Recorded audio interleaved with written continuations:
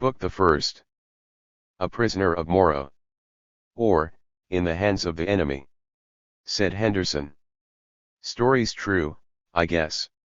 He says he lived in Pennsylvania, and came into Maryland with a lead of wood to sell. They don't allow free niggers to come into Maryland, arrested him, and locked him up, and sold him to pay jail fees.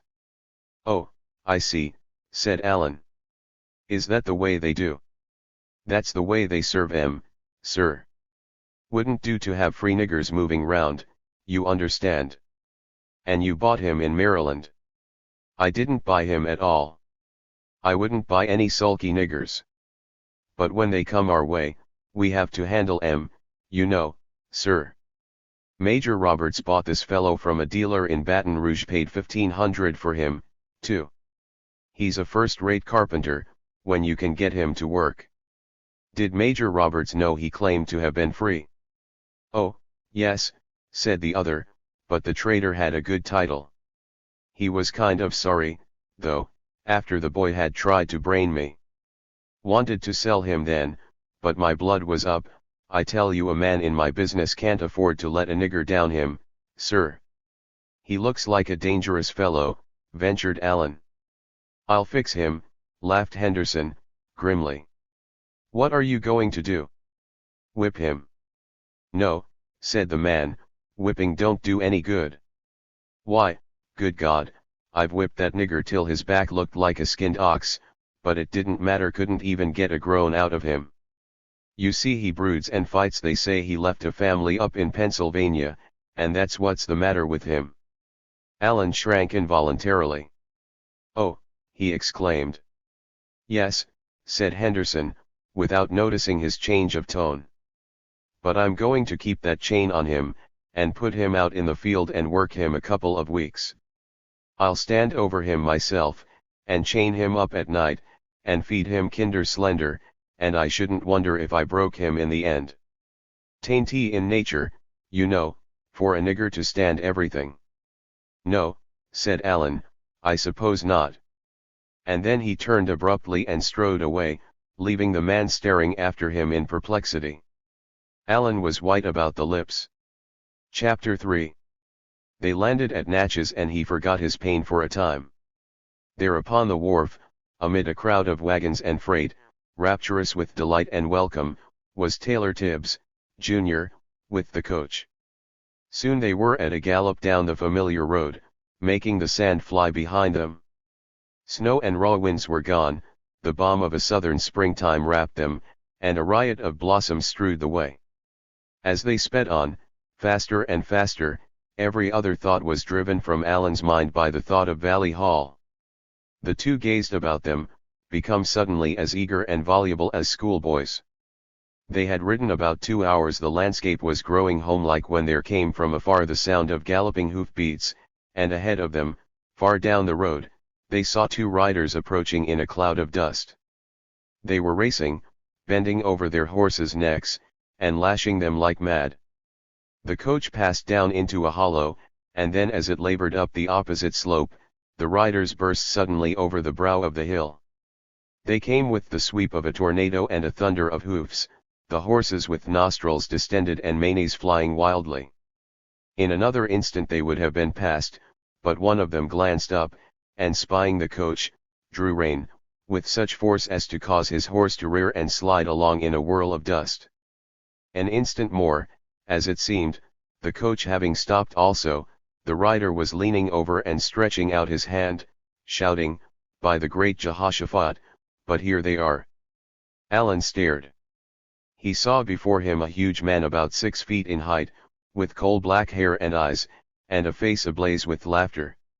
He caught his breath and panted in wonder, "It's Dolph." "Well guessed," laughed the latter. "Dolph it is." And then at the other side of the coach appeared the other rider, having succeeded in turning his horse. He was nearly as big, and Allen gasped again, realizing that this was the quiet and timid little Ralph. "My soul, how you have grown," he ejaculated. "Did you think we were pickled?" laughed Dolph, seizing his cousin's hand in his huge paw, and giving it a squeeze like a grizzly bear. I wouldn't have known you either, only for Uncle Harry. How are you, Uncle Harry? How's the knee? Bad as ever, said Captain Montague, bad as ever, Dolph. But heaven help us, what men you have grown up to. Randolph laughed while they gazed at him, looking him over from head to foot. Irresistibly he drew their glances from his quieter brother.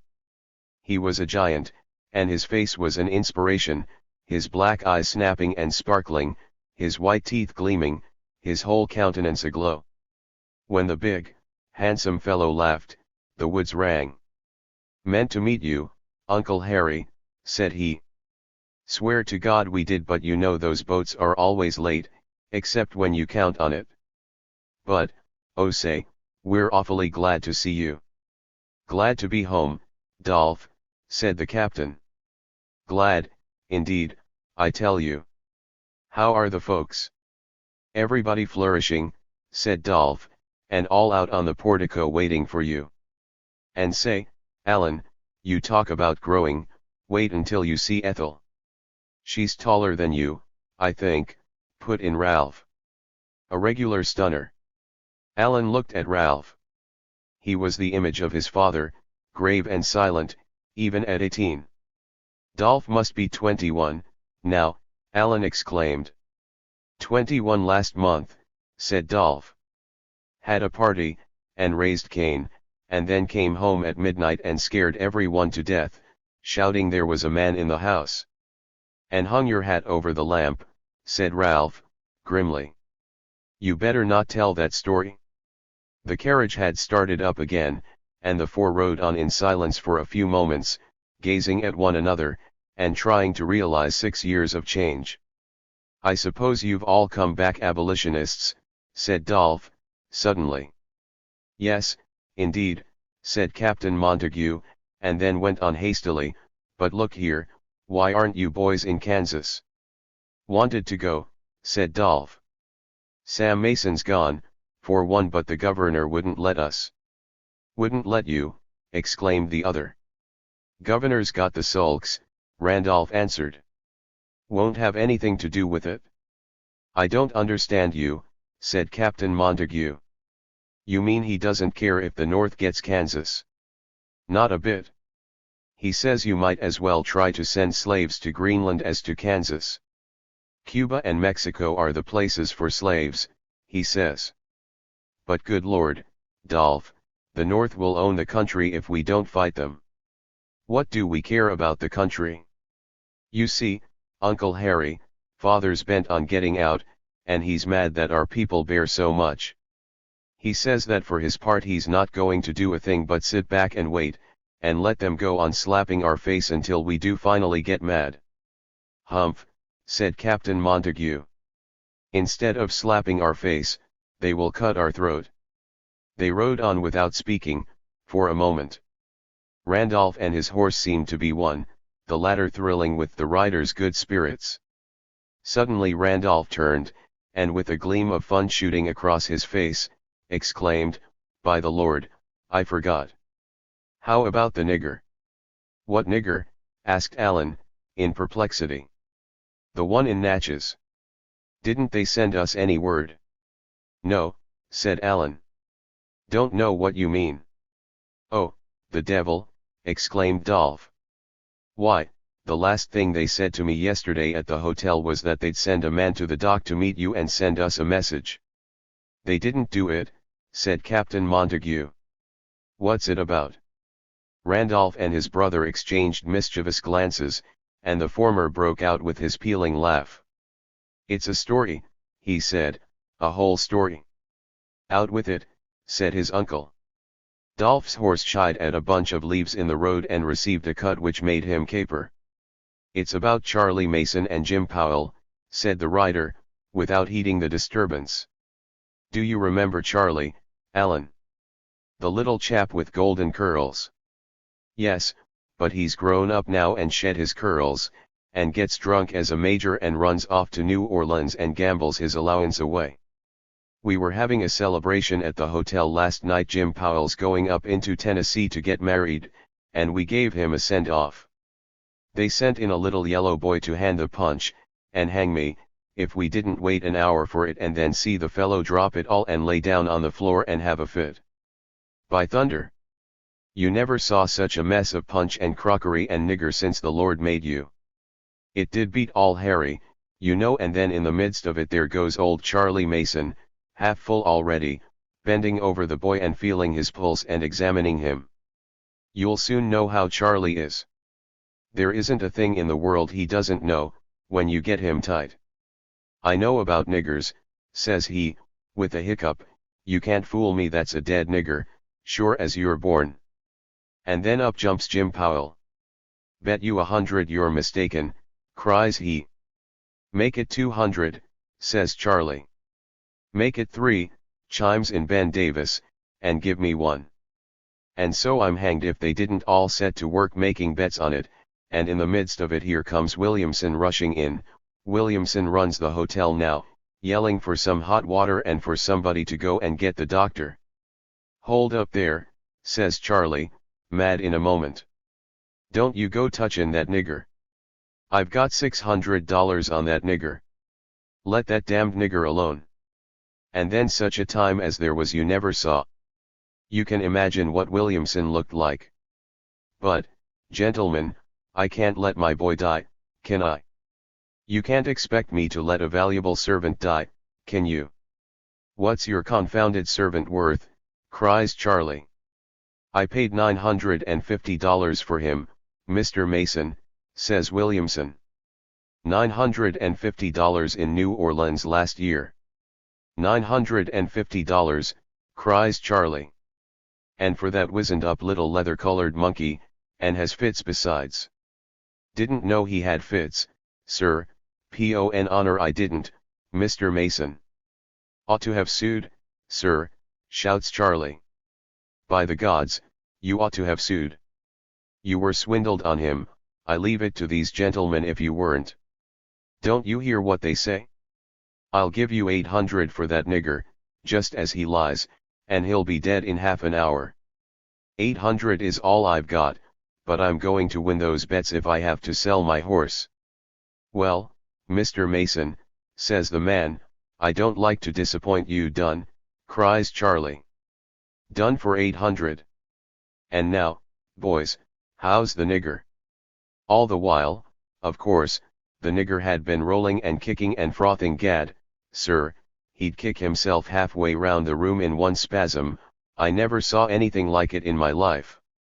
They ordered more punch and set to work to watch it out. Charlie got drunker and drunker. Of course that fellow'd drink at his grandmother's funeral, I think. But the plagued nigger just wouldn't die. Never heard of such a nigger, sir, pon my soul, he'd have been a bargain at 1,000, the toughest nigger you ever laid your eyes on. We stuck it out till 4 o'clock in the morning, and he was just as bad as ever. It wasn't any use, Ralph and I couldn't stand it any more, and we quit.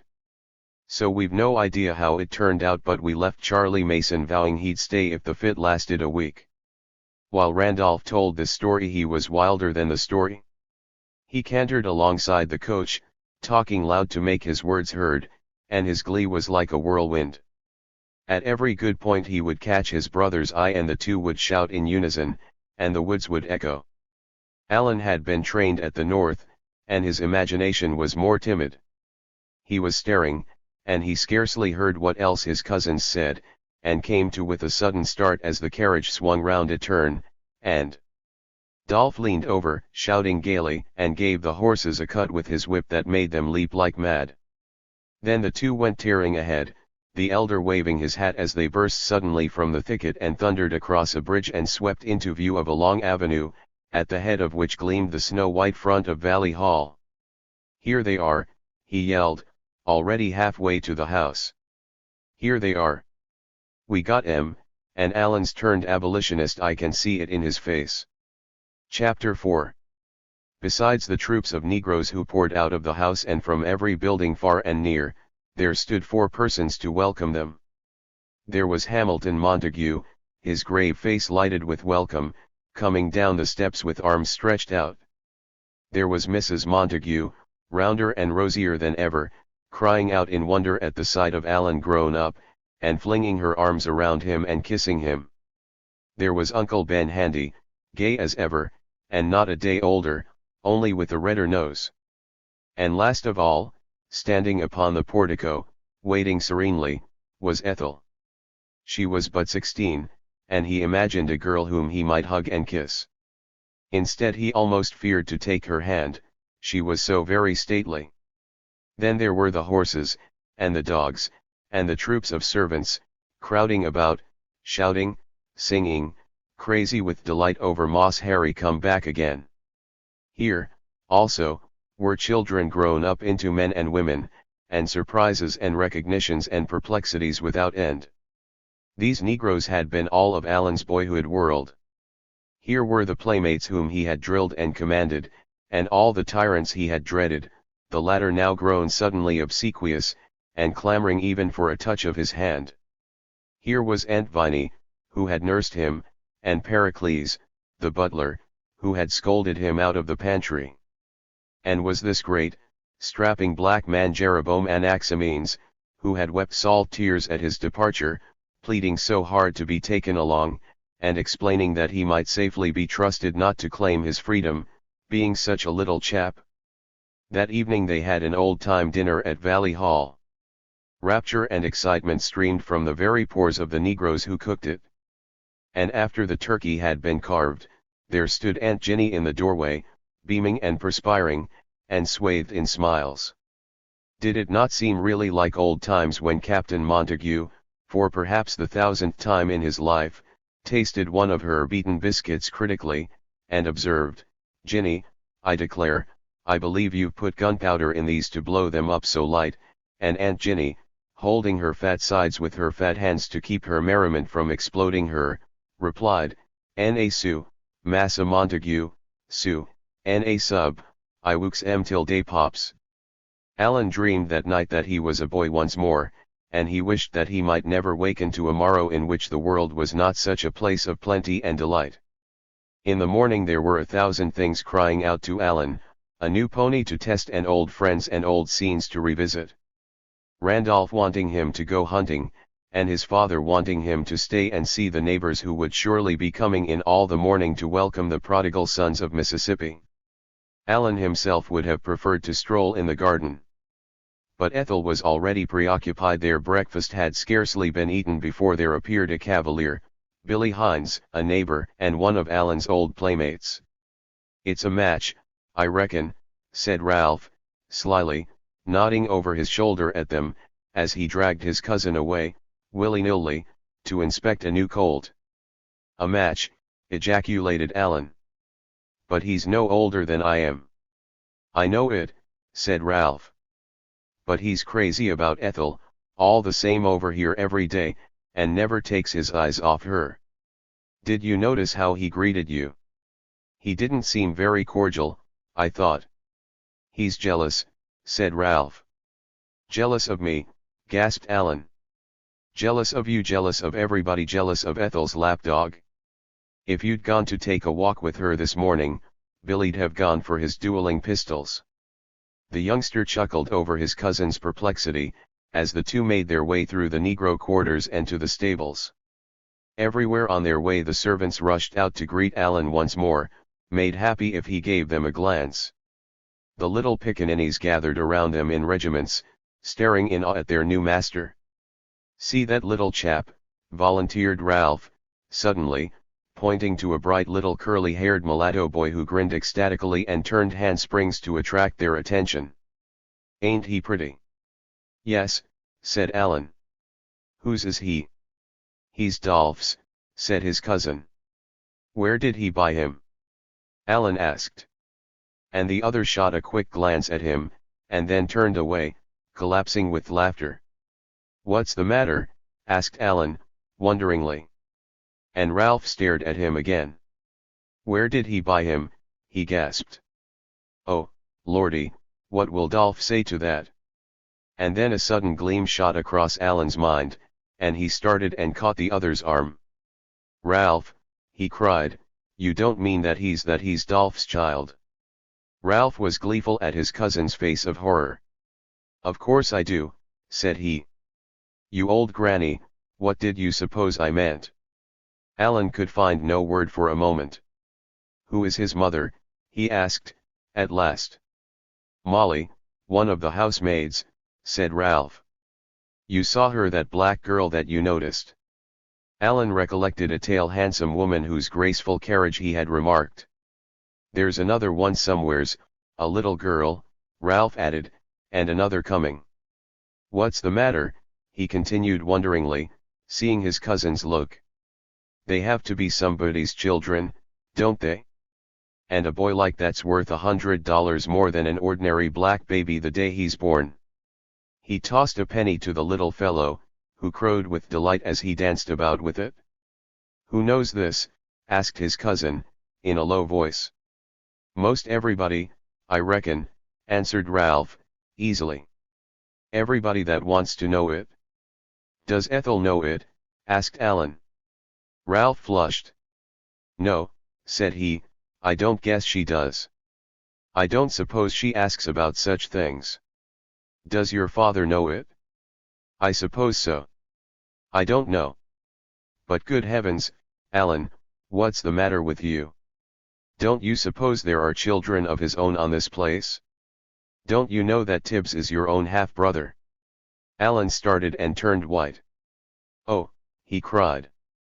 But it's so, said Ralph. Everybody knows it. Ask Tibbs yourself, and see if he don't tell you. Alan went on, too stung to speak. And in the meanwhile his cousin, all unaware of the effect he was producing, went glibly on to tell him stories which made his flesh curl. Alan had gone away from Valley Hall a child and come back a man, and this aspect of slavery was one that burst upon him like a sudden blast of fire. He saw it everywhere. The instant that he thought of it, this whole plantation was simply a house of shame maintained for these two boys. Every slave woman on the place was a harlot, bidding for their favor. At every corner one turned one saw great overgrown girls rolling and kicking half-naked in the dust. And scarcely one of them upon the place passed her 15th year without becoming a mother. To all the allurements of sin there had been added the stimulus of profit, and these boys had grown up, steeped in vice to their very eyes. Ralph was 18, and he talked of these things with the matter-of-fact simplicity of the roué of 50. The glamour was gone somehow from Valley Hall. It no longer seemed beautiful to him. He found no happiness in it anywhere he turned. That morning he rode out on the new pony his uncle had given him, and the first sight he stumbled upon was a gang of the field hands, toiling in the burning sun. It cut him like a knife. He rode on for hours, scarcely hearing a word of what his two cousins said to him. He was no longer Alan Montague, heir to half this domain. He was Frederick Douglass, field hand. And he hated the plantation, its greatness, its luxury, its pride. And such feelings, which haunted him the first day, came to possess him entirely in the end. When he had seen all the place and met all the neighbors, he had done everything there was to do. And he grew faint at the thought that he was to stay here forever. The people he met were gracious and refined, but what they talked about somehow did not interest him, and their feasting seemed to him stupid. The young men were fast, their thoughts were of horses, and women, and wine. In the office, where came the elder men, the talk was of cotton and Kansas. To Alan, who had seen beneath the surface of slavery, it was fearful to be face to face with men to whom Negroes were really mere things to be driven and exploited, to be sold, to be killed, if need be, and all without ever a thought. There was no conscious cruelty or wrong, of course. But these grave gentlemen discussed this and that overseer, and how many bales to the hand he made, and one would never have guessed that the hands were not machines. Alan thought of the argument of which he had heard so much from the abolitionists, that it was the custom to work off the hands on the sugar plantations every 7 years. And he asked the question, in a casual way, and started a long discussion, in which men contended that it did or did not pay, adducing cases and citing figures, the listener meanwhile noticing in silent wonder the fact that not a soul thought of any other view of the matter. The point was that there were only 3 or 4 months in the year when the cane could be ground. and one had either to work his hands day and night during these months, which wore them out, or else support a double set all the year round. It was a question about which opinions differed. But it was certain by the statistics that the slave population of Louisiana decreased 2.5% a year, while that of Virginia increased 20%. It was when they talked politics, however, that these gentlemen seemed to Allen maddest of all. There was no longer any Union sentiment to be heard at Valley Hall. The South stood apart, and the only question was whether or not the time for her fight had come. There was only one person there who was not in arms and ready, and that was Uncle Ben, who took a good-natured and mildly cynical view of public affairs, disapproving of the violence of the politicians because it interfered with his peace of mind and body. About the Kansas broil the planters argued for hours, waiting for the news. At that time the marshal of the territory had called for help in executing writs in Lawrence. The Missourians were pouring over the border, and a conflict was a matter of days. Allen marveled to realize the depth and intensity of the feeling about him. Once or twice he ventured to set right what he took to be misapprehensions, but the way people received his words showed him quickly that they had no care about fact or reason. That in their dread and hatred of the North and of everything Northern, they were as if waging a war, so that all means were fair, and all argument treason. Far beneath the incidents and accidents of the moment lay the deep distrust of a passionately conservative people for an eager and growing democracy. They hated it in all its ways, in all its aspects. They hated its prosperity, its freedom. They hated its manners, its religion, its literature, its thought. In all the furious declamation to which Allen listened, he kept noticing a word, one which was strange to his tongue and to his ear, but which was repeated day and night, and stood for all things horrible at Valley Hall: Jacobinism. In Massachusetts people did not talk about Jacobinism, except as something historical and far off. A man would no more have set out to quarrel with Jacobinism than with Lollardry. It puzzled him, until he thought of Burke, and realized that he was living in an English civilization of 50 years before. The habit of self-repression which Allen had formed was tested more severely than ever. Previously he had hidden his thoughts from his father, now he hid them from everyone. He could do no good by interfering with anything or remonstrating with anybody. The evils that he saw were deep and terrible, but they sat entrenched and unassailable. A man could no more make an impression upon them than he could upon a mountain with his naked hands. The soul of Douglas haunted him all the time. He saw it in every weary face, he heard it in every pleading voice, above all, in the strange, wild singing of the negroes. He saw all the hatred and rebellion which was pent in the plantation, and of which its owners seemed never to dream. There was a mulatto, a cooper, whom Allen had heard Randolph cursing for impudence. The tiger-like fury that was in the glare this man fixed upon his master as he turned his back was something Allen never forgot. He came to watch the fellow as he went sullenly about his tasks, certain that here was a soul in torture. There was another slave who haunted Allen's thoughts day and night, and would not let him rest. Nearly 3 weeks had passed since his arrival at Valley Hall. He had spent most of his time reading when one morning he accepted an invitation from Ralph to go out for a deer. Armed with rifles they rode 3 or 4 miles from home, and tied their horses and struck into the forest. Venison was plentiful in those days, and there were no game laws. In less than half an hour they had struck a fresh trail, plainly marked in the deep black soil, and set out cautiously to follow it. The forest was swampy, dense with rank vines and the gnarled and slimy cypress roots. Here and there were all but impassable bogs, and then again higher places covered with live oak and briar thickets. Upon these latter the deer were to be found hiding, and as they always lie watching their back trail, at the first of them the 2 hunters separated, intending cautiously to creep around the knoll, and steal up from the other direction. Allen had crept perhaps 50 yards, eyes and ears on the alert for a sight of the game, when he came to a slight open space, through which he could see to the knoll. Crouching low behind a log, he crept along, and peered cautiously ahead through each opening in the foliage. He saw nothing that looked like a deer, and was about to go on, when suddenly he noticed a movement. He bent forward eagerly, clutching his rifle.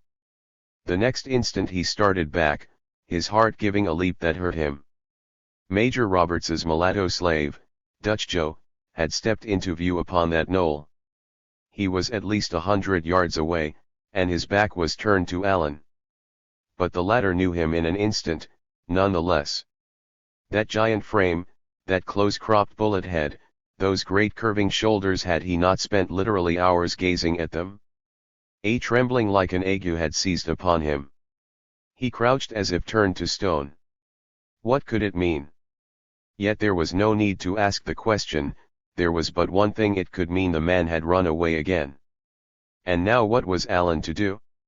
It must be quickly, the next instant might be too late. The Negro stood turning his head this way and that, as if he had heard something. Why did he not keep down? If Ralph saw him he would surely hail him, and shoot him down if he ran. With a sudden resolution Allen put his fingers to his lips, and blew a loud whistle. The man dropped as if a bullet had struck him. And the other stood listening in suspense. A few moments later came all answering whistle, and then Allen shouted, "Halloo! What's the matter?" came Ralph's voice from over the knoll.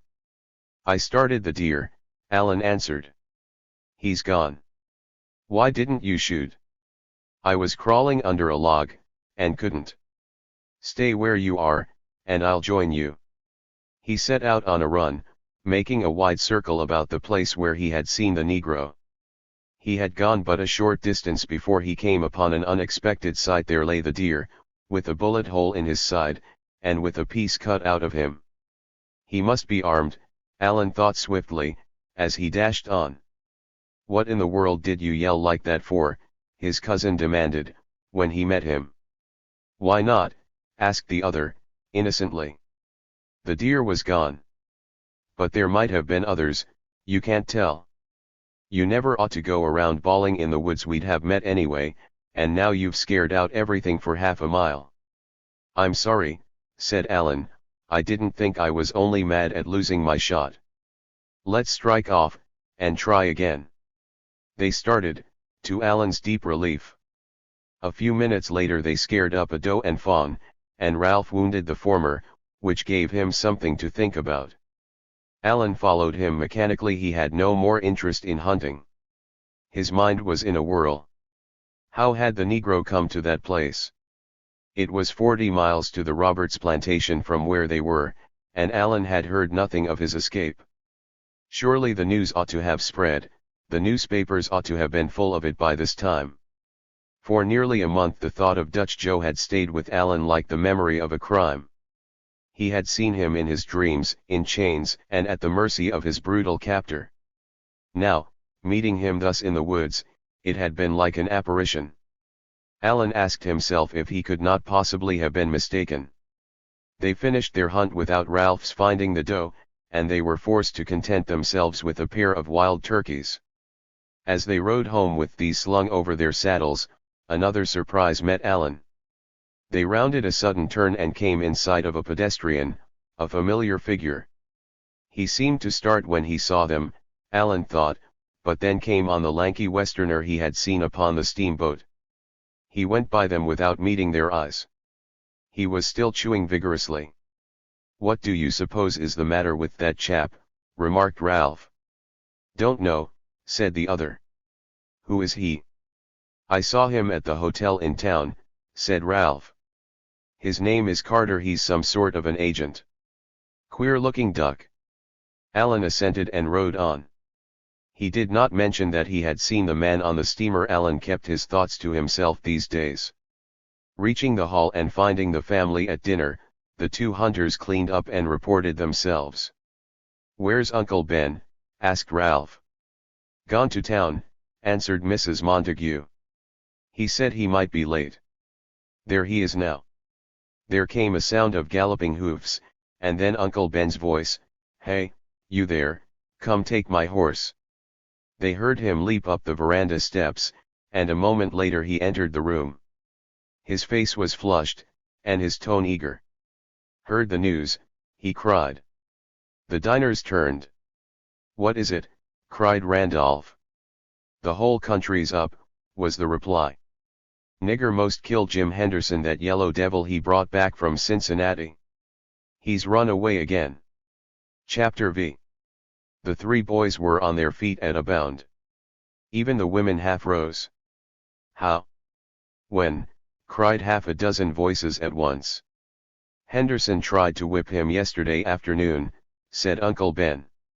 "And the fellow turned on him like a wildcat, knocked his pistol out of his hand and slashed his face all to pieces, they say." "What became of him?" "Got away," was the answer. "They put the dogs on him and ran him out of the swamp last night, but they lost the trail." "Henderson told me he was going to keep a chain on him," exclaimed Captain Montague. "That's the worst of it," said Uncle Ben. "The niggers got a file, and filed the ring through in 2 places, all but a hair. It was on his ankles, and his trousers hid it, and Henderson didn't see it. The fellow broke it right off before Henderson knew what he was about. They say the nigger had help." "Help?" cried the auditors. "Yes, he had a pistol, and Henderson vows he couldn't have got it otherwise. Then, too, they tracked him to the road and lost him there, and they declare he got on a horse." The family stared at each other aghast. "Jerry," called Hamilton Montague to one of the servants, "go tell Taylor Tibbs to saddle the horses. We must see about this." There was little more dinner eaten after the arrival of those wild tidings. Randolph and his brother were eager as bloodhounds in the leash, and the rest scarcely less so. Mr. Handy sat down at the table, but they gave him little chance to eat for their inquiries.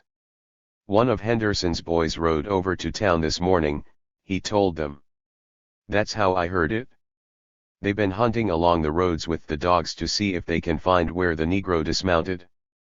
Major Roberts has a standing offer of $300 for any of his niggers that run away, and Henderson has added 200 more. They say he's crazy. He's out this morning, in spite of his cuts." "How's he hurt?" asked someone. "Cut in the arm, and his face all chopped up. The devil just missed his eye, one time, they say. Henderson had been trying to break him, been having all sorts of times. Boy says he kept him tied up by the wrists at night, and beat him for an hour or 2. Didn't make a bit of difference, either. It won't do to have that kind of a man loose," said Hamilton Montague. "They've telegraphed to Natchez for more dogs," said Mr. Handy. "They're going to beat up the whole country." Half an hour later the party left Valley Hall. Hamilton, his brother-in-law, the 3 boys, the 2 overseers, and a couple of Negroes with the pack of hounds. The captain was left alone, cursing his knee, which would not let him ride.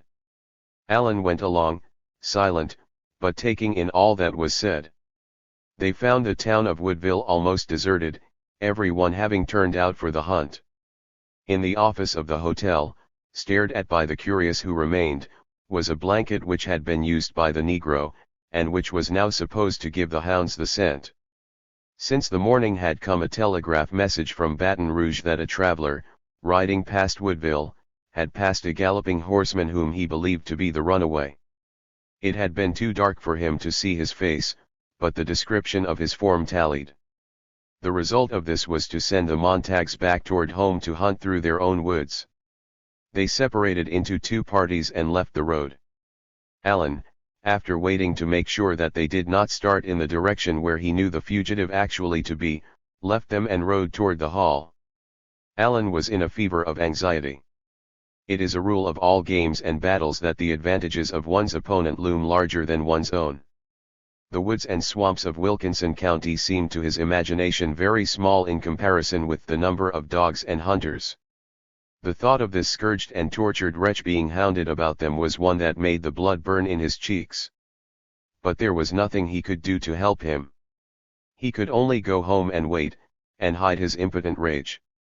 The spot where he had seen the fugitive lay beyond the hall, as one came from the town, and therefore the pursuers were a considerable distance short of the right place. But there was no telling how much space they might get over during the afternoon. If only he can ride on again tonight, thought Alan. To him, turning over without cessation his meager data, one thing had become certain, that the person who had helped the Negro must be the young Westerner who had caught his attention on the boat. Alan had connected the fact of the man's going afoot with the Negro's having a horse, and had only dreaded lest Ralph might do the same. The two had come from the same direction, and the stranger had looked dusty and travel-stained. They intend to meet tonight, Alan thought. I wish that I knew where. After he had told his father the news, there was no more for Alan to do save to wander round and bear his sickness of soul. Sitting in the library he heard a horse galloping up the road, and he rushed out at the same moment that his father came limping through another door, followed by Ethel and her mother. Coming toward the house at a furious gallop was a stranger, a lad of about 14. Alan's heart leaped into his mouth, for he saw in an instant that tidings of importance had come. The horse was white with foam, and the boy's face showed his excitement. "Is this Mr. Montague?" he cried, as he pulled up his mount and raised his cap. "Yes," replied the captain. "What is it?"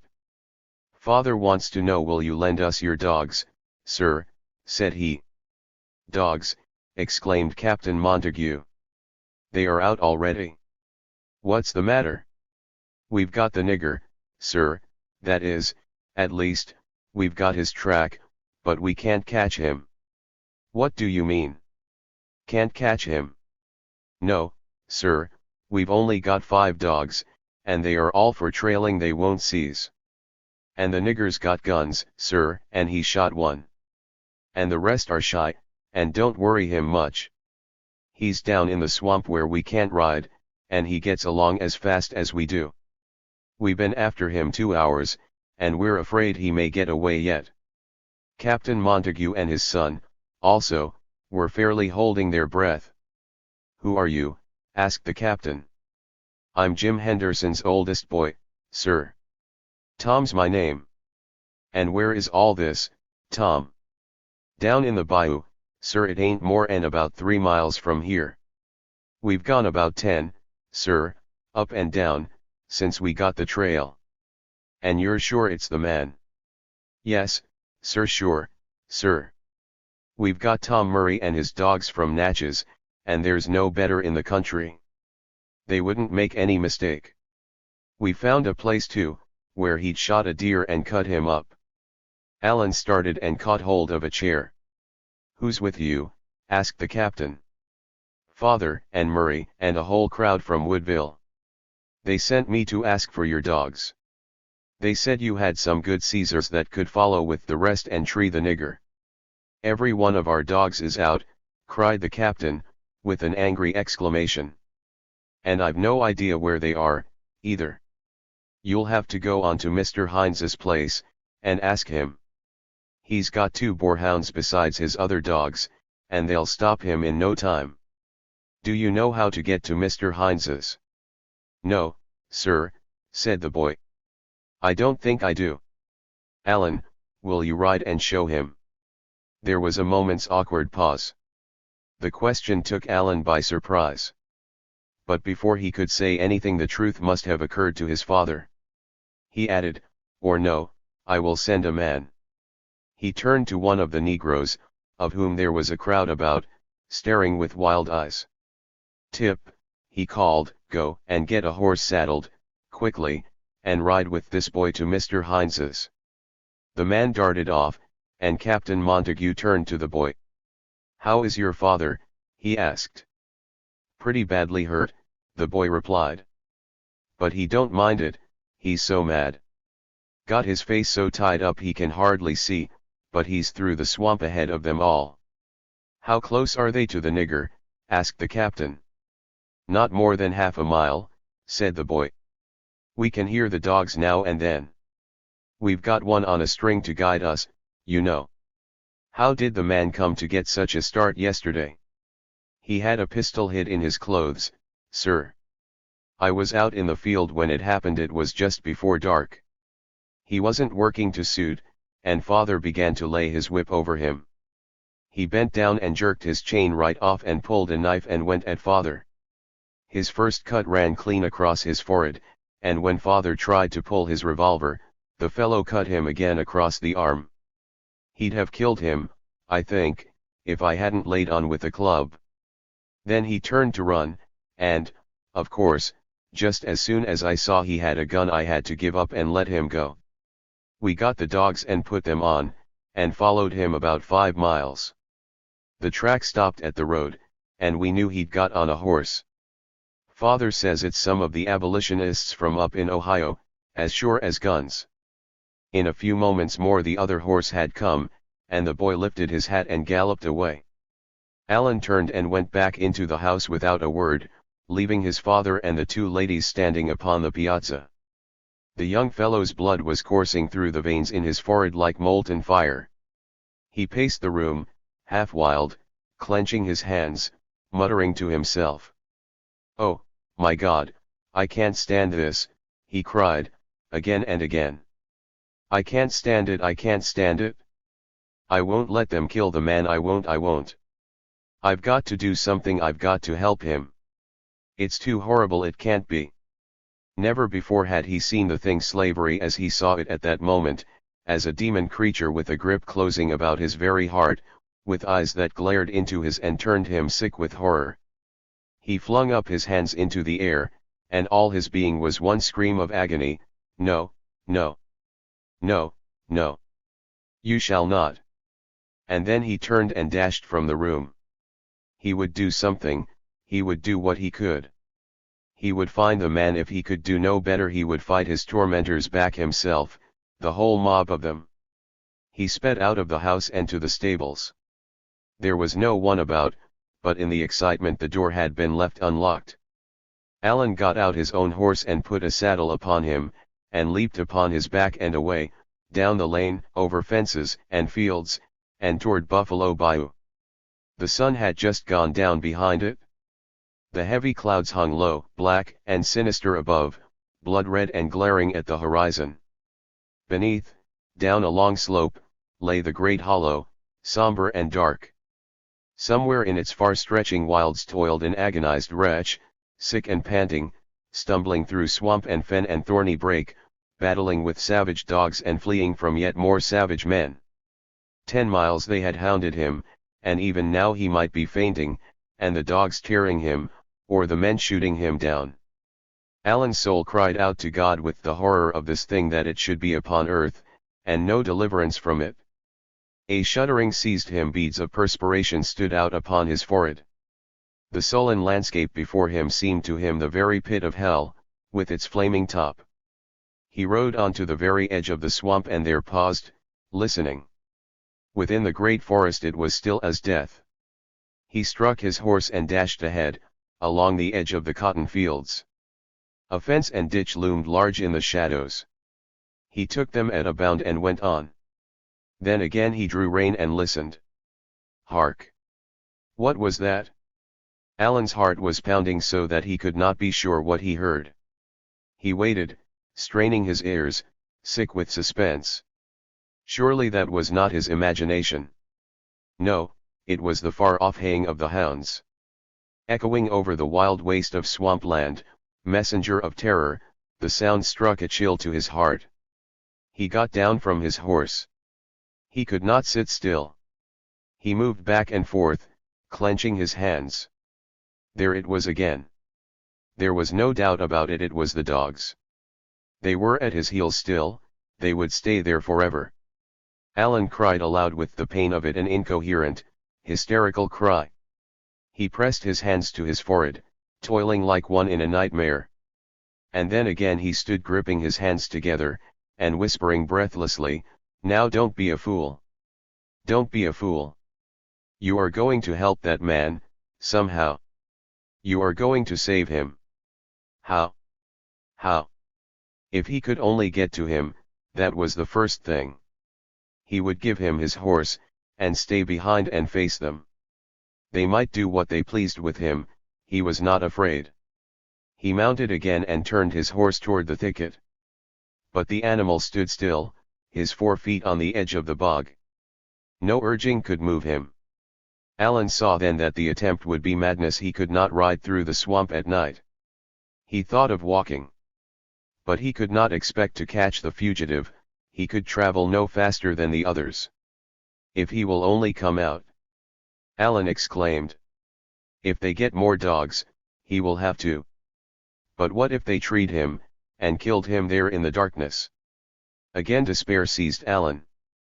The sound seemed to be moving down the bayou. He followed. It seemed first to draw near, then to recede. Now there would be a yelp, now a whole baying chorus.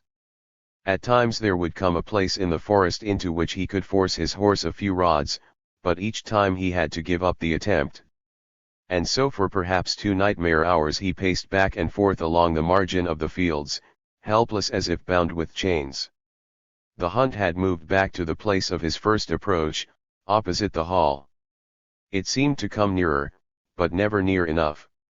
Always it was the same monotonous, maddening yelping. His whole being leaped with relief when at last there came a change, a new sound from afar, a deep-toned echoing, bell-like call from the other side of the bayou. The trailers heard it and cried in chorus, and Alan gasped, "It is the boarhounds."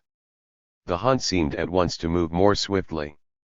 The dogs cried louder, and moved faster, and came nearer. Once a pistol shot rang out. They must have come too close. They only barked more furiously than ever, and again came the deep-voiced reply. Behind it one could now hear the baying of a pack, and they seemed to have left the trail, and to be following the sound, straight across the swamp. The fugitive was still doubling and turning, and Alan cried out in agony, "Why doesn't he come out? Why doesn't he come out?" He came nearer, and the listener's heart beat faster and faster. Once or twice he thought he heard men's voices, once he was sure he heard a breaking sound in the brush. There was another pistol shot. It startled him with its nearness, and he heard one of the dogs give a howl. He was debating with himself in his suspense whether he should not call out to the Negro. But he must come out, he reasoned, hearing the pack closer yet.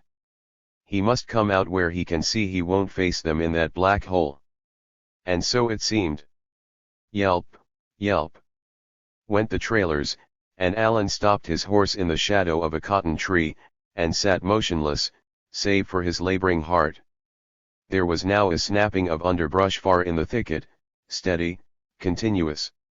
To the listener it was the climax of his fearful suspense. The pain of it was almost too much for him. There was a tingling down to the fingertips, burning like fire. Nearer and nearer it seemed, like the approach of some monstrous wild beast, crashing and plunging through. There came also a rasping, snorting sound, which Alan heard in horror. The nagging of the dogs half drowned it, but it came closer, and he knew what it was, and held tightly his quivering horse. 3 or 4 rods ahead of him was a jungle of dead cane, growing out into the field, a blind tangle, almost impenetrable. A minute more had passed. It began suddenly to shake, there was a snapping and trampling, and an instant later a dark form bounded out into the open. It was the Negro.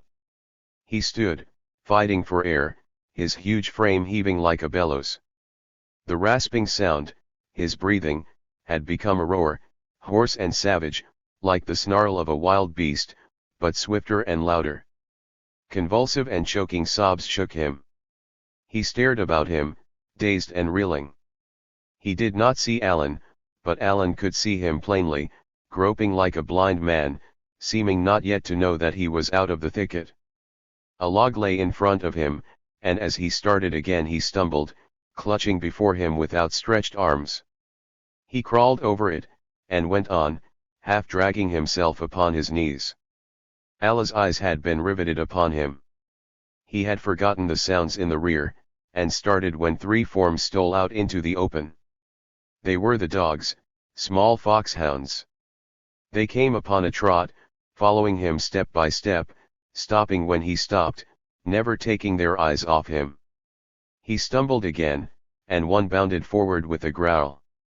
The Negro straightened up, whirling about. He stood for a moment, his hands clutching his sides, then he bent down to the ground, groping about him, snarling like a wild beast. The dogs turned and ran, and he seized a bit of a stick and flung it after them in impotent fury. They fled to a distance, then stopped. One of them sat upon his haunches and howled dismally.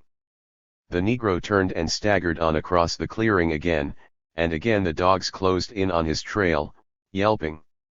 Suddenly Alan heard again the answering chorus, the long-drawn haying, now close at hand in the swamp. The Negro straightened up at the sound and broke into a run. At the same instant Alan struck his heels upon his horse's sides and rode out of the shadow. "Wait," he shouted. The fugitive turned and stared. Alan, confused and excited, saw him tugging at something in his belt, then with a sudden flash of comprehension he reined in his horse. "I mean to help you," he cried. But the next instant the man raised his arm and there came a sharp report and a blaze of light, and a bullet whizzed by Alan's head, and went singing away into the distance. Alan was dazed, and the plunging of his frightened horse almost unseated him. The Negro stood staring for a moment more, then wheeled and continued his flight. The full sickening realization of his own utter helplessness and of the fugitive's came to the other then for the first time. Yet even so he could not give up hope. He followed at a distance, calling aloud, "I want to help you. Don't you hear me? I will give you my horse. I am your friend." But whether the man was too far gone to understand him, or whether he thought it a ruse, he only ran the faster, and Alan's voice was drowned by the yelling of the pack down in the swamp. The young man sank forward upon his horse, overwhelmed with despair. Unnoticed by him the animal halted, and the chase disappeared across the fields. It was only for a few minutes, however. Again and again came the fearful outcry in the rear, nearer and nearer it seemed, on the very edge of the forest. Alan stared about him. Far ahead, over the level ground, he could see the lights of Valley Hall twinkling in the midst of dark masses of foliage. The fugitive had gone that way, perhaps hoping to be hidden by the Negroes, or perhaps to throw the dogs off the scent. Alan urged his horse to a gallop once more, thinking in his desperation again to hail the Negro. But the man was out of sight, and he could not find him. The yelping of the dogs at the Negro's heels was now made inaudible by the fierce haying close in Alan's rear. He watched behind him as he rode. The sound seemed suddenly to leap out of the brake, several seconds before he could see the dogs. There they were, however, a mass of shadowy forms swept across the fields, in the lead two huge creatures, seeming the size of full-grown calves. They sped on, silent and ghostly, leaving the barking now to the pack which raced at their heels. Sickening were the stories Alan had heard of the ferocity of those boarhounds. He spurred the horse and dashed away over the fields, neck and neck with them. He had now a revolver in his hand. He watched for the fugitive, but field after field sped by and they did not come in sight of him. The farther of the outhouses were in sight, they swept past them, and down the path. There came a gate. The dogs shot under it, and the horse bounded over, then suddenly Alan caught sight of the Negro. They were in the very center of the great yard, the Negro cabins at one side, the huge barns and stables looming in front, and at the other side, in the distance, the rear of the great house gleaming with lights. The man was staggering onward, making for the stables. Alan saw in his swift glance that someone else was at his side, apparently assisting him. The two hounds had caught sight of him, and lifted their voices in loud, eager cry, bounding away at redoubled speed. Alan called to his horse, beating upon its side frantically with the revolver, but falling behind nevertheless. The Negro was running as never before, but it seemed to Alan as if he stood still. Just ahead loomed the great building. The fugitive dashed past the corner, sped on toward the door. The space closed up, Alan gasped aloud, his voice rising into a scream. There was a moment of horror. The hounds were at the man's heels, their forms seemed one, and Alan stood up in his stirrups. An instant later the door slammed with a crushing sound, the body of the foremost of the two boarhounds caught halfway in it. There was a second of savage struggle, the dogs snarling and screaming in rage and pain, the men on the inside beating and slashing it with some weapon. The dog's companion and the rest of the pack flung themselves at the open place, raging madly but too late. The leader had struggled back, and in a flash the barrier had closed. Chapter 6. Outside the pack was yelling and snarling, bounding against the stable door or chewing at the bottom of it in impotent rage. The outcry had awakened the place, horses were neighing, and cattle lowing, and the negroes rushing out of their cabins. It seemed but a few seconds before there was a ring of them about the scene, staring in wild-eyed fright. Alan sat for perhaps a minute, motionless. The reaction from the intense strain to which he had been put left him helpless. But in truth his chance for respite was brief. The immediate horror had been deferred, but the Negro was still a prisoner, and his fate could be no different in the end. Some of his pursuers might arrive any instant, and then there would be not the slightest hope for him. They would break in the door, and there was no place he could hide where the dogs would not find him. Under the law the man's life was forfeit. He had resisted his master, and was resisting recapture. Alan recollected a question he had asked one day of one of their own overseers.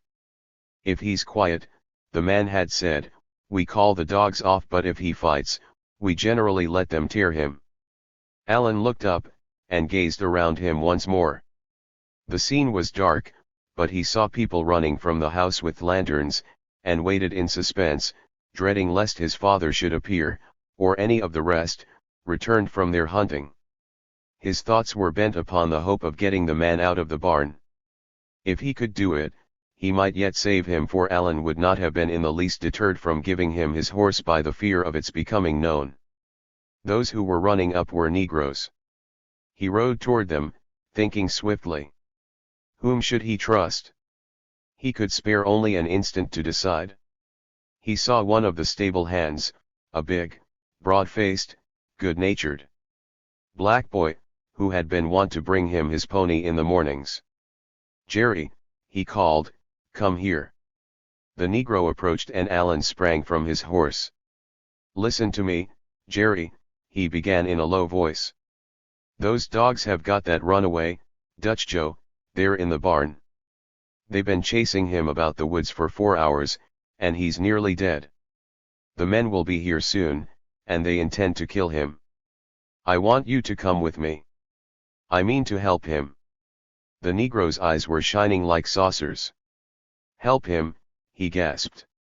"Moss Allen." "Yes," said Alan, "I have been trying to already. I will not stand by and see him torn to pieces." "What's the matter, are you afraid?" "'Fraid, Moss Allen, no," exclaimed the man, breathless with amazement. "But does yo' mean it, Moss Allen?"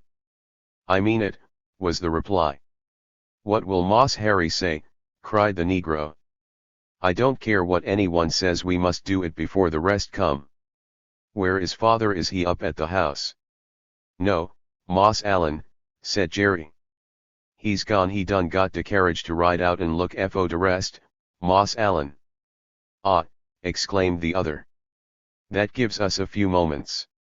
I want you to listen now, quickly. I will take all the blame. No one will know you had anything to do with it."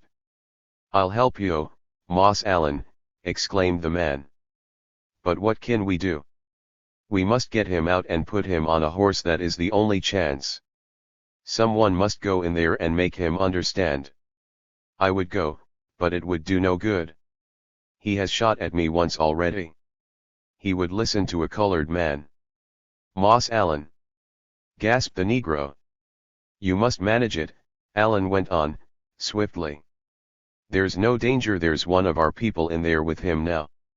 It was dark, but I saw him go in. I thought it looked like Taylor Tibbs." "I seen him, Moss Allen," said Jerry. "It was Tibbs, but I think he got out again, sir." "How do you mean?" Allen cried. "I seen a man climb out the loft window in the back and run, Moss Allen. But the dogs have been round there.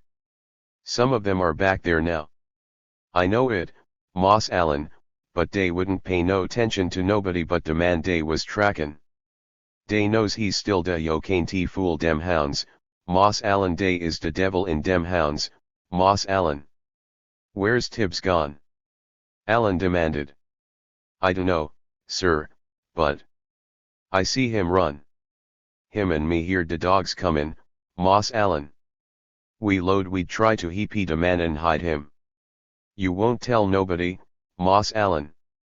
Jerry was still half dazed with fright. The sudden revelation that his young master was a rebel had been almost too much for him. I mean what I say, Allen answered him. It took half a minute more of urging before the man could be induced to start. Finally, however, he disappeared in the rear of the stable, and Allen waited, gazing about him meantime in a fever of anxiety. He knew, of course, that at any instant this last hope might be shattered. Was not the whole country riding about this neighborhood searching? And the uproar the dogs were making could be heard upon the still night air for miles. The arrival of any white men would, of course, have ended everything, for they would have shot the Negro down at sight. Allen rode amongst the pack, shouting at them, but to no purpose. He could drive them back from the door for the moment, but he could not silence them. Seconds seemed minutes, and minutes ages. He was about to ride round to see what was the matter with Jerry, when suddenly, above the confusion outside and the stamping of the horses within, he made out the man's voice, Joe. Joe. What is yo? The chorus of the pack drowned out the answer, if answer there was. Allen could only wait, twisting his hands together in his nervousness. There were still people running up from every direction. He could hear distant cries and shouts, and had no means of being sure whether they came from the plantation hands or from approaching white men. Allen dreaded lest even his aunt or cousin should be brought out by the alarm. What can be the matter with Jerry, he panted. What can he be saying to the man? He handed his horse to one of the crowd of servants, and started around the corner. At the same moment the Negro rushed into sight. Well? Allen gasped. Can't he find him, Moss Allen, whispered the breathless man. Can't find him. No, sir. I went all roun'. Isn't he in there? He's in de show, Moss Allen, but he's hidin' and he's scared. I called him all roun', but he won't answer. He think it's a trick. You were afraid? Allen exclaimed. You did not hunt. I did my best, Moss Allen, protested Jerry. For God I did, and he heard me, too. But he don't know my voice, Moss Allen. Does he know Tibbs's? Allen asked. Will he answer Tibbs? I guess he might, said Jerry. We might try. I think Tibbs. But there the man stopped short, turning in alarm. From out of the darkness beyond there had come suddenly a wild yell, followed by a chorus of cries. It was the direction from which the chase had approached, and a pain like a knife shot through Allen. He clutched his hand to his side. It was the hunters. The two stood helpless. There could be no mistake about it, the sounds were drawing nearer. He heard a voice shouting, Here they are, here they are. Nothing could be seen, for the throng which encircled Allen. He got no glimpse of the party, until suddenly a figure sprang through an opening left by the Negroes as they recoiled, and in the clear light of the lantern stood Jim Henderson. Never in his life had Allen seen a sight more horrible than that man. His clothing was torn into rags, and black and slimy with the mire of the swamp. His face and head had once been bound in cloths. There were still some about his neck and forehead, but those about his face had been torn away, disclosing 3 frightful newly sewed gashes. One of them had broken open, and from it the blood had oozed out until the man's face and clothing were dyed with it. It ringed his glaring eyes, it ran from the corners of his mouth, his hair was clotted and filthy with it. He staggered against the side of the stable and leaned there, flinging back his head and gasping hoarsely for breath. His hands were gripped together, his eyes gleamed like a wild beast's. He looked like a very fiend out of hell. 3 or 4 others staggered into sight behind him, and he pointed his finger at the door, panting, We've got him. By God, we've got him. The men were so played out that most of them lay down upon the ground like dogs. Henderson himself had to cling to the frame of the stable door to keep himself erect, and for at least a minute there was no move. The negroes stood gazing on in wild terror, and Allen was watching, filled with a sudden desperate resolve. One by one, more of the pursuers staggered in upon the trail. There were 8 or 9 on the spot, when finally Henderson started forward, his mutilated face distorted with his fury, and yelled, "Come on, boys, come on. Let's have him out." He leaped toward the door. "Get back," he shouted to the dogs, kicking them away with furious oaths. Several of the others had also sprung forward, and they flung themselves against the door.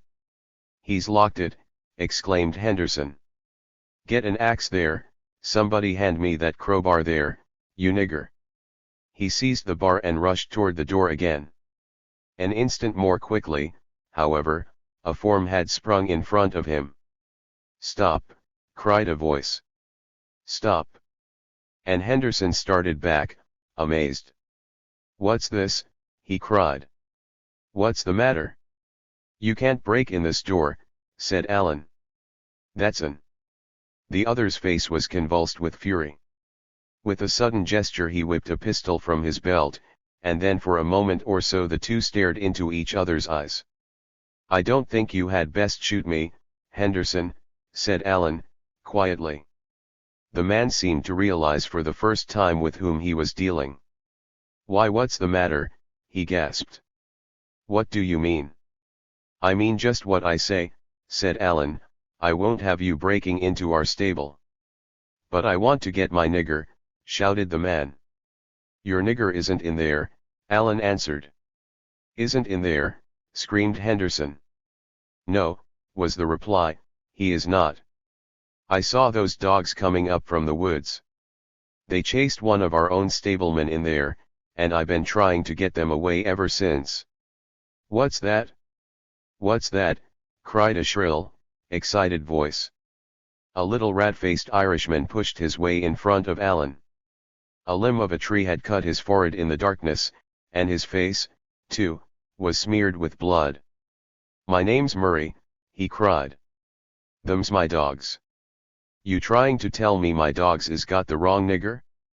I've run them dogs for 6 year, and there's no fool can tell me about them dogs." "I think you don't know whom you are talking to," replied Allen. The men stood crowding about him, staring at him, amazed. "You might just as well understand me," he continued resolutely. "I am in charge of this place while my father and uncle are away, and I tell you that I will not have that stable broken into. There are valuable horses in that stable, and the first thing you know those dogs would have them stampeded. I tell you I know who it is in the barn, and if you will call off the dogs, I will show you."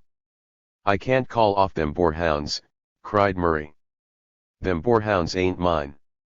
"If that is the case," said Allen, who had known it perfectly well, "there will be nothing for you to do but wait until father or Mr. Hamilton Montague comes home." "By God, sir," cried Henderson, "that's hardly fair. We been after that nigger since daybreak, Mr. Montague." "I am sorry," said Allen. "That makes no difference. If your Negro is there, he will stay there. He will keep, I fancy. When will your father be back?" "I don't know. He is out helping you now. Some of them ought to be home soon, and if they want to turn those dogs loose upon their horses, they can say so." The crowd fell back a few paces and began to whisper among themselves. "Spread out, boys," cried Henderson, suddenly. "We'll watch the place and wait." "Send the dogs round," put in another. "Make sure the nigger's not got out yet." The fellow Murray plunged into the frantic pack and by main strength dragged out one of the dogs, the one he had had in leash and had just released. He led him slowly round the great building, the spectators meanwhile waiting breathlessly. The dog gave no sign, and came back and plunged into the pack. "He's still in there," said Murray, adding, with a sneer, "the stableman." Allen paid no heed, but stood quietly waiting. None of the men could have guessed from his demeanor that he was in reality perfectly desperate, and only striving blindly to defer the end. The doom of the Negro was now sealed. Alan knew that his uncle or his father would be as anxious to get at him as the rest, and would soon find a way. It could be only a question of minutes, also, before some of them appeared, had not the sounds of the chase been audible for miles around. He was striving to think what he should do when the crisis came. "You are sure you recognized the man who ran in there?" asked Henderson, suddenly, approaching him. Alan could see that his bluff had not fallen fiat with Henderson. The overseer was plainly alarmed at the thought that while he was waiting here, the fugitive might be making good his escape. "I am absolutely certain," Alan answered. "I was riding up myself, and I saw the dogs coming." "Why doesn't the fellow call out, then, Mr. Montague?" "I don't know," was Alan's reply. "I've been shouting to him, but he hears the dogs, and I think he is still frightened and hiding." "I don't know what to make of it," exclaimed Henderson, with an oath. "By thunder, it'll be pretty tough if we're to lose that man after all." Alan made no reply. But then suddenly a wild idea burst upon his mind. He started inwardly. A moment afterward, controlling his voice by a desperate effort, he said, "I tell you what I will do, if you want me to. I will see if I can get in there and find him." "I wish you would," the other replied. Alan turned. In the crowd of Negroes who stood about, including now every soul upon the place who was old enough to walk, Alan espied Pericles, the butler. "Pericles," he called, "come here." A grave and stately old Negro approached, and Alan took one of the two revolvers from his belt and handed it to him. "Pericles," he said, "I want you to stand here and watch that stable door. Let nobody touch it, mind you now." "I see any white trash breakin' into our dues," said Pericles, grimly. And Alan turned away. Once out of the circle of light he broke into a run. He sped straight to the cabin where lived Taylor Tibbs, the coachman, and where his wife, Tilly, the head laundress of the plantation, stood in the doorway, shaking with fright. "Tilly," said Alan, sternly, "come inside." She was almost too terrified to obey. Her young master made sure that they were alone, and then demanded, "Where is Tibbs?" "I dunno, Moss Allen," began the woman, but Alan stopped her with a swift gesture. "Don't lie to me," he said sternly. "Listen to me. I saw Tibbs go into that stable with the runaway, and I know he came out again. You know it, too, else you'd be over there instead of here. Tibbs is here, somewhere, hiding, and I want him instantly. If he will come out now, I will promise him he will not be punished. But if you don't find him, as sure as he's born, I'll have him skinned alive tomorrow." "Moss Allen," gasped the woman. But before she could say more, a board in the center of the room lifted up, disclosing underneath the long yellow face of Tibbs. He was in the potato hole, his white eyes shining and his white teeth chattering with terror.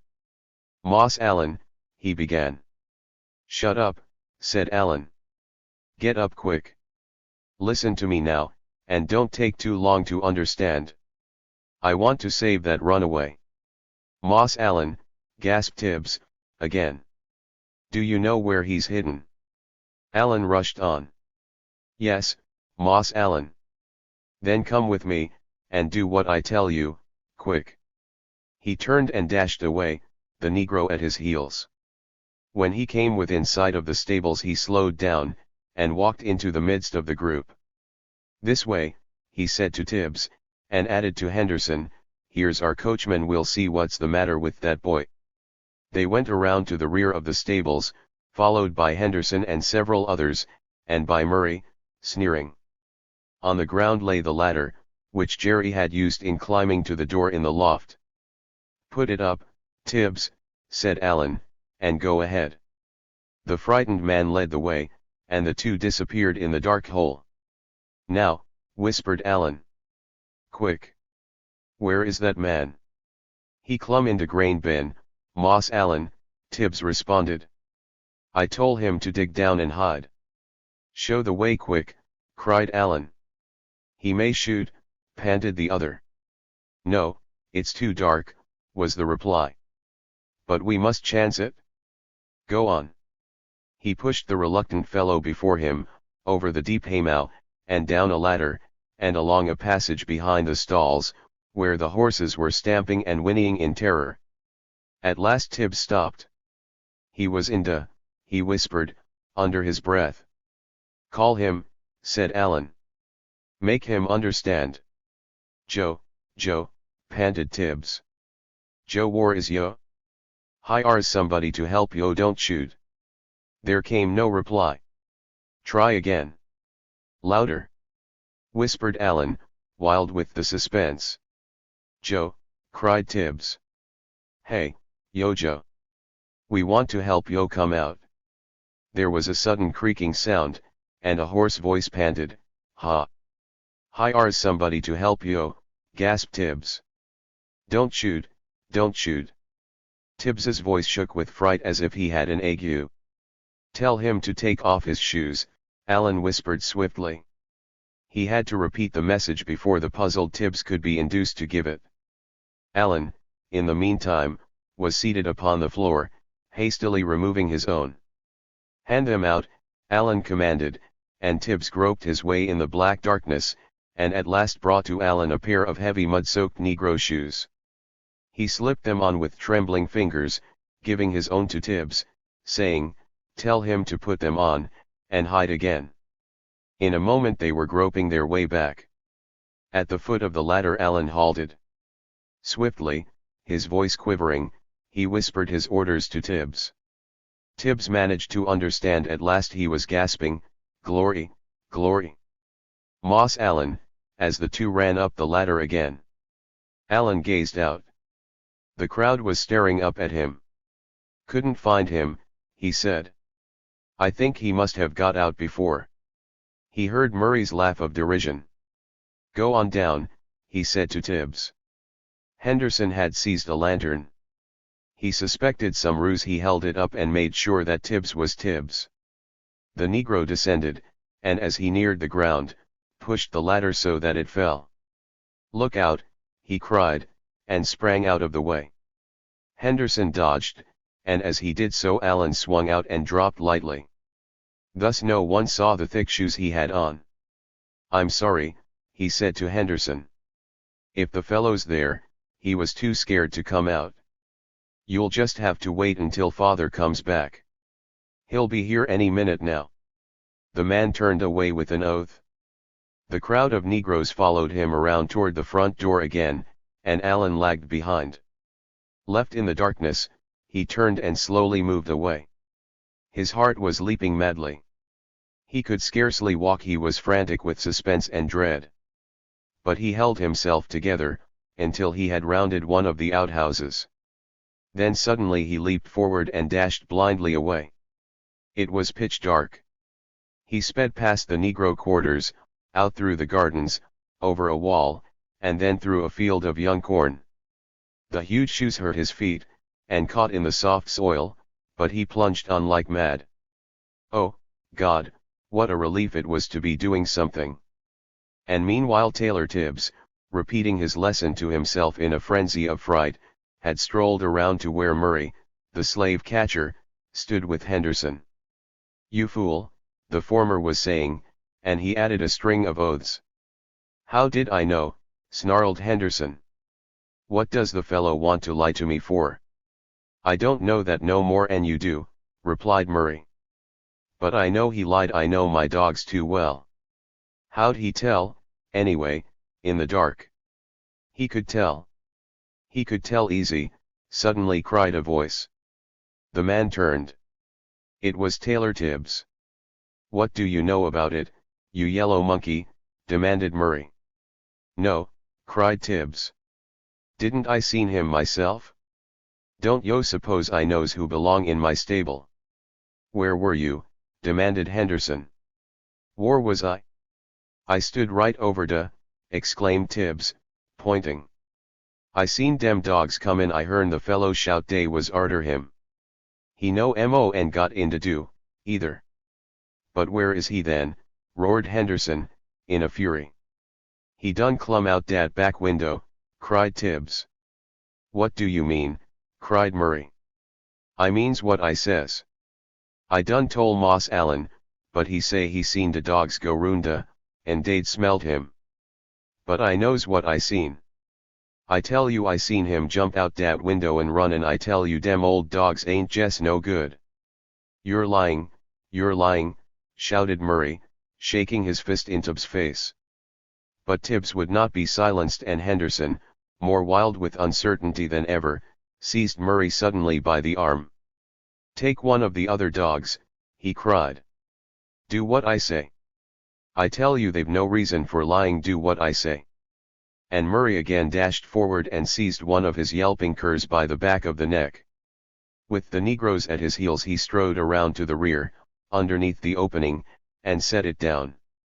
The dog gave one sniff at the ground, then raised its head and emitted a howl, and shot away like an arrow in the darkness. An instant later the whole pack, yelling like 1,000 demons, swept round the corner and vanished in pursuit.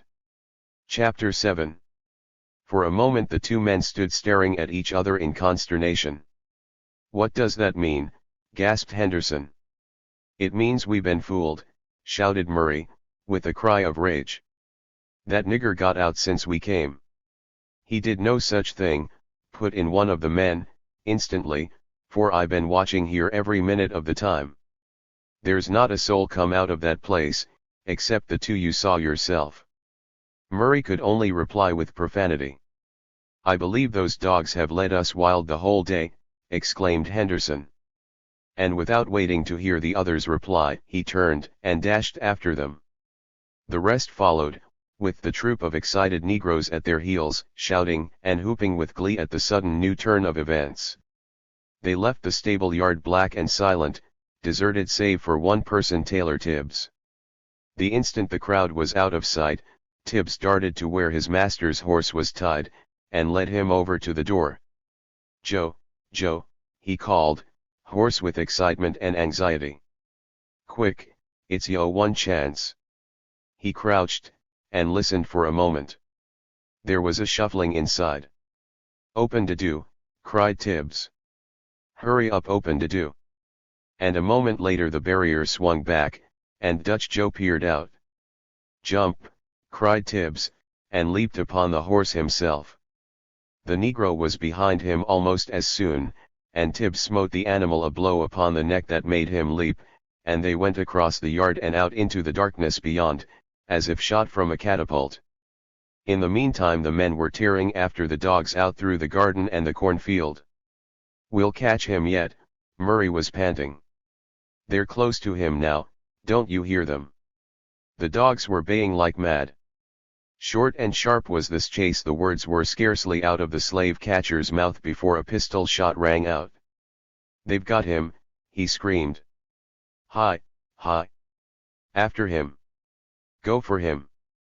Give it to him. The rest of the crowd took up the chorus. The dogs were only a few rods ahead, and had halted. He's up a tree. Henderson panted. Look out, he may shoot. Keep back with those lights there. This cry abated considerably the zeal of the mob which had been trailing over the cornfield. The negroes stopped, and only 4 or 5 of the hunters went on without slackening.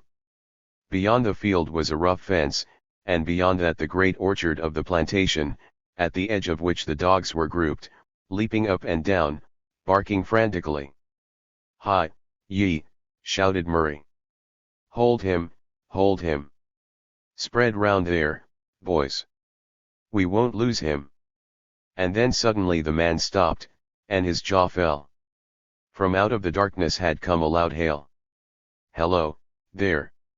What in the name of creation is the matter with you people? Who is that? Roared Henderson. It's I, Alan Montague, came the voice. Those infernal dogs of yours have got after me. The pursuers were too dumbfounded to find words. They stood as if turned to stone. I say, yelled the voice again, louder than ever. I say there, Will you call those dogs off, or do you want me to shoot another of them?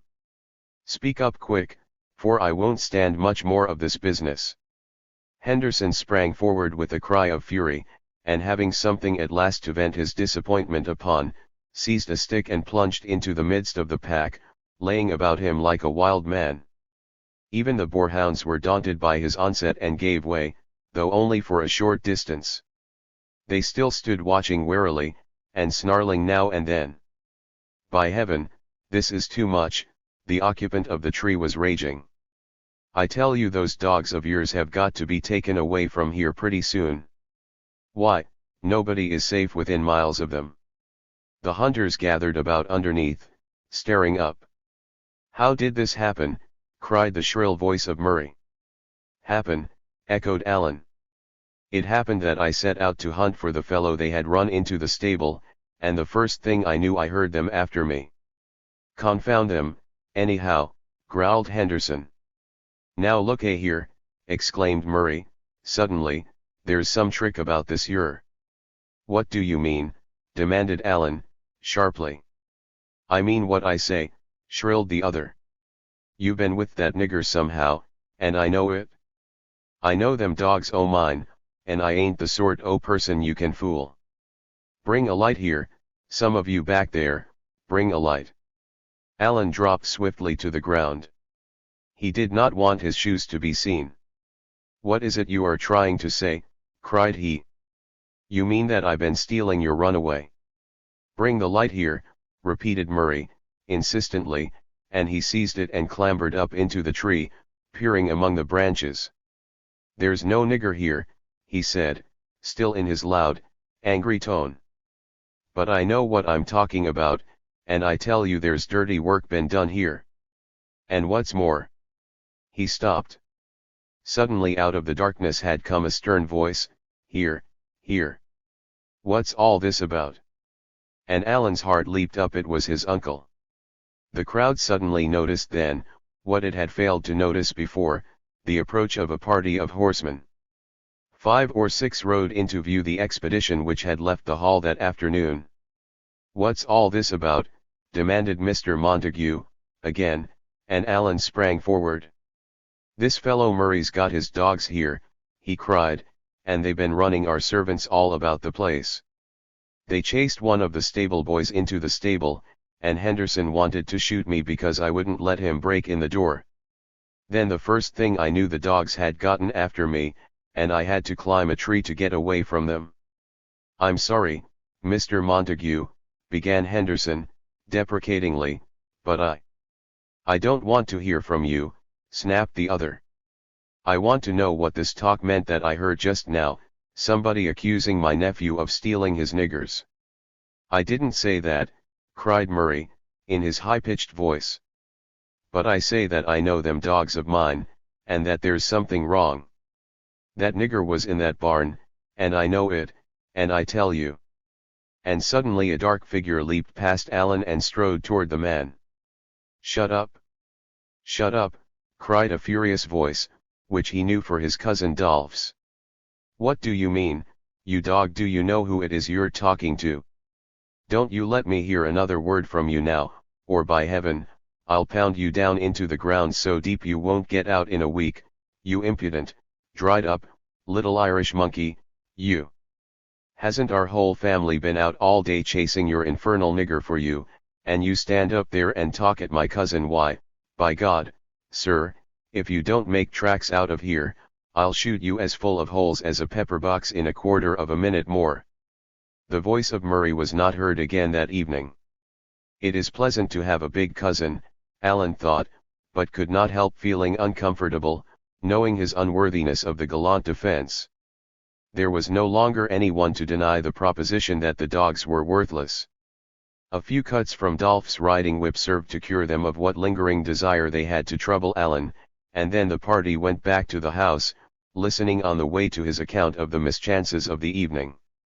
Randolph was hilarious at the thought of Allen chased up a tree, and even the baffled hunters could not help joining in his laughter, all save Henderson, who was speechless with rage and chagrin, besides being half ready to faint with exhaustion.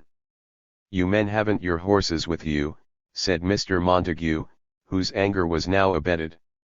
"You'd best spend the night here. Our people can put you up, and you can start out afresh in the morning." It had been agreed by the party that the Negro must have succeeded in throwing the dogs off the scent in the swamp, and they were determined to make another attempt to pick up the trail. Allen waited until he had seen that the stable was closed and silent, then he made his way into the house by a side door and fled to his room.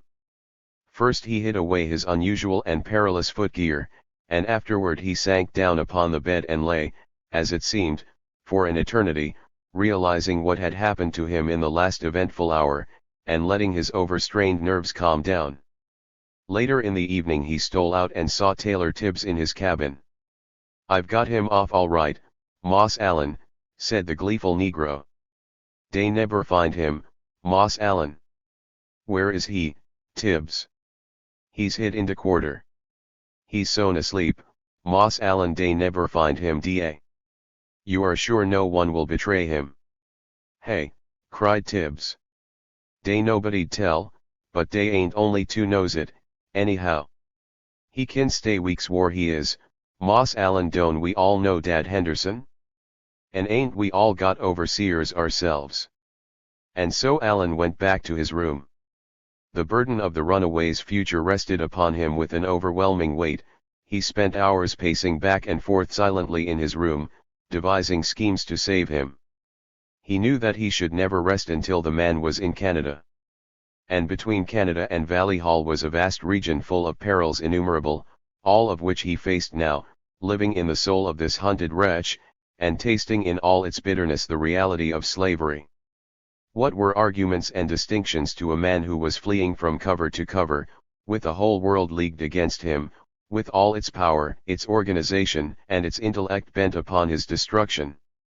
Allen had heard of fugitives who, with no guide save the North Star, had traveled upon clear nights, hiding by day in the swamps. Of others who had been provided with a compass, and had put a firefly in its case to light it. He strove to calculate how long the trip would take, how much food the man would have to carry in order that he might have to confide in no one. Allen had also heard of slaves who had bribed steamboat captains to hide them. He thought of this, and figured up his own resources. He had heard of others who had gone so far as to have themselves boxed up and shipped by freight, of one fugitive who had been taken by Adams Express Company from Richmond to Philadelphia in a box 2 feet 8 inches, by 2, by 3, and had been stood upon his head for hours on the way. Allen thought of the young Westerner, and wondered if they might not try this plan. And so on until some time after midnight, when suddenly he was startled to hear a creak outside of his room, and a low tap upon his door. "Come in," he whispered, and it opened, and the yellow face of Taylor Tibbs peered in. His eyes were staring wide with fright. "Moss Allen," he panted. "Moss Allen." "What is it?"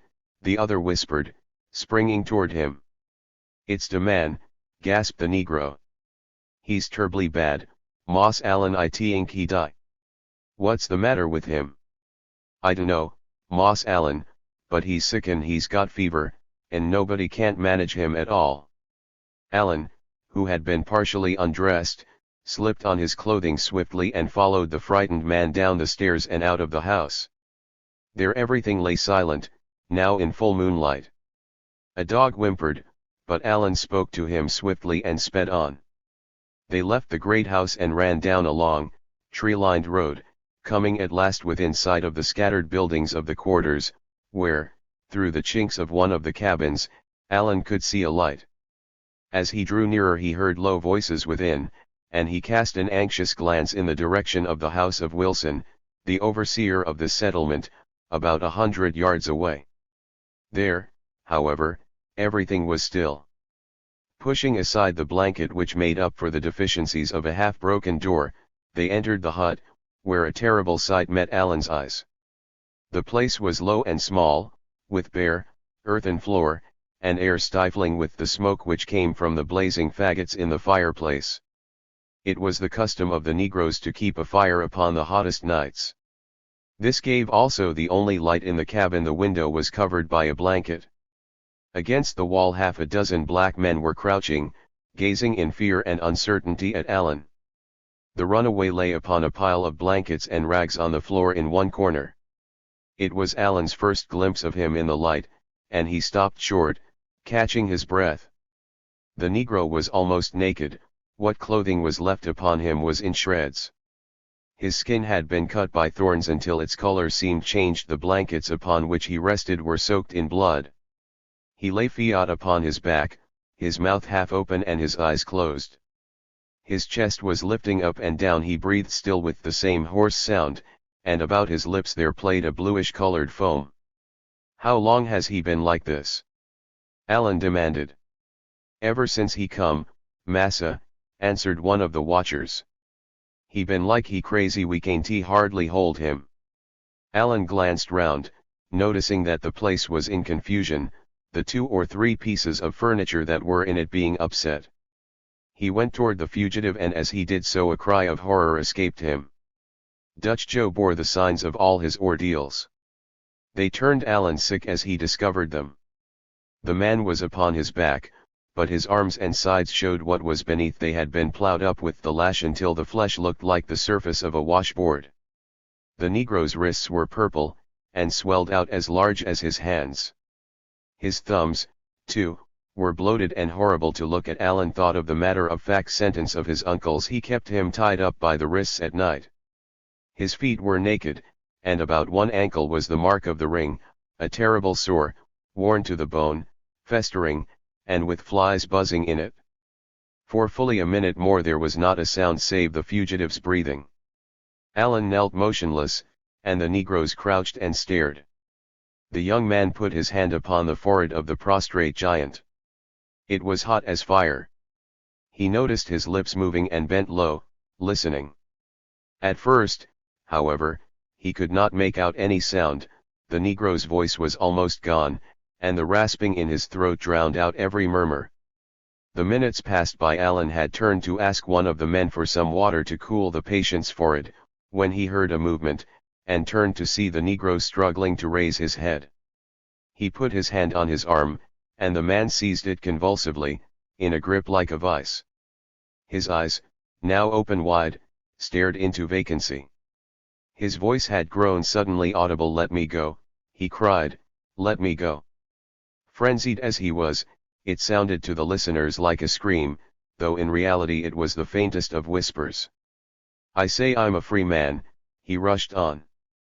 "I tell yo I'm as free as yo is. I won't let nobody sell me. Don't yo hear me? I've got my papers. I'm a free man, I'm a free man. I ain't afraid of yo guns. I tell yo to let me alone. I won't go. They can't nobody make me. I've lived in Harrisburg 14 year. Everybody knows me in Harrisburg. I ain't a goin' to be no slave. Yo let me be. What yo want to sell me? I ain't hurt nobody, have I? I earns my way. I can work as good as any man. I was a goin' back home today. I got a family in Harrisburg. I got 6 chillun. Who's a goin' to care my chillun if yo sell me? My woman's sick, she can't work dem chillun. Dey ain't nobody cares 'bout nigger chillun, dey'll all of vera starve. But dey's my ahillion, and I tell yo I'm a goin' home. Don't yo make no mistake, yo can't keep me higher. I ain't afeard o' no beatin's. Yo can cut me all to pieces, it won't do no good. I won't work yo, I won't work nobody. I'll run away the fust chance I get, and go back to Harrisburg. Yo might just as well not try it. I'll get away from yo every time, I will. His grip on Alice's hand hurt so that the blood rang in the young man's ears. The veins stood out in knots upon the Negro's forehead, and he glared like a wild beast, struggling to raise himself. His voice rose louder and louder. I'll fight, yo can't beat me. Yo got no right to me, yo shan't have me. And then abruptly he stopped and fell back with a gasp, and lay for a minute or two panting. At last he began whispering once again. Get away from da, he gasped, opening his eyes. What yo want to follow me? What did I do to yo? What yo hang on to me like dat Ain't yo tired o' dat ugly yelpin'? What dem men go and give yo both air and me? That's right now, run. Again the man had struggled to a sitting posture, his eyes wild and frantic. What good yo think it go and do yo, to burn me like dat, yo white devil? Ain't yo tried enough yet? Don't yo know me by dis time? Don't yo know I ain't the workin' kind? It don't matter what yo do, yo got me high or alone, yo can do what yo likes. But I'll kill yo someday, sure ain't yo never 'fraid o' me yo Henderson? I'll wait fo yo, my time'll come yet. What yo goin' to do when my time comes, hey? S'pose yo kill me yo think that's all? I wait fo yo. I wait fo yo just the same. Dutch Joe had staggered suddenly to his feet, shaking off those who sought to hold him down as if they had been children. His giant frame stood aloft a moment, then suddenly he crouched, glaring ahead. A wild gleam had flashed over his face. The watchers turned in terror, expecting to see the overseer in the doorway. "Ha, yo Henderson," the Negro shrieked. "Yo never get away from me. Mark what I tell yo, by God, I'll have my turn. Yo better get down on yo knees, yo Jim Henderson. Is yo goin' to have de law and de guns and de dogs on yo side all de time?" And as he spoke, Dutch Joe moved inch by inch upon something which he saw in the doorway. His hands were crooked like the talons of a bird of prey, and his voice, hoarse and terrible with his pent-up fury, sounded like the snarl of some wild animal. "Get out o' de way," he panted. "Get out o' de way. I see yo can't hide from me. Come out high or ain't I waited fo yo Henderson."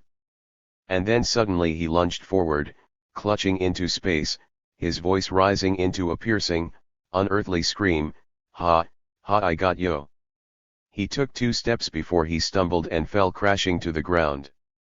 The terrified men sprang toward him. He rolled over, his face distorted with a spasm, his eyes starting from his head. His cries were suddenly stilled, and as Allen bent over him there came a gush of blood from his mouth and a shudder passed across his face. His muscles quivered, and then he lay still. For several moments there was not a sound in the cabin, while the witnesses of the scene stood spellbound with horror. When at last a move was made, it was by Allen, who went to the doorway and, pushing aside the blanket, gazed out. He half expected to come face to face with Henderson, so much had he been shaken by the vision of the dying slave. But out in the moonlight everything lay still. He went back, where the Negroes still crouched, gazing at him with their staring white eyes. He went to the body, bending over it. "They will never find him now," he whispered, in answer to Tibbs's look of inquiry. And then, overcome by a sudden burst of anguish, he rushed from the cabin. For minutes he paced up and down in the moonlight outside, his hands pressed to his temples. Then all at once he halted and listened, perplexed. He heard voices somewhere. He had passed the last of the Negro houses. The house of Wilson, the overseer, lay not far to the right. There was a light in one of the windows. He heard someone talking, and once he saw a figure pass by the light. "What's the matter there?" Allen whispered to himself. "What are they doing awake now? What?" And then suddenly an idea flashed across his mind, making his heart jump violently, and sending a strange thrill of fear through him. Why, he gasped. "Isn't Henderson sleeping there?" He tried to laugh at the thought. But then, as if moved half without his own volition, he started toward the house. Soon he could hear voices in the room, one of them he knew for Henderson's. It was loud and excited, and Allen strode on and pushed open the door of the house and entered. He stood in the hallway for an instant. There was a bundle of some sort at his feet. It gave him a horrible start as he touched it. Then he stepped over it, went to the door from which shone the light, and opened it. In one swift glance Allen took in the whole scene. He was in Wilson's office. One side of it was lined with shelves, upon which were rows of shoes, rolls of Negro cloth, and piles of hats and blankets. Upon the walls hung guns and antlers, handcuffs and whips.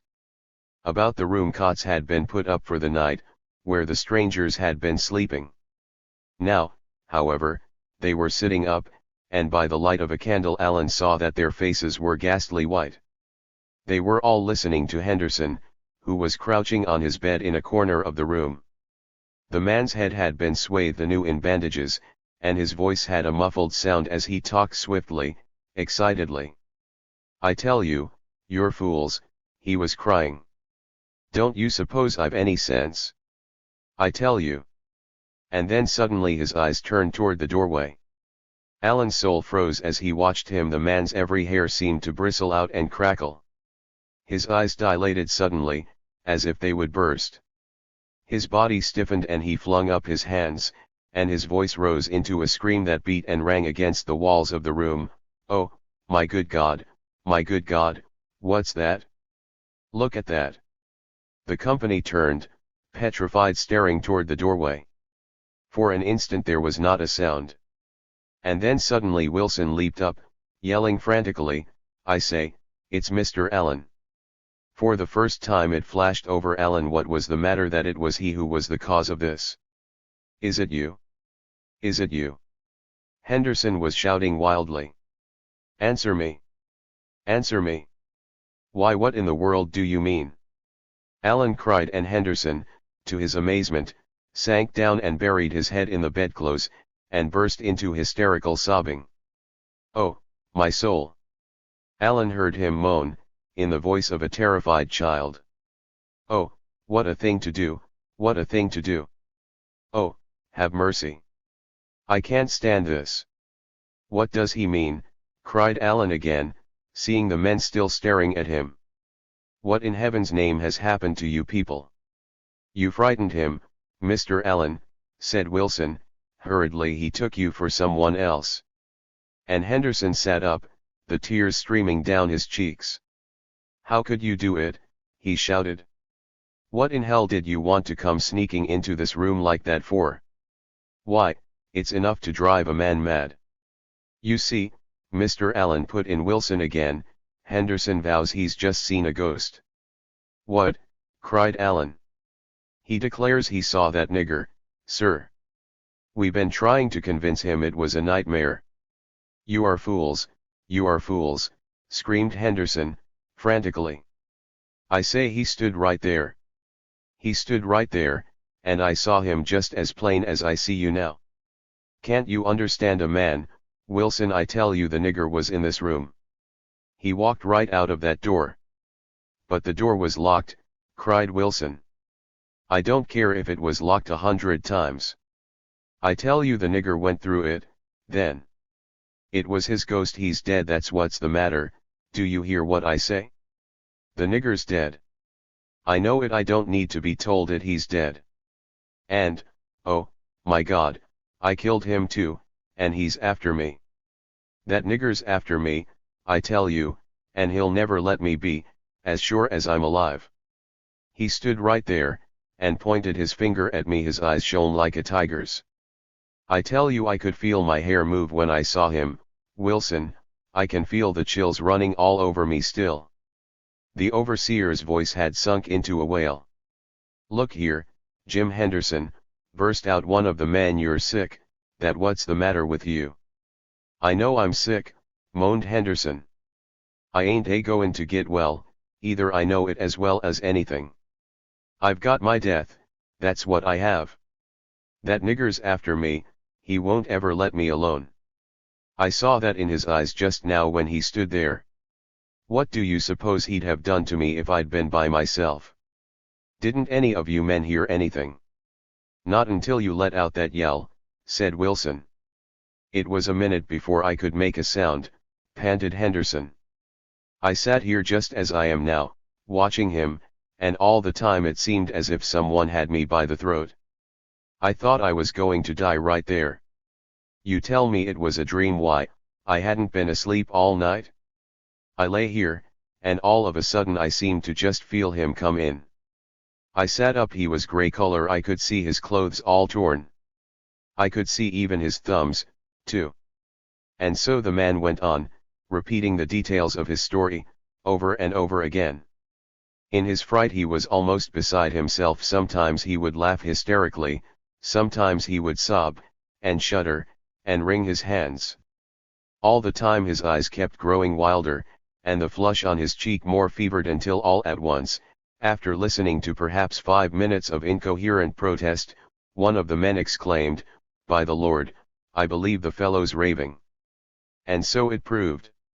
Alan stood motionless and horrified, watching the overseer's delirium growing. He was soon seeing the nigger once more, and in the end he sprang up in a mad frenzy, and it took 4 of the men to get him back to the bed. In the fight the bandages of his wounds were torn off again, and again he was a mass of blood. In the midst of the uproar Alan turned away, and went back to the house, numb with awe. He sat in his own room and waited. He was not surprised when before long he heard people running about, nor in the morning either, when they told him that the doctor had been sent for, and that Jim Henderson was believed to be dying. Chapter 8. 6 of the Negroes had carried the body of Dutch Joe out to the swamp at night and buried it. And Alan had stood by the grave and told them that when he came to his own they should be free. There was nothing more that he could do. On the next day it chanced that as he was strolling down the road he met once more the young Westerner, Carter, this time riding. Moved by a sudden impulse Alan stepped out in front of him. "May I talk with you a moment, please?" he asked. The stranger reined up his horse. "What it is?" he inquired in surprise. "I believe," Alan began, "that there is a Negro about here whom you were interested in." A look of perplexity crossed the other's face. "What Negro?" he asked. "I mean the runaway," said Alan. But the stranger only stared at him. "Why in the world should you suppose that I was interested in the runaway?" he demanded. Alan did not reply for a moment. Then he went on resolutely, "It would be too bad if you and I could not understand each other. I know what your danger is, but I do not feel about these things as the people round here do. I wanted to tell you that the Negro is dead." The other gave a start. "Dead?" he cried. "Yes," said Alan, "he was hiding in our quarters, and he died of exhaustion. They had literally hunted him to death." The Westerner continued staring for a moment, in dismay. Then the look faded from his face. "That is too bad," he said quietly. "But why have you not made the fact known?" "Made it known?" asked Alan. "Yes," was the reply. "Did you not know that there were rewards of $500 for the fellow alive or dead?" "Rewards?" exclaimed Alan, perplexed. "Yes, of course, you were entitled to them, weren't you? And besides, people are spending their time hunting for him, and the whole country is alarmed about him. And you don't tell them that he is dead? I am sorry to have to say it, but I shall regard it as my duty to make known what you have told me, sir. I bid you good morning." And the stranger touched his horse suddenly and bounded off, leaving Alan staring after him dumbfounded. "What in the world does that mean?" he thought to himself. "Have I made a mistake?" But it was not long before he thought of the other explanation, that the man had suspected a trap. "He saw me with Henderson on the steamer," Alan exclaimed. "And but wasn't he sharp about it?" He weighed the two possibilities, but was left in uncomfortable uncertainty. He would soon know. Of course he waited through the day, half prepared for an explosion. None came, however, and toward sundown he rode into town and learned, as he had expected, that Carter had left.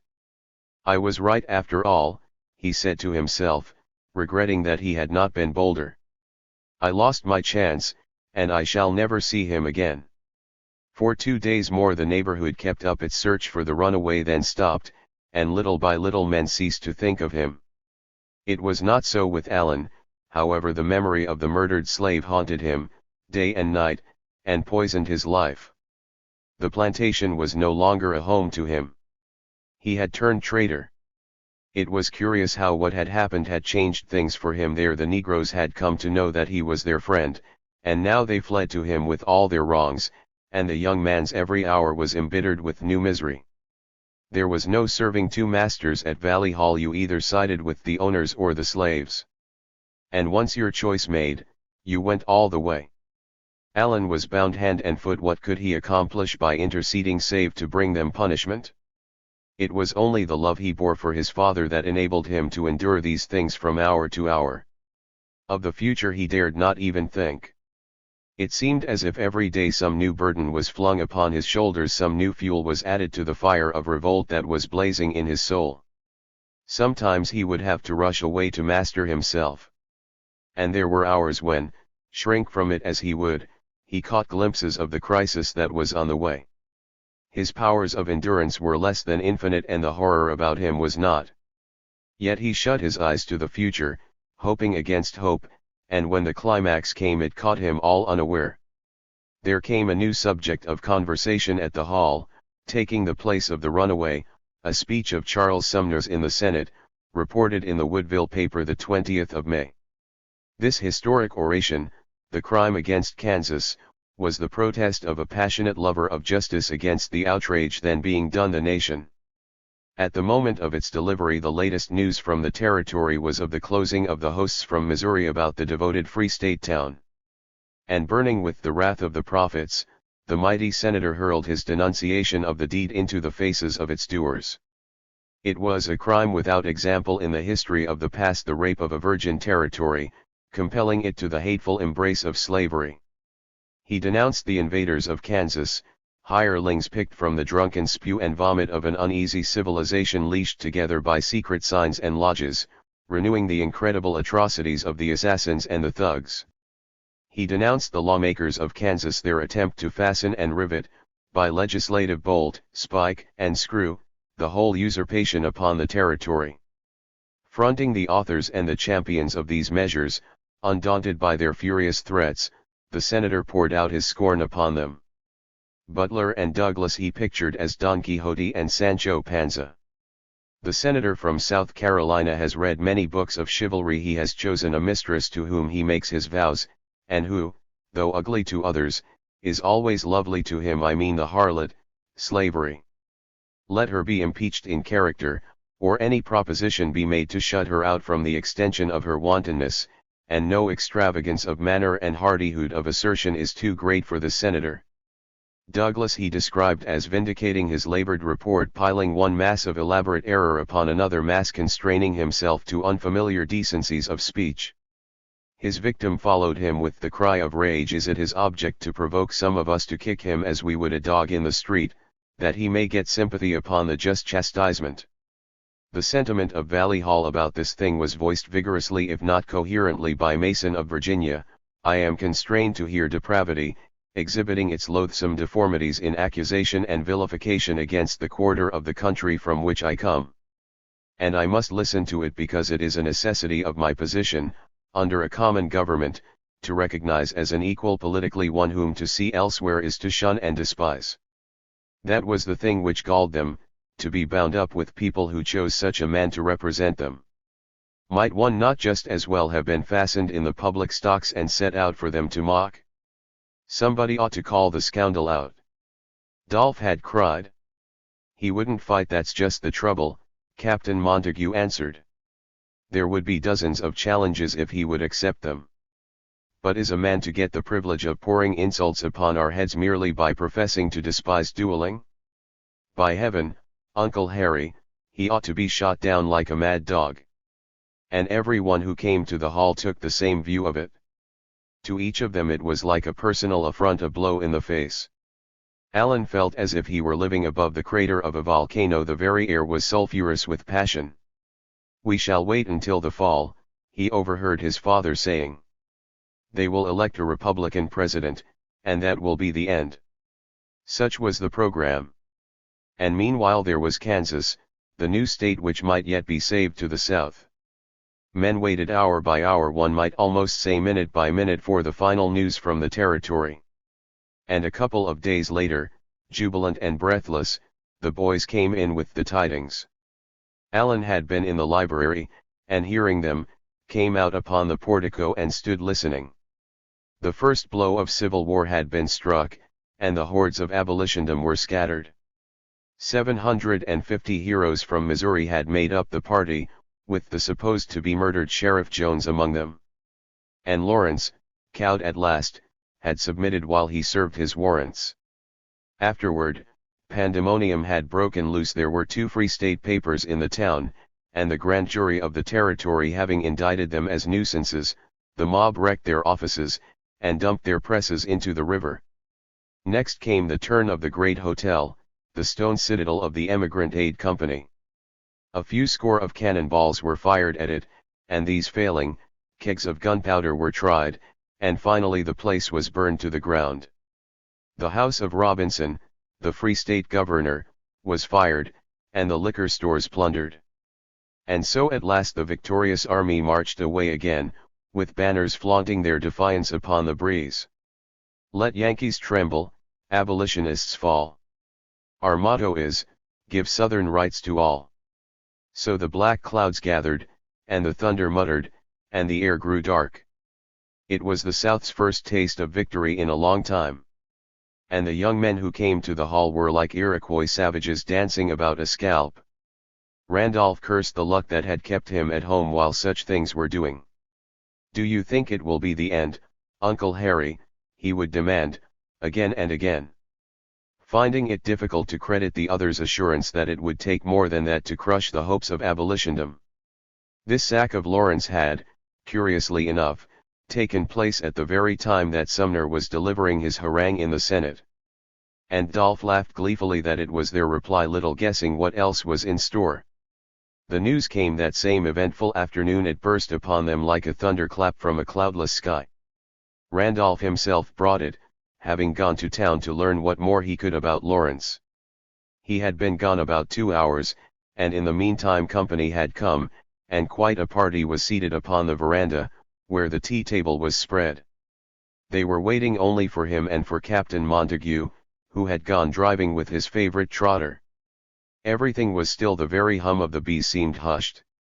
Until all at once Allen, seated at one side reading, rose up, thinking he heard the sounds of hoofbeats. They were plain. A moment later someone was coming at a gallop. A few seconds more and the horseman swept suddenly around the turn in a cloud of dust. It was Randolph. He was waving his hat and shouting, half risen in his stirrups. He was so far away they could not hear him, but they sprang to their feet and stood staring, while he came on like a whirlwind. He was nearer now. They could see that his horse was white and dripping, and then suddenly they heard his yell. "Sumner, Sumner! They've killed Sumner!" A thrill like a pulse of electricity seemed to shoot through the listeners. They stood rooted to the spot. Not a soul moved a muscle. Meantime Dolph came sweeping up as if he had meant to gallop straight into the house, then suddenly reined up his horse, and before the animal had half stopped, flung himself from it and dashed to the steps. Never did Allen forget his aspect at that instant. The momentum of his coming carried him to the top in 2 bounds, and he halted there abruptly, stood as he was, his arms flung wide, breathless, crazy with excitement, his eyes on fire, his whole face transfigured. "Have you heard the news?" he shouted. And when they answered him, "No," he cried again, "it's Sumner. They've killed him in the Senate."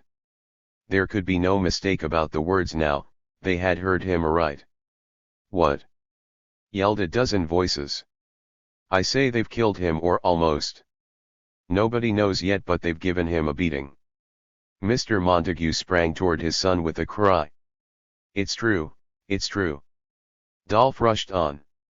"Brooks of South Carolina, a congressman, got him alone in the Senate chamber and beat him with a cane, pounded his head all to a jelly, they say." "How did you learn it?"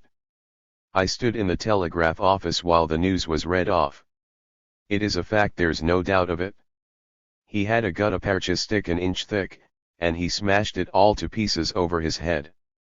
Sumner tried to get up, he got caught in his desk somehow, and Brooks beat him senseless. They don't know if he's going to die or not." And suddenly, with a wild yell, Dolph's brother leaped forward, flinging his hat into the air. "Ha, ha," he shouted, "ha, ha." The cry seemed to let loose men's emotion, and they laughed and shouted and sang. Only the women were silent, frightened and horrified. The men seemed to lose their senses. Graybeards clasped each other's hands, and Ralph threw himself into his brother's arms, and the two fell to dancing, whooping and yelling, drunk with blood. So on until suddenly there came a cry which stopped them in a flash that hushed every sound, and made the company stand almost paralyzed with consternation. "Oh, you cowards! You cowards!" They turned. They saw Alan, standing at one side, clutching a chair for support, his face ghastly pale. They could not believe their ears at first. But they heard him again, his voice hoarse and quivering with pain. "Oh, you cowards! You cowards!" For a moment every soul of them was dazed. "What do you mean?" gasped someone. Alan's voice rose high and shrill, "to strike a man down when he was helpless, when he was unarmed. And in the Senate of your country, and he a senator. And you to laugh and be glad. Have you no decency left in you? Oh, God, it is too horrible, it is too horrible. Shame upon you, shame." And he stopped, choking, incoherent with his agitation. There was an instant of silence, and then from near the steps a low, tense voice, "Jesus Christ!" And Alan turned to see his cousin Randolph crouching like a tiger, his face convulsed with fury. An instant more, and he leaped forward, flinging up his hand. There was a knife in it, and it flashed in the sunlight. There was only one person near enough, Randolph's father. He bounded forward, throwing out his arm in front of his son. "Back," he shouted. "Back. Stand back, sir, stand where you are. Are you mad? What do you mean?" And Randolph halted and his hand fell to his side. He stood, white and trembling, his fingers twitching, his eyes glaring like a wild beast's. There was half a minute of death-like silence. Alan stood motionless as a statue, every person there staring at him, breathless with wonder and horror. Then suddenly Mr. Montague lowered his arm, breaking the spell. "You will go to your room, sir," he said, "and wait until your father comes." Alan made no move, but continued to gaze at him. "I know what this means, sir," his uncle went on. "There is no need to say a word more. We shall wait for your father. He may deal with you as he chooses, and no one here has anything to do with it. But you are a traitor to your state, sir, a traitor to your country. And God help you, for it will be the death of him when he hears it. It will break your poor old father's heart. Now go." And Alan, half mechanically, turned and went into the house, his head reeling. It had come at last, it had come at last. Chapter 9. The scene upon the piazza was out of his mind the instant it was out of his sight. What were his troubles, what was he? But the senator. The senator struck down by a cowardly assassin, weltering in his blood on the floor of his country's forum. Alan had seen him once at college, a towering figure, 6 feet and more in height, with the head of an Apollo. Champion of all things free and noble, he was the unconquerable defender of every outraged soul. And now to be beaten into insensibility by a ruthless bully, oh, God, it was too terrible to be true. It drove Alan wild to think of it. He strode up and down the room, kneading his hands together. He sank down upon a chair, sobbing. How were things like these to be borne? How dare an iniquity so hideous to show its face upon God's earth? This was their latest, these slave drivers, it was the last of their crimes. What was Kansas to this? What could have deserved like this the description of Sumner himself, the crime of crimes, the crime against nature, at which the soul revolts, and which language refuses to describe? The exultation of the people which he had just witnessed rang still in his ears, seemed to him like the jeering of 1,000 hateful demons. They crowded around him, hustling him, leering at him, goading him, spitting into his face.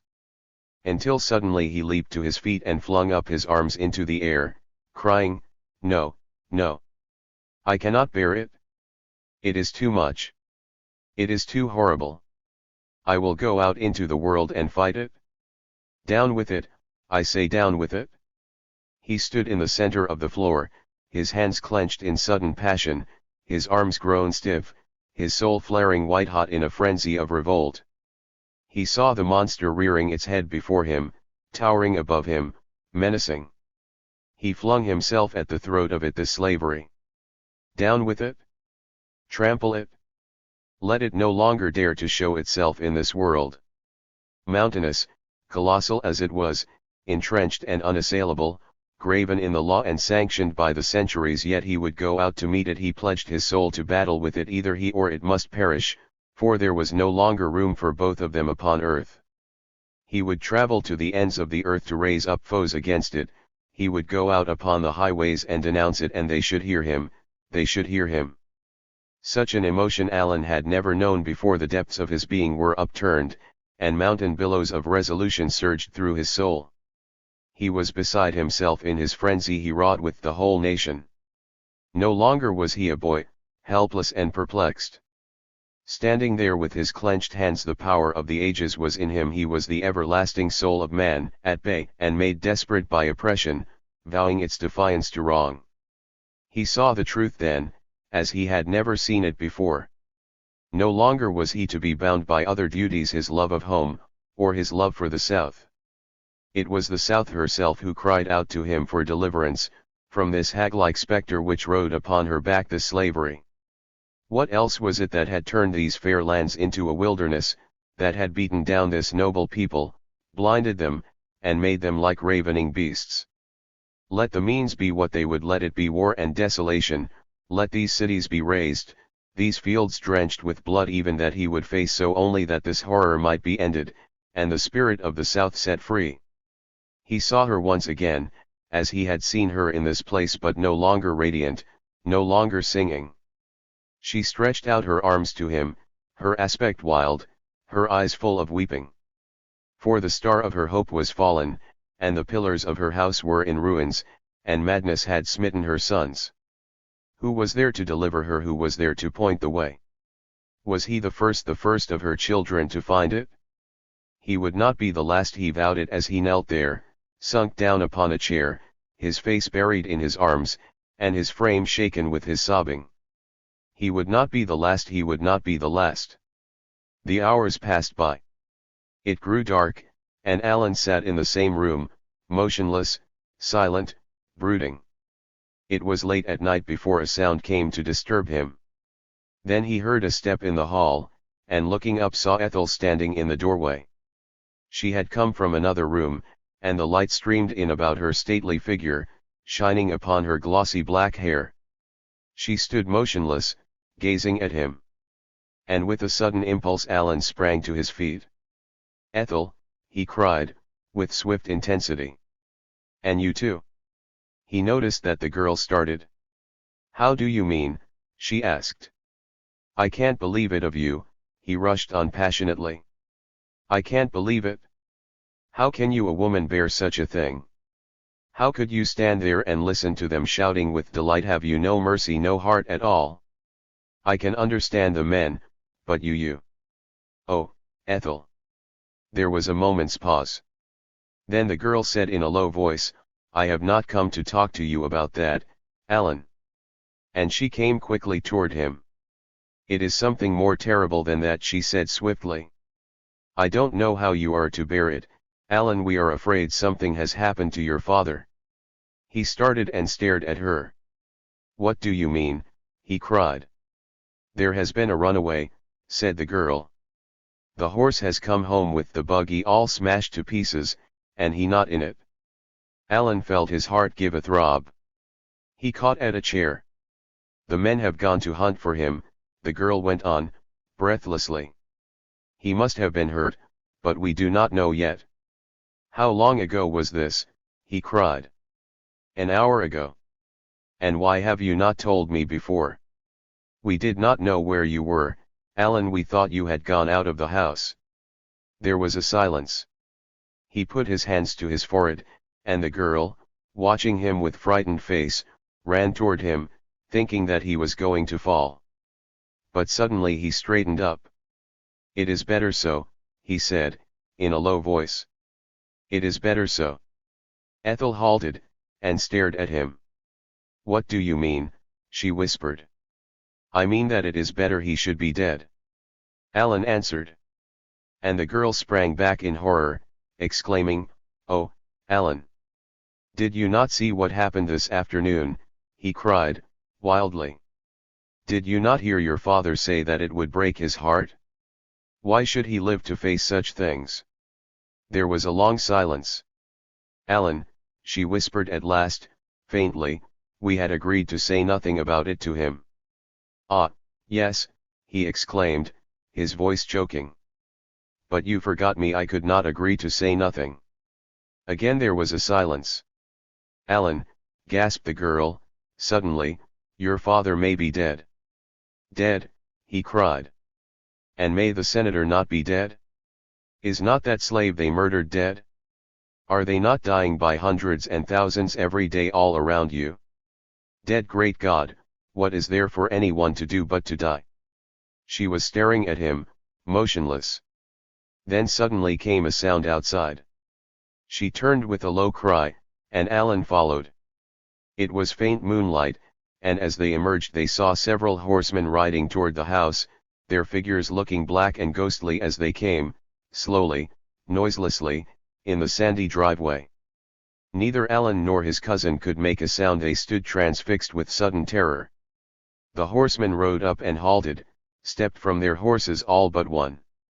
He bore a heavy burden in his arms, and he waited, and gave it gently to one of the others, who carried it to the steps and staggered up with it, still without a sound.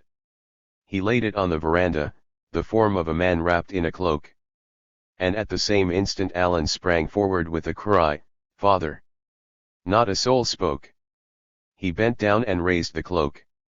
The face shone ashy gray in the moonlight. He touched it. It was cold. And he staggered back, reeling. Then he sank down, sobbing as if his heart would break. The others stood watching him and still making not a sound. Chapter X. About 10 days had passed since Captain Montague had been buried, his arm had been caught in the wheel of his carriage, and the horse had kicked him. They would not let Alan look at him a second time. It had not proven possible for the young man to retain the high mood which saw his father's death as an atom in a universal tragedy. His battle frenzy was gone and forgotten, and he went about the house desolate, numb with grief. Now and then the fearful truth that he was alone in the world, that he was never to see his father, never to hear his voice again would flash upon him with overwhelming force, and he would stand still, sick with despair. He had lost all the world at once. His relatives tried to make it easy for him, but he had committed the unforgivable offense, and they could not hide the truth that he no longer belonged to Valley Hall, that he had no longer a part in their life. Poor Mrs. Montague was prostrate and under the doctor's care, and he did not see her. Her husband was courteous and grave as ever, but he kept his pain to himself, and for Alan he had only politeness. The boys avoided him all day, and spoke to him only in monosyllables when they passed him. If it had been alone with the family that his outbreak had occurred, it might have been different. But to have had it happen while guests were present, to have all the neighborhood discussing the fact that you had an abolitionist in your house. A situation so painful could not continue for very long. Only the tense and immediate strain of grief made it possible, and as soon as Alan had begun to see it clearly and to realize it, the longing seized him to end it, to get away. All that he had to bear he felt that he could bear better if only he could be alone. And so he waited only until time enough had elapsed for his haste not to seem indecent. Then he found Mr. Montague one morning in the office, and went in and asked to speak with him. And when the other assented, I think, Uncle Hamilton, he began, that I shall return to the north. I had presumed that you would, the other responded, quietly. Alan hesitated a moment. There is something that I have wished to speak to you about first, he said. What is it? His uncle inquired. There are 1 or 2 servants here whom I should like, if I could, to arrange to take to the north with me. Mr. Montague knit his brows. I am very sorry, he answered abruptly, but it is impossible. Alan looked at him in surprise. Impossible, he exclaimed. Absolutely, was the reply. The other hesitated. I should hate for there to be any unpleasantness, Uncle Hamilton, he began. Have no fear, The other answered, quietly. There will be none. But you must excuse me, Allen went on, if I remind you that half of this plantation must somehow belong to me. It will belong to you, Mr. Montague replied, when you come of age, or rather it would under ordinary circumstances. Allen looked perplexed. The circumstances are not ordinary, he asked. By the terms of your grandfather's will, the other answered, his property was divided equally between his two sons. But when your father went to live in Boston, we concluded an agreement by which the plantation was to be operated for our mutual benefit for a period of 5 years, I managing it here and he conducting its business in Boston. That agreement expired last year, and was renewed for the period of 6 years. I shall be glad to show you the papers. Then, if I understand you, said Allen, I have nothing to do with it at all. You are entitled to half of its income, said Mr. Montague, and that you will receive. I am your legal guardian, in the absence of any instructions from your father, and I might, I presume, attempt to control your conduct, and might certainly control your income. I have no desire to do either, however. You may do what you will. I thank you, said Allen, in a low voice. There was a short silence. Then he resumed, and what I ask, you could not grant as a favor. I should grant anything that I could, replied his uncle, without injuring the plantation, without injuring your own interests as well as my own. And that would injure them. It assuredly would. Your mere presence here injures them, feeling as you do, and the servants all having learned it, as they have. What you propose would injure not only Valley Hall, it would injure the whole community, and the state. Explain it to me, Allen said. You would intend to set the people free, would you not? Yes, said Allen. And what do you suppose would be the effect of this upon those who were not set free? There was a pause. Then suddenly Mr. Montague nodded in the direction of the window, saying, Look there. The other saw, passing by, the young mulatto, the cooper, whom he had so often watched before. There goes a boy, said the other, whom I have been 3 years in breaking. He has run away 5 times, and he has been whipped more than any other half-dozen Negroes on this place. But now at last he has learned that I am his master, and that I rule, and he does his work, and says nothing. What do you suppose would be his thought when he saw some of his companions taken away to be set free? What do you suppose would be our thought, knowing that every night he and others were thinking about it, that they were sitting in their cabins discussing it, instead of being fast asleep? The young man made no answer. The legislature of the state of Mississippi, Mr. Montague continued, has seen fit to prohibit the emancipation of a slave, except with its own special sanction, and for mentioned causes. And what do you suppose is the reason for that? You think it barbarous, of course. But we have our system and we have to maintain it. We do not wish to have our servants getting ideas about freedom. We do not wish to have pernicious free Negroes about. And my position as the guardian of this plantation is precisely the same as that of the legislators as guardians of the state. There can be no halfway measures with slavery. You either mean to maintain it or to destroy it. You are going back to Boston, and you can afford to encourage Negroes. But we have to live here among them, and I assure you, sir, it makes all the difference in the world.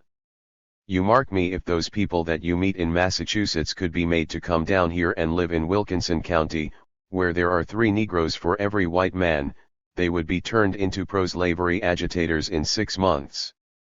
You were born a Southerner, and you should have been bred one. I warned your father what he was doing when he took you away.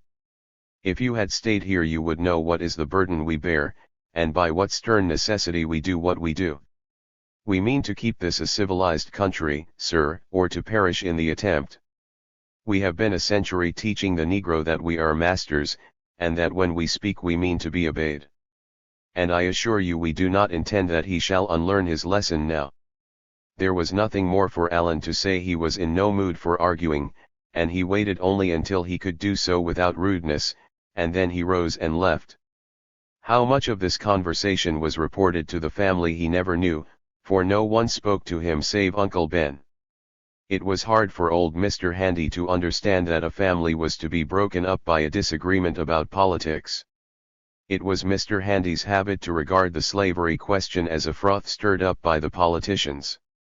These fellows were struggling for power, you see, and trying their best to outdo each other. And all the troubles of the time were due to the fact that foolish people took them seriously. Honestly, Alan, he pleaded, you ought to be ashamed of yourself. Friends are too scarce in this world, my boy, to be flung aside for such reasons as that. Alan kept silence, his brows knit. And a family's a family, the other went on. Has the old home no claim upon you? Has the state no claim upon you? You ought to stand by your own people. Even if they've murdered Sumner. Alan broke in. Sumner, exclaimed Mr. Handy. What have you to do with Sumner? What's he to you? He was a senator, said Alan. He was an ass, responded Mr. Handy. Understand me, he went on, I am not defending what they did, I'm not defending any of the crowd. I say that one side is just as much to blame as the other, that it's just such men as he on both sides that make all the trouble. He knows that there are violent men there who won't stand abuse. And yet he gets up there with a filthy speech he's learned by heart, and flings it into their faces. As God's my witness, Alan, it was all without a thought in the world but to show what a smart fellow he was and what a fine speech he could make. Why, he had every gesture of it rehearsed beforehand. They say he practices his speeches before a looking glass with a little nigger on each side to hold a candle. Mr. Handy pleaded long and sadly, but his arguments were of no avail. Alan, whose mind was made up, chafed with impatience at every hour's delay, and the same night after his talk with Mr. Montague he made his preparations. In the morning the carriage came for him, and he bade farewell for the second time to Valley Hall. Painful was the contrast with his earlier parting. The memory of it brought bitter tears into his eyes. Then the whole county had turned out to see him off. Now Randolph had ridden away beforehand so as to avoid him, and Hamilton Montague bade him goodbye without even holding out his hand. Only Mr. Handy and Mrs. Montague spoke to him kindly. Ethel stood by without a word, and when she gave him her hand it was lifeless and cold. So the carriage bore him off, hurt and wretched. The world stretched out before him, desolate and lonely. There was no longer any home in it for him, nor any friends to whom he belonged. Taylor Tibbs was driving the family, evidently not having suspected his treason. When they had reached Clark's Landing, and the steamer had come into view, the poor fellow seized Alan's hand and wrung it, sobbing like a child. Never mind, Moss Allen, he cried. We never forget yo. Dey is folks on de old plantation loves yo yet. I will be back, Tibbs, Alan answered, his voice choking. Nothing shall prevent me, I promise you. In 5 years I shall be my own master, and I will buy every slave on the place, Tibbs, and set them free, if it takes all that I own in the world. Tell them to be patient, and not to fear. I tell 'em, Moss Allen, cried Tibbs, clinging frantically to his hand. Goodbye, Moss Allen. God bless yo, Moss Allen, goodbye. And so the young man went away. His last memory of home was the solitary figure of the little yellow man standing on the dock and waving his hat, while the steamer swept round a bend in the river. Chapter 11. They talked politics, more eagerly than ever, upon the boat. In Congress, and all over the country, men were still discussing the Sumner outrage, the North in furious indignation, the South in exulting triumph. The senator was not dead, it transpired, only crippled for life. Mr. Toombs and Mr. Davis had expressed their approval of the assault, and public meetings in the South were presenting Brooks with canes bearing devices such as, use knockdown arguments, and hit him again. In Bleeding, Kansas, the sacking of the town of Lawrence had been the signal for the outbreak of civil war. One John Brown, an anti-slavery leader, had made a midnight raid with a band of followers upon a settlement on Pottawatomie Creek, and taking 5 pro-slavery settlers from their beds, had executed them, as he termed it, by hacking them to pieces with an old army cutlass. The Missourians were now on the warpath, seeking vengeance for this deed, and guerrilla bands were roaming over the territory. When Allen's steamer reached Cairo, the news came that the pro-slavery men had declared a blockade of the Missouri River, and that persons bound for Kansas who were deemed suspicious were sent floating down again tied to logs. Allen turned his back upon these things. He was going home to Boston. He asked himself what after that, but he did not know. He only wanted to be alone. He reached Cincinnati early the following morning, and would have taken a train for the east, stopping only for breakfast, had not something occurred to delay him. As the steamer was approaching the city, he noticed up the river another boat, belonging apparently to the same line, coming from the opposite direction, under the tow of two tugs. Something out of order, he heard a man near him say, and he stood watching the vessel. As they turned in toward their dock, the other did likewise, and the two landed about the same time. From the passengers who poured off, Allen learned that the boat's machinery had broken down. When he was engaging a carriage, he noticed coming from this disabled steamer a gentleman and lady accompanied by a young colored woman with a baby in her arms. They engaged the carriage next to his, and he saw them again as he entered the hotel. They sat at the same table with him, and Allen noticed that the gentleman was placed where he could keep his eye upon the colored woman, who sat in the corridor outside. He watched her closely, and the reason for it was not slow in occurring to Allen that the woman must be his slave. In the states bordering on the Ohio it was generally provided that passengers might carry slaves upon river steamboats which stopped at free state ports. But if the owner stopped over with a slave, it was at his own risk. At least that was generally the case in late years, since the North had become wrought up on the slavery question. They were almost through with breakfast when Allen, who could also see the woman, was startled to notice a man talking to her. His back was toward him, and Allen could not tell what he looked like. The master chanced to be speaking to his wife, and for perhaps half a minute he did not notice what was going on. Then suddenly, as he turned, he leaped from his seat with an exclamation, and ran toward the door. The people in the room stared at him. Then, hearing his voice raised, several of them rose and followed him. The lady, flushed with agitation, did the same, and Allen, who had about finished, went out also. "Now that's quite enough," he was in time to hear the Southerner exclaiming. "I allow no one to talk with this woman." He was confronting angrily the other man, a tall, elderly gentleman, clad in the sober garb of a Quaker. Allen took one glance at him and gave a start. He recognized him instantly. It was none other than his first abolitionist acquaintance, the president of the Underground Railroad, Mr. Levi Coffin. He held his head very high, gazing straight into the other's eyes.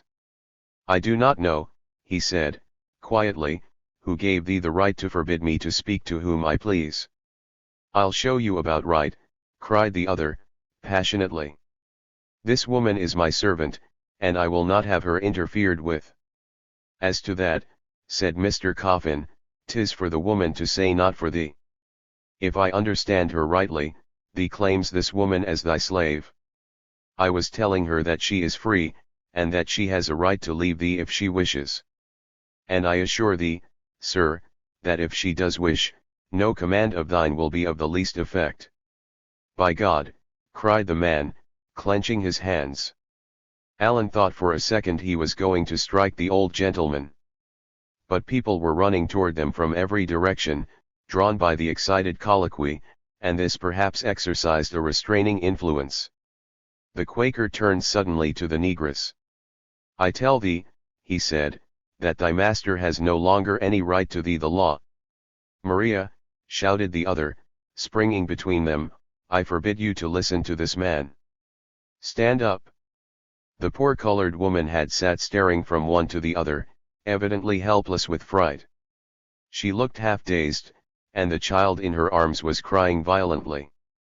"Stand up," cried her master again, and she rose mechanically. He grasped her tightly by the arm. "Come," he said, and they started to the door, pushing roughly through the crowd which now filled the corridors. Mr. Coffin, left behind for a moment, bent over and whispered hastily to one of the waiters, whom he had beckoned to him. Alan saw him slip some money into his hand, and the man ran out of the door. Mr. Coffin then sprang forward again to the side of the colored woman. "Listen to what I tell thee," he said to her. "I will help thee if thee will only let me. Thee said thee wanted to be free. Thee can be free if thee chooses.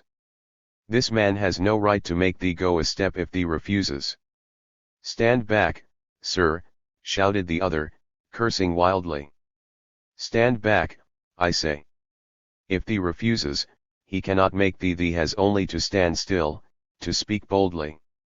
It is thy one chance, for he will carry thee away again if he gets thee on board the steamer. I cannot help thee. Speak up before it is too late." The woman was staring into his face, wild with alarm. She began to drag upon her master.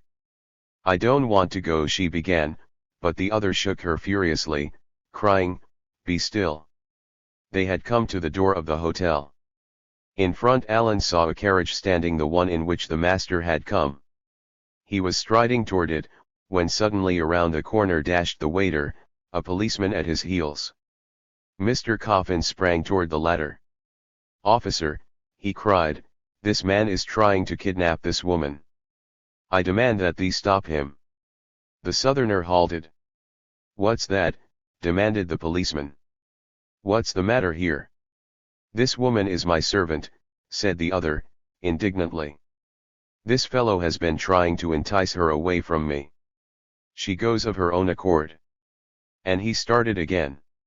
He still gripped the woman by the arm, and she went with him mechanically, confused by the loud voices, the contradictory commands, and the screaming of the baby in her arms. They were within 10 feet of the carriage, when Mr. Coffin sprang in front of them again. "Officer," he exclaimed, "I say I demand that thee stop this outrage. Will thee stand by and allow this man to force this woman away?" "I can't help it, sir," said the officer. "I have nothing to do with it if she chooses to go." "Chooses?" cried the other. "Don't thee see that the man has frightened her to death? She is simply too confused. She doesn't realize what she is doing." "I can't help it, sir," declared the policeman again, "if she doesn't ask it herself. I have no power to interfere. It rests with her to say." "Well, ask her, then ask her," cried Mr. Coffin. "Tell her that thee is an officer of the law, and that she does not have to go unless she wishes. The man is taking advantage of her ignorance and her helplessness. She does not know what are her rights." The policeman stood for a moment, uncertain and perplexed. "See here, sir," he ventured, addressing the Southerner, who had started forward again. But the latter pushed past him resolutely. "This woman is my servant," he cried. "I have a right to take her, and it is nobody's business but her own." He was in front of the carriage. He pushed Mr. Coffin roughly aside. For a moment it looked to Alan, who was just behind them, as if there were going to be blows. The Quaker gave way, however, and the other placed his foot upon the step of the carriage. "Step in," he commanded sternly to the negress, and Alan thought that he had won. At the same instant, however, the carriage began suddenly to back, and its horses to rear and plunge. "Look out there," he heard its driver shout. "Look out there, you fool!" Turning, he saw that another carriage, drawing up at the curb and coming from the opposite direction, was crowding the first one back. At the same moment the waiter, breathless, pushed his way through the throng of people, and touched Mr. Coffin on the arm. "Here it is, sir," he panted. "An Mr. Coffin sprang suddenly forward and put his hand upon the shoulder of the colored woman. "Maria," he cried swiftly, "listen to me. Thee told me thee wanted to be free. Now don't let anyone frighten thee. Thee can choose for thyself, and no one can interfere if thee wants to be a free woman. Step into this carriage." The negress had turned and was staring, with wild eyes. "Step into this carriage," Mr. Coffin cried again. and with a sudden burst of energy she tore her arm free from her master and sprang toward him. "I'll go," she panted. The Southerner bounded after her with a furious oath. He caught her by the arm with a grip that made her scream. "Come back here," he cried, and like a flash Mr. Coffin turned, pointing a trembling finger at the policeman. "Officer," he cried, "thee has heard this woman speak. Make this man stand back, thee will fail at thy peril. Thee knows who I am, I think." The policeman stepped in front of the master. "This won't do, sir," he said, "you can't stop that woman." "By God," cried the man, "but I will stop her. I tell you she's my slave, and she shan't get away from me." "Your slave?" asked the policeman. "Is she a runaway?" "The woman is not a runaway," exclaimed Mr. Coffin, swiftly. "He brought her here of his own will." "I was on the River Queen," put in the master. "The vessel broke down, and I had no choice but to land." "You'll have to take your hand off her, sir," said the policeman. "I am sorry, but you cannot take her by force." And the Southerner turned with an oath of rage. At the same instant Mr. Coffin whispered swiftly, "Step in." And the woman tore her arm free and sprang away again. With 2 bounds she was in the carriage, and the old gentleman had sprung after her. He slammed the door, and the driver lashed his horses, and in a flash the carriage was whirling down the street. Chapter 12. The sympathies of the witnesses of the scene had all been with the rescuer. There was a cry of delight at the issue of it, while the baffled slave owner swore like a trooper. He shook his fist in the face of the policeman, threatening him with dire consequences. But the other only shrugged his shoulders and said, "You will find that it is the law, sir." The master expressed his opinion of the law in vigorous terms. The crowd chaffed him so, however, that in the end he was glad to escape into the hotel, the carriage, meantime, having disappeared round a corner. That adventure had put Alan in good spirits. He went back and changed the order for his baggage, and then, chuckling to himself, set out down the street. He had not forgotten Mr. Coffin's invitation to visit him if he were ever in Cincinnati. What he had seen had suddenly suggested to him that he would accept it. He had no difficulty in finding out where Levi Coffin lived, in a big house on the corner of Franklin Street and Broadway. He was just about to ascend the steps when he was surprised to see the old gentleman himself turning the corner, his face still flushed with excitement. Alan went up to him, smiling, and held out his hand, bidding him good afternoon.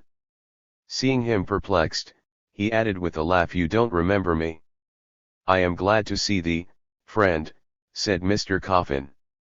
"But I must confess thee is right. You once gave me a bowie knife," said Alan. The look on the Quaker's face showed bewilderment. "No," he said, "thee has made a mistake in the man." "Impossible," Alan answered. "Don't you know? It was to kill an abolitionist with." And a sudden light flashed over Mr. Coffin's countenance.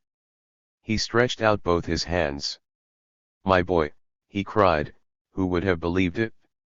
Where in the world has thee come from?" "All the way from Mississippi," Alan answered. "And I have turned abolitionist." "No," cried Mr. Coffin, opening his eyes. Then he added eagerly, "Come in, and tell me about it." They turned toward the house. "What became of the woman?" Alan asked. "Woman? What woman?" "The one you captured just now." "What?"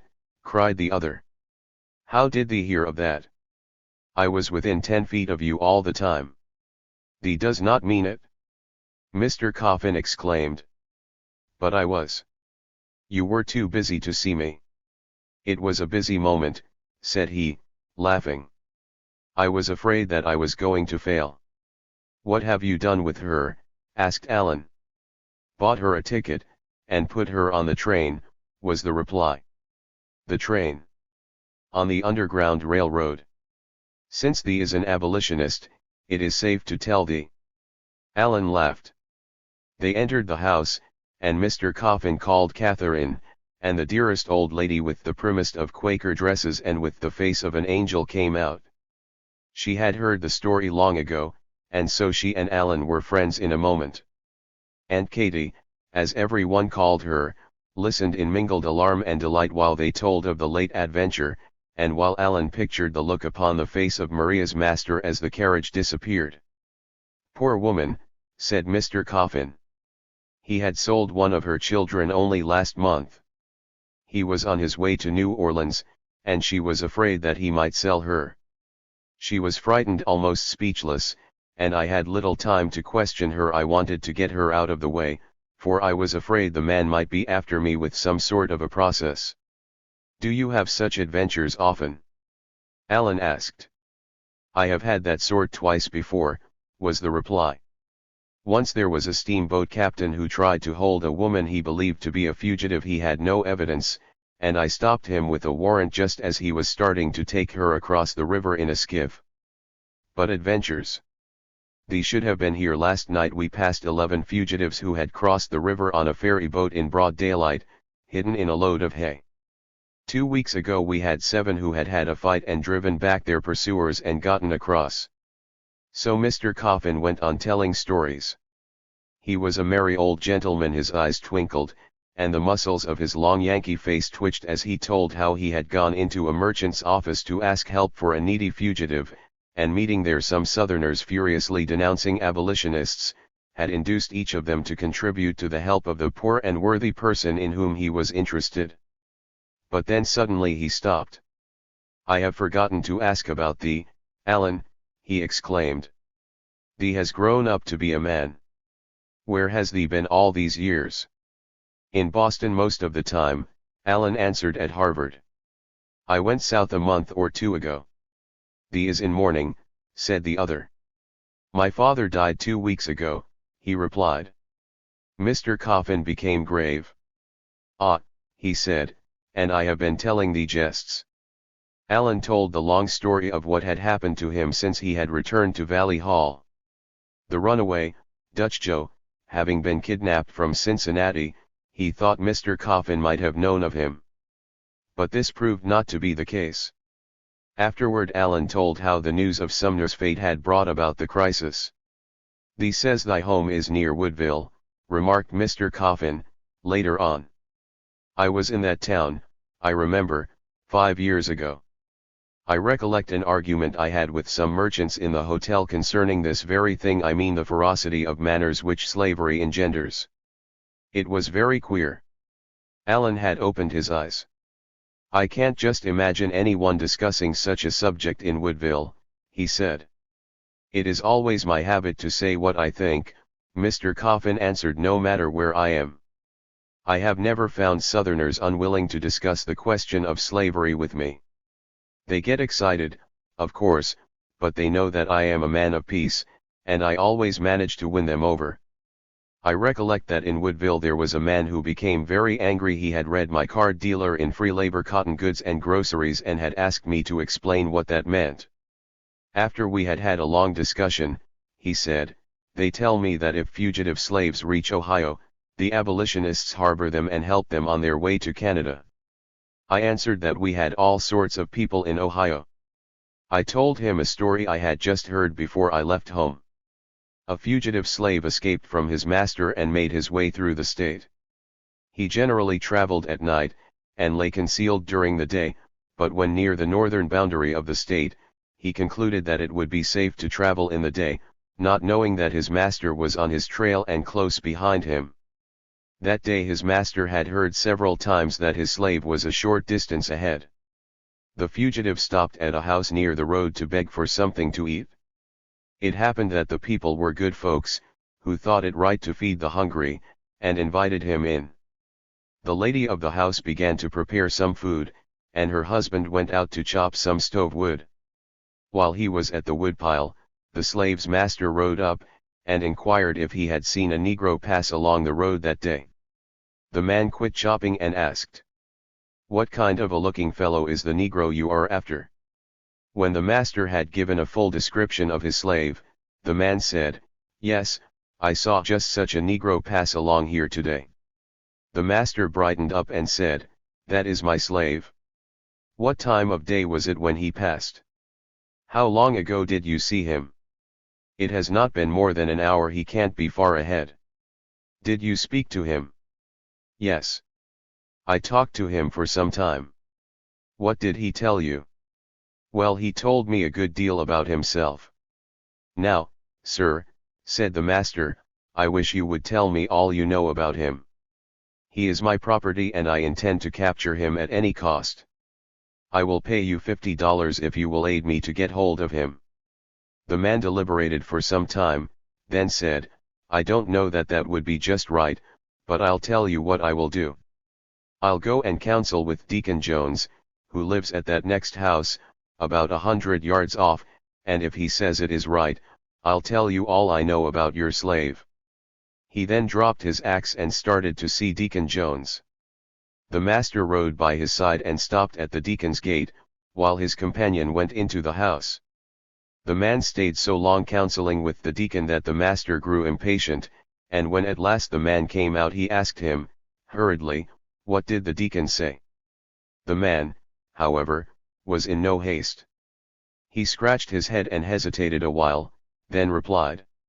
"He said he did not think it would be any harm to tell you all I know about your slave." The master asked, more impatiently than before, "Well, what do you know about him? Can you tell me where is he now?" The man replied, "I don't know exactly where he is now, but when you were talking to me at the woodpile he was in my house." They returned together to the house, the master in no very good humor. The man asked his wife about the Negro, and she replied, "He has been gone more than half an hour. When he saw his master ride up, he slipped out the back door, and hid in the bushes, and when you were at Deacon Jones's, I saw him running like a turkey right toward Canada. You can't catch that fellow." When Allen had stopped laughing over the story, and at the idea of its having been listened to in Woodville, Mr. Coffin remarked, "Thee must stay to dinner with us. I will introduce thee to a young man whom I expect to see shortly, an extraordinary person. Since thee is turned abolitionist, there will be no harm in thee knowing about him." "Who is he?" Allen asked. "His name is Edward Lovejoy," was the reply. "He is the son of the Rev. Elijah Lovejoy, the abolitionist who was murdered by a mob in Alton nearly 20 years ago. Thee has heard of him, no doubt." "Yes," said Allen, "I have." "It was that murder which aroused Wendell Phillips," Mr. Coffin continued. "Edward was a child when his father died, but he has pledged his life to the cause of the slave, and he goes down into the South and carries off those who will follow him." Allen gave an exclamation of amazement. "It is desperate work, indeed," said Mr. Coffin. "I do not approve of it myself, but there are those who help him, and all my arguing has not been enough to stop him. He is only 5 or 6 years older than thee is, but he has been doing this thing ever since the fugitive slave law was passed." "What does he do?" Allen asked, wonderingly. "Mainly he helps the relatives of those who have already escaped. There is scarcely a week that passes that we do not hear of some distressing case of a mother whose children have been sold, of a husband who has had to flee and leave his wife, of sons and daughters whose parents are dying of old age and neglect. Sometimes we raise the money to buy them, but I have known cases where the owners would refuse to sell, merely by way of punishing the runaways. I saw a letter once from a sugar planter in Louisiana, in which he declared that he would flog the husband of an escaped woman to death, unless she came back. When such things happen, Lovejoy goes down and carries the slaves off." "How does he do it?" Allen asked. "He is a fellow of infinite resources," said the other, "a terrible and, I fear, a wicked young man. He has no family, his mother never recovered from the shock of her husband's murder. And he seems to be absolutely without fear for himself. I know of one case where he passed for a slave dealer, and in the night rode away with 9 Negro men on their masters' horses. In another case he went to Kentucky as a poultry merchant, and brought away 28. They were nearly drowned crossing the river, and daylight came before he reached the city. He had to hide them in the ravines that had been washed in the sides of the hills. He came to me. He was so wet and muddy that I scarcely knew him. He had sunk to his waist, in landing, in the quicksands of the river bank. The situation of the fugitives was very perilous. They were within sight of the city, and the police are always on the alert for runaway slaves. I suggested that we should send to a livery stable and hire some coaches, and after taking in the fugitives form a procession as if going to a funeral, and so get them out of the way. We put food and coffee and blankets in the coaches, and carried out this plan. But it had been very cold and rainy, and one woman lost a poor little baby she had brought with her. It died while she was in one of the carriages, and so it was a funeral procession in fact, after all. Lovejoy has been twice betrayed and put in jail, but he is a Freemason, high in the order, and both times he has managed to escape. I have not seen him for several months, but I had a note from him yesterday, saying he was coming to see me. Mr. Coffin stopped. An instant later there came a ring at the doorbell. He rose. "Perhaps that is he now," he said. "Excuse me a moment." He went out, and Alan heard him greeting someone in the hall. They came toward the room, talking, and the newcomer entered first. Alan took one glance, and then started back with a gasp. In the doorway stood his acquaintance of the steamboat, the accomplice of Dutch Joe, Mr. Carter. Chapter 13. Alan stood breathless, and the other stopped short. They stared, without uttering a sound, until Mr. Coffin suddenly cried out, "Thee has met him before." "Met him?" Alan gasped. "I should think I have." "Where?" cried the Quaker. But Alan did not answer him. The Westerner had sprung forward, stretching out his hand, and crying, "It was true, after all." "Yes, it was all true," Alan said. "But for heaven's sake, I thought your name was Carter." "I have many names," laughed the other. "But now, quick, tell me about that Negro. You know nothing of what happened to him." "Absolutely nothing except the few words you told me." Alan first explained the situation to their astonished host, and then told hastily of his saving of Dutch Joe, and of the man's death. "Ah, that villain!" cried Lovejoy. "God help me, but I'm going back there to kill that overseer." "He is dead already," Alan answered, and went on to tell the story of Henderson's dreadful fright. "I tried to help that man," said the other. "Heaven knows I tried to help him. I gave him my horse, and told him where to tie it at daylight, and where I would leave it for him again the next night. I found the horse, and that was the last I knew." "He should have hidden," Alan said. "He moved about, he even killed a deer." "There was food tied to the saddle for him," the other replied. "But it came loose. I found it strewed along the road." "Where did you first hear about the man?" Alan asked, after a pause. "I saw him when they landed on the Kentucky shore, with him Henderson and two others.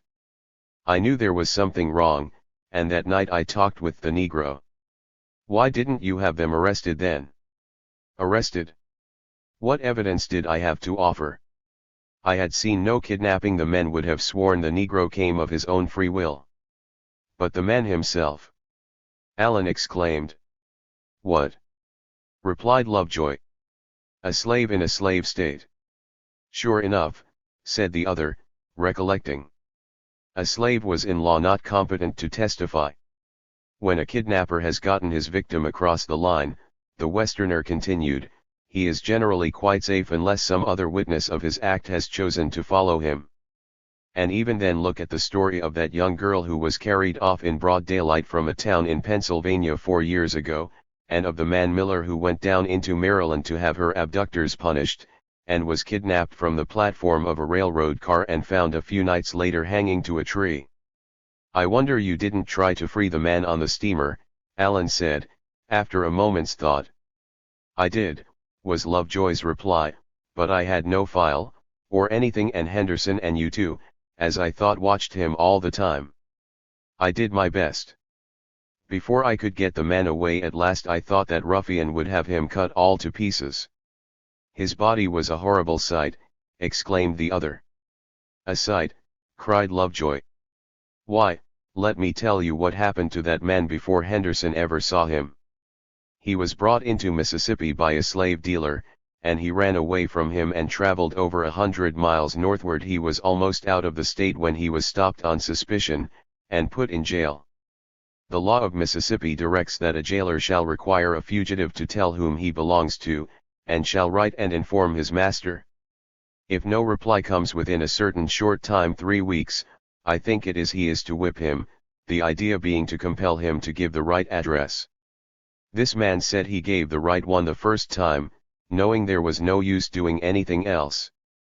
But whether the letter went astray, or the jailer didn't know how to spell, or what else, the letter was not answered, and that wretch was tortured 5 different times at intervals before he could persuade the jailer to write again to the same address.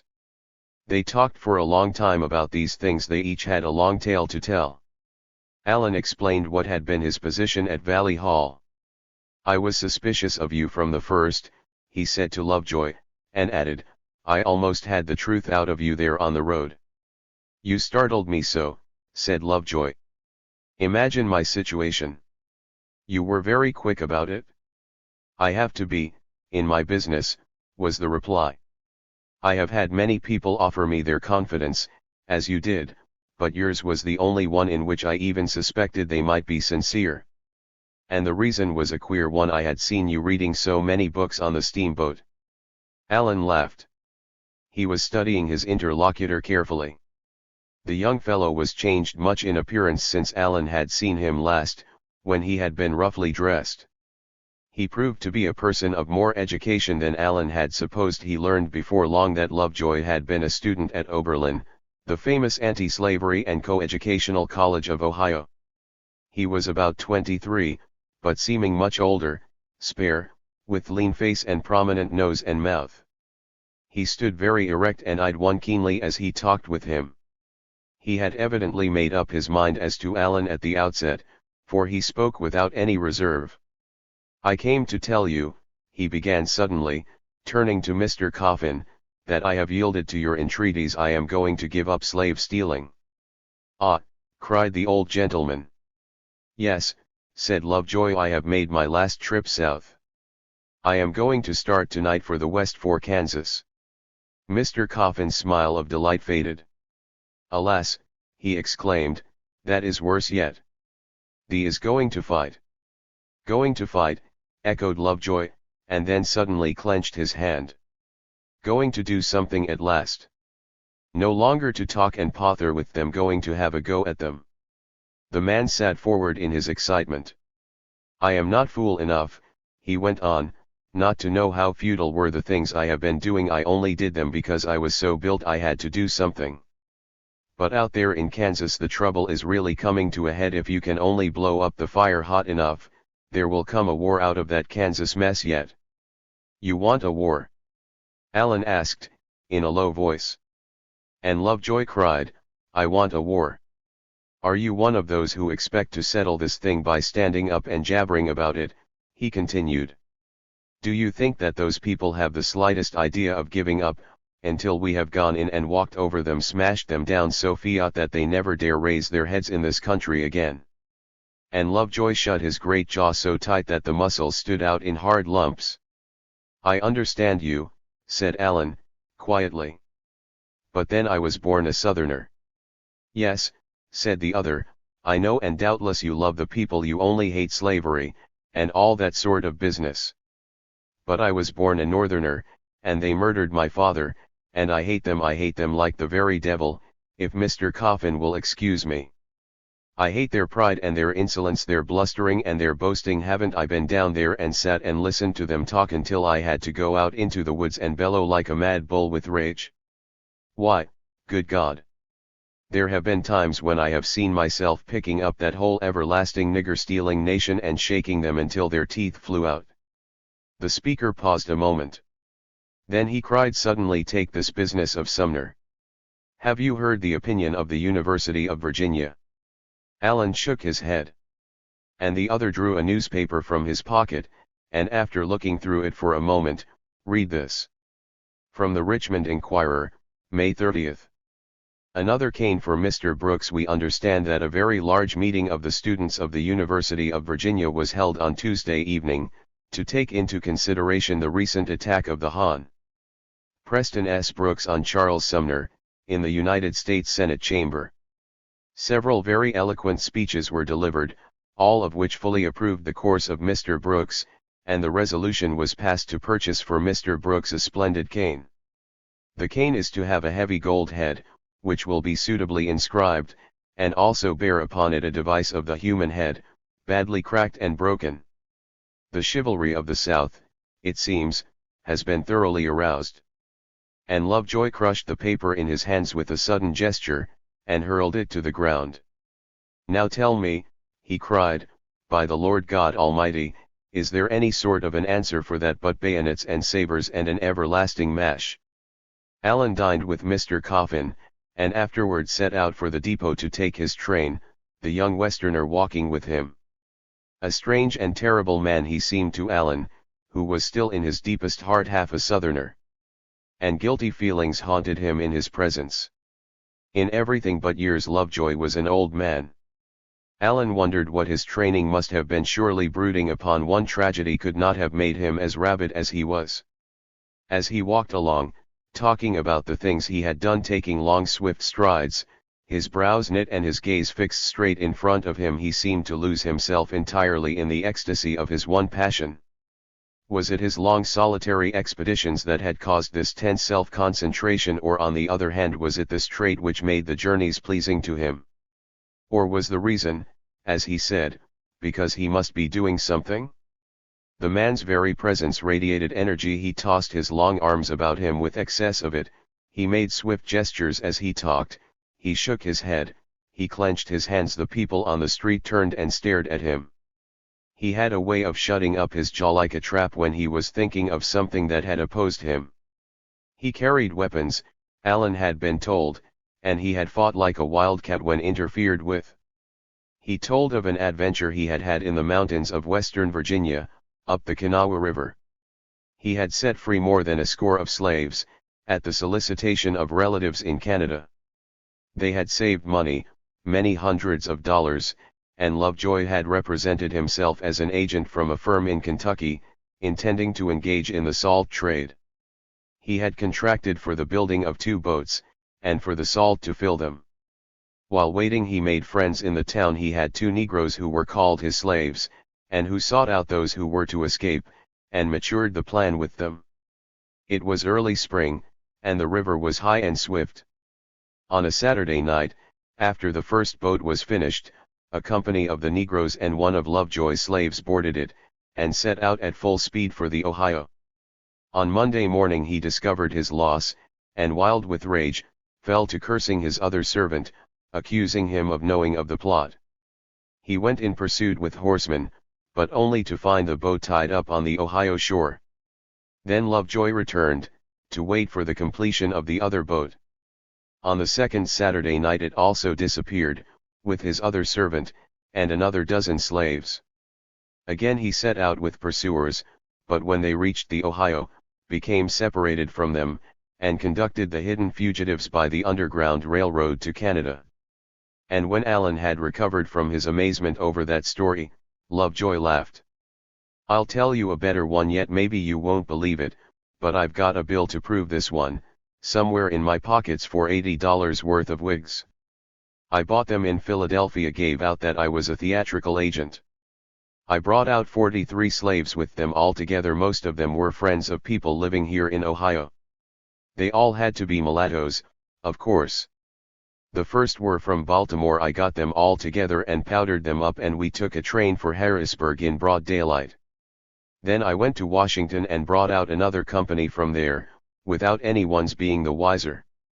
The third time was at Harper's Ferry. One of these was too dark, and it excited suspicions, and we were almost caught.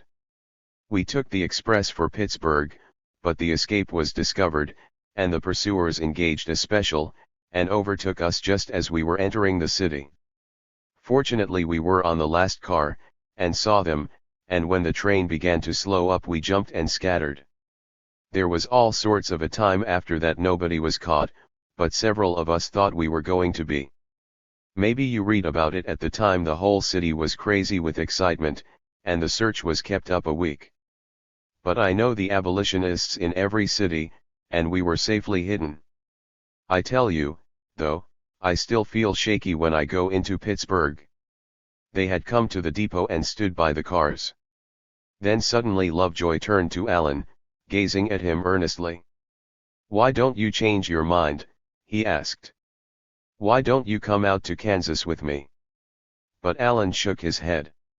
"I want to be quiet for a while," he said, hesitatingly.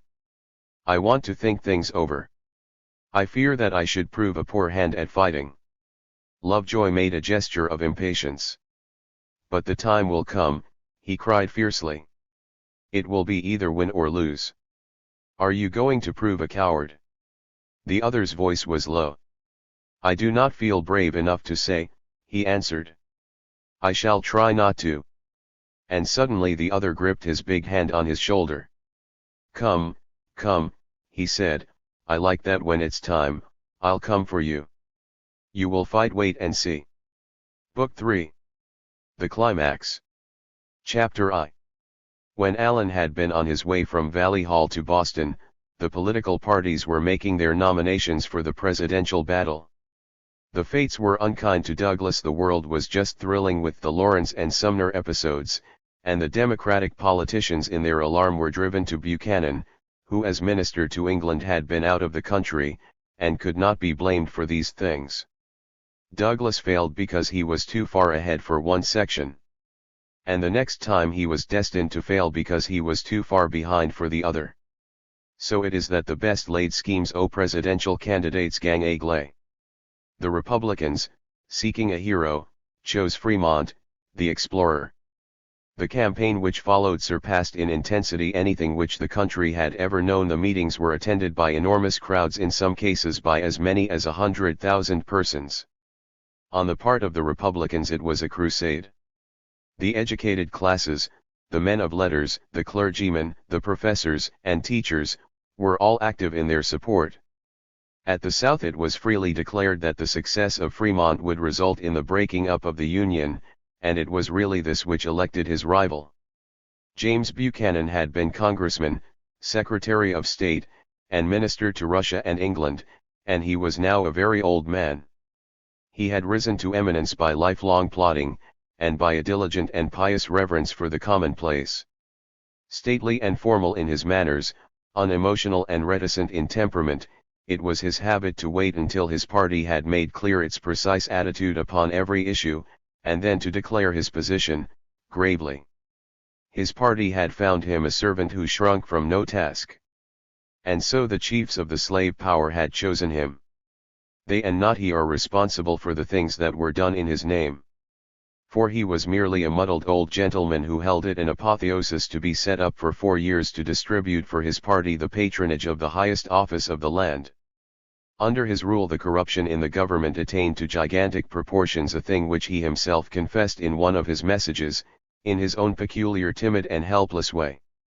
An event of tremendous moment marked the opening of his administration. In his inaugural address he undertook to explain that the dispute about slavery in the territories belonged legitimately to the Supreme Court of the United States, before whom it is now pending, and will, it is understood, be speedily and finally settled. To their decision, in common with all good citizens, I shall cheerfully submit, whatever this may be. Thus strangely heralded, the settlement was handed down 2 days later in the form of the famous Dred Scott decision. A Negro man by that name had been taken by his master into territory north of the Missouri Compromise line. He had sued for his freedom, and the case had been before the court nearly a year. Had he, in the first place, a right to sue? Was he a citizen of the United States? If so, then was he now free? Was the Missouri Compromise constitutional? The court contained at that time 5 justices from the slave states and 4 from the free.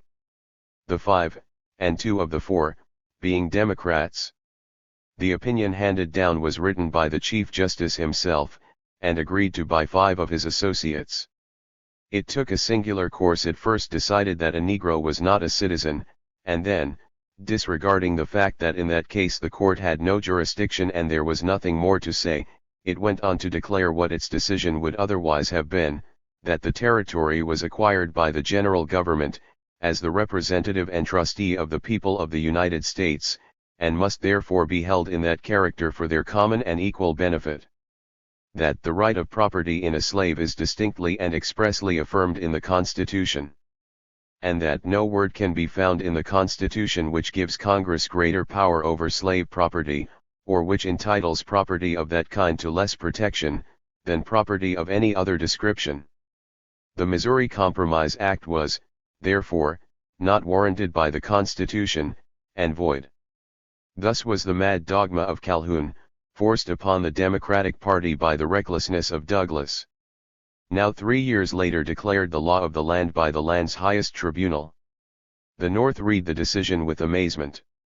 It soon crystallized the opinion into the sentence that Negroes have no rights which white men are bound to respect, a thing which the friends and partisans of Chief Justice Taney took as a shameful wrong.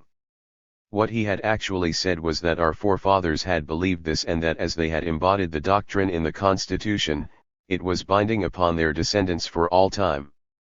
The distinction was a subtle one, however, and the people could hardly be blamed if they failed to appreciate it. Roger Brooke Taney was a member of one of the old aristocratic families of Maryland. He had come down from a far-off time, having been an elderly man when he was Attorney General under Jackson. It seems clear that he had been influenced to give this decision by the Southern leaders at Washington. He was a stern and incorruptible judge, deeply learned in the law, a venerable and majestic figure. But he had seen with deep displeasure the agitation of these newer times, and he let himself be persuaded that it was his power and his duty to end it. A slaveholder himself, the thing seemed all very simple to him. "It is not a case of conscience," exclaims his official biographer, quoting the objections of the agitators. "It is not a case of conscience, but a question of law." The words resemble strangely those of another famous decision upon the case of one whom Taney, a devout Catholic, worshipped as God. "We have a law," the chief priests had proclaimed, "and by that law he ought to die." The adverse opinion of Justice Curtis of Massachusetts became the answer of the North in the long agitation that followed. Replying to the assertion that a Negro could not be a citizen of the United States under the Constitution, he showed that prior to the adoption of it, Negroes had possessed the electoral franchise in 5 of the states. As to the power of Congress to prohibit slavery in the territories, he cited 8 instances in which it had been done, the acts being signed by all the presidents from Washington down to John Quincy Adams, all who were in public life when the Constitution was adopted. The decision of course became at once the chief issue before the country. By the Democrats it was made a campaign document, and Douglas proclaimed it as a finality. "Whoever resists the final decision of the highest judicial tribunal," he declared, "aims a deadly blow to our whole Republican system of government, failing with curious fatuity, or arrogance, to distinguish between resistance to the decision of a court and political opposition to it, 2 very different things." It was as if the country had been hypnotized, so much talk had men heard of the rights of the South as guaranteed by the Constitution. They seemed to have forgotten entirely the fact that the Constitution provided for its own amendment. There were far-sighted leaders in the South, however, who were not unaware of this dangerous fact. There was a way of meeting it. If only constitutions could hereafter be made unamendable at least in one essential particular. It was proposed to admit Bleeding Kansas as a state, and an election for delegates to a constitutional convention had been held. The Free State Party still holding aloof, the body was all pro-slavery. And it adopted a state constitution which proclaimed that the right of property is before and higher than any constitutional sanction, and the right of the owner of a slave to such slave and to its increase is the same and as inviolable as the right of the owner of any property whatever. This being the case, the Constitution of Kansas was never to be amended to affect the right of property in the ownership of slaves. There was but one obstacle in the way of this happy consummation. A pledge had been solemnly given that the Constitution framed by this convention should be submitted to a vote of the people, both the governor of the territory and the President of the United States being unequivocally committed to this course. This was a part of the desperate attempts which had been made to patch up Kansas affairs for pre-election exhibition purposes. Not all the voters, it was feared, could be expected to take the robust view of those in Washington, who marched in procession beneath a banner which proclaimed, "Kansas and Sumner, let them bleed." But the free state settlers in the territory now outnumbered the pro-slavery 2-1, and this Lecompton Constitution would surely be rejected by them if they had a chance. To meet the difficulty, the ingenious convention provided for an election at which the voters were to be free to choose between the Constitution with slavery and the Constitution with no slavery, excepting, of course, what slavery was in the Constitution.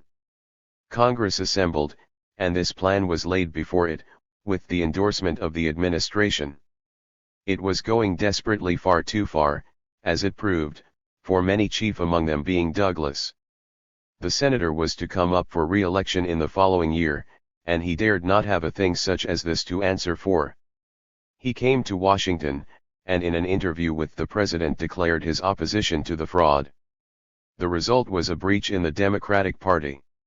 8 years ago Calhoun had pointed out how strand by strand the rope which bound the North and the South together was giving way. He showed how first the Methodist Church had split, and then the Baptist, and how the Presbyterian was about to follow. The same thing had since then begun in the political parties. The Whig Party had been torn in half, the American Party had been torn in half, and now suddenly man stared in amazement at the sight of the Democratic Party dividing, and at Douglas, the aggressive pro-slavery champion of 3 years before, now suddenly become a hero of the anti-slavery hosts. A divinity had shaped his ends, rough hew them how he would. He was a man of tremendous force, the little giant, his admirers called him. And given a truth at last, he made a stirring fight. The South had turned against him in a frenzy of rage. There was even talk of treating him as Sumner had been treated, and the administration used its patronage openly to defeat him. All through the winter the struggle lasted. Men's passions were at fever heat, and in the House it went as far as a free fight. It was an open secret that bribery was resorted to, that government contracts and government funds were used to influence votes. It was all in vain, however. The Republicans were too powerful, and the plot was defeated. The people of Kansas were given a chance at last to express their will. And when they did so, they rejected the Lecompton Constitution by a vote of nearly 10-1. Douglas was now become the hero of the North. There was talk of forming a new party, which should include his followers and the Republicans. Many even went so far as to advise that no opposition be made to his re-election as senator. Influential journals such as the New York Tribune were advocating this. Those whom it immediately concerned, had, however, no idea of adopting such a course as this. They knew Douglas out in Illinois. And they had a candidate of their own besides. They brought him forward in the spring of 1858, a backwoods lawyer by the name of Abraham Lincoln, a long, ungainly, big-boned man, an ungraceful speaker, but shrewd, and with homely common sense. He had been a lifelong rival of Douglas, but only once had he ever been successful, and that success, if gossip might be believed, had proven worse than any failure. They had contested the hand of the same young lady, and the lady was now no longer young, and had developed a terrible temper. Now and then in the man's speeches you might discover a lurking hint of the bitter jealousy which gnawed at him, who had been so hopelessly outstripped by the brilliant senator. Douglas was now in the zenith of his greatness, and when he traveled about the state he went in a private car, and with no end of what his neglected rival sarcastically described as thunderings of cannon, marching and music, fizzle-gigs, and fireworks. As a debater the senator was a cruel opponent. The very reading of his arguments today is enough to make one cry out with pain. It was like trying to fight with an invisible assailant. A man could no more hold him than he could a handful of eels. His sophistry was diabolical. He would restate your argument so that you could hardly see yourself where it differed from what you had said, and yet, somehow, how different it was. And this monstrosity he would hold up before the people, and mock and jeer at it, shake it until its teeth rattled and the sawdust flew out of it. And afterward what had you left but lame explanations and hair-splitting distinctions? Mr. Lincoln had declared it his belief that this government cannot endure permanently half slave and half free. And this, which was a prophecy, Douglas seized upon as a program. In other words, he cried, Mr. Lincoln asserts as a fundamental principle of this government, that there must be uniformity in all the local laws and domestic institutions of each and all the states of the Union, and he, therefore, invites all the non-slave-holding states to band together, and make war upon slavery in all of the slave-holding states. He tells you that the safety of the Republic, the welfare of this Union, depends upon that warfare being carried on until one section or the other shall be entirely subdued. My friends, will you ever submit to a warfare waged by the Southern states to establish slavery in Illinois? And when his victim ventured to explain apologetically that he had made a prediction, only it may have been a foolish one, perhaps, and to add that he had said 100 times that he believed there was no right, and ought to be no inclination, in the people of the free states to enter into the slave states and interfere with the question of slavery at all, Mr. Douglas went after that assertion in this style. Now, Mr. Lincoln says he will not enter into Kentucky to abolish slavery there, but what he will do is to fight slavery in Kentucky from Illinois. He will not go over there to set fire to the match. I do not think he would. Mr. Lincoln is a very prudent man. But permit me to inquire whether the wrong, the outrage, of interference by one state with the local concerns of another, is worse when you actually invade it than it would be if you carried on the warfare from another state? For the purpose of illustration, suppose the British government should plant a battery on the Niagara River opposite Buffalo and throw their shells over into Buffalo, where they should explode and blow up the houses and destroy the town. We call the British government to an account, and they say, in the language of Mr. Lincoln, we did not enter into the limits of the United States to interfere with you.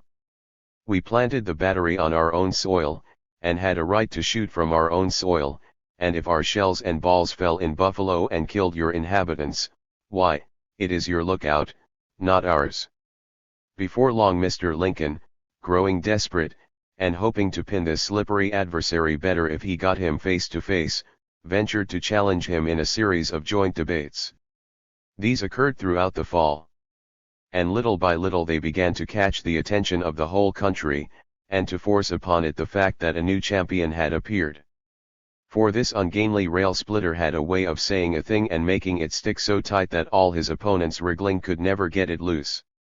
What could have been better, for instance, than his definition of popular sovereignty, that if one man wants to enslave another, no third man has a right to object? Or than his explanation of why Douglas got all the credit for defeating the Lecompton fraud, although he and his friends furnished only 1/5 as many votes as the Republicans. He says, I have a proneness for quoting scripture. If I should do so now, it occurs that he places himself somewhat upon the ground of the parable of the lost sheep which went astray upon the mountains, and it was said that there was more rejoicing over the one sheep that was lost and had been found, than over the 99 in the fold.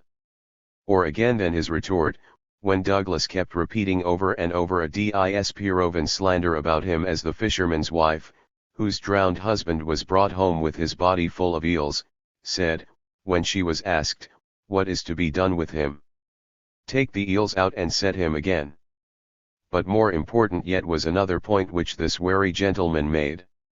The breach between the two halves of the Democratic Party seemed already wide enough, but it was not yet wide enough for him. And he slipped in a little wedge, and having the senator out in full view of the country, teased him into pounding upon it. Douglas had asked him some questions, which he had answered. And then he put some in return. He asked the senator in particular about the little point which Mr.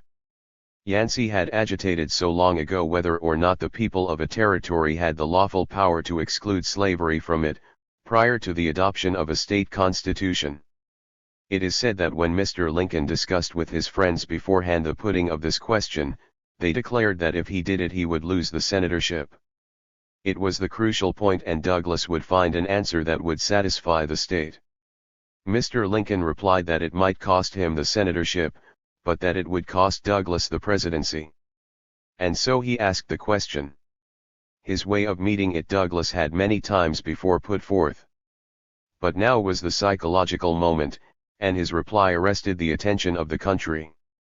It was that slavery cannot exist a day or an hour anywhere unless it is supported by local police regulations. And if the people are opposed to slavery, they will elect representatives to the territorial legislature who will by unfriendly legislation effectually prevent the introduction of it into their midst. This doctrine, which became known as the Freeport heresy, put an end forever to the political hopes of Douglas at the South. It made the breach irreparable. For it was now no longer sufficient to deny Congress the right to prohibit slavery. The doctrine of the South had become that it was its duty positively to maintain it, to enact and enforce a national slave code in the territories. The idea was summed up by the Richmond Examiner in the sentence, that policy, humanity, and Christianity alike forbid the extension of the evils of free society to new peoples and coming generations. The South was, in truth, moving fast. In that same year there appeared in the Southern Literary Messenger a definition of an abolitionist: any man who does not love slavery for its own sake as a divine institution, who does not worship it as the cornerstone of civil liberty, who does not adore it as the only possible social condition on which a permanent republican government can be erected, and who does not in his inmost soul desire to see it extended and perpetuated over the whole earth as a means of human reformation, second in dignity, importance, and sacredness alone to the Christian religion. And to those who had learned to read the signs, it was plain that only a short time more could elapse before yet a new demand would be formulated, in accordance with this new doctrine. The price of slaves at the South was now become enormously high, a prime field hand being worth as much as $1,800.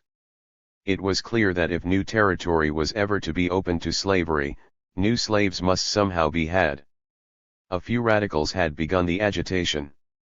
It had been continually discussed for nearly 2 years now, and the public was taking interest. A society was being formed for the purpose of agitating the reform, the African Labor Supply Association, as it was called, composed of the leading citizens of the South. At a meeting of the Southern Commercial Convention, a resolution had been offered to the effect that if slavery were right, the natural means to its formation could not be wrong. And demanding, therefore, the reopening of the African slave trade. Mr. Yancey had spoken at the convention. Mr. Yancey was not prepared to advocate the reopening. It was a question about which his mind was not made up, though he owned that he was leaning toward it.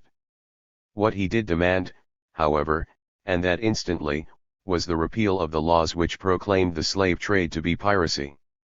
To be sure, these laws had never been enforced. But that was not the thing. Had not the fathers resisted the tax on tea, small as it was, solely for the sake of the principle? Mr. Yancey's objection to these laws was that they stand on the statute book as a direct condemnation, by our own government, of the institution of slavery in its moral and social aspects, and indirectly operate to restrict our political power. Furthermore, Mr. Yancey insisted that these laws were unconstitutional. The Constitution provided that the African slave trade should not be prohibited by Congress before the year 1808. Did that mean that it might be prohibited after that? Assuredly not. Were not slaves recognized by the Constitution as property? And as property were they not entitled to the protection of the United States, upon the high seas as well as in the territories? People cried out about the cruelty of it. Was not the domestic slave trade precisely the same thing, so far as it was carried on by sea? And did not the passage from Washington to New Orleans often take longer than the one across the Atlantic? Yet tens of thousands of slaves were taken south by this route every year, and no one found any fault with it. During all these years, of course, the African trade had in reality been going on merrily in spite of the law.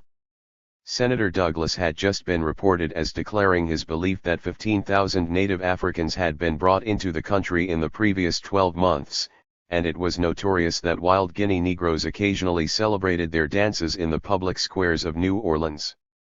In December of the year 58 the country was shaken by the famous incident of the Wanderer, a palatial private yacht flying the flag of the New York Yacht Club, which took on board a cargo of 750 slaves at the Congo River and landed them on the Georgia coast.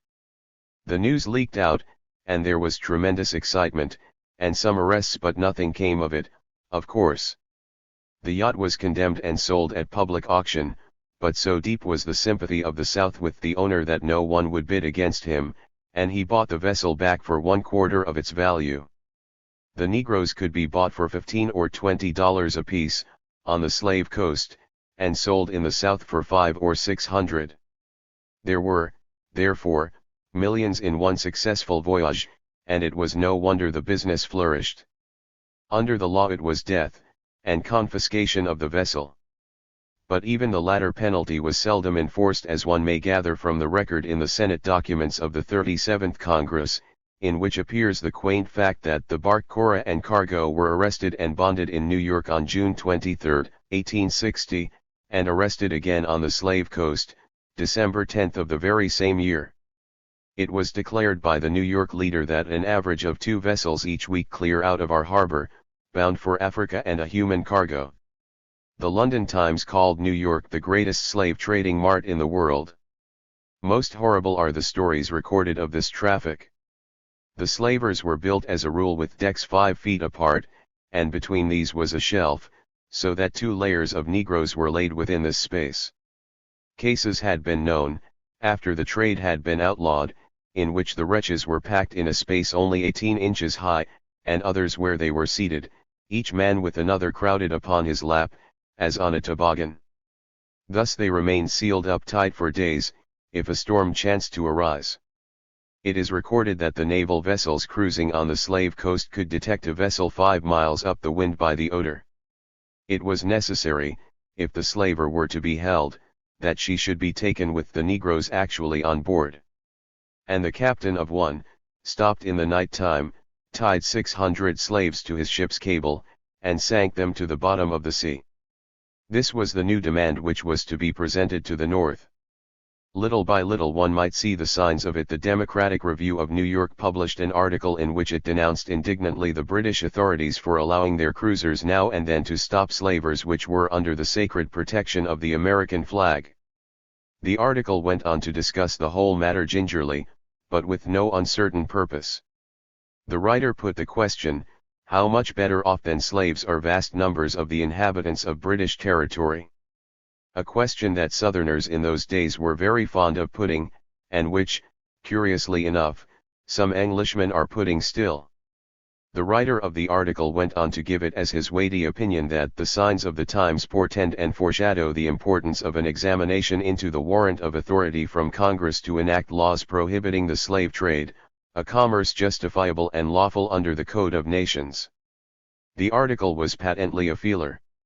One could almost see the politicians who had put it out, debating it, sentence by sentence, each cunningly constructed, weighed, and measured. This must be said plainly, this must be veiled, this must not be mentioned. And now, how will they take it? What will be the answer of the North? The answer was being prepared elsewhere. Chapter 2. It was in the summer of the year 1859, when Allen, who was in Boston, received an unexpected visit from Lovejoy. "I have come for you as I promised," was all he would say. He would not tell what he meant. He was bent upon sending Allen on a mysterious errand. "You must go," he kept saying. "You must simply go, and ask no questions. The reason is, that I want you to go without any preconceptions. I shall only tell you that it is a man I intend you to meet." "Where is he?" Allen inquired. "It will mean a trip into Pennsylvania. I cannot go with you, for I am here on business that will keep me I do not know how long. Besides, I want you to have this experience all by yourself." Allen was silent for a few moments, lost in thought. "You must realize," he said, "that you are asking a great deal of me. This man has kept me occupied for almost a year and a half," the other answered, "and it has never been my habit to waste my time, you know. And if I ask you to take so much of yours, it must be because I am absolutely sure that the event will justify me. Lovejoy was so very determined, and so aggressive, that the other found himself helpless. I will go, he said. Will you go tomorrow? The other demanded.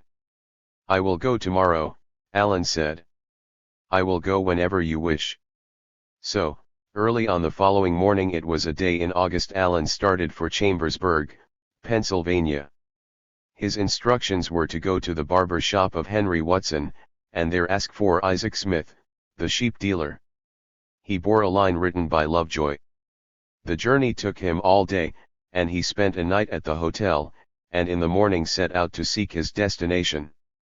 Something unexpected occurred at the outset. As he came from the building, a colored man passed by, a tall, commanding figure, walking swiftly. And though it had been 6 or 7 years since Alan had seen him, he knew him at once. It was Frederick Douglass. The man noticed him start, and gave a swift glance at him as he passed. Alan sought out the barber shop and found that Henry Watson was a colored man, old and wizened. He inquired for Isaac Smith, the sheep dealer, according to directions. The Negro gazed round his shop nervously, as if fearing lest someone might have heard. Then he made haste to close up the place, and left with Alan. They walked a mile or two, leaving the town behind them. Alan was burning up with curiosity, but the Negro did not speak a word. They came at last to an old stone quarry, and here he began gazing about him nervously, saying, "We'd best be kinder careful, Mass R." "What's the matter?" Alan said. "He might shoot, Mass R," said the guide, proceeding, evidently, in great trepidation. Suddenly the figure of an old man appeared from behind a pile of boulders, and the Negro stopped short. The old man came slowly toward them, eyeing them closely. He was clad in rough country costume, very much worn, and yellow with dust. An old hat was pulled down over his eyes, and in one hand he carried a fishpole. "That's him," said the Negro. The person slouched toward them carelessly. When he was near he halted, and inquired, "Well?" Alan took out the paper Lovejoy had given him, and handed it to the man, who took it without a word, and glanced at it. Then he said "Oh," and gazed up at Alan once more, holding out his hand. "How do you do, sir?" he said. Alan responded courteously, and the other continued, "I am expecting someone else. Let us sit down and wait." They returned behind the boulders, where they were out of sight of the road. The stranger laid down his fishpole and seated himself. Alan eyed him in perplexed wonder. He was a man of about 60 years of age, powerfully made, tall and military in his carriage. By his speech he was evidently not quite the boor he was dressed. His head was very long and narrow, and a long white beard accentuated this curious feature. His hair shot up from his forehead, bristling and straight, and his brows were knitted as if in intense thought or effort. Beneath them gleamed a pair of bluish eyes, keen and restless. The whole face was alert, and even wild, in its expression. The old man was as nervous as a hunted animal just then. He soon started up again, gazing, expectantly in every direction. His face was haggard and drawn, as if he had long been under a great strain. Once more he came and seated himself opposite Alan, and said, "You must excuse me, sir, if I warn you a little in advance of the seriousness of what you are going to listen to here. For 20 years I have been toiling and suffering for the purpose about which I am going to tell you. And never before have I consented that anyone should know of it, except one whom I myself knew. In your case I have taken Lovejoy's word for the fact that I may trust you. He seemed to be very anxious for us to meet." "What is the thing of which you speak?" Alan asked. But before the old man could reply there was a sound, and he sprang to his feet again. Some people were approaching, and he went to meet them. He came back with 2 colored men. Alan started. One of them was Frederick Douglass. The stranger introduced them, and seeing the other looking at him, Alan said, "I have met you once before, Mr. Douglass, a long time ago." "I noticed you seemed to recognize me today," the other answered. When was it? I wonder if you remember the young southerner whom Professor Otis brought to hear you once. A sudden light flashed over the big mulatto's face. Ah, he cried. I do remember. Perhaps, the other answered, it may be a comfort to a lecturer to know of one case where his seed fell on good soil. Assuredly it must have, was Douglas's reply, after a moment you being here. It is an extraordinary coincidence. Very interesting indeed, put in the sheep dealer in a tone that showed he did not think it interesting at all. And now, gentlemen, since we're here, and there is no time to lose to business. Watson, I want you please to keep moving round outside, and whistle if any one comes. Carry that fish-pole with you. Yes, sir, said the old negro, moving away. The four sat down. The other negro was all old man by the name of Green. He sat very quiet, venturing not a word. Now, said Douglas, suddenly. Tell us the plan. The old man put his hand upon the speaker's knee. Douglas, he said pleadingly, I want you to come with me, I want you badly. My bees will begin to swarm and you are the man to hive them. He paused for a moment. Listen, he said, you will never have another chance like this. Think how long I have been planning and toiling, and now at last the hour. I have the means, I have everything. And nothing can turn me, Douglas. We shall prevail, it has been revealed to me. The hand of God is in it, it is his will. And the Lord looked upon him and said, Go in thy might, and thou shalt save Israel from the hands of the Midianites, have not I sent thee? The negro sat staring in front of him.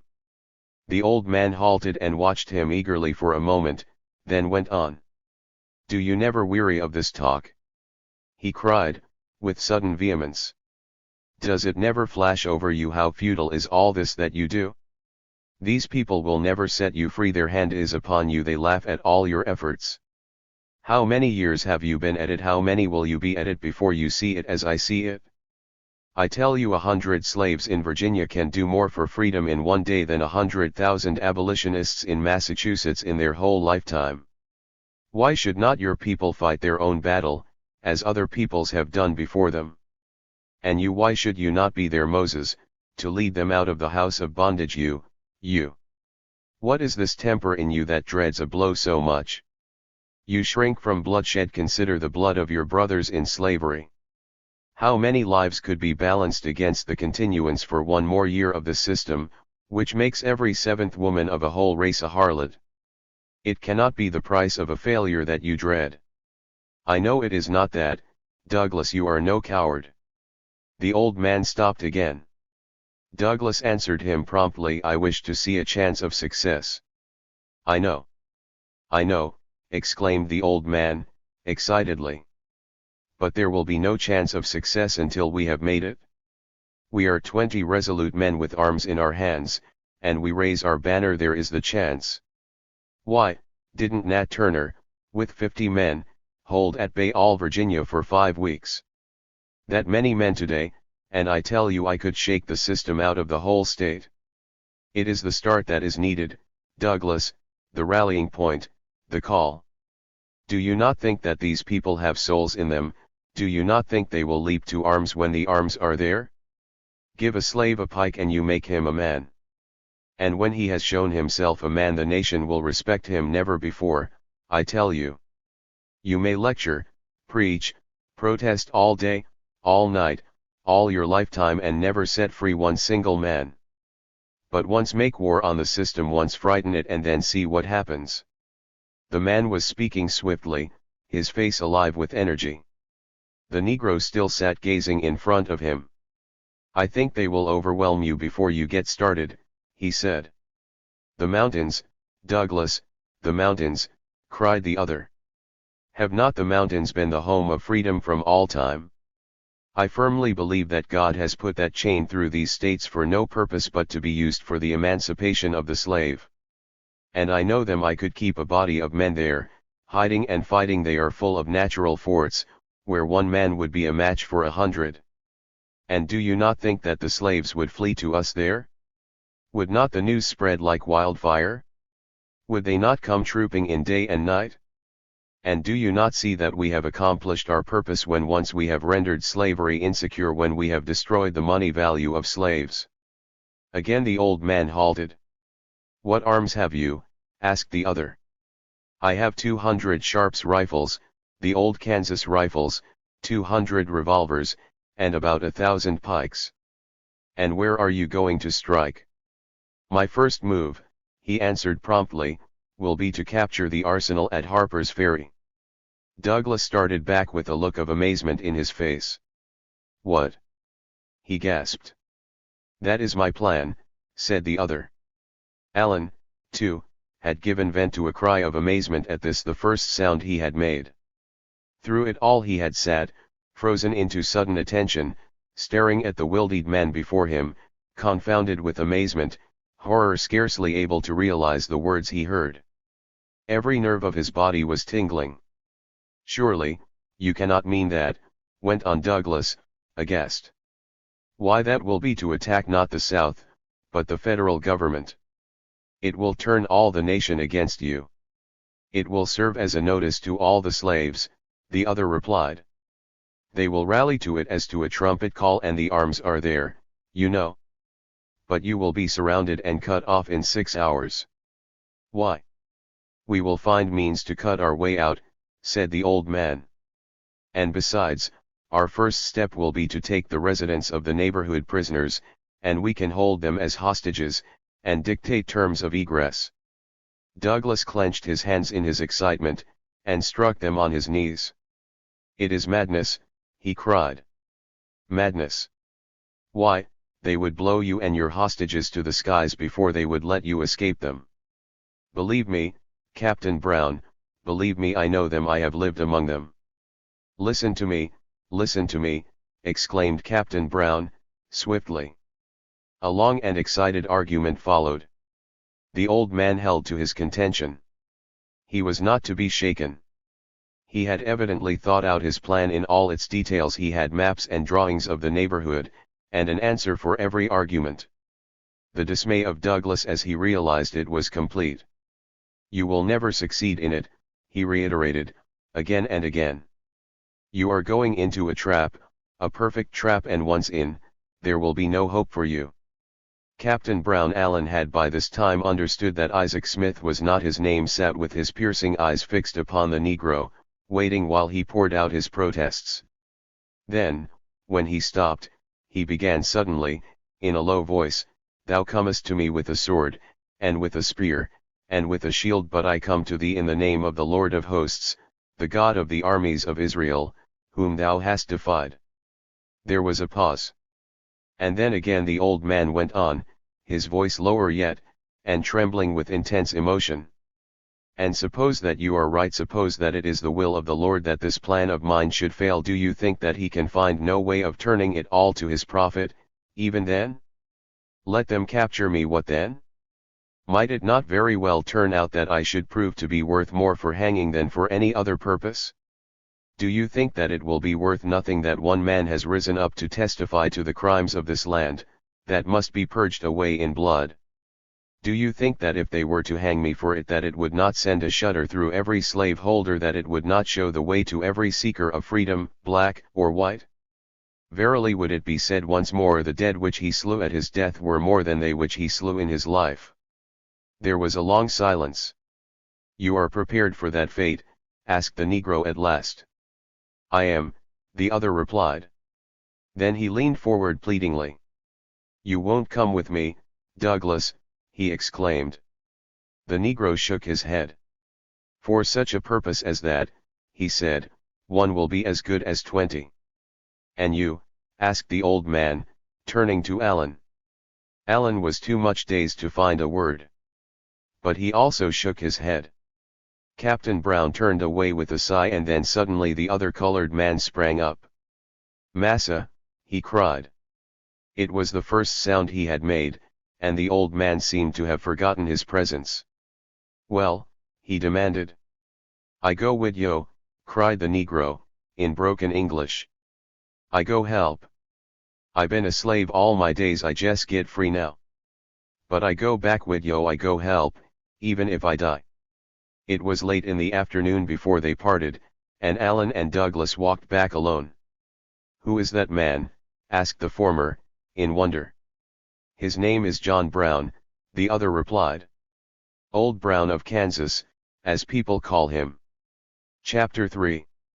Alan got alone as soon as he could, and he went back to Boston like a person in a dream. The things which he had heard, they were so monstrous that he could scarcely persuade himself that they were real, that strange madman whose voice still rang in his ears was not a creature of his own sick imaginings. An attack on Harper's Ferry. And an insurrection of the slaves. He sought out Lovejoy again. And Lovejoy gazed at him, smiling. So, he said, you found it worthwhile. Lovejoy, he cried, do you mean to tell me that you, with your common sense, are going to join in that attempt? As to that, the other answered, I don't know how to explain. But you know, Montague, I've been with Captain Brown out in Kansas most of the time, nearly ever since I left you, over 3 years ago. And somehow he's a hard sort of a man to get away from. He knows his own mind, and he fights. You will be overwhelmed. Alan cried. It is the plan of a maniac. Sometimes I have thought so, Lovejoy said, but there are two sides to the thing. If there wasn't some risk, you know, there wouldn't be any fun. He paused a moment. I've been in all sorts of scrapes in my time, he went on. And I've come out of 'em all. I shouldn't wonder if I came out of even this. I fear I'm too practically minded a person to rejoice in my own martyrdom, as I declare I believe the old man would. You didn't get a chance to hear him pray while you were down there, did you? No, Alan said. Well, said Lovejoy, John Brown knows the Bible, chapter and verse, and every word by heart, and what's more, he believes it all, takes in every word of it, the blood and all the rest. He makes us all say grace before and after each meal. And night and morning, wherever he is, he gets the whole crowd together and prays with. You never heard anything like it, Montague. The Negroes, some of them, just fall down on their faces and roll. And you know I'm not that sort, but God. It sometimes gets on my nerves, even. The point about all this seems to be, that it doesn't matter where we strike, for if the Almighty wishes us to win, He will come down to our aid and see to it. And if He doesn't do it, it will be because it is best for us to perish. So what kind of a reply can you make to an argument like that? You can keep out of it? Alan cried. Why go with him? I go with him because I see the best chance I ever had to strike a blow at slavery. Don't you see that the very boldness of it is what will count? Why, man, it will scare this land like the judgment trump. And when will the slaves ever rise, if they don't rise at such a chance? They won't ever rise. Alan cried, vehemently. That's just the madness of the thing, the wickedness of it. They have no idea of rising. Humph, said Lovejoy. How are you going to be sure of it, till you've tried 'em? He waited a moment for the other to reply. Then, seeing that he did not, he fixed his eyes on him.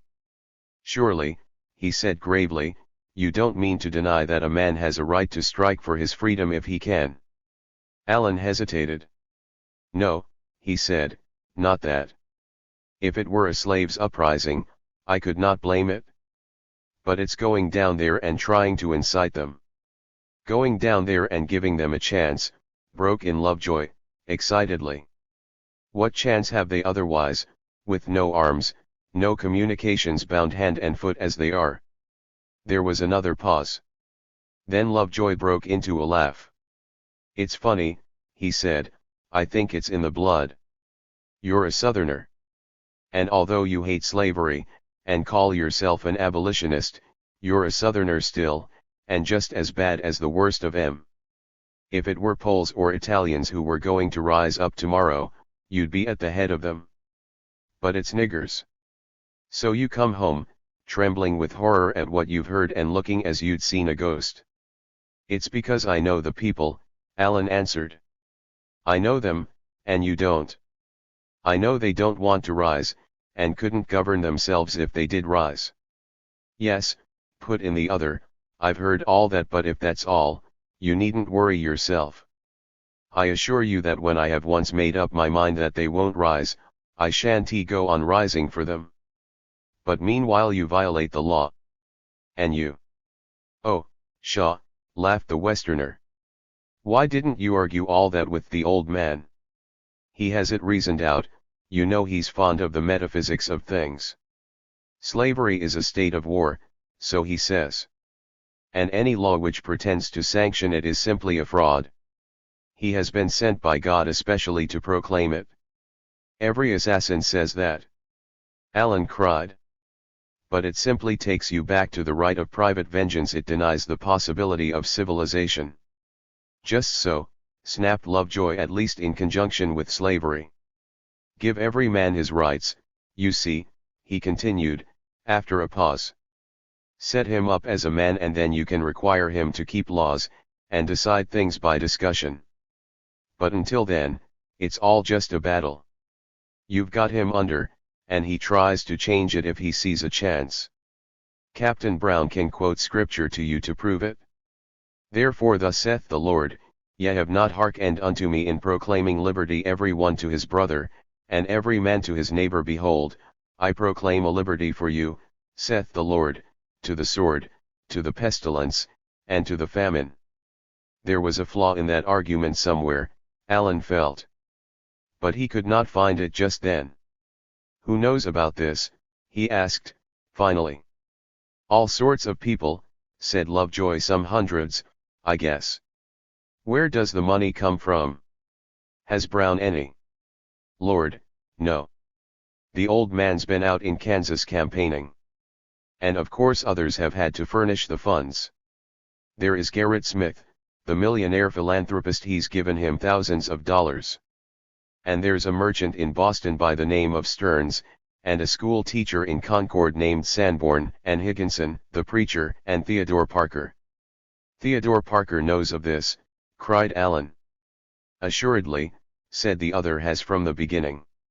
How long has it been in preparation? About 2 years, this particular plan. It was to have been carried out last year, but someone betrayed it. Then we went west again and made a raid, and carried off 12 slaves from Missouri. You doubtless read about that. I did, answered Allen. The government has a price on his head, said Lovejoy. They are very anxious to take him. Who are the men that are with him? Some are his Kansas men, half a dozen are Negroes he has picked up here and there. There are 3 of his own sons, and several more that are his sons-in-law, or their brothers. Brown, you know, is a regular Old Testament patriarch. He has had 20 children, and every one of them that is left is as full of the cause as he. Some of them have died for it already. Where do they live? Allen asked. Way up in the wilds of the Adirondacks, such a place you never dreamed of. I was up there last winter, and met the family. Living there just now is the mother and 1 young son, 3 married daughters and the wives of 2 married sons, besides the wives of 2 other men who are out with Brown, brothers of one of his daughters-in-law. There was a moment's silence. Then Lovejoy went on, I think it would pay a man to go up there to North Elba, just to see those 8 women. I have seen people tried pretty often, but I never in my life saw any grit like theirs. They are nearly all mere girls except the mother. I do not think there is one of them over 20. And they expect any day to lose everything in the world they love: father, husbands, brothers, friends. And before God, Montague, I don't think that one of those girls has ever shed a tear. It was a thing about which a man might come to 20 different conclusions in one day. So many kinds of truth there are in the world, and so many ways of being right. And so hard it is to keep the distinction between a man's conscience and his judgment. And so thankless a task to subdivide a prophet. There was that in this thing which flashed upon Allen suddenly, shaming him for all the intricate framework of distinctions he had just completed. He knew so well the correct way to do the thing, but, after all, How much of it had he done? The thought haunted him and stung him, it stayed with him day and night. The time passed on. Lovejoy was gone, and Alan heard no more of him. He took to passing by the bulletin boards, and to snatching up the paper in the morning. August passed, September passed. Had they given up again? One day he hoped it, the next day he feared it. He was never quite the same. And then one Sunday morning, it was the 16th of October, there came a telegram, unsigned, with the single word, "Come." He obeyed the signal as if he had been an automaton. Within half an hour he was on the train, whispering to himself, "It must be tonight," and finding himself trembling. He reached Baltimore about midnight. There was no train for the West until about 6 in the morning.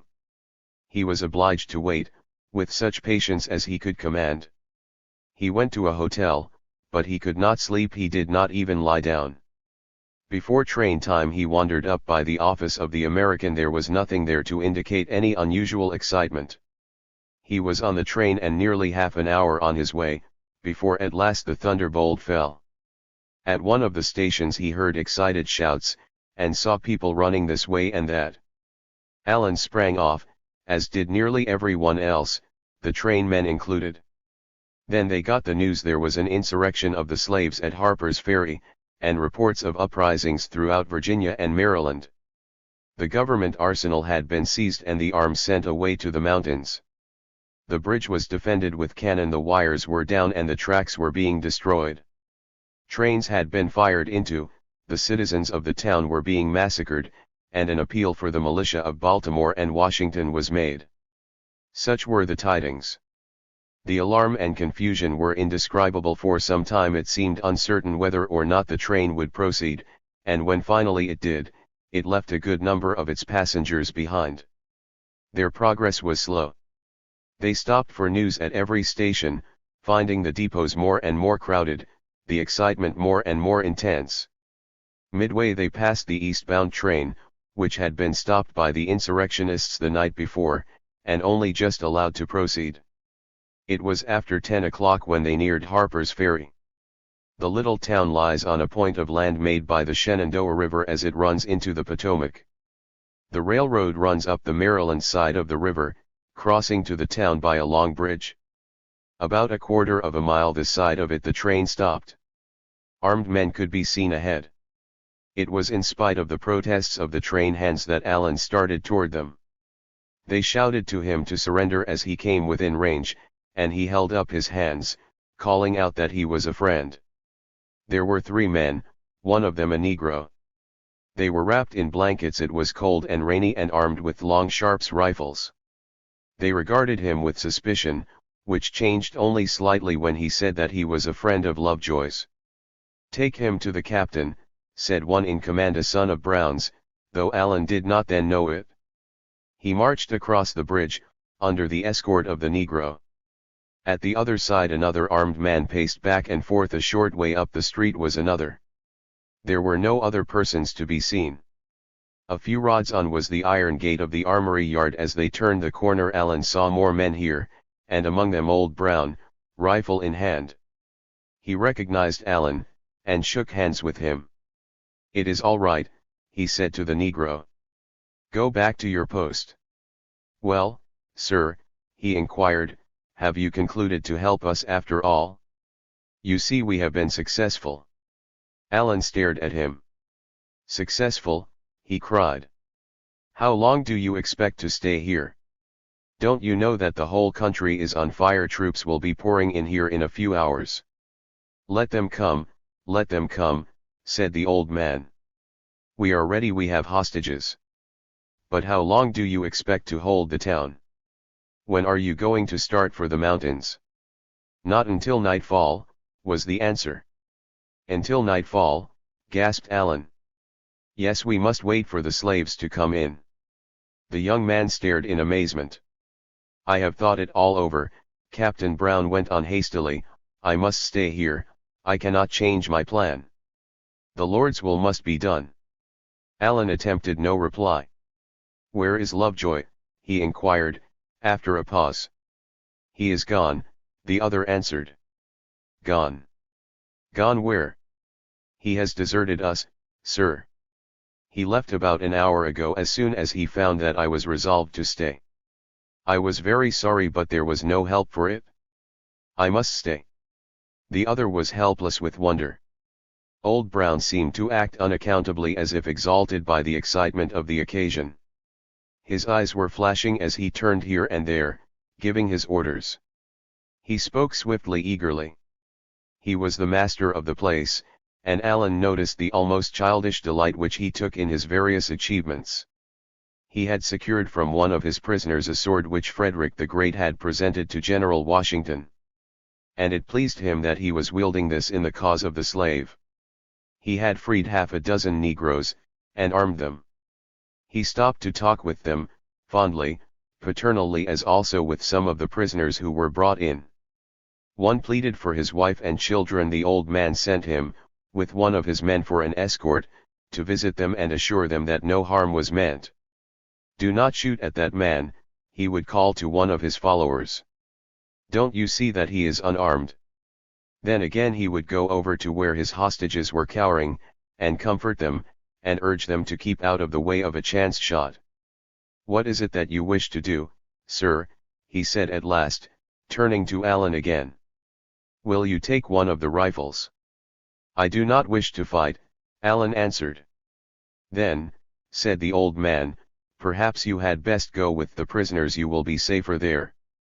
"My son Oliver Brown, Mr. Montague."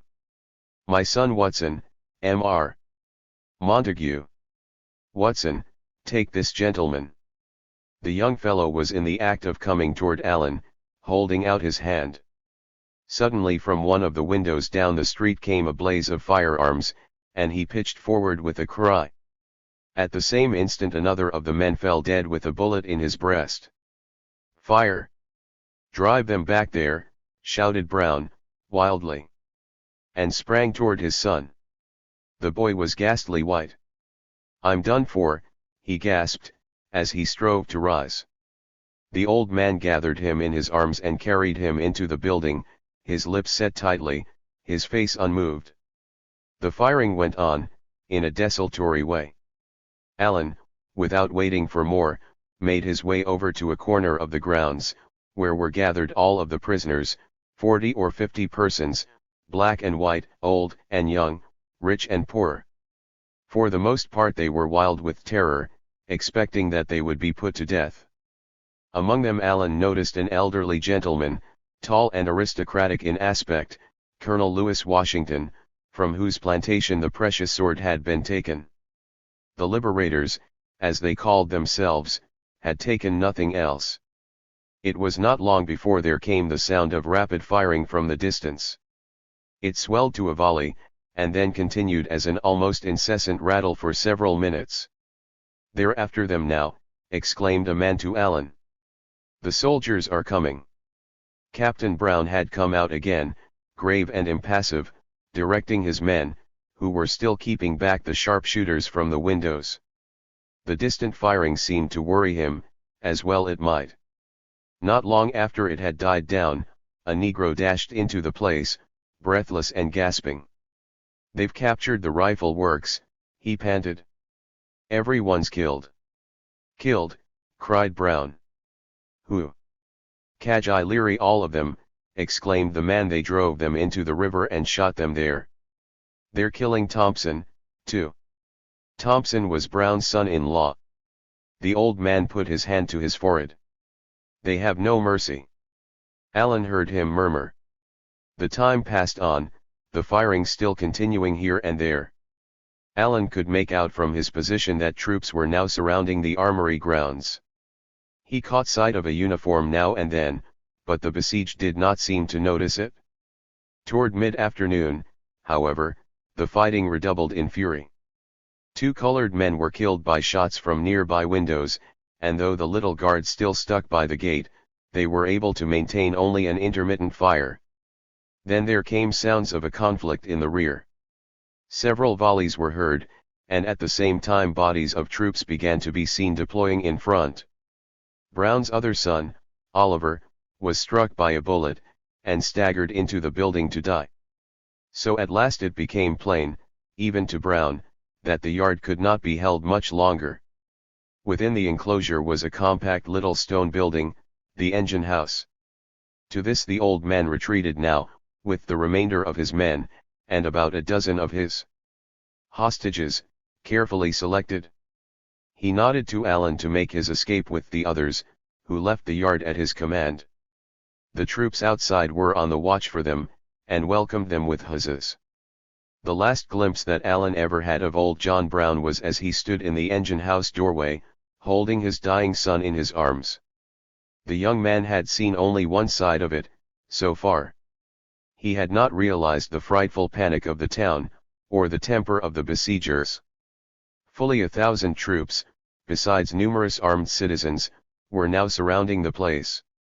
As they realized that the armory yard was won, they rushed up, yelling like wild animals. A little way down the street lay a huge mulatto, writhing upon the ground, a great gaping wound in his neck. A crowd of men were dancing about him, cursing, jeering, screaming. They were beating him with their canes, prodding him. Allen saw one man thrusting a stick into the gap, while the crowd roared to see the victim kick. A little farther on lay another of the band, a white man, desperately wounded. He had come out with a flag of truce, and been shot down. He had 5 bullets in him. But men were shouting for a rope to hang him with. The firing grew loud and fast. They were beginning an assault upon the engine house. Allen did not wait to learn the issue, but hurried away, sick at heart. He came suddenly upon the hotel, and as he approached the door he saw a crowd rushing out. They were young men, and their faces were white with determination and rage. In their midst was the figure of a prisoner, tightly bound, held by the arms and collar. His captors made scarcely a sound, but rushed him down the street, straight for the railroad bridge. Allen followed, mechanically. They dragged him into the center of it and stood him against one of the piers. Almost before the spectator had realized what was going on, there was a crashing volley, and the man toppled and dropped like a stone. He fell to the base of the pier 50 feet, at least. But he was still alive, and began to crawl and kick himself along. "Give it to him again," yelled a voice, and once more the rifle shots rang out. The body splashed into the water, and the current swept it away. The bridge was held by troops now, and no one allowed to pass. A body of 400 or 500 militia were just arriving from Maryland, and behind them Allen returned to the hotel. He was swept here and there in the seething tumult of people. The assault on the engine house had been repulsed, and several killed. They were planning another attack from the rear, but darkness fell before it began. In the night there came the first regular troops, a company of United States Marines, under the command of a colonel, a Virginian, as it happened Robert E. Lee by name. Allen was in the hotel corridor when he entered, booted and gloved, dressed as for a parade, a tall and stately personage, speaking to be obeyed. "How is this, gentlemen?" he asked, as he came in, addressing the militia officers, who had made the place their headquarters. 1,500 troops, and these fellows have been too much for you all day." "We have not had time," Colonel, began someone. "Pshaw, pshaw," exclaimed the other. "Your men have had time to slaughter helpless prisoners in the streets, have they not? How many of the outlaws are there left?" "We have counted 10 killed," replied a voice. "There cannot be more than 4 or 5 alive in the engine house." "We shall soon settle it in the morning," said the colonel. "The prisoners might be hurt if we attack tonight. I have ordered my men to replace the guards about the armory. We will not need any help." "Lieutenant Stewart." Several officers had come in with Colonel Lee. One of them stepped forward, a big, broad-shouldered lieutenant of cavalry, handsome and dashing, with a long brown beard as glossy as silk. He was another Virginian, J.E.B. Stewart by name. "Lieutenant," said the colonel, "please to take a flag and proceed to the engine house. Demand the surrender of the insurgents. We can give no terms but protection from violence and a trial according to law. Otherwise tell them the place will be stormed the first thing in the morning." "Very well, sir," said the lieutenant. And then he added, "By the way, Colonel, they say the leader is Osawatomie Brown, that old scoundrel I once captured out in Kansas." "You should have held on to him, Lieutenant," said the other, quietly. "We will not let him go this time, sir." Chapter 4. Time passed on, and they tried him, and sentenced him to be hanged. The Marines had soon battered in the door of the engine house, and overwhelmed the little band. Old Brown had been kneeling in the center of the place, feeling the pulse of his wounded son with one hand, and clutching his rifle with the other. A lieutenant of Marines had leaped down upon him from the engine, 12 feet at a spring, and thrust him a blow with his sword which had struck him in the belt and bent the weapon double. Afterward, as he lay helpless, the officer had beat him over the face and head with it, so hardly did men think of his deeds. In the meantime Allen had gone back to Boston, where he had found Lovejoy, the latter having made good his escape, but being, strange to say, not entirely content with himself for his superior wisdom. The city of Boston was in a ferment. The anti-slavery people were as if they had seen a ghost, or witnessed a miracle. There came a sound from heaven as of a rushing mighty wind, and it filled all the house where they were sitting. And there appeared unto them cloven tongues, like as of fire, and it sat upon each one of them. There was something out of another world, or at least out of another time, in the faith of this old man. Crowds had poured into Harper's Ferry on the day of his capture. And they had stood around him, and pestered him with questions as he lay upon the floor, a mass of clotted blood, with a wound in the groin, and one in the breast, and 4 saber cuts upon his head. Governor Wise of Virginia came out lost in wonder, for he had expected to find a madman or a ruffian. "He is a bundle of the best nerves I ever saw," he exclaimed. "He is a man of clear head, of courage and fortitude." And later he lay in a cell, loaded with chains, with 2 jailers on watch day and night, and 2,000 troops to guard him, wounded horribly, believed to be dying, surrounded by the foes he had assailed, and with a nation roaring for his blood in the background. "I do not," he wrote, in a letter, "feel myself in the least degraded by my imprisonment, my chains, or the near prospect of the gallows. Men cannot imprison, or chain, or hang the soul. I would not say this boastingly, but thanks be to God, who giveth the victory through infinite grace." "This new saint awaiting his martyrdom," exclaimed Emerson. And went on to predict that he would make the gallows glorious like the cross. In Concord lived a strange man named Thoreau, who had spent some years in a hut in the woods, and had been put in jail because he would not pay taxes to a slave-holding government. People now crowded to hear him as he pleaded for Brown, and compared him in plain words with Christ. In the South men seemed beside themselves with rage and terror. The fall in the price of slaves which followed upon the foray amounted, it was said, to $10 millions loss.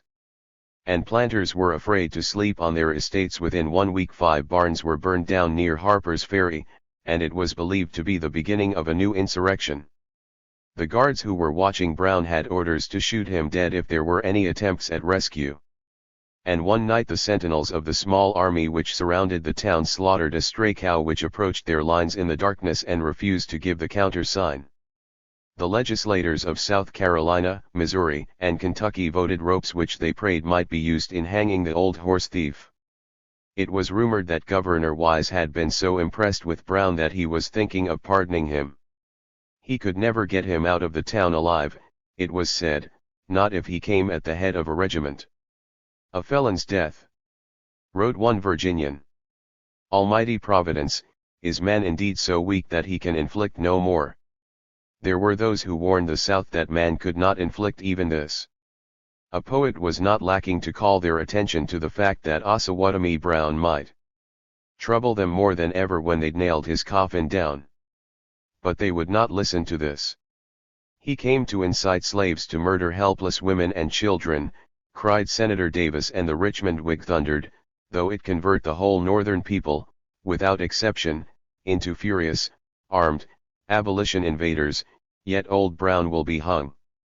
The miserable old traitor and murderer belongs to the gallows, and the gallows will have its own. The 2nd of December came, and they brought him out to die. 2,000 troops surrounded the scaffold, and cannon guarded the roads. The government had seized the telegraphs, and for days every train that entered the state had been searched and put under guard. It is strange to read all the precautions they took, and think how they were baffled, how terribly Old Brown was vindicated in his sentence that men cannot imprison, or chain, or hang the soul. Even when they were swinging him off, he was beginning to march. During the half-hour he hung kicking in the air, all over the north churches were holding services of prayer, bells were being tolled, and minute guns fired. In Concord a meeting was being held in the town hall, at which Emerson, Thoreau, and Bronson Alcott were speaking. In the excitement of it one of the audience wrote a poem, and sprang up and cried the first stanza of it aloud. Not any spot 6 feet by 2 will hold a man like thee. John Brown will tramp the shaking earth, from Blue Ridge to the sea. Wherever there was sympathy with the South, these things were of course read with fury. By way of an offset to them, the President gave on the same day a state banquet to the diplomatic corps at Washington. And when the woman who had been John Brown's wife started home with his body, and wished to stop in Philadelphia to rest over Sunday, the mayor met her at the depot and ordered her on. The city was in such a tumult. They took him on to his lonely mountain home, where stood old Whiteface, not troubled by tumults. They buried him there, and over his grave they sang the hymn with which all his life he had been wont to lull his babies to sleep: blow ye the trumpet, blow. When it was over, Wendell Phillips, the orator of abolition, rose up and cried out with the voice of a prophet, "He has abolished slavery in Virginia." Chapter V. The temper of the times was shown upon the assembling of the new Congress, 3 days after the hanging of Brown. Previously to this it is recorded that those who opposed each other in public life had been wont to meet socially upon friendly terms. But now feeling ran so high that social functions in Washington were difficult to arrange. In the House the first business was the election of a speaker. The candidate of the Republicans chanced to have endorsed some time before a book published by one Helper, a poor white of North Carolina, The Impending Crisis of the South, an argument against slavery from the standpoint of the non-slave-holding Southerner. A Kentuckian now moved that it was insurrectionary, and that no one who had endorsed it was fit to be Speaker of this House. There is an anecdote of another Kentuckian, who, while narrating the origin of a personal difficulty, was asked, "Did he call you a liar?" and replied, "Worse than that, he proved it." The trouble with the impending crisis was the same. What made it so peculiarly dangerous was the fact that it used, not statements, but statistics. It gave them all, and they were irresistible. It pointed out the fact that though the area of the slave states was greater than that of the free, the farms of the latter were worth 2 billions, those of the former only 1. That the real property of the North was over 4 billions, that of the South less than 3, half thereof being slaves. That the value of the property in 8 slave states which were named was less than that of the state of New York alone. And that the value of land in New York was $36 an acre, in North Carolina only $3.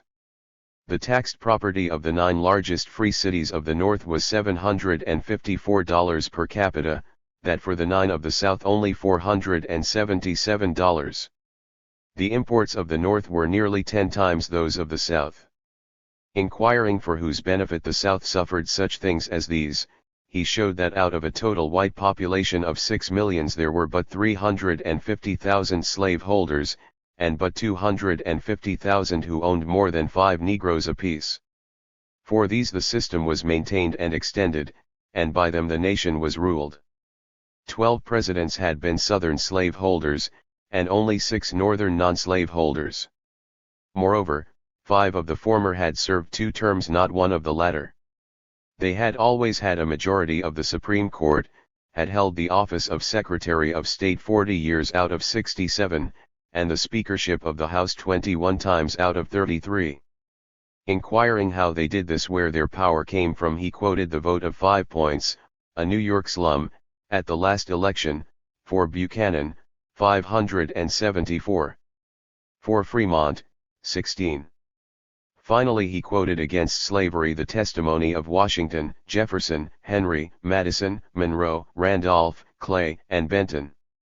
The politicians of the South never gave clearer evidence of the nature of the fight they were conducting than in the matter of this book. No man could point to a line of it that called for anything but that political action which is the right and duty of every free American. Yet a clergyman in North Carolina was sentenced to a year in jail for circulating it, and Helper himself was driven from the state.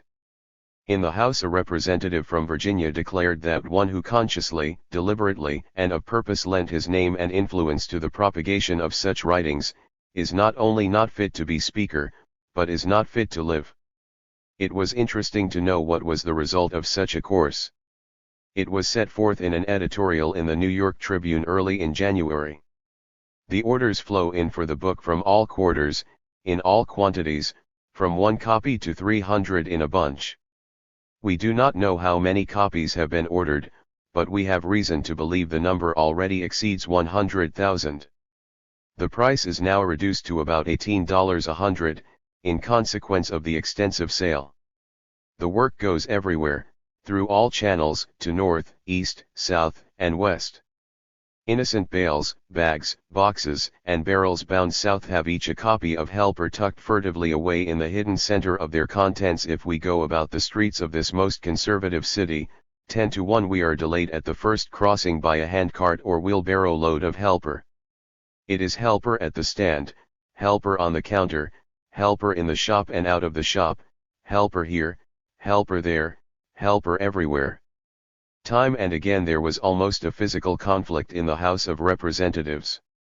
For 8 weeks it was impossible to elect a speaker, and the body was in confusion. Virginia, meanwhile, was arming, knowing not how widespread the John Brown conspiracy might be. More than 50,000 stand of arms already distributed, wrote ex-President Tyler, and the demand for more daily increasing. I speak the sentiment of every Democrat on this floor from the state of Georgia. A congressman cried, "We will never submit to the election of a black Republican president." One Keat of South Carolina, who had mounted guard for Brooks while he pounded Sumner, exclaimed, "The South here asks nothing but her rights, but as God is my judge, I would shatter this republic from turret to foundation stone before I would take one tittle less."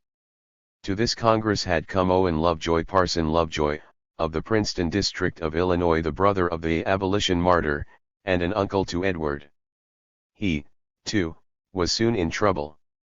"Slave-holding is worse than robbing, than piracy, than polygamy," he proclaimed. "The principle of enslaving human beings because they are inferior is the doctrine of Democrats, and the doctrine of devils as well. There is no place in the universe outside of the 5 points of hell and the Democratic Party where the practice and prevalence of such doctrines would not be a disgrace." Pryor of Virginia leaped toward him at this, ordering him back to his own seat. "It is bad enough," he cried, "to be compelled to sit here and hear him utter his treasonable and insulting language, but he shall not, sir, come upon this side of the House, shaking his fist in our faces." Members sprang to their feet, a score or two crowding around the men, shouting, jostling, wild with fury.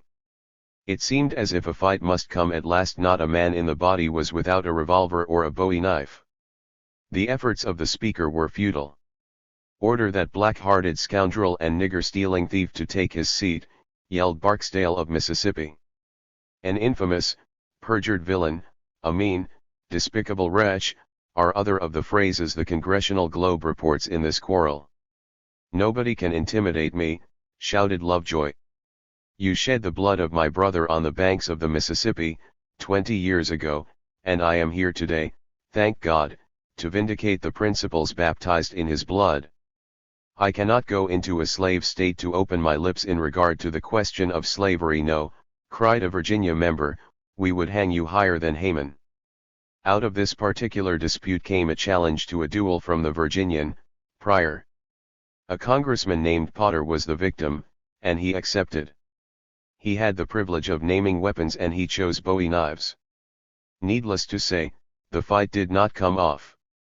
Later on in the spring, Charles Sumner returned to the conflict.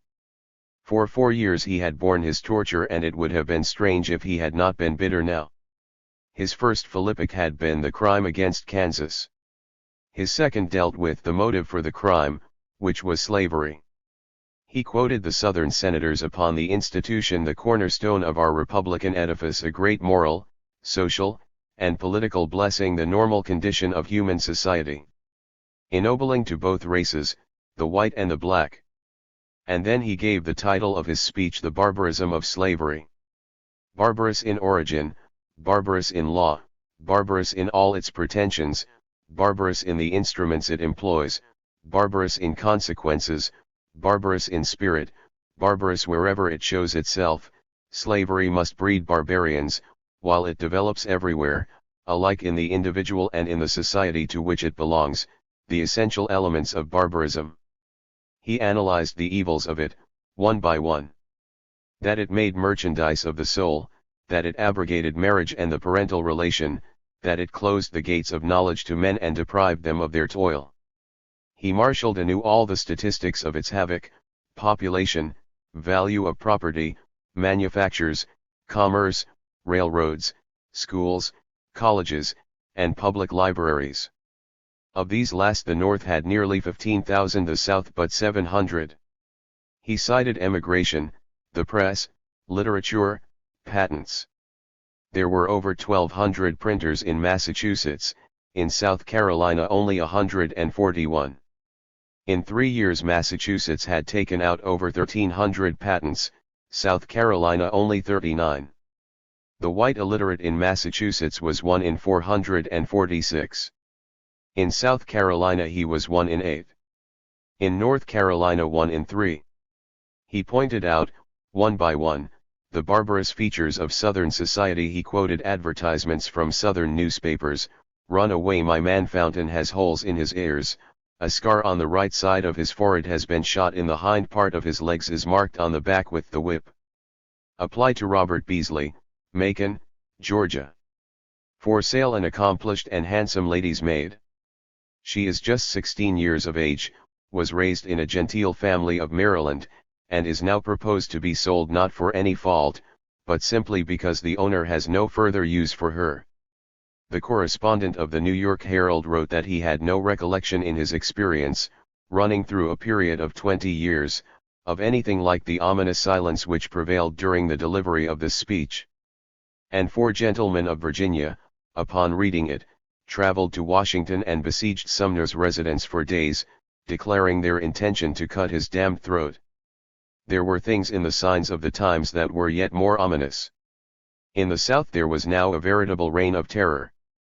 Southern papers were full of accounts of mob violence, and of the doings of vigilance committees. The ministers of the Methodist Church North were driven out of Texas. A traveling preacher brought 80 lashes upon the back of himself and a companion by expressing in Kentucky unorthodox views as to the relative duties of master and slave. In Columbia, South Carolina, a young Irish laborer was tarred and feathered for venturing the opinion that slavery degraded white labor. And from Kentucky 3 old-time colonies of free labor settlers were turned out bag and baggage. James Monroe, when minister to England, had given the passports of an American citizen to a Negro slave of John Randolph's. A senator from Massachusetts was now unable to obtain them for a free colored man, a physician of his state. The Secretary of the Treasury furthermore decided that a Negro could not command a vessel sailing under United States papers, even if the vessel were his own. And these things were done upon the eve of a presidential election, a time when the utmost circumspection is to be expected from politicians, when words and measures are weighed to the smallest grain. Men saw the Southern leaders stalking through the legislative halls, haughty and reckless, flinging caution to the winds. Masters of the trade of politics as they were, could it be that they did not realize what they were doing, that they were squandering political power they had been a generation in acquiring, that they were giving up every advantage that their strategy and audacity had ever won them? Could it be that they did not realize the madness of the quarrel with Douglas, who had done more than any living man to keep the Northern democracy subject to their bidding? Or was it a possibility so dreadful that men scarcely dared to face it, that they knew full well what they were doing, that they were bent upon wrecking the party, that they were going to scuttle the ship. Chapter 6. The time came for the parties to make their nominations. Never before had political excitement been so intense, never had so much depended upon the actions of conventions. In the Democratic Convention the great quarrel in the party must come to a head, and discerning men perceived that the issue of it must shape the history of the country to the remotest times. The convention was to be held in Charleston, the stronghold of the slave power. And thither, the last week in April, 1860, came the Democratic politicians of the four quarters of the Union. It was a period of hard times in the Northwest. The Douglas men came out of a land of famine into one of plenty. The South had never been more prosperous. And here upon the Battery driveway of Charleston City one might see the distilled essence of all its luxury and fashion. Most of the Northern delegates had now their first chance to make actual acquaintance with the thing for which they had been battling all their days. It is recorded that one of them, wandering into a slave auction room, was shown a pretty mulatto girl, euphemistically described as a sempstress, whom he might have for $1,500. The delegate came away, swearing softly to himself. "Dinna hear the slogan? 'Tis Douglas and his men." They hired a hall, and upstairs were hundreds of cots where they slept. Each delegation had its private barrel of whiskey, we were told, so doubtless they slept soundly. Their consultation rooms were at the Mills Hotel, and here, in the crowded corridors, filled with clouds of tobacco smoke, they toiled and perspired and fought. The correspondent of a Cincinnati paper describes one, "For God's sake, Linder," making a stump speech, frantic with excitement. "For God's sake, Linder, come down here, I need help," Douglas had telegraphed from some convention. And the telegram had leaked out, and the name stuck. At the Charleston house were the fire eaters. Of these the leader was one whom we know well, but he did not mingle in crowds. In the crowds, however, was Barksdale of Mississippi, the congressman who had described Parson Lovejoy as an infamous, perjured villain. "He has a way of throwing his head on one side," writes the correspondent, "and turning up his chin, and talking in a short, sharp way, like a Bowery boy. He is thick-set, broad-shouldered, and short-legged. His eye is small and fierce. The whole country knows that he wears a wig, for Potter of Wisconsin knocked it off once upon a time. But as for a duel, beware of meeting Barksdale with the bowie knife. He knows how to handle the instrument, and has handled it." Here, too, might be seen a gentleman with a red cherry face, and long, thin, white hair, through which the top of his head blushes like the shield of a boiled lobster. He is a New Yorker by birth, but has made a princely fortune at the New Orleans bar. It is universally known that he is, with the present administration, the power behind the throne greater than the throne itself. Mr. Buchanan is as wax in his fingers. The name of this gentleman is John Slidell. His special mission here is to see that Stephen A. Douglas is not nominated for the presidency. The convention met and organized, and Caleb Cushing was made chairman, an old-time Massachusetts politician, whom the poet Whittier had labored long ago to keep in Congress to do anti-slavery work. He had wandered far afield since then. "Ours, gentlemen," said he, in his rousing speech, "is the motto inscribed on that scroll in the hands of the monumental statue of the great statesman of South Carolina: truth, justice, and the Constitution. Opposed to us are all those who labor to overthrow the Constitution, under the false and insidious pretense of upholding it. Who are aiming to produce in this country a permanent sectional conspiracy, a traitorous sectional conspiracy, of one half the states of the Union against the other half. Those, the branded enemies of the Constitution, it is the part, the high and noble part, of the Democratic Party of the land to withstand. To strike down and to conquer. Aye, that is our part, and we will do it. In the name of our dear country, and with the help of God, we will do it." There seemed to be some slight uncertainty upon the part of God. No sooner was the convention ready for business than the irrepressible conflict broke out. The convention was deluged with resolutions and fiery speeches. The issue was simple, frightfully simple. The political existence of the Douglas men depended upon their being able to come before the North with a platform which could be construed as a reaffirmation of popular sovereignty. Upon this particular point, the platform of the party adopted at Cincinnati 4 years before had been carefully ambiguous. All that they asked now was that this careful ambiguity might be retained. But this the Southerners would by no means grant. It was for this that they had come to the convention, to secure an express repudiation of the popular sovereignty heresy, and a declaration for congressional protection of slavery. The Douglas men were in a majority, and so they might easily have their will. But if they did so, the Southern delegates would leave the convention, the party would break in half. The Northerners were frantic in their dismay. They found that all the usual convention methods were futile. They had money to spend, and $100 million a year in federal patronage to pledge. But it was of no avail. It is said that they promised every office in their gift 10 times over: foreign missions, collectorships, indeed, all the offices within the gift of the President, are the currency here, wrote one. But it was of no avail. The Committee on Platform presented 2 reports.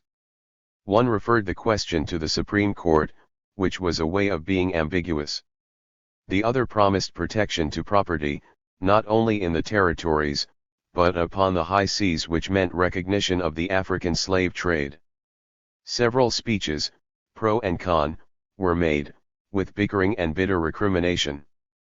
Then suddenly a hush fell upon the convention. A delegate had arisen, and was coming to the platform. It was William Lowndes Yancey. The hour of Yancey's lifetime was come. For 27 years he had toiled and battled, with tongue and pen, at public meetings, at political conventions, at legislative caucuses. In spite of obloquy, in spite of ridicule, warning, imploring, exhorting. And now at last his every statement had been verified, his every prediction come true, his every measure adopted. They were here from Virginia to Texas to support him, the whole power of the South behind them, the South as he had dreamed it, awakened, aggressive, alert. The South arisen, gone forth to meet her foes, girding on her sword as she went. Was it any wonder that when they saw him they bounded to their feet with a roar? The volleys of their cheering rolled through the hall in deafening billows of sound. And outside, the city listened, knowing that Yancey had come. For an hour and a half he held them spellbound by the torrents of his eloquence. For the first time now in his whole life he spoke no longer to the South. His work with the South was done, and he turned to face the enemy. He went to the roots of things as he always did. He told them what was the cause of all their trouble, that they had never come upon the high ground which the South demanded, that they had never asserted that slavery was right. If you had taken the position that slavery was right and therefore ought to be, you would have triumphed, was the burden of his great oration. But you have gone down before the enemy, so that they have put their foot upon your neck. When I was a schoolboy in the northern states, abolitionists were pelted with rotten eggs. But now this band of abolitionists has spread and grown into 3 bands, the Black Republican, the Free Soilers, and the Squatter Sovereignty men, all representing the common sentiment that slavery is wrong. There were 2 days of arguing and expostulating. Then the Northern platform was adopted, and one by one the Southern delegations withdrew from the convention.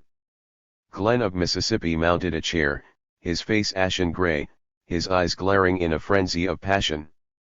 For 20 minutes he spoke, and he brought the Southern delegates to their feet, wild with excitement. "Go your way," he shouted, "we will go ours. The South leaves you, but not like Hagar, driven into the wilderness, friendless and alone. I tell Southern men here, and, for them, I tell the North, that in less than 60 days you will find a united South standing side by side with us."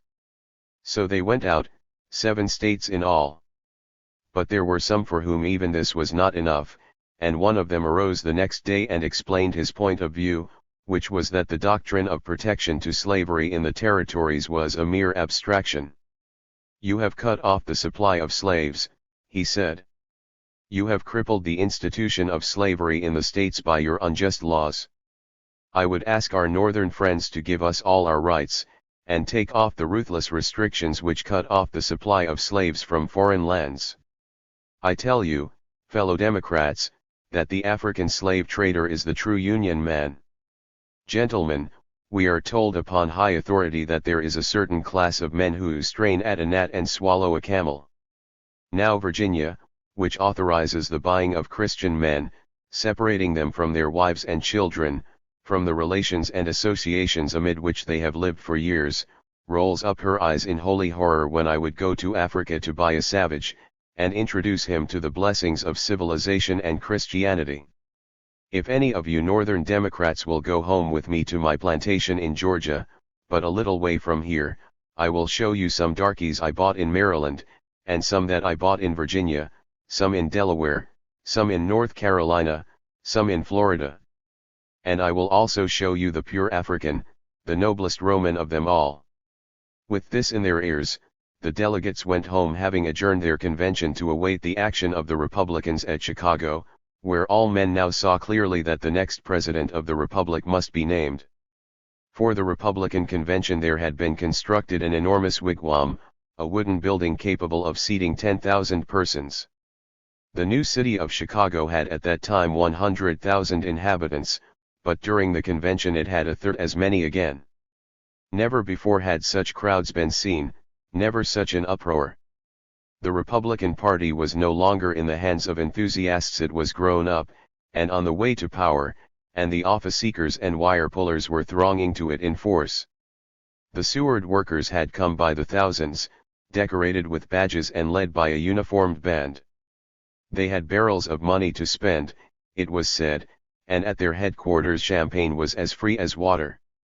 Their delegation was a strange one. It included a gang under the command of Tom Hyer, a prize fighter, and also George William Curtis, the author. The chances were all with the great New York senator. For years he had been the chief man of the party. He was a statesman of intellect. He was popular with the people. And he had not been too fastidious to be popular with the politicians. The trouble was with the doubtful states, which feared him because of his very prominence. He had been the leader of the anti-slavery agitation. And people were afraid of his higher law doctrine, as it was called, by which a man was held not bound to return fugitive slaves. Could not someone be found equally acceptable to the East, but less conspicuously radical than he? Out in Chicago the people had one to offer. From all over the state they swarmed to yell for him, and to lead them they hired a man whose voice they declared could be heard above any tempest that had ever raged on Lake Michigan. Also they had decorated the city here and there with fence rails which their candidate had split. There were 3,000 of them, it was said, down in the Sangamon bottom. Honest Abe, they called him, and his friends loved him wonderfully, and were working for him like fiends. He had allies in the East, also a mighty one in Horace Greeley, who was at odds with Seward, and trying to beat him. The great editor was one of the sights of the convention. The crowds flocked round him everywhere he turned. He was sublimely unconscious of it all, having the blessed gift of absent-mindedness. Queer stories were told of this faculty of his, how once in company the hostess, seeing that he could not be stopped in his discoursing, and wearying of offering him refreshments, put the plate of doughnuts into his hands, hoping that he might eat one. He did so, without ceasing his talk he ate them all, to the consternation of the company. 20,000 people could not get into the wigwam when the convention assembled. Upstairs the galleries were reserved for gentlemen accompanied by ladies. And frantic was the search for ladies that resulted. Schoolgirls were found in the street, records a correspondent, and given a quarter each to see a gentleman in. One of the Seward irrepressibles, so they called themselves, subsidized an Irish washerwoman, with a bundle under her arms. And yet another tried to run the gauntlet with an Indian squaw, whom he had found selling moccasins upon the street. At this, however, it is recorded that the authorities demurred. There was a vehement debate as to whether or not a squaw was a lady. It was finally decided that she was not, and the applicant went away lamenting the fact that the Republican Party was fallen from its high estate. On the evening of the second day all things pointed to Seward. The balloting began the next morning, and the country was told that his nomination was sure. But through the night, while processions were yelling and bands serenading, the delegations were consulting, and the Lincoln men were working like mad, threatening, cajoling, imploring. The Seward leaders had ceased work, counting the battle won when Lincoln's managers stole away the delegations of Indiana and Pennsylvania by promises of 2 cabinet positions for their members. In this they disobeyed the orders of their chief, but he thought best to keep the promise all the same. A breathless silence prevailed while the roll was called in the morning. A majority was necessary. At the first ballot Seward had 173 1/2 and Lincoln 102 233 being necessary to a choice. "Call the roll," shouted the delegates, wild with excitement. And upon the second ballot Vermont came over to Lincoln, and then the Pennsylvania vote was delivered, counting 44. The Seward men turned white. The total was Seward 184.5, and Lincoln 181. The moment was intensely dramatic. The house was as still as death. Every man was keeping count for himself. And when at the end of the third balloting it was seen that Lincoln was nominated by 2 votes, a yell burst forth which caused hundreds to stop their ears in pain. A man upon the roof signaled the news to the countless thousands outside. And after that the cannon which were fired upon the roof could not be heard. To Boston, to Allen Montague, and to all with whom he talked, the tidings of this nomination came as a shock, causing dismay, almost despair. It was but one demonstration more of the weakness of a political system which inevitably passed over the leader, the man of power, for some colorless individual who had not frightened the dull and cowardly by too deep love of the truth. For a score of years and more the mighty Seward had been fighting this battle of freedom. And now at last, when victory was in sight, to fall back on the argument that your candidate had split rails. 4 years had Seward been a governor and 10 a senator. And now his party had deposed him and chosen one whom the enemy could call, as did the New York Herald, an uneducated man, a mere vulgar village politician. Of course, however, none of these things could be said in public. There was nothing for the East to do but to put on a brave face and get to work. The senator himself, swallowing his chagrin, toured the country in his rival's support, delivering a series of magnificent speeches. And he was only one among thousands. It was the last effort of the long, weary contest to tear the government of the country out of the hands of the slave power. "We judge," wrote Horace Greeley, "that the number of speeches made during the recent campaign has been quite equal to that of all that were made in the previous presidential canvasses from 1789 to 1856, inclusive." The scent of victory was in the air. The enemy was disorganized and in despair. The Charleston Convention had reassembled at Baltimore, and had nominated Douglas.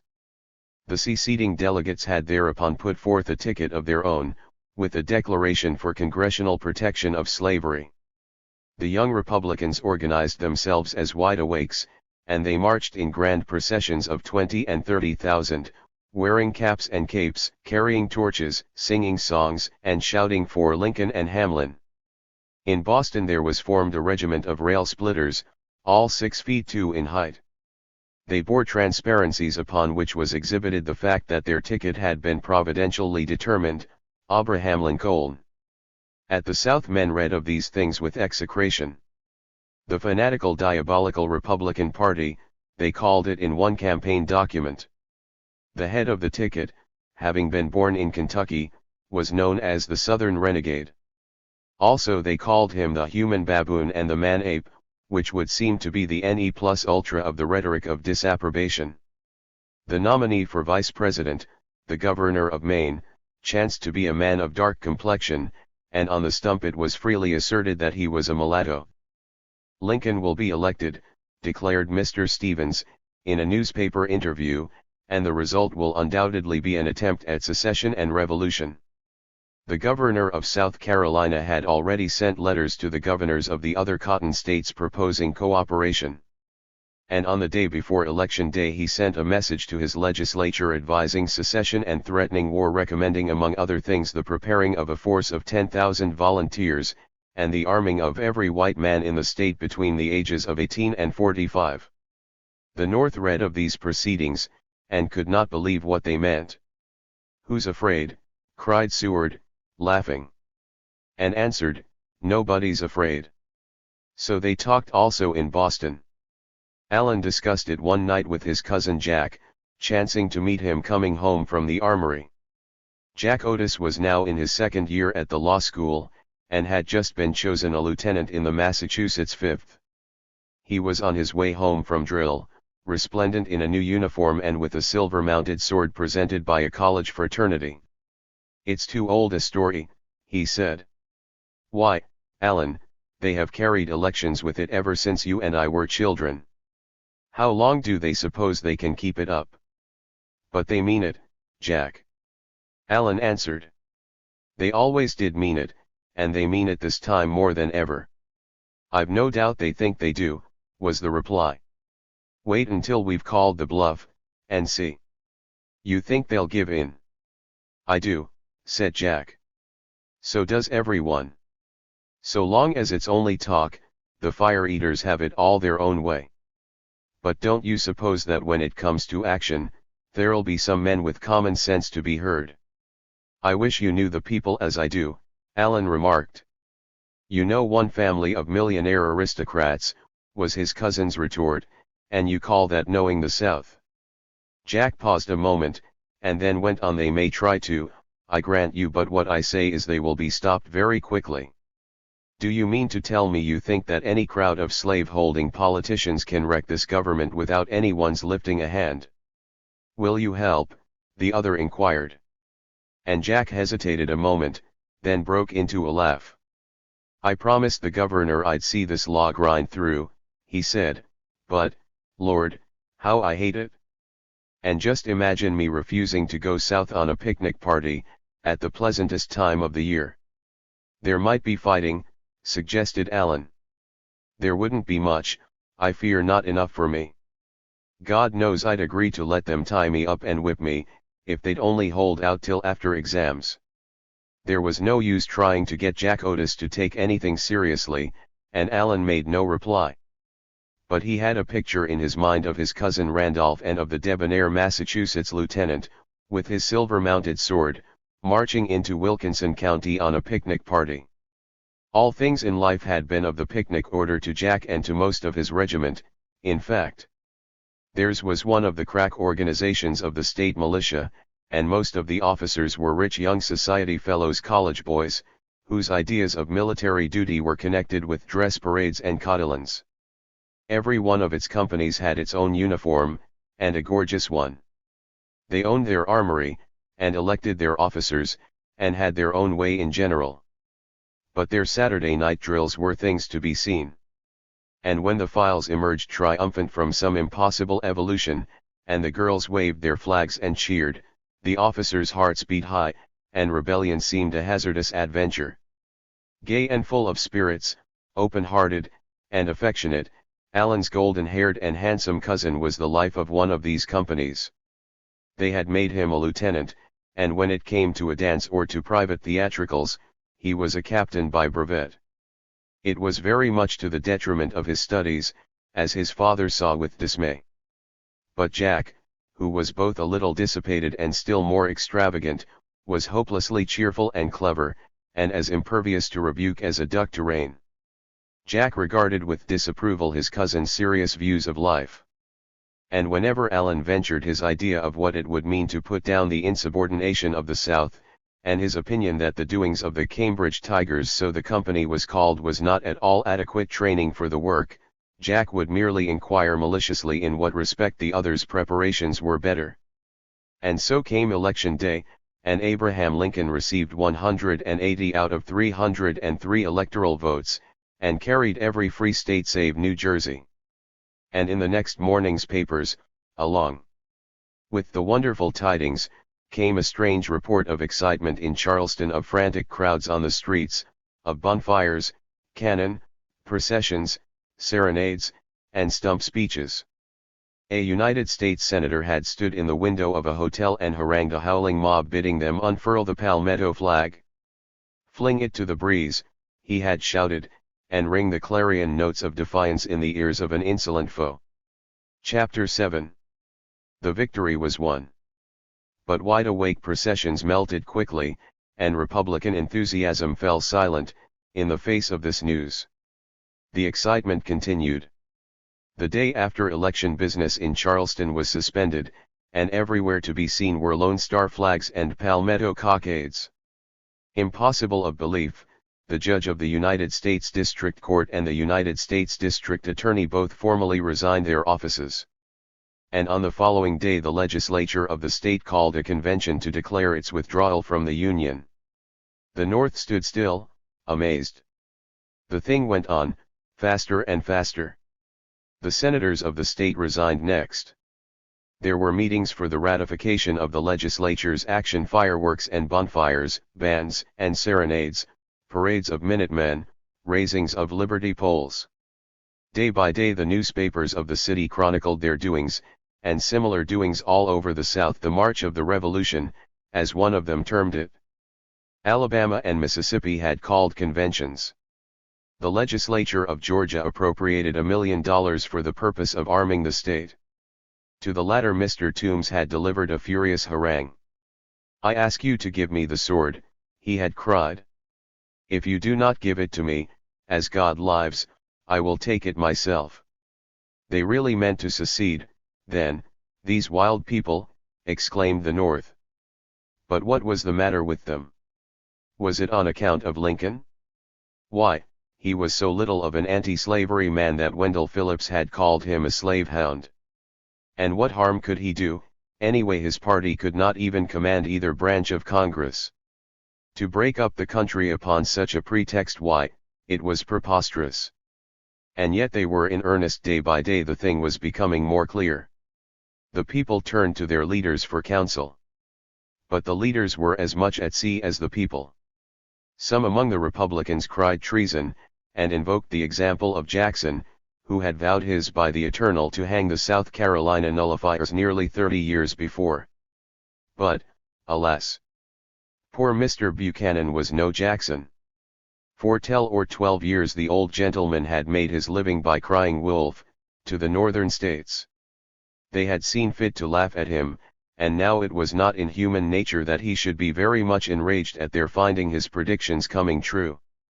In so far as there were any precedents at all in this crisis, the hope of the distracted country lay in a compromise.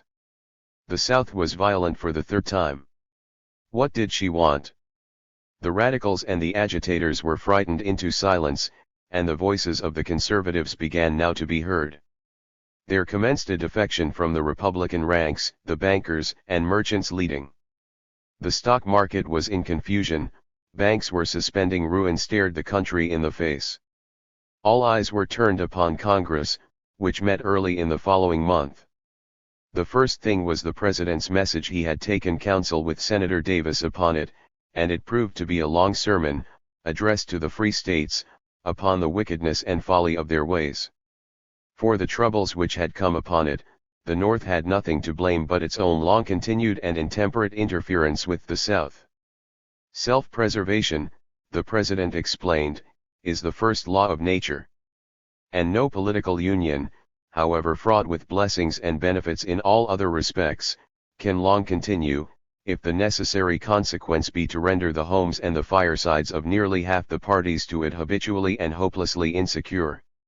So far as the message dealt with the future, its doctrines were summed up by Senator Seward, that no state has a right to secede unless it wishes to, and that it is the President's duty to enforce the laws unless somebody opposes him. Pitiful, indeed, was the figure of this half-imbecile old man, who after half a century of political time serving, was now whirled out into the seething cauldron of passion. The destinies of a nation lay in his keeping, and he was drifting hither and thither, flung about by a raging tempest, without a compass, without a rudder, without a sail. With a firm hand and a swift movement this half-hatched cockatrice of rebellion might have been stifled in its shell. But for 40 years the Southerners had been the masters, and this feeble gentleman the servant. and now in the cabinet and the council chamber, arrogant and domineering, they kept him on his knees. He was in terror of bloodshed, and day and night they plied him with threats of it. In the harbor of Charleston were 4 military works belonging to the United States government. One of them, Fort Sumter, had cost $1 million, and was now without a garrison, and with enemies arming and drilling day and night in front of it. In command of another of them, Fort Moultrie, was Major Anderson, with 60 men. He had warned the government of his peril as General Scott had done before him. But the Secretary of War, one Floyd, was a secessionist, and no troops were sent. Troops could do nothing, was the argument. The one hope was in a compromise. All the border states were proclaiming this, crying for an adjustment. Foremost among their representatives was Crittenden of Kentucky, the Nestor of the Senate, the successor of Henry Clay. On December 18 he introduced his measures calling for 6 amendments to the Constitution, in the interest of slavery. It was to be explicitly declared that Congress had no power to interfere with the institution in the slave states. Also, slavery was to be recognized south of the Missouri Compromise line of 36° 30 in all the territories now held or hereafter acquired, the last phrase referring, of course, to Cuba, Mexico, and Central America, which the Southern leaders meant to subdue. 3 days later the South Carolina Convention assembled, and passed unanimously its ordinance declaring the dissolution of the Union between that state and the United States of America. The bells of the churches rang out this news. Cannon proclaimed it, and handbills confirming it were scattered about the streets. The people organized themselves into impromptu processions. One band of young men marched to the tomb of Calhoun, where they pledged their solemn vows upon their knees. That evening the delegates met, in the midst of a vast concourse, and the formal signing of the ordinance took place. Overhead swung a banner portraying the old Union as an arch in ruins, and a new one raised above it, of slave states only, with South Carolina as the central stone. That night Paul Hamilton Hayne, the Charleston poet, was visited by the Muse, and composed a song of deliverance. "O glorious motherland," began one stanza, and ended with the outburst, "Off with the livery of disgrace, the baldric of the slave." In spite of such things, in the North men went on praying for the compromise. The Republicans in Washington stood appalled at the course of events. Abolitionist meetings were once more being broken up by mobs in Boston, a thing the country had not seen for 25 years. Petitions were pouring into Congress, signed by tens and hundreds of thousands, and even Senator Seward was said to be on the point of giving up. Shut up in the harbor of Charleston, meanwhile, was Major Anderson with his 60 men. The major was a Southerner and a states' rights man, but meant to do his duty. Before him was a city in which the blare of music and the tramping of militia were to be heard day and night, whose newspapers were clamoring for the capture of the forts, and printing the doings of the rest of the country under the heading of foreign news. He had in Fort Moultrie a line of ramparts to defend, nearly a quarter of a mile in length, and surrounded by sand hills from which his men might be picked off at leisure. Fort Sumter, on the other hand, was situated upon an island in mid-channel. The major took a bold resolve, and on the night of the 26th of December he spiked the guns of Moultrie, cut down the flagstaff, and transferred his command to the other work. When Charleston opened its eyes the next morning, it rubbed them hard, and then went wild with rage. The governor sent to demand from Anderson his immediate return, which was refused. South Carolina at once seized the other forts, and filled them with troops. Also the government custom house at Charleston, and the arsenal, with all its contents. Commissioners were sent to Washington to demand of the president that Anderson should be sent back, and it was said that the president was on the point of yielding. The South Carolinians were very vehement with the old gentleman. It is recorded that he pleaded they did not even give him time to say his prayers. In the cabinet there were men who were urging on secession the while they paralyzed the president by holding up before him the consequences of resistance. Also, however, there were some Northern Democrats Step by step the demands of slavery had drawn away one group after another of its northern supporters. This last humiliation was too much for even the friends of Buchanan. The result was a cabinet crisis. And the Secretary of State, by threatening to resign, compelled the President to refuse the demand. An expedition was prepared to reinforce Sumter, and it seemed then to all men as if a conflict could be only a matter of days. The vessel, an unarmed merchant steamer, appeared off the bar of Charleston Harbor on the morning of the 9th of January, and the South Carolinians at once opened fire on her. But Major Anderson found himself unable to signal to the ship because the halyards of his flag were caught. And while he waited, shrinking from the fearful duty of beginning a war, the vessel turned and went out to sea again. Men read of the incident the next morning and caught their breath, wondering how much more the country would stand. On the same day the papers told that the state of Mississippi had seceded. Florida followed a day later, and Alabama a day later than that. There was a strong sentiment for delay in Alabama, and there had been a bitter fight in the convention. Mr. Yancey had made a furious speech, denouncing the cooperationists, as the timid were termed, comparing them with Tories, and calling them traitors and rebels, misguided, deluded, and wicked men. Apparently Mr. Yancey did not recognize the right of secession by a portion of a state. A week later the withdrawal of Georgia was made known, and that of Louisiana after the same interval. With Louisiana went the government mint at New Orleans, with $500,000 in coin. And when the state of Texas seceded, which it did on the 1st of February, a general of the regular army surrendered to it military property worth $1 million or $2 more.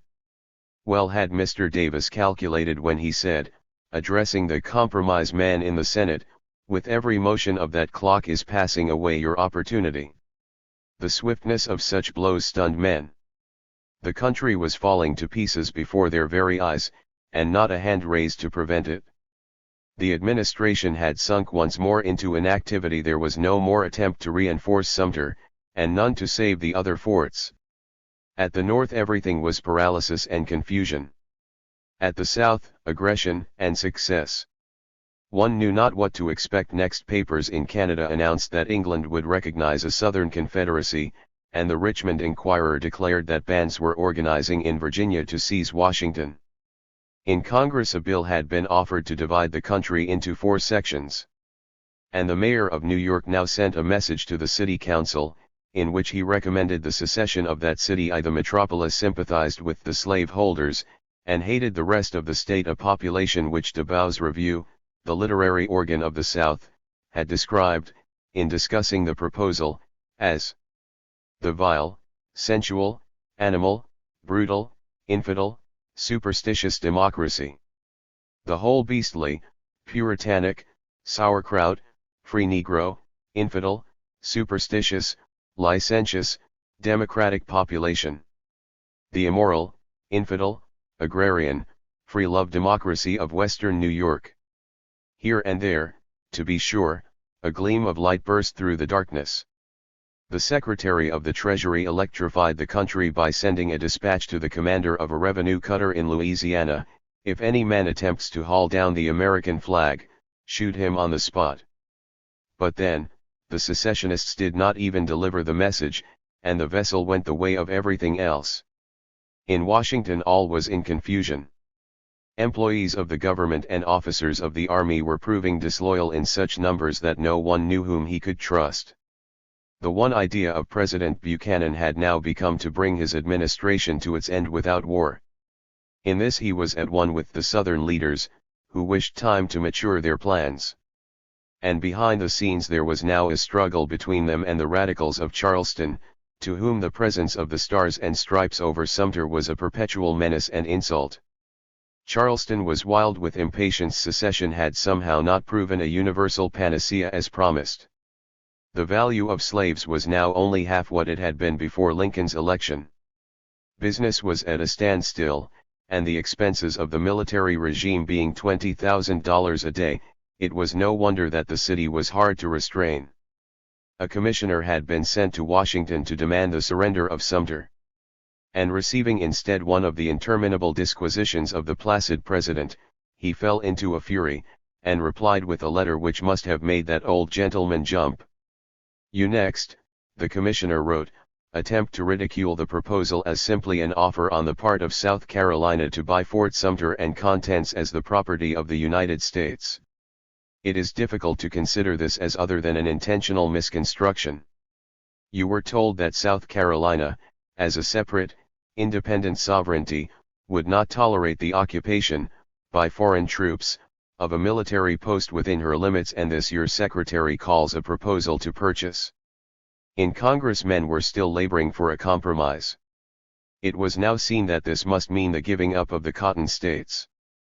But it might still be possible to keep the border states, and to avert a civil war. 7 slave states had seceded, 8 still hung in the balance: Delaware, Maryland, Virginia, North Carolina, Kentucky, Tennessee, Missouri, and Arkansas. In each of them the attempts of the precipitators had failed. And now the General Assembly of Virginia, expressing its wish for some settlement, came forward with the suggestion of a peace conference, to which all of the states were requested to send delegates. These met in Washington, upon the 4th of February, ex-President Tyler being the presiding officer. The hopes of the conservatives were all in this conference, but few of the Republicans regarded it with favor. The Tribune described it irreverently as a convocation of old hens, sitting upon a nest of eggs, some of which will hatch out vipers, while the rest are addled. The point of this remark lay in the belief that the secessionists were using the convention as a means of blinding the country and gaining time for their preparations. The business of dancing attendance upon the border states was one which went against the grain of the Republicans. A jingle of the time summed up the rules of the dance: "Move not a finger, 'tis coercion, the signal for our prompt dispersion. Wait till I speak my full decision, be it for union or division. If I declare my ultimatum, accept my terms as I shall state 'em. Then I'll remain whilst I'm inclined to, seceding when I have a mind to." On the same day that this peace conference met, there assembled another at Montgomery, Alabama, made up of delegates from the Cotton States. Their purpose was to form a Southern Confederacy, and this they proceeded with resolute swiftness to do. In 5 days they had drawn up and adopted their provisional constitution, and had chosen Mr. Davis their president, and Mr. Stevens their vice president. The constitution differed but little from the one they had left behind them, save that it explicitly recognized slavery. The African slave trade was prohibited, out of respect to the opinions of mankind, a move which greatly displeased South Carolina, and caused the Charleston Mercury to predict a new secession and to declare that they were about to be saddled with almost every grievance against which they had fought. In a few days more Mr. Davis was inaugurated. He named his cabinet, and then the convention, acting as a Congress, went on to provide for a loan of $15 millions, and the raising of 100,000 volunteers. It took over all questions and difficulties then existing with the old republic, and it named commissioners to treat concerning them. Also it named others, of whom Mr. Yancey was one, to hasten abroad and secure the recognition of England and the nations of Europe, all of which had a very business-like and serious aspect. "We will maintain our rights and our government at all hazards," Mr. Davis had said, as he entered the city, amid thundering of cannon and deafening cheers. "We ask nothing, we want nothing, and we will have no complications." Chapter 8. It was a matter to make a man rub his eyes. For half a century this thing, secession, had been like some monster of the deep, rearing its crest now and then from the troubled depths of the sea. Now for the first time it had emerged, and stood with its full form revealed. And men gazed at it terrified. The country torn in half. The Union severed. Its states organized with a new government, a new name, a new flag. And turning their arms against their sister states, sending to Europe for help against them. It was a thing one could not realize all at once. It was a horror without end. It had a way of coming upon one suddenly, overwhelmingly, like a rush of waters. It broke open before one in vista upon vista of despair, making him shudder in every limb. It stretched out into the future without end. The farther one saw the more fearful it loomed, until he buried his head in his arms, and cried out to be free from the sight of it. Why, there was nothing left of America, there was nothing left in the world that a man could live for. And yet it was real as the day. It was here, there was no getting away from it. Portentous, enormous, it was here. Unassailable as Alp or Himalaya. Defiant and aggressive, hideous, leering into your face. It haunted you, it followed you about, wherever you went, whatever you did, a presence that was not to be put by. It acted upon men like the ringing of a fire bell, insistent, incessant. The student left his books and the working man his bench, forgetting all things for this. In groups upon street corners men discussed it, in newspapers, in churches, in public meetings and in legislative halls they talked of nothing else. It called to Allen, with the rest. It took hold of him as no other public question ever had. He had been wrought up by the inroads of slavery. But slavery was nothing to this. Slavery you could put off. You could stop thinking about it, you could turn your thoughts to affairs of your own, and have only a twinge of conscience now and then to trouble you. But it was idle to try to have any peace in the face of this thing. No man, not a caitiff, could live a moment and not share in its agony and distress. The ship of state was on the rocks.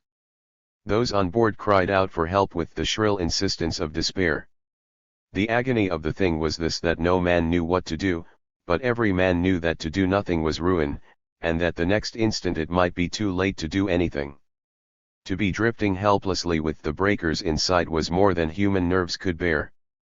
Was the deliverance to be found in a compromise? If so, then it must be quickly. Tomorrow new states might go out, tomorrow those that remained were sure to be more unsettled, more exacting. Were those which had seceded to be brought back by force? Then there was more need than ever of haste. Every day they were stronger, every day they were more accustomed to the thought of independence.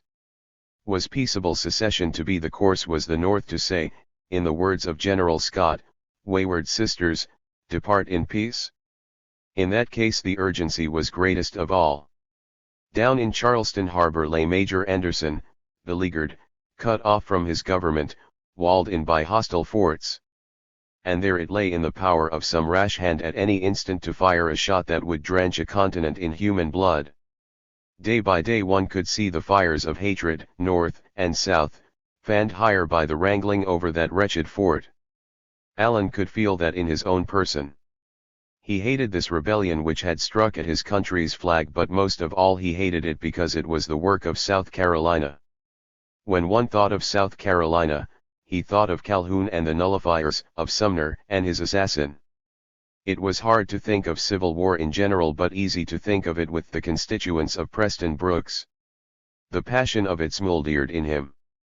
It was of no use to try to feel about this as if it were an abstract question, a matter of the phraseology of the Constitution, the intention of the founders, the rights of the minority, the sovereignty of the states. Grant all the rights they claimed, and you had not touched the main thing. What was it that was breaking up the Union? What was it that had struck the blow? It was the black, piratical power that had fought down the nation since Allen had opened his eyes to political affairs, that had built a wall across its pathway, that was beating it back from its goal, despoiling it of its priceless heritage. It was slavery. Brutal, blind, and ruthless as it was, it had held the land by the throat for a generation. By hatred, prejudice, intimidation at the North, by jail and whipping post, mobs and assassinations at the South, it had kept the power in its hands. And its crimes, who could count its crimes? The African slave trade, the Mexican War, the Cuban and Nicaraguan filibusters, the Kansas raid, the Sumner assault. And now the scepter had been torn from its hands, and it had turned and struck down the altar of the nation, shattered it into fragments, and stood unpunished, mocking, safe from all rebuke. A right to break up the Union? Yes, no doubt, for a right reason. But a right to break it up for slavery? That was the thing, that was the very heart of it, and see that you did not miss it. If it had been for any right reason, they would never have wanted to break it up. What reason could there be for secession from such a union? A union of states devoted to freedom, loving peace and order, caring only for progress and the welfare of mankind. What reason, before God, but a bad reason? What reason but the reason of the KGC? The center of the Golden Circle was Havana. Its periphery began in Maryland and extended through the Cotton States, through Mexico and Central America, to the shores of the Caribbean. The Knights of the Golden Circle was a secret order of the pro-slavery extremists of the far South. It had existed there and done its work of agitation for many years, and people had merely laughed at it. But now it numbered its members by tens of thousands. It was said to have its castle in every town in Texas. Its task had been to fire the Southern heart with the vision of the great slave empire which was to arise within the bounds of the magic circle. The independence of the slave states once made sure, its armies would sweep over this land with the rush of a tornado. Nothing could withstand them, and when they were entrenched they would reopen the African trade and fill up the country with millions of Negroes. And of this empire the monarch was to be cotton, which only the South could grow, and which England, old and new, must have, which was to hold the world in thrall. "You dare not make war on cotton," a South Carolinian had cried out exultingly in the Senate. "No power on earth dares to make war upon cotton. Cotton is king." And it was for this that the Union was to perish, that the hope of mankind was to fail. It was for this that the grandsons of Washington and of Jefferson were to shatter the temple that Washington and Jefferson had reared. Throughout all this long agony Allen seemed to hear his grandfather's voice in his ear, seemed to see his face before him, as he lay dying, but still pleading for the land he had loved so long. "Cherish it. Guard it," he had whispered to them so often. "There is no land like it in the world, there is no hope like it in the world, and when you go out into life and meet selfish men and base men, do not let them deceive you, and do not let them have their way." Now they had had it, and freedom stood upon her mountain heights, and wrung her hands in her despair. Long ago Allen had flung aside the foolish arguments for the constitutional right of secession. Such arguments would deceive those who wished to be deceived, none others. Even supposing that one were to grant that right to the sovereign states of South Carolina and Georgia, the right to annul the compact by which they had entered the Union. What then of the states of Florida and Louisiana and Mississippi, which now claimed equally the right? Florida, that had been purchased from Spain by the money of the whole nation, and Louisiana and Mississippi that had been purchased from France. It was notorious that it was nothing but the military and naval power of the whole nation, such as it then was, that had kept England from gobbling up the last two states, purchase or no purchase. And yet now they would take themselves off, without even so much as by your leave. And where was the thing to stop, if each state had such a right? How long would it be before new differences would arise, differences between agricultural and manufacturing states, for one thing, leading to the withdrawal of the West? And California, bought from Mexico, might also leave whenever her interests dictated. The government had just put down a revolt of the Mormons in the territory of Utah, and now all the Mormons had to do was to be admitted as a state, and then secede. And New Mexico, also purchased at a cost of millions, her population was mainly Mexican, and all they had to do was to be admitted as a state, and then secede and return to their motherland. Once let such news get about, why, what would prevent any foreign nation from colonizing the territories of the United States? What would prevent Canadians from filling Oregon, or Russians, or Chinamen, if they chose, and then seceding? Or the Germans in Pennsylvania? Or the Irish in New York? One could not trust entirely the disinterestedness of a people which advanced an argument with such consequences as those. A slave empire such as the South had begun could of course not endure, that much was evident to any man. It was founded upon the everlasting lie, and decay and ruin would be its destiny. Let them go, then, said some, perceiving this. Let them have their way, let them try it. They will get tired, and then they will come back. There was reason in the argument. And those who held it watched the storm clouds gather over Sumter with sick and fainting hearts. If once it came to fighting, then this hope was gone forever. Whatever happened then, there could never more be a union. How absurd it was, the idea that states could be driven back at the point of the bayonet, to become members of a free republic. Better 1,000 times that they should go, that they should have their will, so only we keep somewhere safe the free institutions our fathers left us. After all, what is the South to us, what has it ever been to us, but a hindrance? And have we really no greatness but in our size?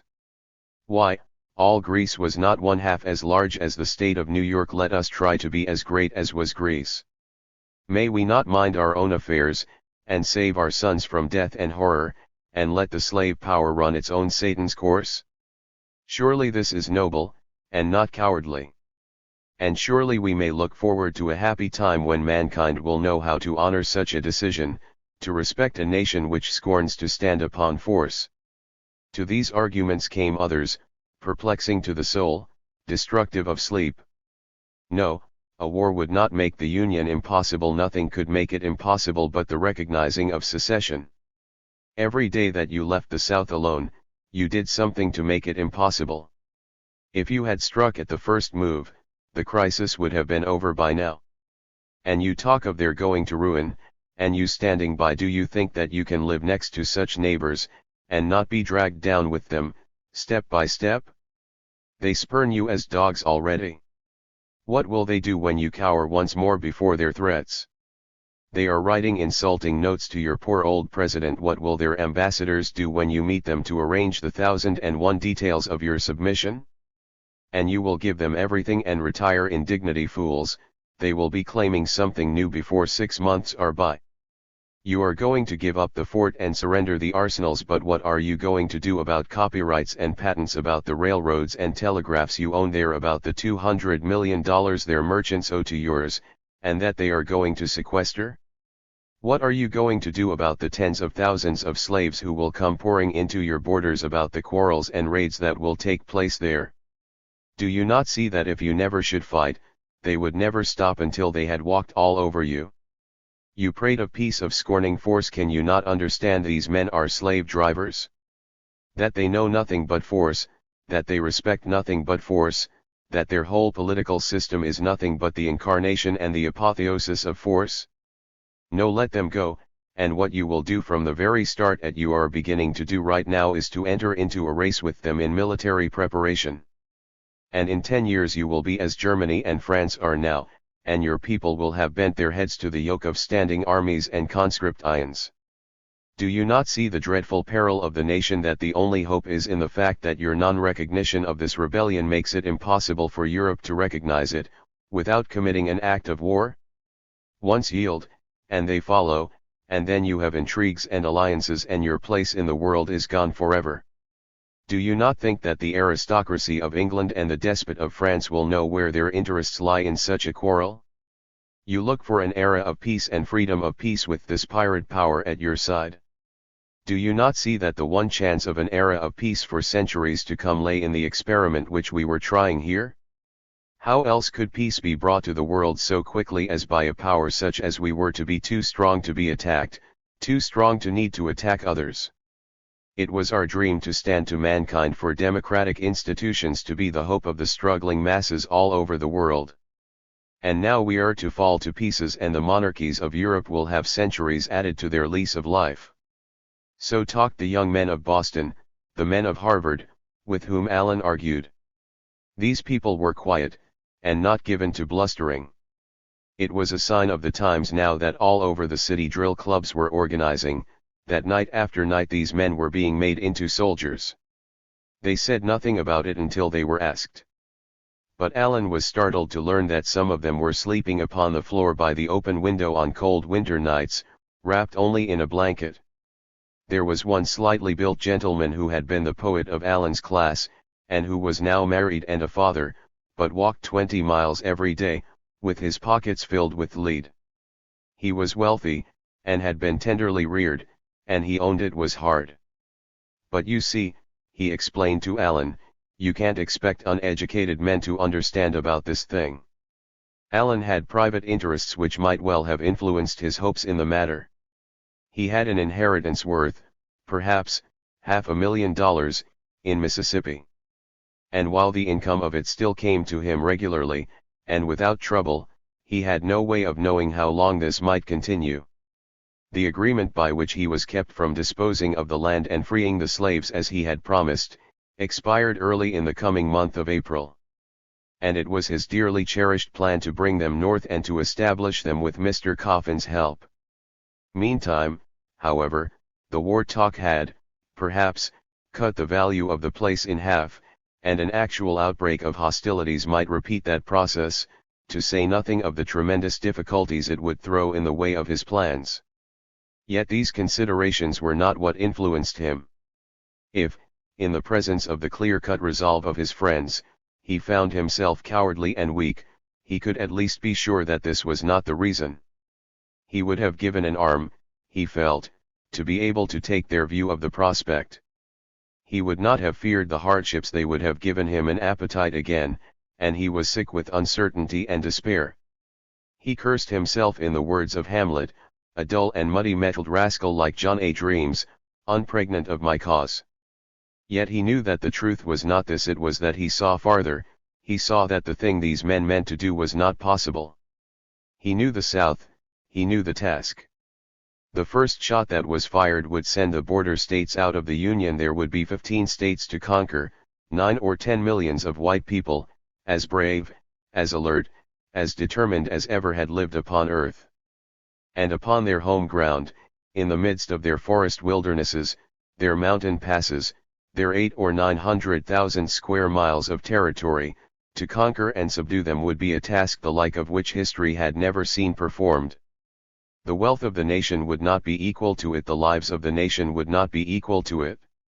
And it was to be done by the nation as it was spiritless, despairing, impotent, tangled up in legal quibbles, while the very roof trees of the building were falling about its ears. In the midst of a crisis the like of which no country had ever faced before, and without a principle, without a leader, without a care, save for partisan advantage, and the state of trade. It was all very well for a few ardent Republicans to be going to drill clubs. The Republicans had been in a popular minority at the election, and since then nearly all of them had given way, and were offering themselves to the South to be kicked. And the old conservatives and the Democrats, you were going to get a war out of them. They were jeering at you, spitting in your face, for joy at your discomfiture, and you were going to get a war out of them. The infamous New York Herald, the wild Irish mob of the city, you were going to lead them upon an anti-slavery crusade into the South.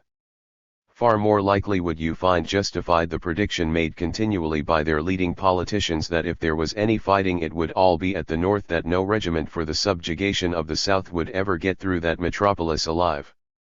But the new administration, they answered, when Allen argued thus, will not a bold policy rally the people? He would have been glad to believe it. He longed for the attempt, he looked for the first sign of it. The president-elect had given none, so far.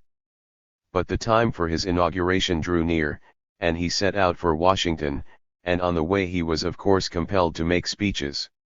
Boston was, speaking generally, not prejudiced in favor of 6-foot rail splitters as presidents.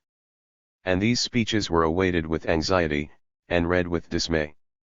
The new president's remarks were full of flippant and tactless sentences. Upon the question of the hour he had nothing better to offer to a distracted country than the opinion that there was nothing going wrong, that there was nobody hurt, that there was no crisis but an artificial one. His main reliance, at a pinch, seemed to be the statement that he had not prepared a speech, but had merely come to see the people, and to give the people a chance to see him, and that he had very much the better of the bargain. Now perhaps it was true, as a diarist of the time noted down, that the coming president was the most ill-favored son of Adam ever seen. But what atrocious taste it was to keep making speeches about it.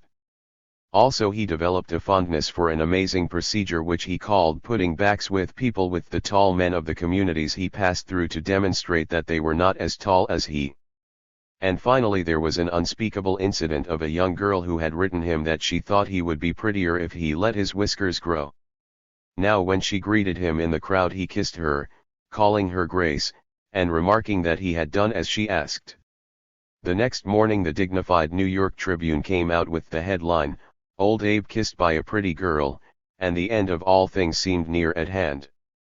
Boston trusted that this was the climax, but was to be disappointed yet again, as it proved. Shortly afterward it opened its eyes one morning and read that Mr. Lincoln had abandoned his program at Philadelphia, and sneaked ignominiously through Baltimore at night, disguised, so the papers all declared, in a nightcap and a long military cloak. The truth was that his friends had unearthed a plot in which the chief of police in Baltimore and numerous Southern leaders were said to be involved, to have his railroad train mobbed by the plug uglies of that city, and himself stabbed to death by a band of assassins. This, however, the country did not know, and the Democratic press jeered derisively, while the Republicans in secret almost cried. The sporting men of Baltimore had laid wagers, at odds, that he would never get through the city. And at the South it was the general belief that he would never be inaugurated. That the prediction was not realized the country owed to General Scott, who was now the senior officer of the army. The general was a Virginian born, and was now so old and overfed that he was not able to move without help. But he did his duty in this crisis, and he saved the state. His troops were not visible, but they were there, and the secessionists who thronged Washington knew also that their guns were loaded with ball. The president read his inaugural address undisturbed, and while he read it Senator Douglas stood by and held his hat, meaning this for a sign that he intended to support the administration. Whatever Douglas did, he did boldly, and he had now come out against secession. As he stood for 1 million of voters, the country found this a joyful sign. The inaugural pleased Boston better than the speeches. The president took much pains to be apologetic. He had no intention of interfering with slavery in the states, and he intended to execute the fugitive law.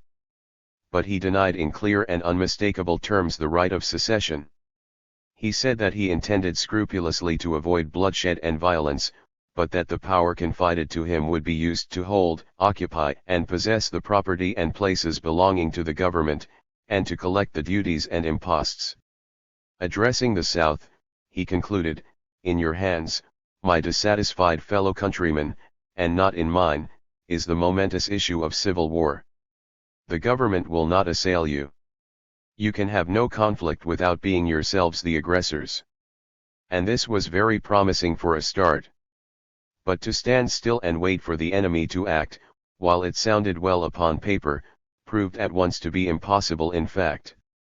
It was discovered that Major Anderson was running short of provisions, and that the administration had therefore to choose definitely between supplying the fort and abandoning it. So once more the country was put upon the rack, while the new cabinet wrestled with this problem. It was complicated by the fact that the Virginia Convention was in session, the secession sentiment in it ebbing and flowing visibly, day by day, with the rumors of the president's intentions. To attempt to enter Charleston harbor would most certainly mean a fight. And at the first shot the Old Dominion would secede. The president had adopted the singular expedient of making up a cabinet of all his political rivals. Seward was the Secretary of State, and Chase, whom Seward hated, was the Secretary of the Treasury. 3 other disappointed candidates had also been taken in. As a means of uniting the party in a crisis, and of securing the country's best talent to meet it, this was a promising plan. But a man with such a cabinet on his hands bade fair to have a lively time. The confusion became evident at the very first council. The conservatives, with Seward leading, wished to back out of the fort, while the radicals wished to hold it at all hazards. While Seward was exchanging communications with the Confederate commissioners who were in Washington, the president was seeking counsel, and striving to make up his mind upon this most frightful of issues. To make his situation more maddening, he was overwhelmed with office-seekers, who had swarmed in from all over the country, 20 of them to every place, it was figured. Seward wrote that they packed the grounds, halls, and stairways of the White House, so that he could hardly get in or out. And the president called himself a man sitting in a building, allotting compartments, while the structure itself is on fire and likely soon to perish in ashes. The country looked to the president, and the president looked to the country. "I shall strive to find out what you wish," he had said, and then I shall do it. So now he waited, and watched, while day by day the issue grew clear. Should he take his stand? Should he hold the fort, and let come what would? Or should he haul down the flag? Were they willing to bear the shame of that? For 3 months their eyes had been fixed upon it, they had written and prayed and sung about it. And now was it to come down? They would have to face the contempt of the world, they would have to face their own self-contempt. And were they sure that even if they did, it would settle the matter? The government held also Fort Pickens in Florida. Would not the South demand that? And supposing the second demand granted, would that be the last? Would they rest content without a formal recognition of their sovereignty, without the formal recognition of Europe? These were fearful questions.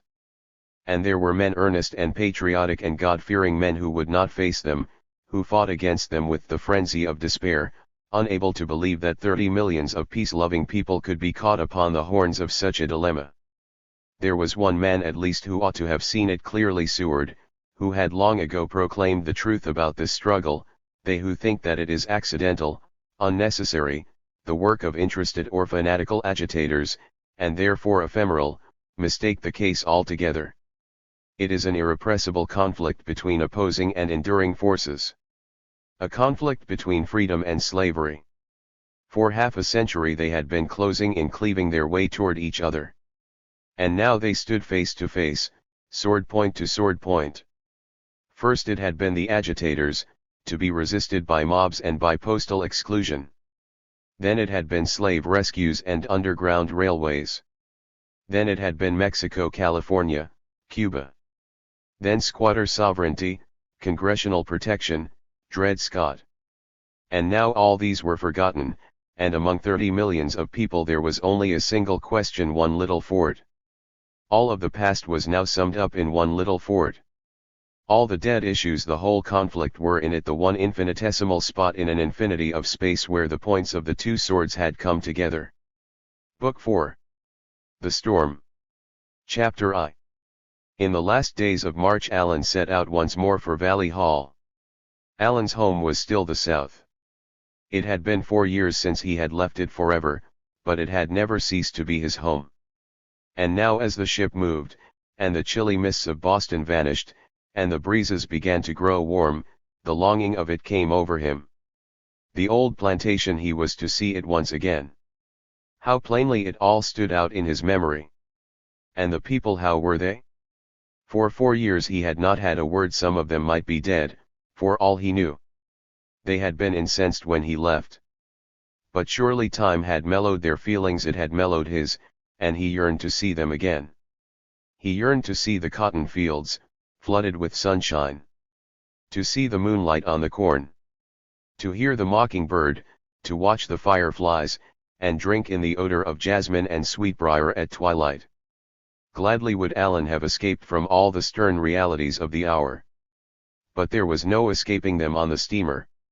It was bound for New Orleans, and the few passengers were all Southerners, and were on edge with excitement. To be at sea for a week at such a time was a sore trial. The vessel was never far from the coast, and when it was opposite Charleston they listened for the sound of guns. Rounding Florida they passed close to a schooner, and the steamer slowed up while they hailed her. But she had no news, and so when they neared the end of the journey the suspense had come to be all but unbearable. How well Allen remembered that low coast, and all the sights of it. Those long white reefs lined with trees, over which flapped the armies of pelicans. It might have been 1 instead of 11 years ago that he had seen them. But when they neared their destination and the customs boat came out to meet them, here at least was something new. This strange 3-striped flag. How he and his father would have started, had anyone told them of that. And to have your trunk examined for duty, coming from Boston to New Orleans. Allen soon grew used to the flag, that is, at least, to the sight of it.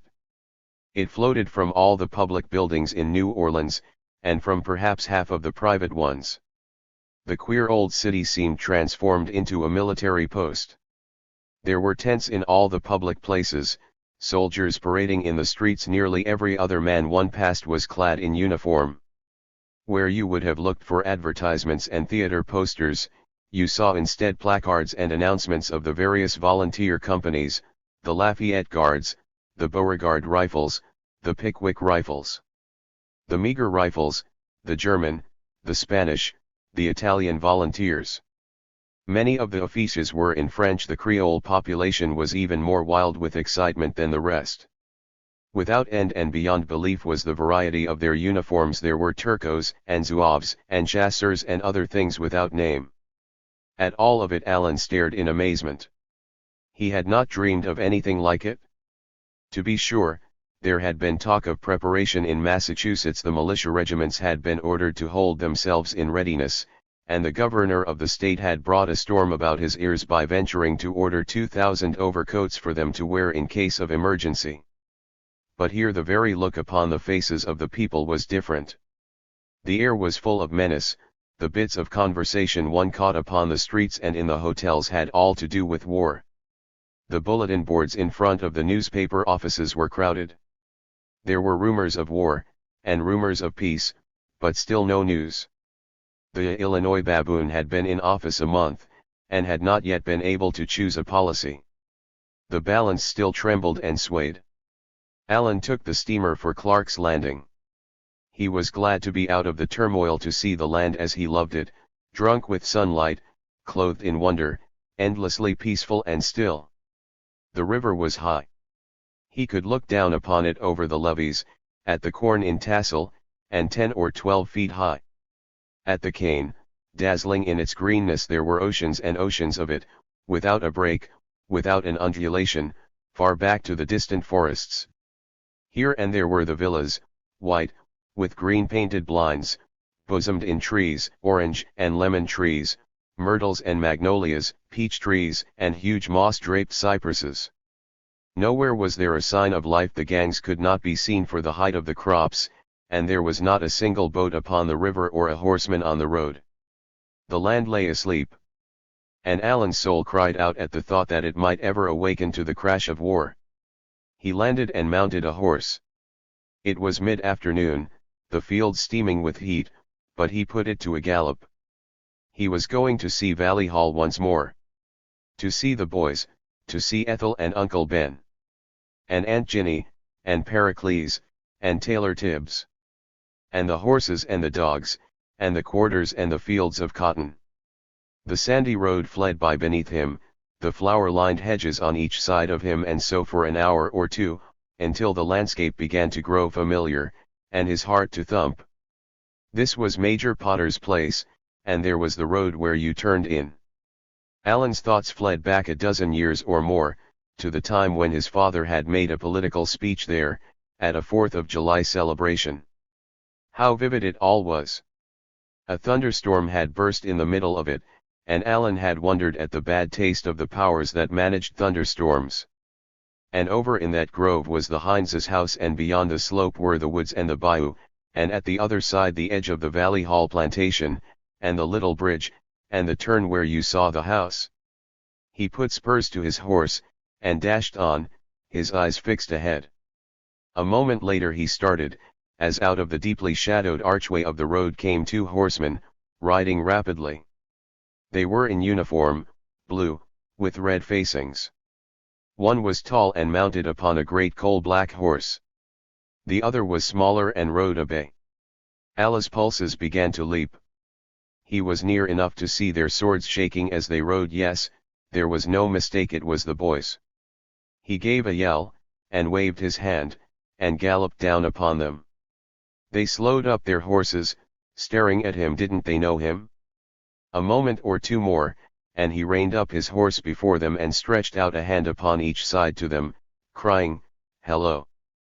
There was a moment's pause, while he gazed at them. Ralph had half reached out to take his hand.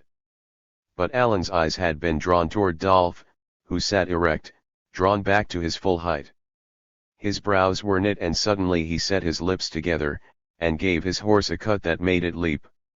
"Go to hell," he said, and went by like a flash, and down the road. His brother followed. They left Allen sitting motionless, dazed. He turned and watched them vanish, his heart beating like a hammer. Long after they were out of sight he sat gazing after them. And when he rode on it was very slowly. He was not angry, he was stunned. Nothing that he had ever seen had seemed quite so much like war as that. By the time that he reached the turn in the road he had become very sober, and felt in truth a little like a fool. He beat back the emotions that rose in him as he saw the house. He rode up to it as he would have ridden up to any other house. There were two people upon the veranda, one was Ethel, and the other an old colored woman, whom Alan did not know. They were gazing at him. Alan saw that the girl was lying back, propped upon pillows. She was very pale, and the negress was fanning her. Had she been sick? He rode near and halted the horse. "How do you do, Ethel?" he said, and raised his hat. The girl started, and colored. She half rose, and then sank back. "How do you do, Alan?" she answered, in a low voice. She looked older but more beautiful than ever, it seemed to him. There was an awkward pause. Then she spoke to the negress, "Mammy, go and tell someone to come for Mr. Allen's horse." The woman went away, and Ethel looked at him again. "You have been ill?" he asked her. "Yes," she answered. "And how is everyone, Ethel?" "They are all very well," she said. Again there was a pause. It was broken by an unexpected sound from within the house, the crying of an infant. Ethel started, and looked around her. "Mammy," she called. "Mammy." The colored woman came around the corner of the house, running. She disappeared inside. "What is that?" Alan asked, in surprise. "It is the baby," was Ethel's reply. He dismounted, and gave his horse to the stable boy, who had dashed up and stood staring and grinning. "How are you, Tom?" he said, nodding to him, and then approached the veranda. "You did not know that I was married?" Ethel inquired. "No," said Alan, "I did not know it." "How long, Ethel?" "More than a year," she said. "I married Billy Hines." "Ah," said Alan. Billy was the young cavalier whose devotion at the age of 17 Alan had noted when he last visited the hall. "Where is he?" he inquired. And the girl, who had sunk back upon the pillows, answered without turning her eyes upon him. "He is gone to the defense of his country," she said, in a low tone. There was a silence. Alan knew not what to reply, but suddenly the girl started up, staring at him. "Alan," she cried, "how can you bear it?" "Bear what, Ethel?" he asked. "Bear this, all of this frightful situation? How can you bear to see it, and know that you are the cause of it?" Ethel," he exclaimed, in perplexity. The girl half raised one trembling hand toward him. You, she cried. "Who is to blame but just such cruel and wicked men as you? Men who hate us, who cannot leave us in peace, who have hounded us out of the Union and now want to hound us back." The blood had mounted into her cheeks as she spoke, and her nostrils quivered with her agitation. Ethel's eyes were very big and black, and now they were fixed upon Alan's face with a wild look. "I wonder that you can come down here," she rushed on, impetuously. "Why have you come? Is it to gloat over the misery you have caused? Is it any pleasure to you to know that my husband had barely an hour to gaze upon his newborn babe, before he had to go away to prepare for a war? And now he is ill at New Orleans, and I am here, and must see my two brothers start tomorrow. Go among the people around here, people who once loved you. Why, you will scarcely find a family upon whom some such sorrow has not fallen."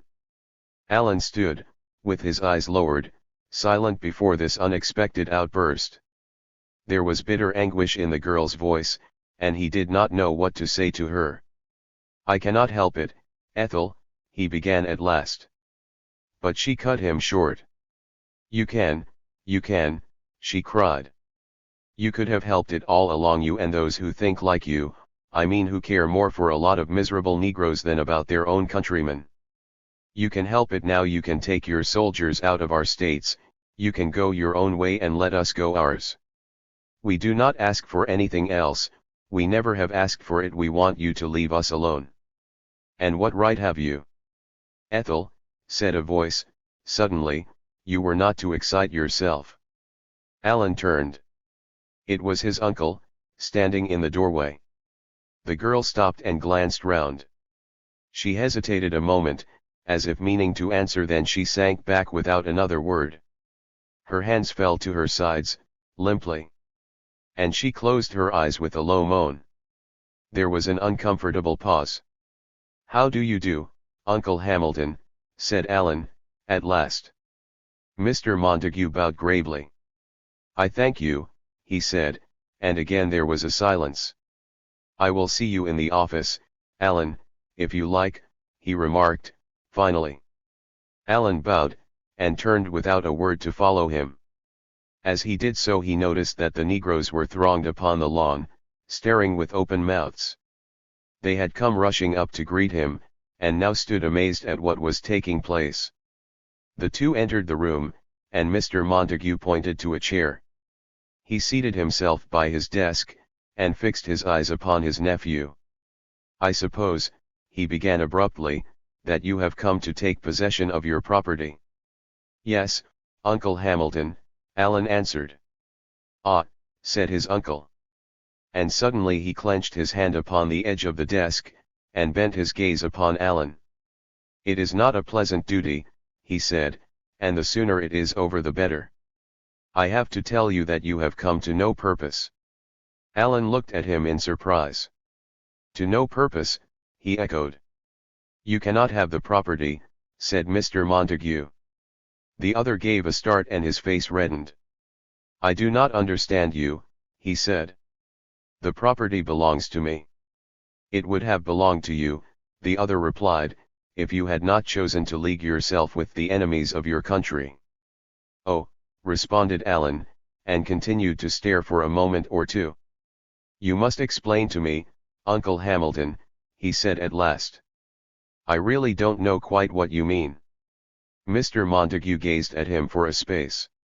What I mean is, he said, finally, that after carefully considering it, I have concluded that it would be wrong for me to allow any part of the resources of the state to pass at such a time as this into the hands of its enemies and, in particular, to allow any of the enemies of our domestic institution an opportunity to interfere in its affairs. Therefore I have decided to remain in possession of Valley Hall for the present. Alan drew a long breath. I see, he said. And the law? I do not think, said Mr. Montague, that you would be wise to appeal to the law in the matter. The young man flushed, slightly startled by the tone even more than by the words. That is a threat, he asked, in a low voice. No, was the response, it is merely a friendly counsel. There was a pause. You have always been a gentleman, Uncle Hamilton, said Alan, at last. I have been too much of a gentleman to defend my actions, was the response. In this case I am willing to explain that I am not acting for myself, but simply for my state. The revenues which may accrue in the matter will be at the state's disposal, as also is the property, of course. There is now before the Congress in Montgomery a bill dismissing all law cases in the interest of Northern parties. And it will not be many days after the first stroke of war, I fancy, before all debts due to Northerners, and all property belonging to them, will be sequestered. That will cover the case. I see, said Alan, and added, you take the liberty of anticipating the law. In which, was the other's response, I follow the best of precedents. I am merely holding, in the expectation of a war, a fort which I happen to possess, but to which I have no other right. The irony was subtle. And if the war should not come? Alan demanded. In that case, said his uncle, I should have neither the right nor the wish to deprive you of your property. Just as soon as the questions at issue are settled to the satisfaction of my country, I shall make you an offer for your share in the estate. And if you do not care to accept that, I shall cause it to be sold, and transmit to you half of the proceeds. There was a long silence. Alan sat motionless, his heart beating fast. Assuredly, this was bringing the political situation very close to men's business and bosoms. He was filled with dismay, but then his pride spoke, and he swallowed his feelings. He rose suddenly to his feet and stood very straight, gazing at Mr. Montague. "Uncle Hamilton," he said, his voice low, "you hold my portion of this plantation through my father's trust in you, and I do not believe that you are keeping faith with him now. But you have the power, I perceive. And you will not be troubled with any words from me. If you will be so good as to order my horse for me, I will go." And then the two exchanged a stately bow, and went out. The veranda was deserted. Ethel had taken the opportunity to disappear, and only the negroes upon the lawn remained staring. Alan stood waiting until his horse came down the road. Taylor Tibbs was leading it. And the little yellow man, who had evidently not heard that there was anything wrong, was wild with delight. "Moss Allen," he cried, and rushed, horse and all, to embrace his young master. But there came a stern voice behind Alan, "Tibbs." And Tibbs halted and stared in wonder. "Go to the stables, sir," Mr. Montague commanded, and came forward and took the rein himself. Tibbs put his hand to his forehead, in a dazed way, and turned to go. He made not a sound, but his form shook as he walked. Mr. Montague held the horse in silence, while Alan mounted. Then their eyes met, and he bowed in response to Alan's good afternoon. The young man touched his horse and rode slowly away, without once turning his head, without even a last glance at Valley Hall. He could not hold himself thus for very long, however. Down the avenue he put his horse to a trot, and when he had turned the corner and was out of sight, he leaned forward and the tears ran down his cheeks. He cared nothing about the money, but how could they be so unkind? Perhaps he had been a fool. But all the old-time memories had rushed over him and made his heart soft, and their blows had struck doubly deep. So he went on, without heeding where he went.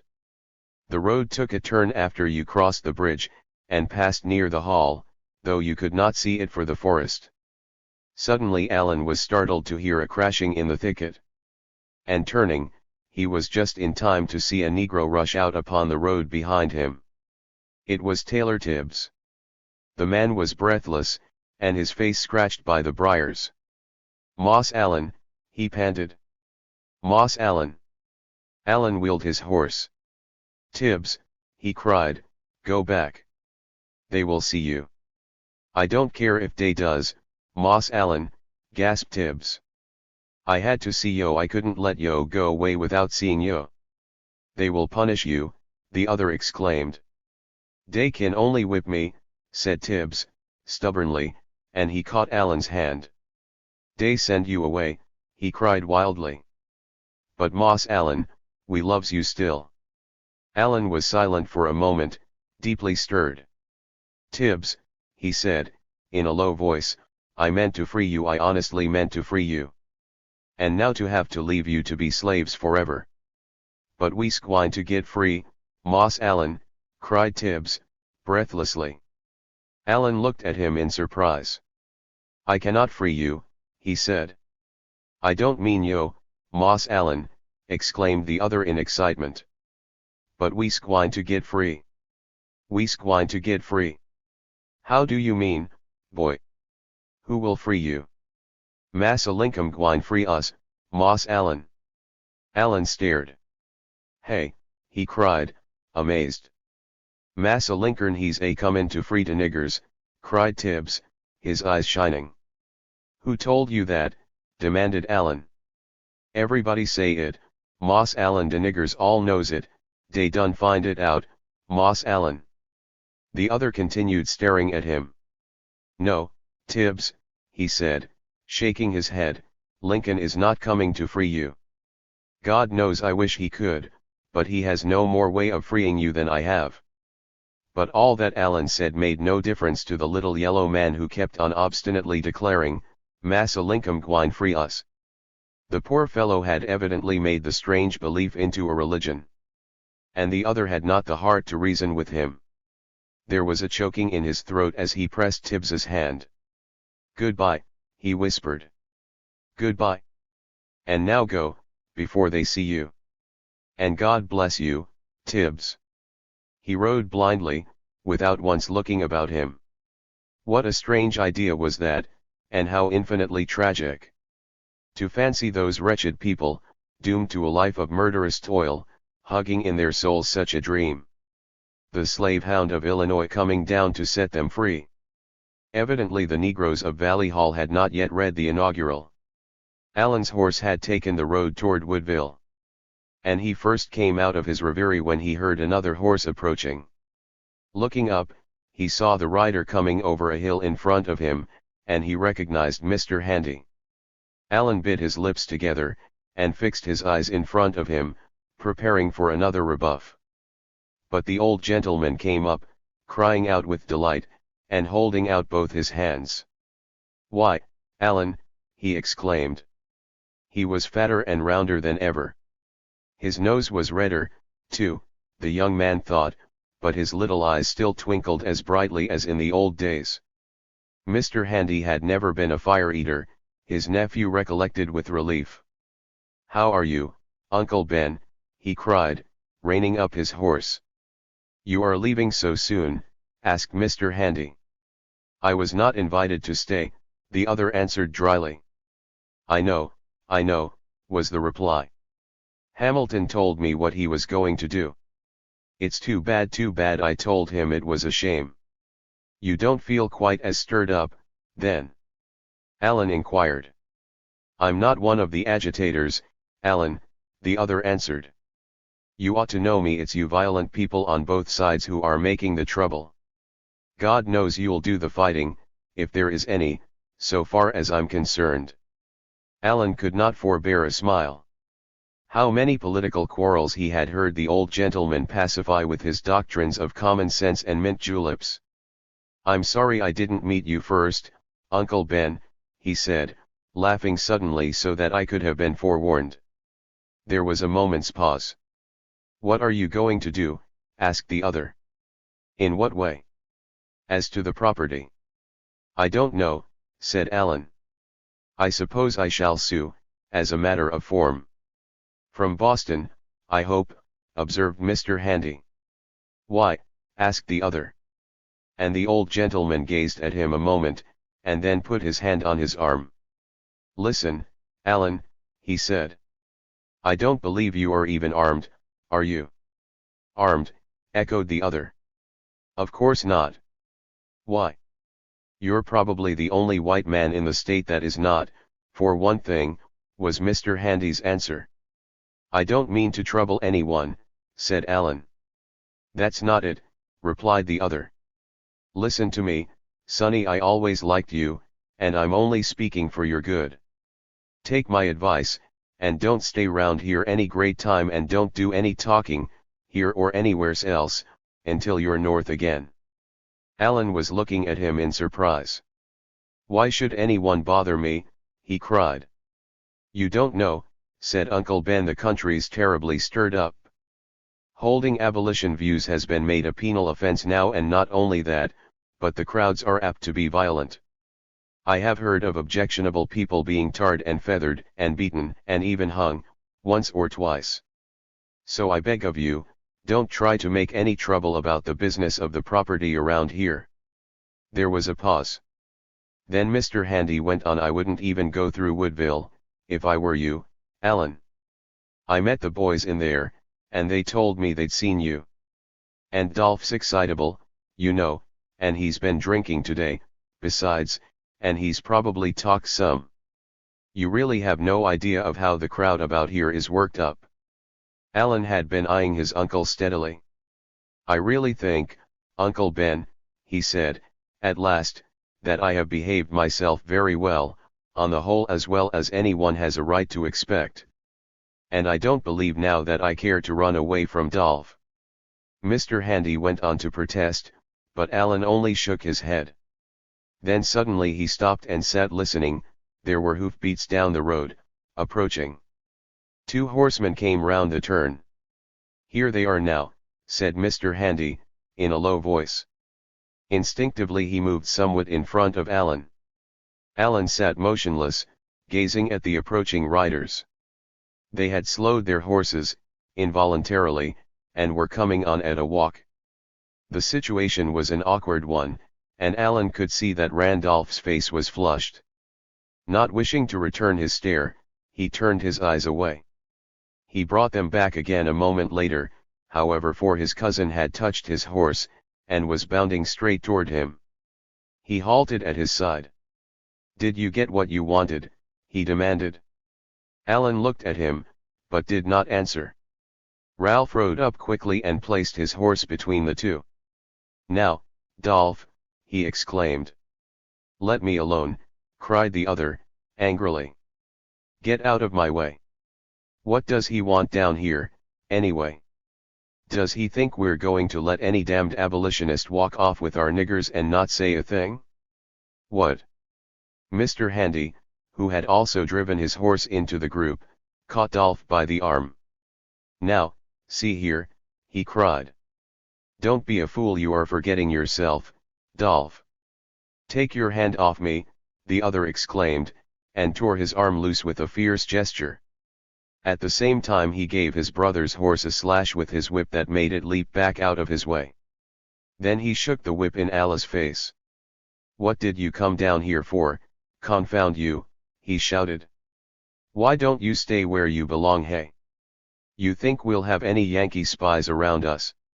Dolph's face was wild with fury, and his eyes shone. Old Mr. Handy had seized him again, and now his brother flung himself from his horse, and leaped toward him. There was a sharp scuffle, Ralph trying to hold his arm. "Dolph," he cried passionately, "don't you know what father said to you? Don't you know what you promised him? You ought to be ashamed of yourself." "Ashamed of hell," yelled Dweep. "What does he take me for? What'd he come for, if he wasn't looking for trouble?" "Alan," cried Mr. Handy, "go on. Why don't you go on?" The three were almost in a fight, but before Alan the road was clear. He hesitated a moment. Then he started his horse. He had not said a word, and he did not say one now, but rode slowly away. All the time behind him he heard his cousin cursing like a trooper as he tried to get free. Alan did not turn his head. "Go on, you coward," yelled Dolph. "That's like a Yankee, go on.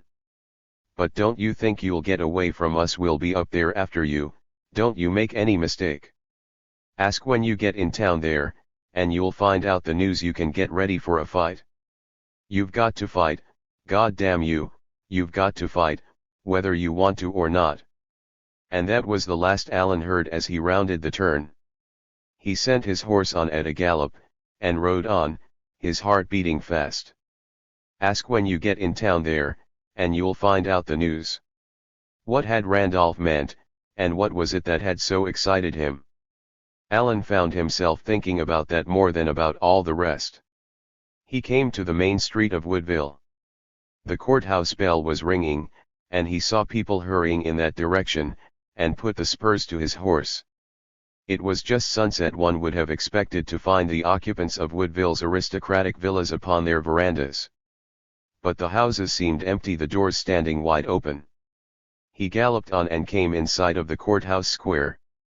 Here there was a military encampment. The place was white with tents, and a battery of artillery was in front of them, and the stars and bars waving above. Directly before the building was an immense crowd. Here was where all the town had come. Someone was making a speech. As Alan approached he could catch snatches of the voice between the strokes of the bell and the frantic roaring of the crowd. A man dashed out from a store, bareheaded. He passed near Alan, who jerked up his horse and cried, "What's the matter?" "It's Sumter," the man answered. "The Yankees are going to reinforce it. They've got word about it at Charleston." Chapter 2. Alan went back to New Orleans that night, pacing the deck of the steamer and chewing the cud of bitter reflection. What a blow in the face his visit had gotten him. Alan knew little of the value of money, having always had more than he needed, and it was not so much the loss of his property. Nor was it his disappointment at the failure of his plans. The misery of the Negroes of Valley Hall seemed a trivial matter in comparison with the significance of what he had experienced, the light which it threw upon the temper of the people. It had exceeded anything that he had dreamed. And as for the North, what would its awakening be? The news which he had heard at Woodville proved to be no mere rumor. It developed that the Washington government had sent word to Charleston that it intended to provision the fort peaceably, as it said, that is by an unarmed vessel. In New Orleans there was wild excitement, a regiment having just been ordered to assemble and hold itself in readiness. Allen had intended to return north by steamer, but this news changed his plans, and decided him to travel by land, and pass through Charleston. He left New Orleans the same morning, by the steamer for Mobile. The trip was the same one he had taken with his father 11 years before. It took a day and a night, first through Lake Pontchartrain, and then along the coast of the Gulf, or rather the narrow passage inside the reefs, beyond which one could see the surf, snow-white, through endless pine trees. On the other side the land was so cut up with bayous that no one saw little sailboats apparently skimming through green meadows. At dawn they came into Mobile Bay, where, at the entrance, were two recently taken forts, with the flag of the new Confederacy above them. In Mobile also there were troops in all the squares, and the din of preparation in the air. Here the news was that a reply had been sent to Washington, to the effect that the proposed attempt would be resisted. War vessels which had long been fitting out in New York were now on the point of sailing for Charleston. The steamer which went up the river to Montgomery was called the Southern Republic, a significant name. It had borne it for a long time, a fact which was more significant still. Allen heard it said that the Irishman who was the captain of the Southern Republic boasted that he had built it of the proceeds of a lucky stroke in the African trade. It looked like a big 3-storied house, and upon its deck was a steam calliope, which played Dixie at every landing. The banks of the chocolate-colored Alabama were so high that nothing of the country could be seen. But there was always a crowd at the tops of the long stairways to listen to the music and cheer.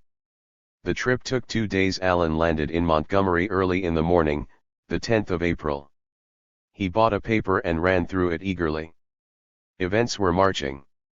United States vessels were reported off the bar at Charleston, and Fort Sumter was exchanging signals with them. 4 regiments had been telegraphed for from the country, and President Davis had called upon the state of Alabama for 3,000 men. At midnight Charleston had been roused by the firing of signal guns, calling out the reserves. All night long the streets of the city had echoed with the rolling of drums and the galloping of cavalry. There were said to be 7,000 men and 140 cannon now surrounding the fort. The Charleston Mercury of the previous day was quoted, to the effect that the announcement from Lincoln's government was to be taken as a declaration of war. "The gauge is thrown down," ran the article, "and the God of battles must decide the issue between the hostile hirelings of abolition hate and northern tyranny, and the people of South Carolina defending their freedom and their homes."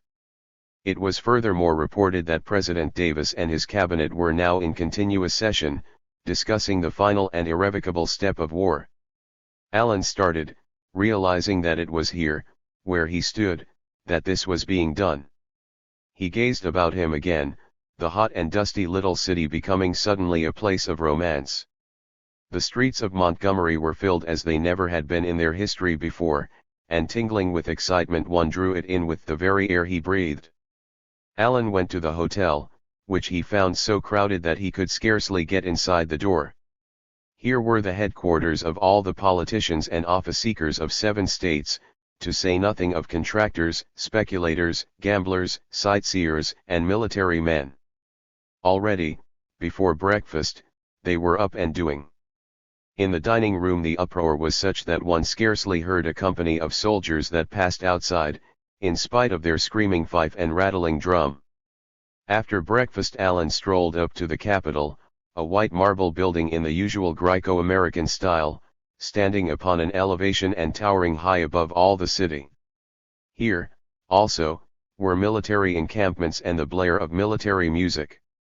Even that early, people were thronging to the chamber where the Congress met. Allen entered also and waited for a view of the assembly. These were the men who had done this deed. and it seemed hard to believe that they could look like other men. He watched them, listening meanwhile to a venerable clergyman who prayed confusion upon their enemies, after the ancient fashion of the British hymn. Confound their politics, frustrate their knavish tricks. On thee our hopes we fix, God save us all. They were big, broad-shouldered men, these legislators, dressing for the most part in extreme southern fashion, with wide hats and large, flowing ties and conspicuous collars. Allen noticed that they all seemed to chew tobacco. Their presiding officer was a Mr. Howell Cobb of Georgia, a stout-faced, benevolent-looking old gentleman, with a full gray beard. Mr. Cobb was one of the big men of the South. He had been Buchanan's Secretary of the Treasury, and owned $1 million worth of niggers. The business of the session proved to be routine, and after a while Allen strolled out again and fell to wandering aimlessly. He was racked with the uncertainty of the hour. He came to the fountain which stood in the center of the avenue leading to the Capitol, and where there was a crowd gathered about a man who was auctioning off a Negro, a poor, half-starved-looking old man, with all his belongings tied up in a bandana handkerchief and fastened to a stick. Only $700, the man, a dissipated-looking Irishman, was crying. And then he raised his voice to attract the passers-by. Only $700 for this nigger. As Foyne, able-bodied a field hand, gentleman. Allen had stopped for a moment, watching. And the man, chancing to catch his eye, beckoned to him invitingly. "Will you look at this bargain, sir?" he inquired. The loungers turned to stare at Allen, and he wheeled and strode away, his cheeks hot. He went on down the street, his head bent upon the ground, until suddenly, as he chanced to look up, he observed just ahead of him a gentleman whose figure seemed to him strangely familiar. The gentleman was small and slightly built, and walked feebly, but with stiff, military carriage. Allen increased his pace. Yes, surely he was not mistaken, it was Mr. Davis. Allen felt his heart leaping. All his waiting, his fevered anxiety, and there walked the man upon whose shoulders the thing rested, by whose nod it was to be decided. And as he was waiting, so were 30 millions of others hoping and dreading, and all looking to him. Happiness or misery, life or death, for how many of them all depending upon him. It came over Allen like a vision. His thoughts sped out into the far spaces of it, into the yawning caverns of the future, where, in the brooding darkness, the unknown fate sat hiding. And then, in an instant, it was all gone, and again his eyes were fixed upon this little gentleman in front of him. Perhaps even now he was going to decide. Perhaps he had decided already. The hand which swung there at his side, perhaps it had already started. The machine had fired the train that was to plunge a continent into war. So on, until they came to the corner, where stood a large brick building with a Confederate flag above it, the State Department. The president ascended the 2 or 3 steps, and as he did so happened to glance down the street. He noticed Allen, and his eyes halted. The young man raised his hat. "How do you do, Mr. Davis?" he said.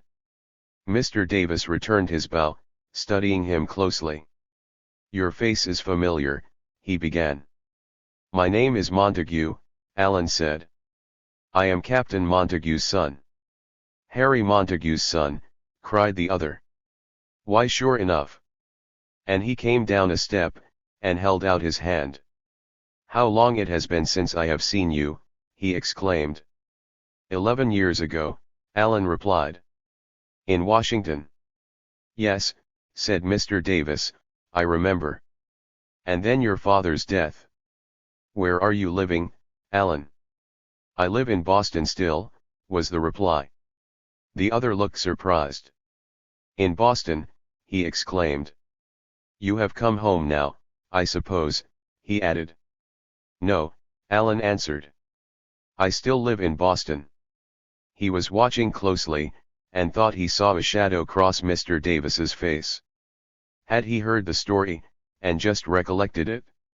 "The South has need of all her sons, Allen," he said gravely. He was half turned, and seemed upon the point of saying a word of parting. A sudden impulse seized Alan. His hand had been upon the railing of the steps, and he leaned forward, stretching it out imploringly. "God grant you wisdom, Mr. Davis," he whispered. The other paused, startled by the words. He looked into Alan's eyes, and his soul seemed to come suddenly into his face. He was very thin from sickness, his features were haggard, and furrowed by care. "My boy," he said, his voice low and trembling, "if he does not, it is not because I have not asked him." And then Alan scarcely knew how he was gone, and the door of the building had shut. The young man turned away, quivering. How that look had shot through him! There had been times of late years when he had hated Jefferson Davis, hated him with a bitter hatred. But for him this everlasting horror could never have been. It was of his making more than any other living person's. His vehemence, his eloquence, his ability, had carried it through. And had it always been his people that he thought of? Had it never, in any lurking impulse, been himself? Alan knew not, no one ever knew. For there is no judge of a man in heaven or earth but his own soul. Alan shuddered as he walked on, thinking that if ever it had been ambition, how the memory of it would some day scorch Mr. Davis. He had led the movement for so long, and now it had gotten beyond his control. It was known that he was dragging back, that he was trying to restrain the radicals of Charleston City. Was that, possibly, why he was so pale and haggard, why the cheekbones stood out in his face so that it looked almost like a skull? There rang still in Alan's ears a frightful and savage sentence which he had read in that morning's paper, a sentence which a member of the Alabama legislature was said to have spoken to Mr. Davis: "They will be back in the old Union in 10 days, sir, the people of the state, unless you sprinkle blood in their faces." And he was deciding.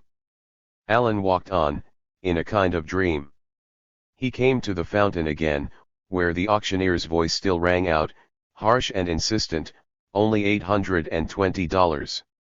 Why, gentlemen, $820 for a nigger like this?" Alan hurried by. They were driving him into war. Yes, that was it. There had been times when Alan, too, had wanted war, but he did not want it now. Could you look into the faces of these people about you and wish to destroy them? They had given him cause enough for hatred, no doubt. But still they were pitiful men and women. He thought of Ethel again, and her cry of anguish started up in him. How many like her had seen their husbands march away? How many would never see them return again? A strange and wild idea took possession of him as he walked. Why had he not spoken to Mr. Davis? Why had he not pleaded with him, poured out his soul to him? Surely he could not have offended him, his heart was too full. Had he not a right to speak? Did it not concern him as much as any man? He might have said something to influence him, he might have shaken him, he might have turned the scale. Mr. Davis was a man, like other men. He was formal and severe, but he had a heart. He might have been startled yet further out of that shell he kept around him. Who could say but that in his secret soul he was hungry for someone who would speak a human word? So Alan went on, lost in the imagining of such a scene, until suddenly he stopped, his heart giving a leap. Why might not he do it now? It might not yet be too late. Was it that he was afraid? Could he let any thought of himself influence him at such a time? Mr. Davis might call him a fool, and send him about his business, but what would that matter? What was he at such an hour? He faced about, and walked swiftly. He was only a square or two from the building. He reached it before his wild impulse had weakened. He pushed open the door and went in, his hands trembling, his cheeks burning. He stood in a long, whitewashed hall. There were rows of doors, with the names of officials written on paper and tacked upon them. "Where is Mr. Davis's room?" he asked of a clerk who passed him. "Upstairs," was the reply, and Alan ascended. Here were more doors, and he went along scanning them. Upon one of them was written, "The President." Alan's heart gave a throb. Then he knocked. "Come in," said a voice, and he entered.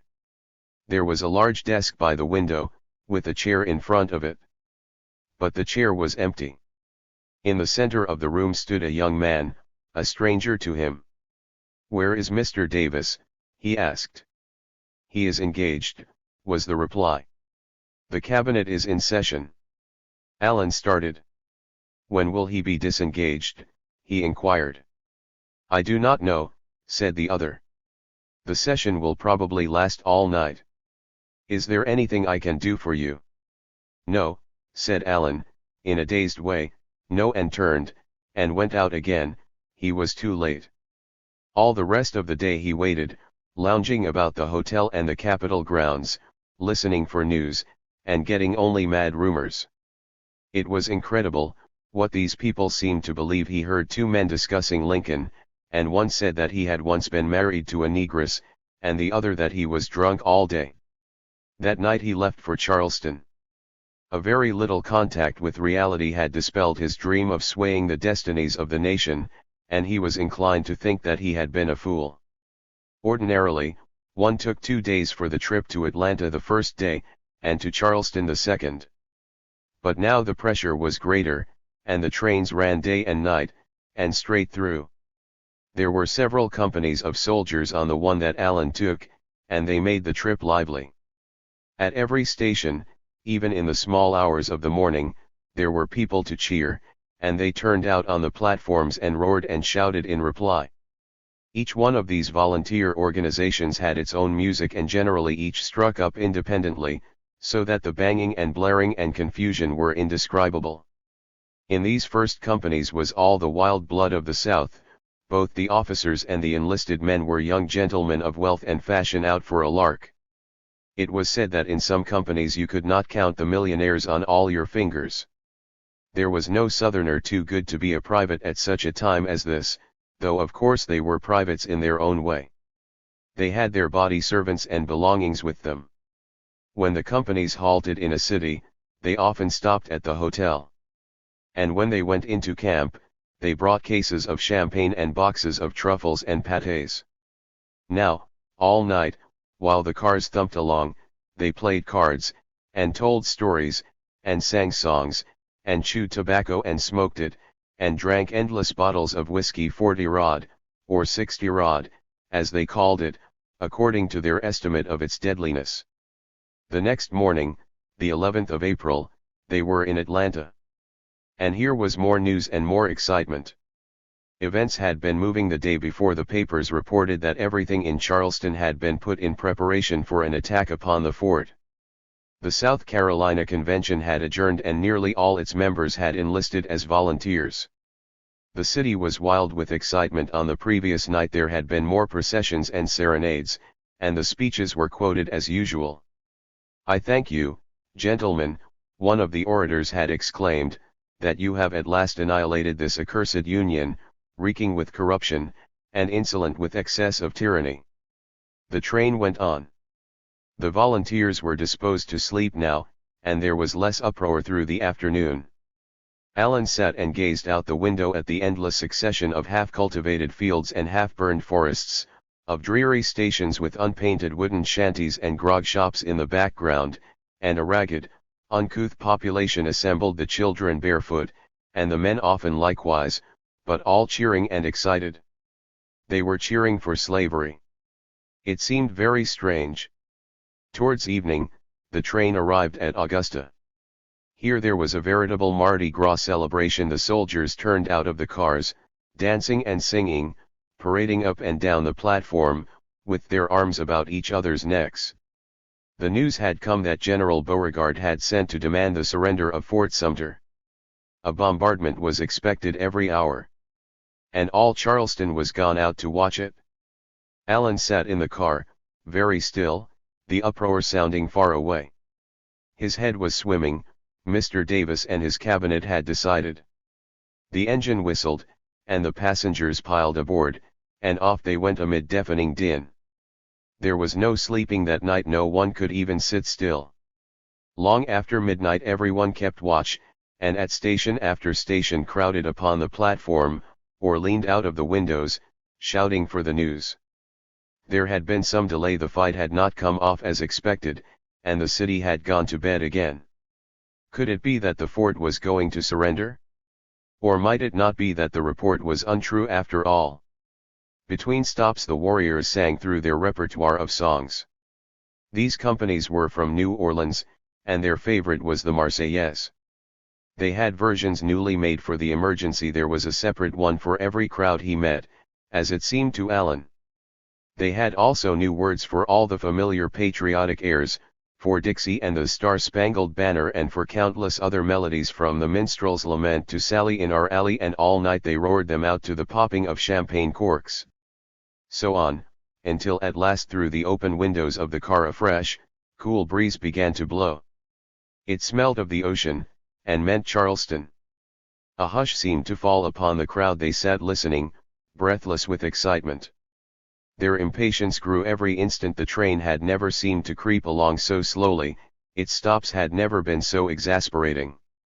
There came at last a halt of several minutes, and 2 or 3 at a time the passengers got up and went outside.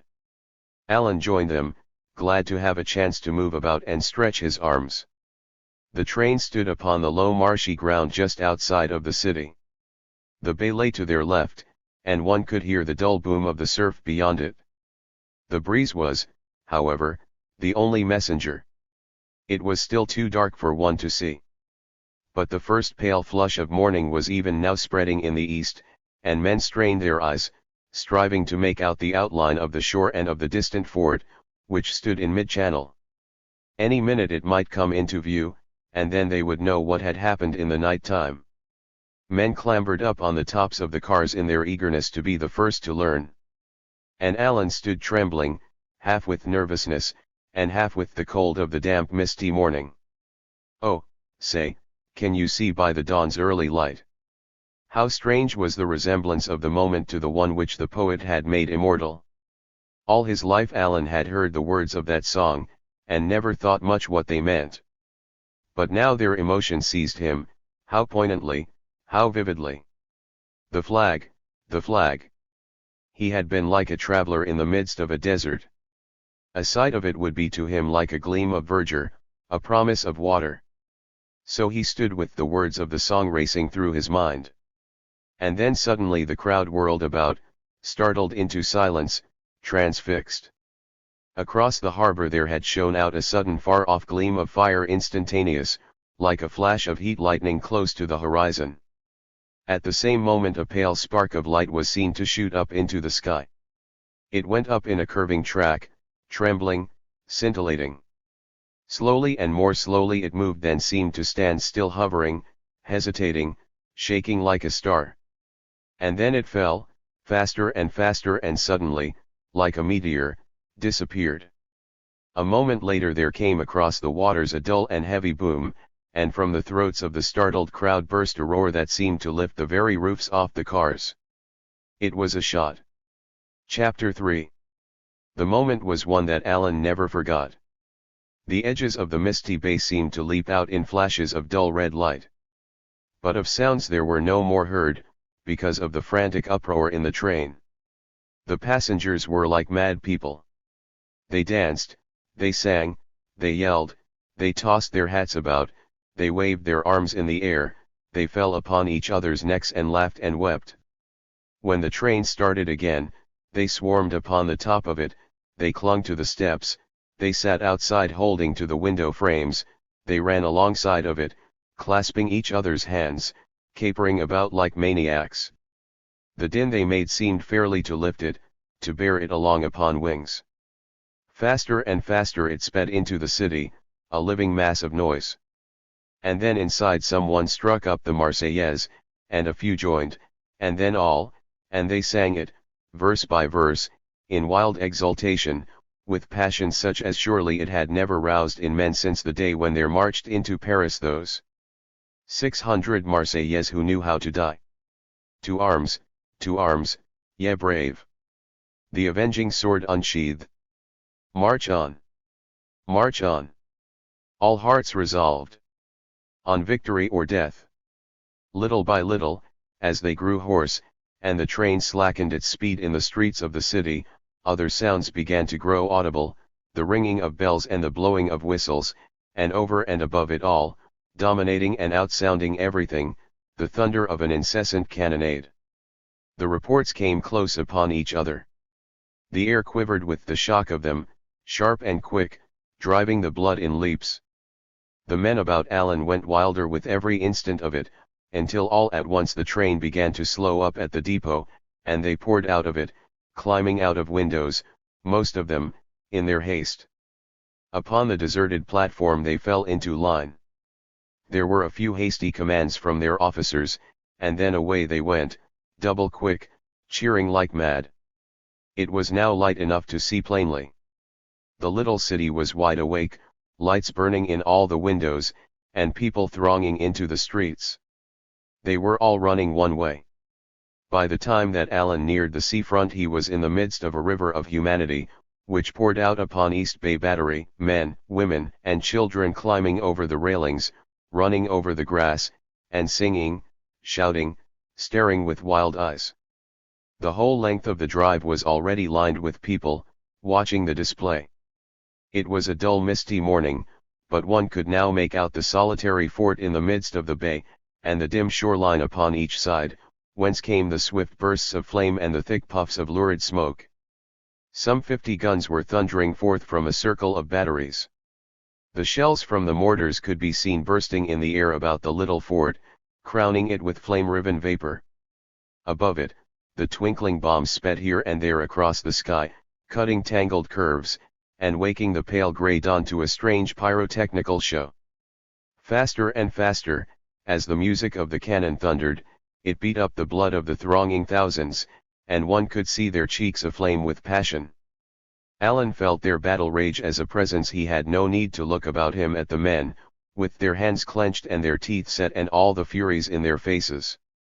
Gleaming through the rifts in the smoke clouds, out there amid the crash of shot and shell was the flag. And for how much insult and outrage it stood to them. How long it had waved there, menacing and defiant. How they had hated it, and writhed at the sight of it, and now it was coming down. With Alan too, it was the end of a long impatience. The change came so suddenly that he scarcely realized it. It was the tapping of the flask and the coming of the precipitate. It was there, where an instant before had been no sign of it. Secession had brought forth its child, slavery its grandchild. With slavery you might parley, with secession you might hesitate, but with this, ah God! He stood there with the wild din of the battle in his ears, and all his soul leaped up in one blaze of hatred. No, never, you could never dally with this, you could make no terms with this. You flung yourself upon it, you grappled with it, you twisted your fingers in the neck of it. Down with it, down with it. Down, down. There was nothing for you to do in the world, there was nothing for you to think about, until you had crushed that infamy. Until you had stamped your heel upon it, until you had driven it into the earth, so that never might it dare to rear its head again. And ah, what a relief it was, what a joy to have brushed aside all the cobwebs, to see the issue plain. There would come an instant's lull, then a burst of thundering shocks in swift succession. And the crowd would roar, surging forward, the gusts of the battle tempest seizing them and whirling them on. Then suddenly Alan noticed that through it all the fort was not replying. The flag floated on, but the flag was not enough. What was the matter? They haven't fired a shot, said a man at his side, answering his inquiry. Why not? He cried. I don't know, was the reply. I guess they're scared and hiding. It could not be that, Alan knew. But he moved here and there, burning with impatience. What could it mean? The country had gone on, submitting. Could it be that it was going to submit to this? Was he to stand there and see the flag fall and the fort torn to pieces, and learn, perhaps, that the wretched politicians at Washington had forbidden Major Anderson to reply? The truth of the matter was that Major Anderson and his men were then quietly breakfasting upon salt pork and water, having not too much powder, and hence no need of haste.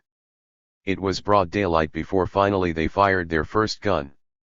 The crowd gave a roar of delight. Now there would be a real battle. The bombardment redoubled, the wide spaces of the harbor echoed with it, the buildings of the city shook with it. Before long the whole of the scene was hidden in smoke. It was a raw day, with showers now and then, but through it all the wealth and fashion of Charleston thronged the waterfront, thrilling with joy. Enthusiasm made the crowd one old or young, rich or poor, it was all the same, they laughed and sang together. Someone would start a cheer, and it would run like a breaking wave along a beach. Now and then a company of soldiers would march down the driveway, or a favorite officer gallop past, and the din would drown out the bombardment for a moment. Here and there a party would strike up a song, and the whole mass of people would take it up. There was a couplet which seemed to give them endless delight. Someone was chanting it every minute.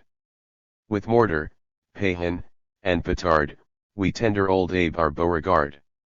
Now and then as the breeze would make rifts in the smoke, Fort Sumter or the batteries would come into view.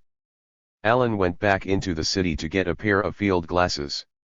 With these he could see the fort, torn here and there with shot, could see the shells bursting about it, and brick and stone flying now and then as a round shot buried itself in the walls. None of the garrison was in sight, they were firing only the lower tier of guns. Upon the half-dozen surrounding batteries, however, he could see the gunners plainly. They would leap upon the breastworks after each shot, watching to see the effect of it, cheering and waving their caps. The fire of Sumter appeared to do them no particular harm, so far as Allen could see. Upon the island near Fort Moultrie was a village and a summer hotel, the latter crowded with guests, ladies and gentlemen who had gone down to watch this holiday warfare, and to see the gallant sons of South Carolina expel the hirelings of the North. All day long the cannonade went on, ceasing only with the darkness. No harm had been done, it transpired. The Southern loss consisted of one old mule. The night fell cold and rainy, which put an end to any street demonstrations. But in the hotels and bar rooms there was carousing until dawn.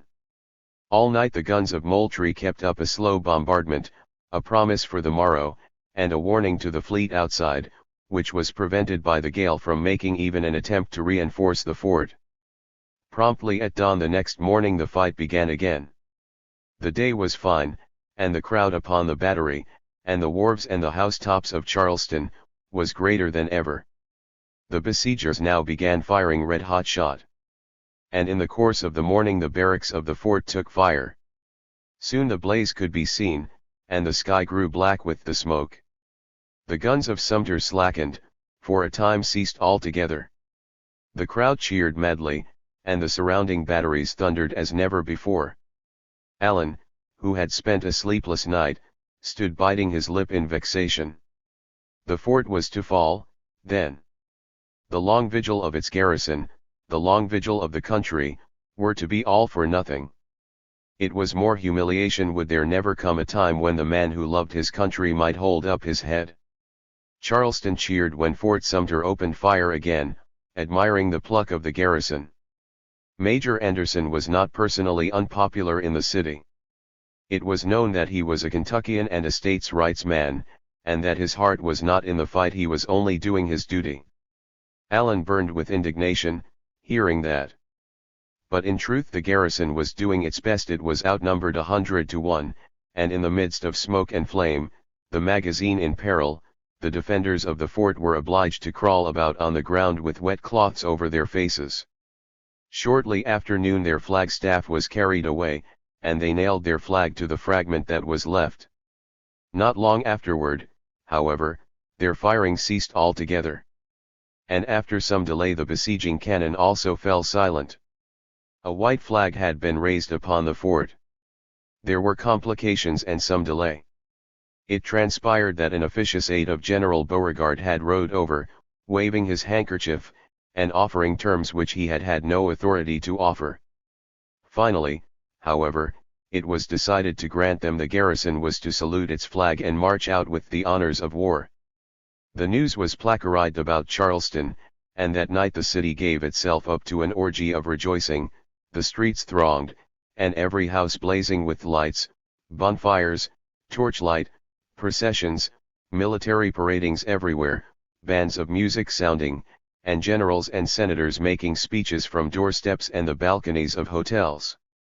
In the restaurants and saloons, clubs and taverns, everywhere one went there was deafening confusion, wine flowing, toasts, cheers, speeches, and songs. It was Saturday night. And on the morrow the fort was to be evacuated. There would be services of thanksgiving in all the churches, and in the Roman Catholic Church a Te Deum in honor of the glorious victory. In the midst of it all Allen made his way to the depot, and took a train for the north. He was going home to see about it. The rage of it burned him like fire in his blood. The country had waited so long, had borne so much, oh, surely it would not bear this. All the taunts and the mocking speeches he had heard, rang in his ears, following him, goading him. How long he had endured them, how much of gall he had swallowed. And now was he only to meet with more disappointment to find that he had still no country?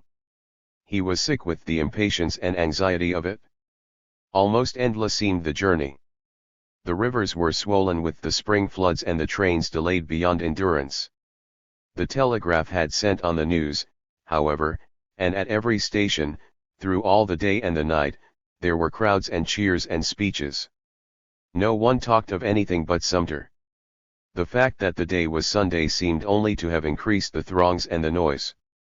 Allen spent that night in Wilmington, North Carolina.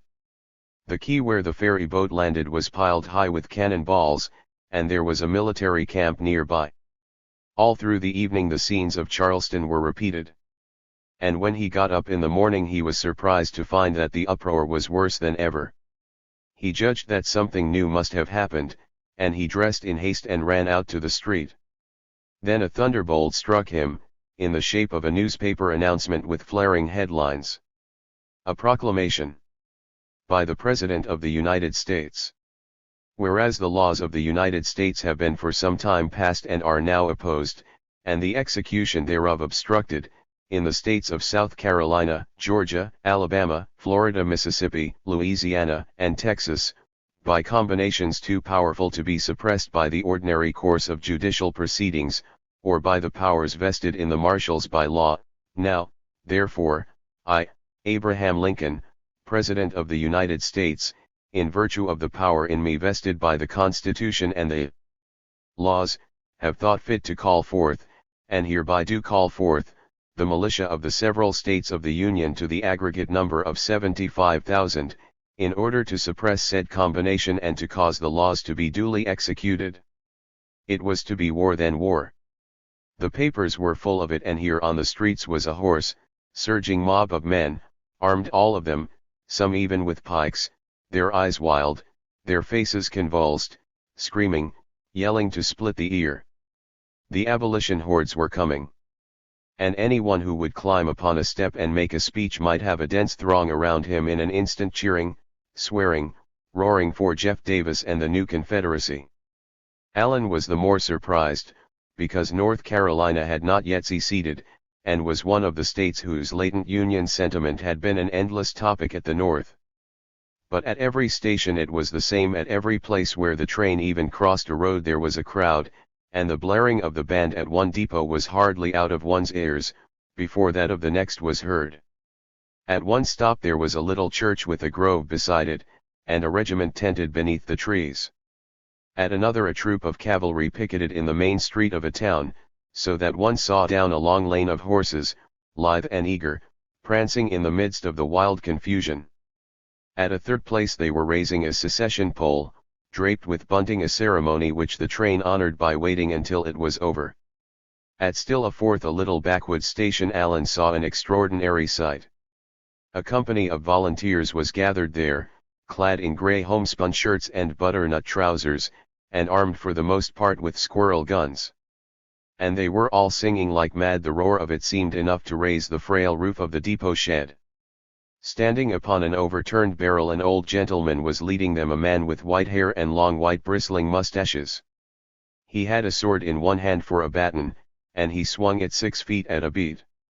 His face was dripping with perspiration, purple, hot, and distorted with passion, a more demoniac-looking creature Allen was certain he had never dreamed of in his life. The crowd sang one song after him, and then he roared for another, and another.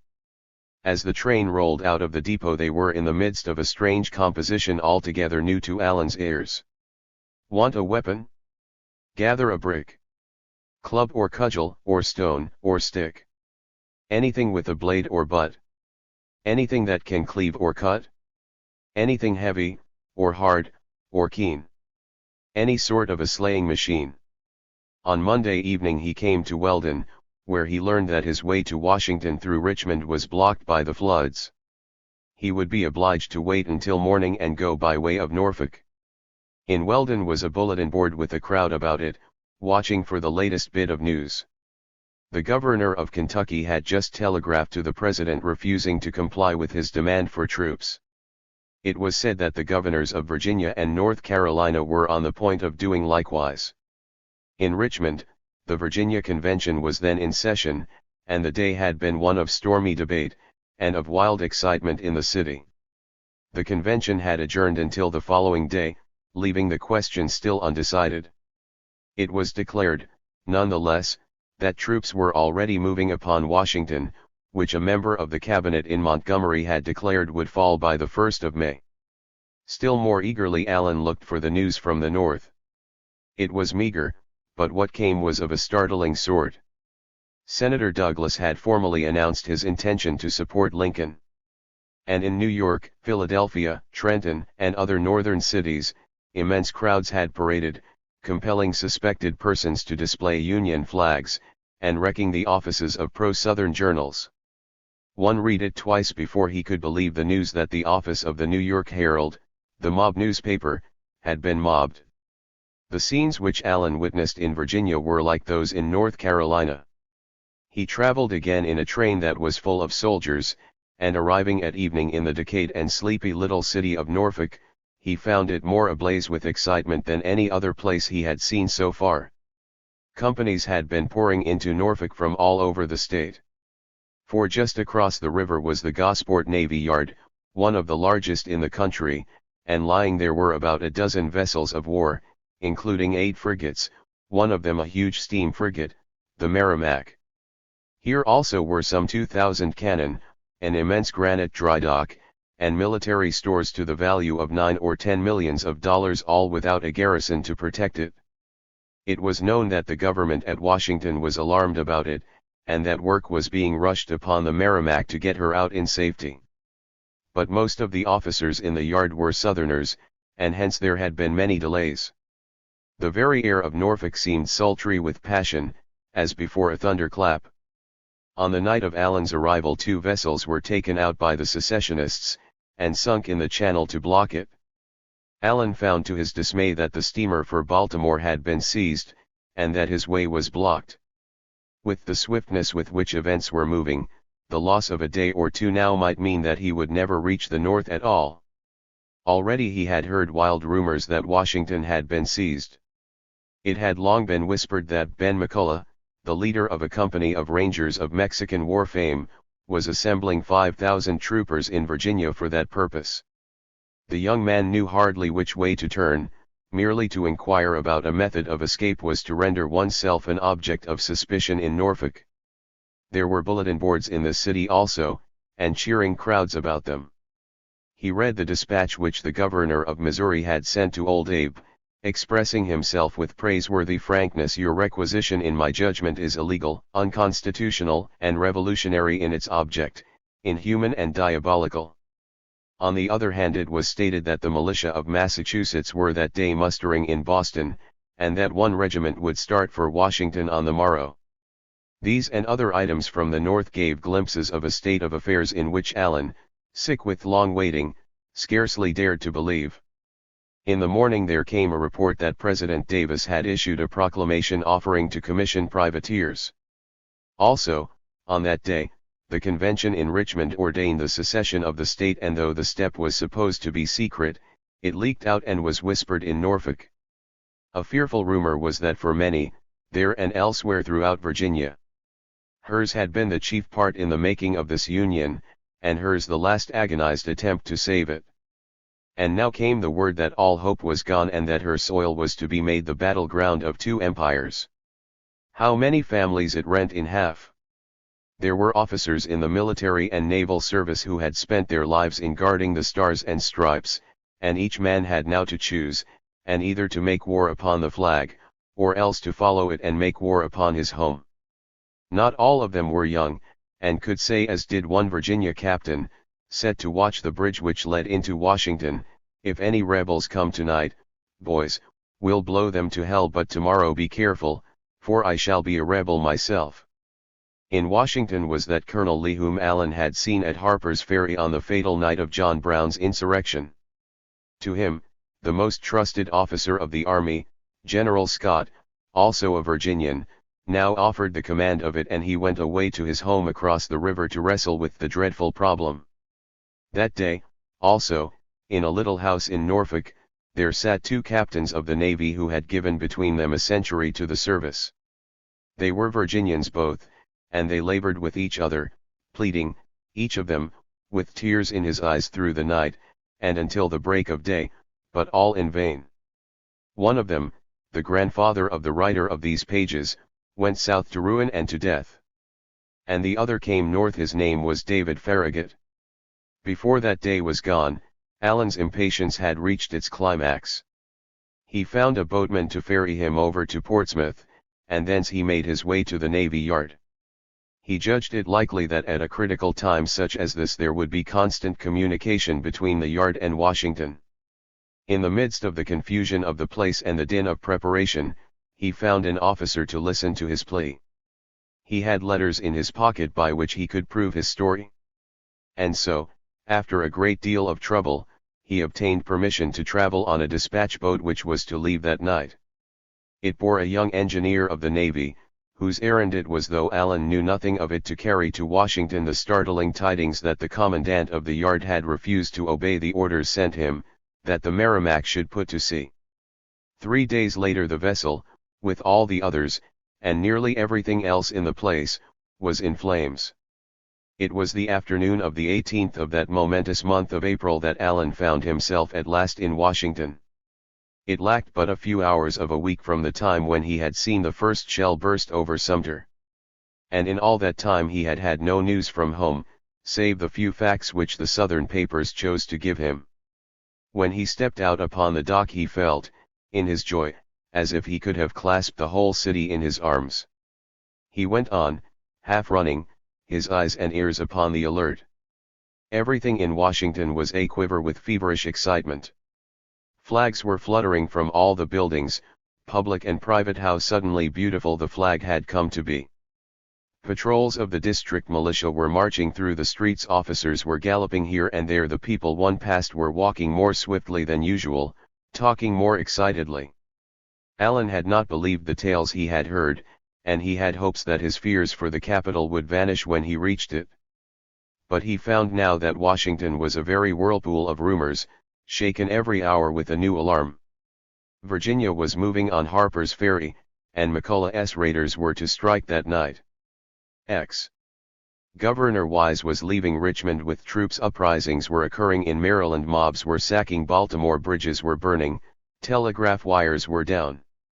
Everywhere one turned he heard a fresh story. And always one terrible chorus, no troops yet from the north. It had been 3 days since the call, and still they did not come. Allen went into Willard's Hotel, which was packed. He could see that nearly all the people there were Southerners, and they talked to each other apart, and in whispers. It was said that General Scott was dreading the outbreak of a conspiracy that night, and had turned the Capitol building into an arsenal for the defense of the President and his cabinet. The young man bought newspapers, and then for the first time the wonderful light burst in upon him in its fullness. He went down the street, reading these papers, darting from column to column, his cheeks flushed, his hands trembling. In the end he was laughing, singing to himself, shaking the tears out of his eyes. The country was up. There was never anything like it. It could hardly be grasped, it could hardly be believed.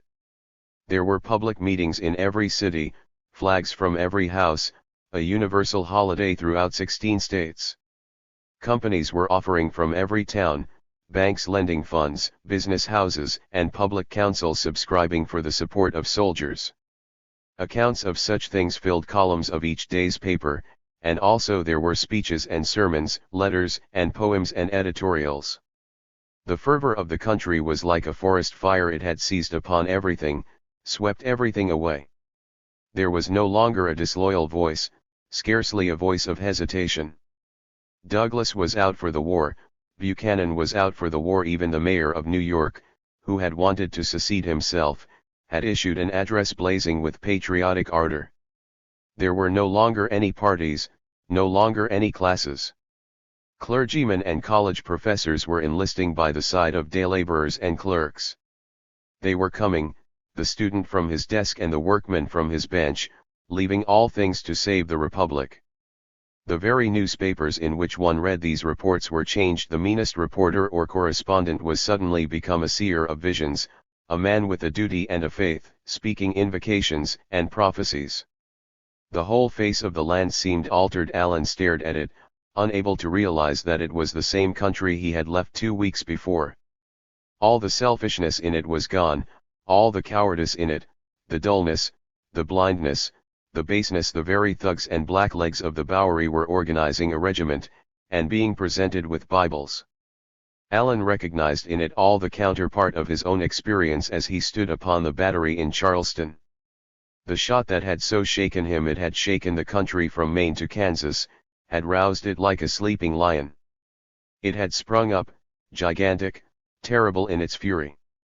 The nation was coming forth like a young giant, girding its armor about it, calling for the combat. And fear and doubt fled before it, victory and salvation came in its train. Well might men, north as well as south, stand dismayed. It was more than any dreamer in his wildest hour had dreamed. It was something superhuman, beyond thought. Something colossal, cosmic, seizing the mind like the sweep of the planets, the upheavals of the ages and the crashing of the skies. Was it any word spoken upon earth that had lifted these 20 millions of men in one swift surge of wrath and resolution? Allen's soul took fire as he read of it. It lifted him out of himself, it lent him wings. His step grew light, and there was singing within him, like the singing of the storm wind on the mountains. Ah, how wonderful it was, how beyond all words it was. How little he had understood his country, so patient, so long-suffering and slow to anger. And he so blind and poor, so full of doubts and hatreds, so little wise.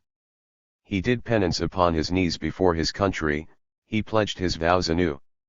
Let it never more be his way, let it be her way. The voice of his grandfather spoke to him again those lessons which as a child he had not understood. How terribly he understood them now. That his country was humanity, that its hope was the hope of man, and its purpose the purpose of God. The songs that the old man had sung came back to him, the prayers he had whispered, the consecrations of which he had never spoken without a trembling at the lips. The statesmen who had toiled for her, the soldiers who had died for her, the agonies, the heroisms that had been poured into her lap, the memories of them rushed over Allen, shaking his soul. He saw it now, that faith which had been the old man's religion, in America, in freedom, in democracy, in the people. In the people, that moved towards righteousness. So slowly, and yet so irresistibly, with a movement like the movement of time. And now they were coming. From the cities and the farms, from the mountains and the prairies, from the east and the west they were coming, to redeem the heritage of their fathers, to save the land of their love. To do the work which all men had said was impossible and yet which must be done.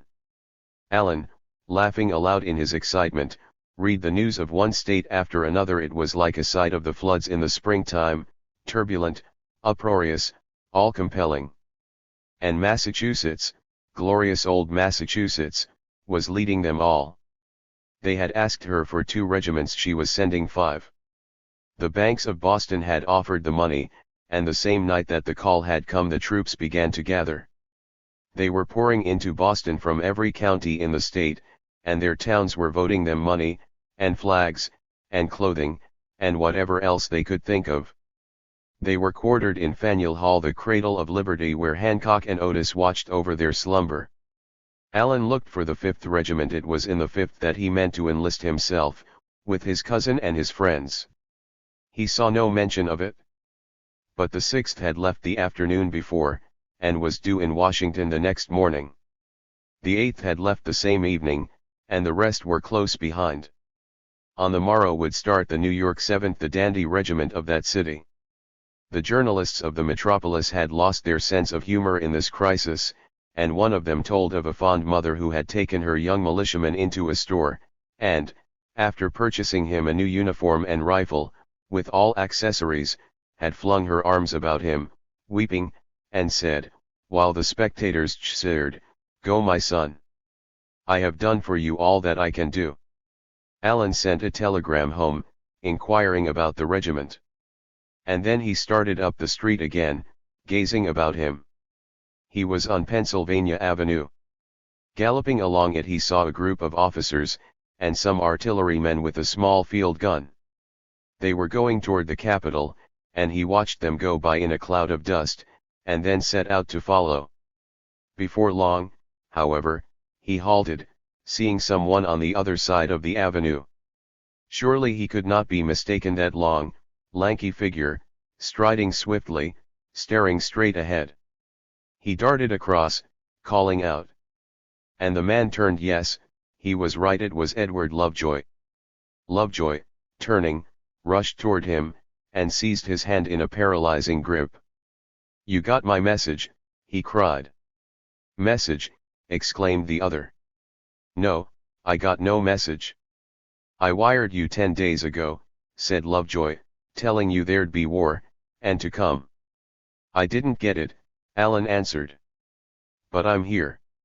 Chapter 4. There was a hurried explanation, and Allen told of where he had been and what he had seen. "You have come in the nick of time," said Lovejoy. "I have been out for the last 2 hours hunting for men to help save the city tonight." Allen stared at him. "What do you mean?" he cried. "We expect an attack," said the other. "By whom?" "By everyone you see around here. Haven't you seen them scowling at you, whispering in the corners? And all day we've been promised troops and they don't come, they don't come. Montague, it's horrible, we've just had positive word that the Virginians are marching on Harper's Ferry, and that all the arms there, and the machine shops and rifle works, are to be burned. It's the same thing everywhere, there doesn't seem to be any end to it." Allen was gazing at him with a look of dismay. "Come on," Lovejoy said hurriedly. "There's no time to be lost about it. Do you know anyone that's here in Washington?" "Not that I can think of," said the other. "Well, keep a lookout, you can't tell whom you may meet. We need every true man in the city to help us." "Who's managing this?" Allen asked. "Private citizens," said the other. "Cash Clay for one, and Jim Lane, if you know who he is."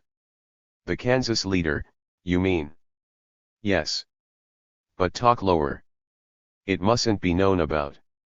The name of Lane was familiar to Allen as that of one of the more violent of the Free State leaders in the old Kansas quarrel, a companion of John Brown. Cassius Clay was a wild Kentuckian, an abolitionist who had had various adventures as editor of an anti-slavery paper, fighting duels about it in his native state. "Wait a moment till I look in here," said Lovejoy, dashing into a cafe. "What are you going to do?" the other asked, as he reappeared, and they went on. "We are getting some volunteers to patrol the streets for the night," said Lovejoy, "and to guard the White House. People don't realize the truth of it. The city's just like a magazine, and only a spark is needed. If the capital of the country were to go, and all the archives and the public buildings, don't you see that it would ruin us? What more would Europe want for a pretext to recognize the rebels? And then hello, there. Wait a moment." And the man dashed across the street, hailing someone who was passing. There was a few minutes of whispered conversation, and then Lovejoy came back. "An office seeker," he said, with a laugh. "He's got an office he wasn't looking for." They went on. "Maybe you're an office seeker yourself," said Allen, in reply. "How else did you happen to be here?" "I'm a war seeker," said the other. "That's all I am." I've been here 2 weeks expecting it. You seem to have foreseen everything, Alan remarked. No, was the reply. I foresaw war, as you know, years ago, but I never thought of its coming as it has. It's made me feel a little foolish. You see, we're not the aggressors, so we are 10 times as strong. Lovejoy went on in silence for a few moments, then he added, it seems that somebody's been managing things for us, the Lord, it may be. Surely it wasn't that president we've got. You don't think much of the president? Alan asked. Think much of him, cried the other. Why, good God, Montague, I never heard of anything like it. It makes a man's heart go down into his shoes to think of it. What's the matter with him? What isn't the matter with him? We needed a statesman, we needed a man to command as we never needed one in our history before and never will need one again.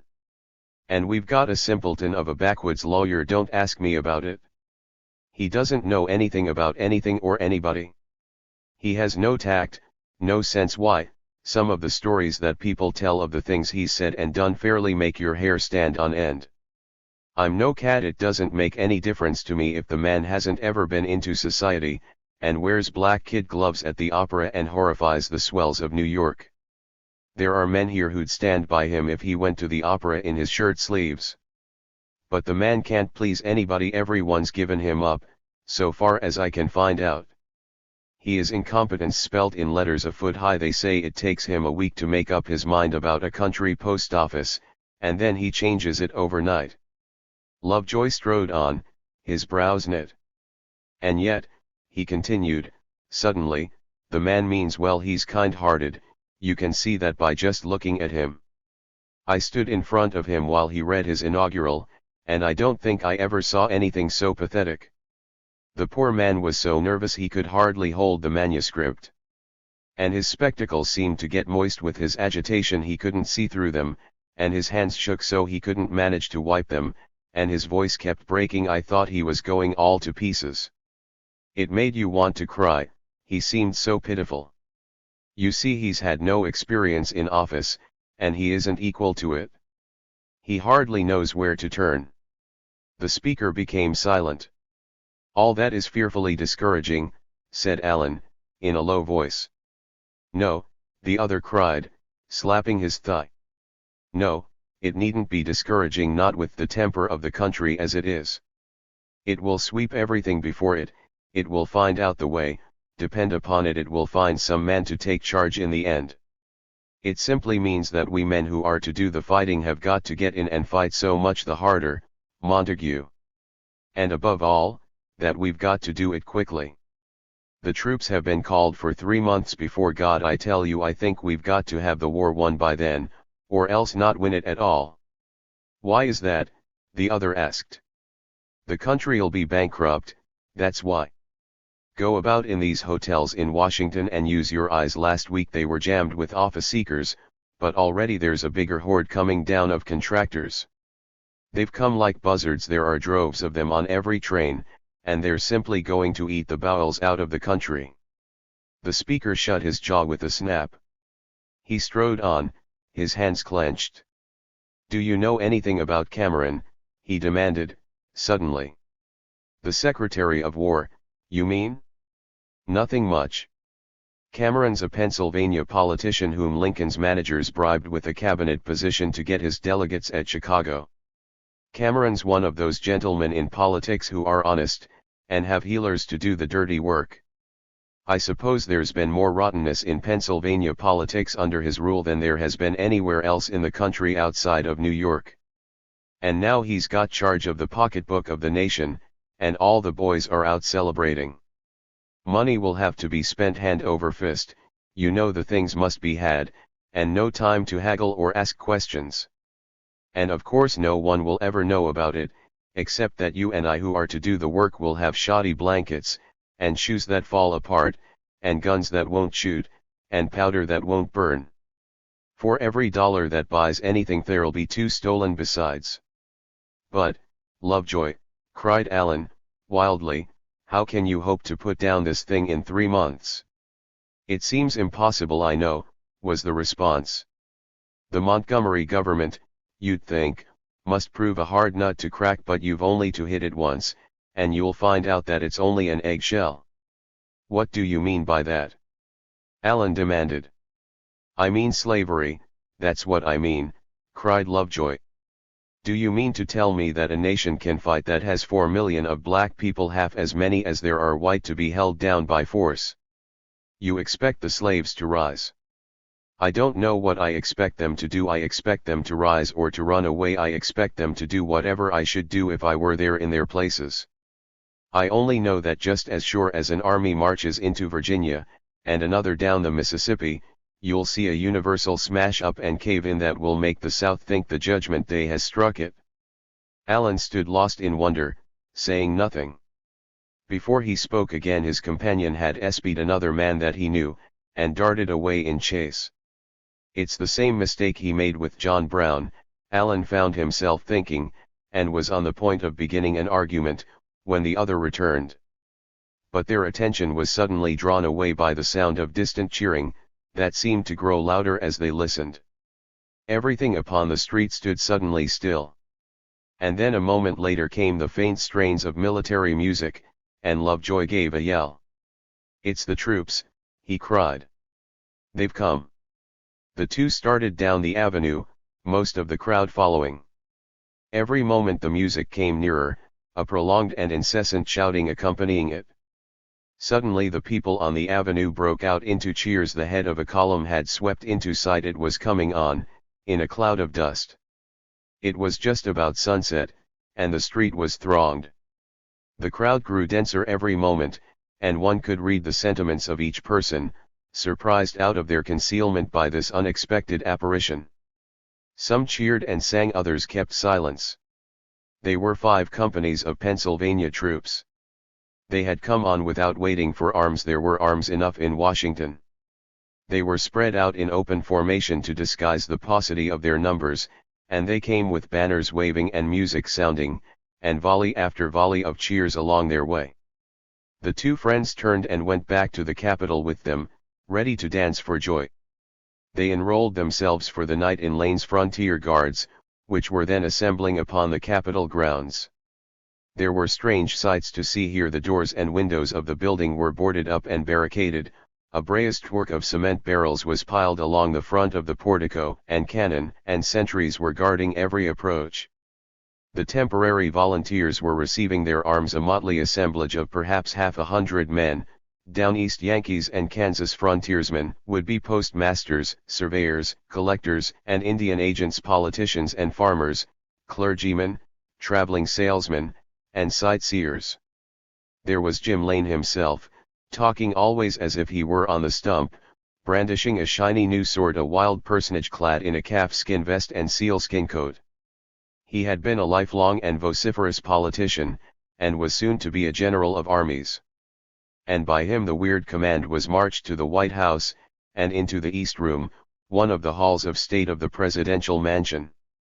Here were gorgeous plush upholstery and hangings, frescoed ceilings, velvet carpets, and glowing chandeliers. And here the volunteers stacked their muskets, and unslung their knapsacks and cartridge boxes, and spread themselves for the night. It was a thing never to be forgotten, to have seen this motley assemblage of men, old and young, rich and poor, big and little, clad in every kind of costume to be found on the continent, lined up and in desperate seriousness taking their first lessons in squad drill. Later on you might have seen them stretched out in the corners, sound asleep, or with their feet on the sofas, reading newspapers, or squatted in groups on the carpet, swapping yarns and playing cards. No uprising occurred to disturb them or to test their resolution. They had one unexpected experience in the course of the evening, however, a startling one for Alan. He noticed a group gathered in the doorway, and several moving to join it. Then suddenly Lovejoy nudged him and whispered, "Look there." Alan turned and stared. In the great doorway he saw an enormous figure of a man, reaching nearly to the top of it, his impossible height accentuated by his leanness and by the tall stovepipe hat that was set upon his head. He was dressed all in black, in a suit that was new and shiny, and that did not fit him, so that he looked ill at ease, like an undertaker's assistant, or a farmhand on his way to a prayer meeting. Out of the sleeves of it there projected an enormous pair of hands, which he seemed not to know where to put. He wore a loose collar, and a carelessly knotted tie, the ends of which stuck out over his coat. And from out his collar there rose a lean and scrawny yellow neck, surmounted by the most peculiar head Alan had ever seen in his life. It had broad, outstanding ears, and on top of it was a shock of wild, rebellious hair, below it a rough, bristly stubble of beard. The face seemed to be all nose and mouth. Standing in the shadows of the doorway as the man was, Alan could scarcely see the little twinkling eyes at all. He could see enough, however, to connect the face in his memory with pictures he had seen. And he started up in wonder, and caught Lovejoy's arm, whispering beneath his breath, "It's the President." "It's the President," Lovejoy responded. Most of the men in the room, seeing him, rose up. And he looked about a moment, a smile lighting up his odd features as he noted the strange incongruities. "Be careful of my furniture, boys," he said, suddenly. "It's only mine for a while, you know, and I have to pass it along in good condition." "We'll take care of it, Mr. President," said someone. "Maybe," went on the other, laughing, "the rebels are coming to capture it." "I don't care how much you spoil it then." "They'll never get it," cried several voices. "Never, don't you worry." The men were beginning to crowd round the President, whose huge figure towered head and shoulders above them, to say nothing of the enormous cylinder of a hat. Standing just in front of him was a little drummer boy, in the uniform of the regular army. And suddenly Mr. Lincoln put his hand on his shoulder and began to chuckle gleefully, demanding, "Any of you people ever heard the story of the Peterby boys and the mule?" "No," said several voices. "You fellows have come from so many parts of the world," said the speaker. "I didn't know but what there might be somebody from Sangamon County, out my way. If there was, he'd have surely heard of the Peterby boys and the mule." "Tell it," said someone.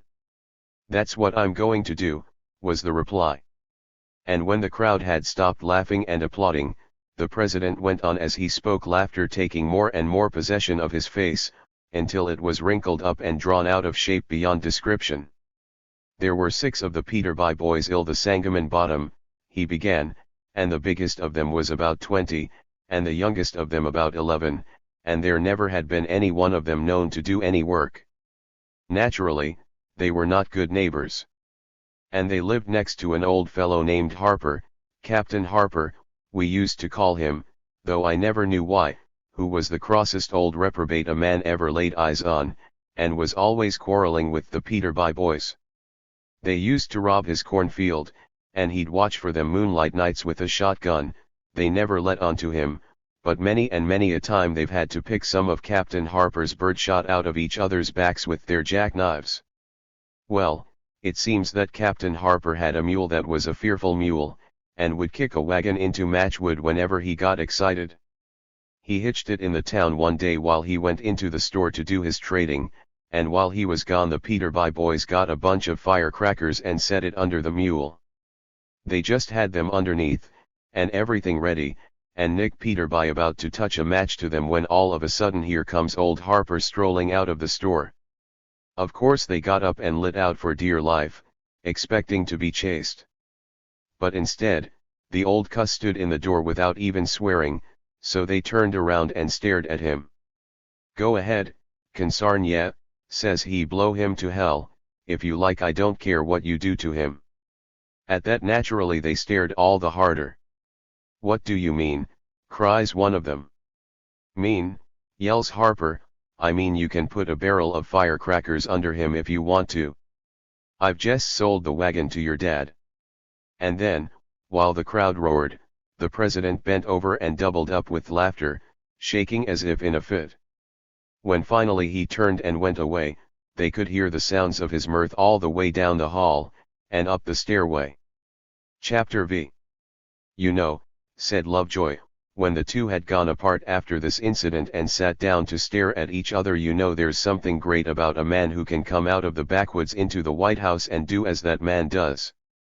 It may be it's nothing but blindness, but it's blindness that's epic in its proportion, it's blindness that amounts to genius. Is it really that he is so obtuse that he doesn't know the effect he produces? Or doesn't he care, or is it a pose, or what? I declare I can't fathom him, he's too much for me. The crowd seemed to like it, said Alan. But does he do like that all the time? That? Cried the other. That isn't a circumstance. I suppose so far as stories go, and smutty stories in particular, the senators and congressmen when they get together socially tell them about as much as any other men.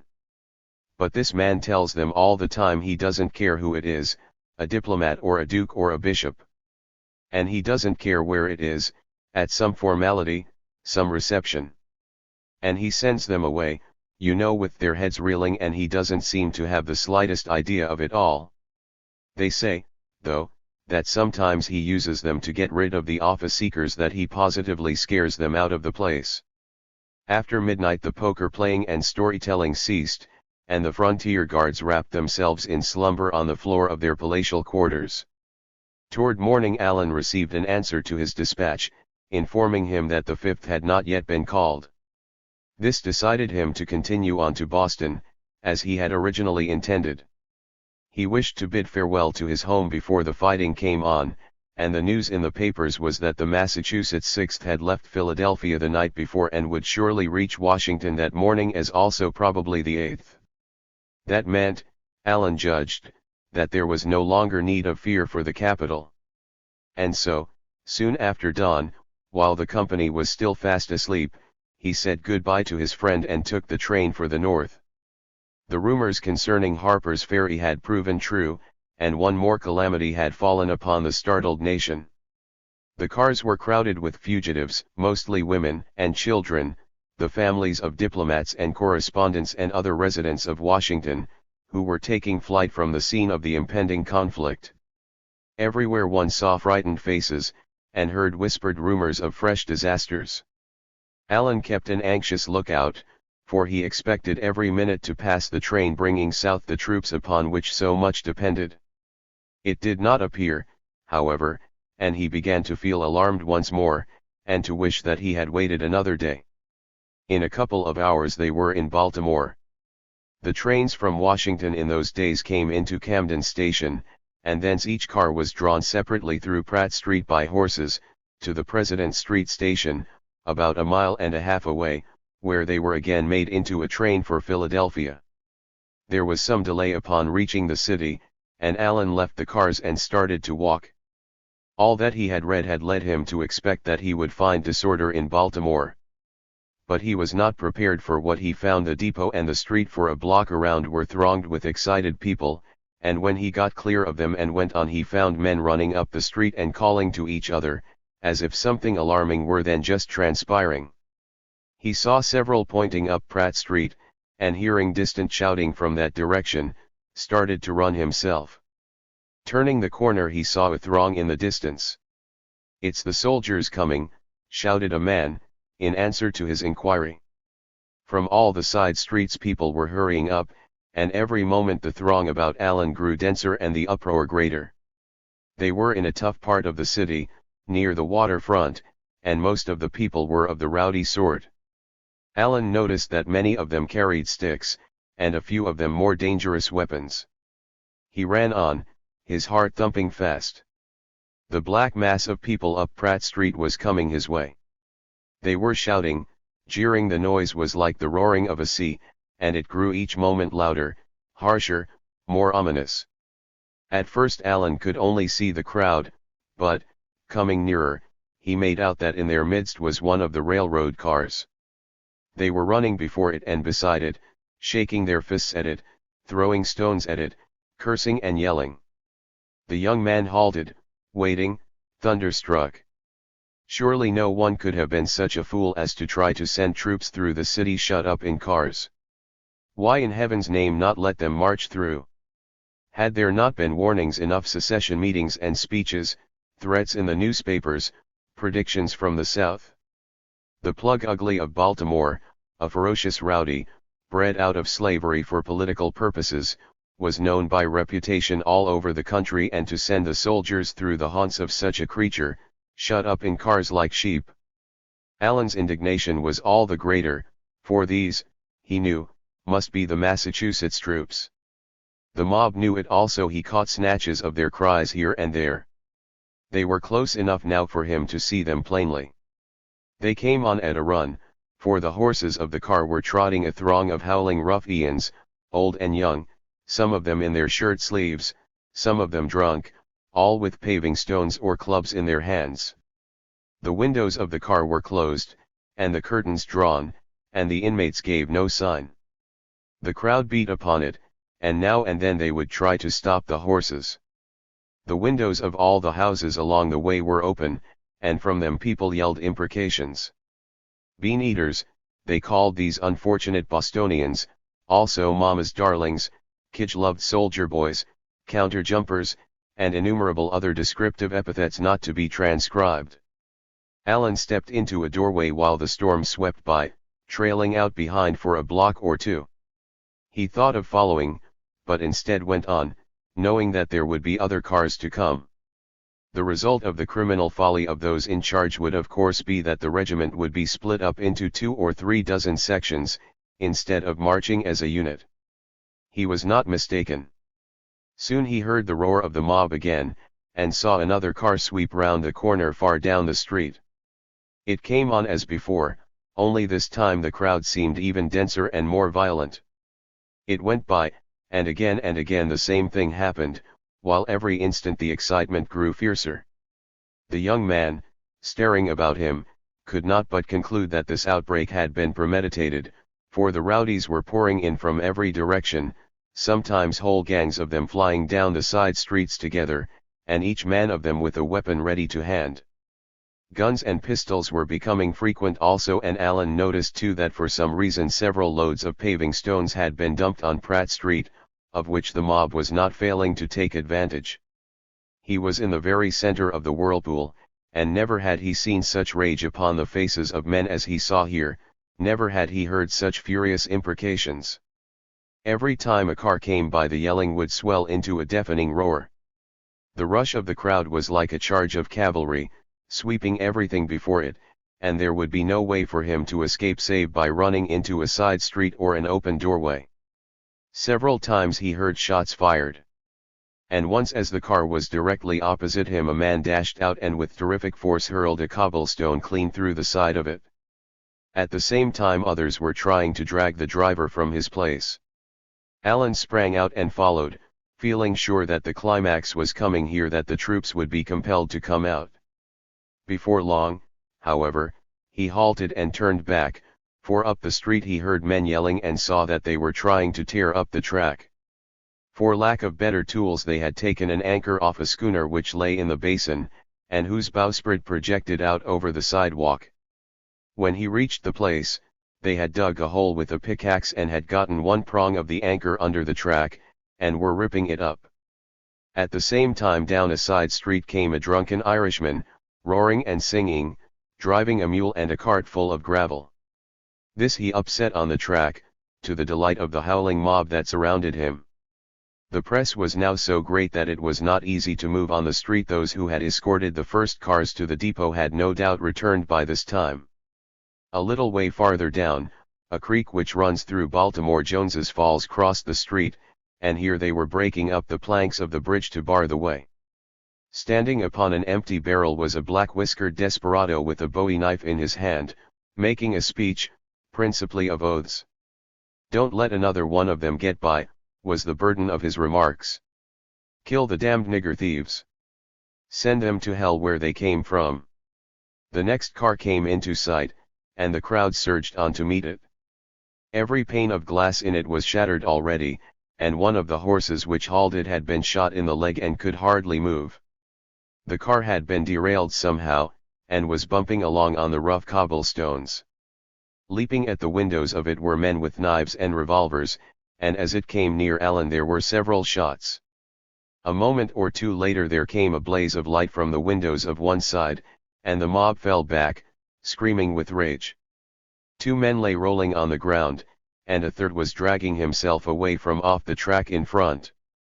A fellow rushed by Alan, cursing like a fiend, with the blood pouring from the sleeve of his coat, and from a gash in his forehead. The car thumped onto where the gravel lay upon the track, with 2 loaded grocery wagons upset beyond it. The doors opened and the men rushed out and began to remove the obstructions.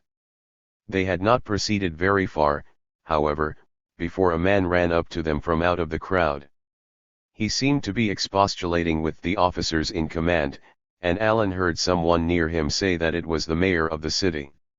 In a few moments the excited colloquy, which Alan did not venture near enough to hear, ended with the horses being taken to the other end of the car, the soldiers re-entering it, and the driver whipping up and returning in the direction from which they had come.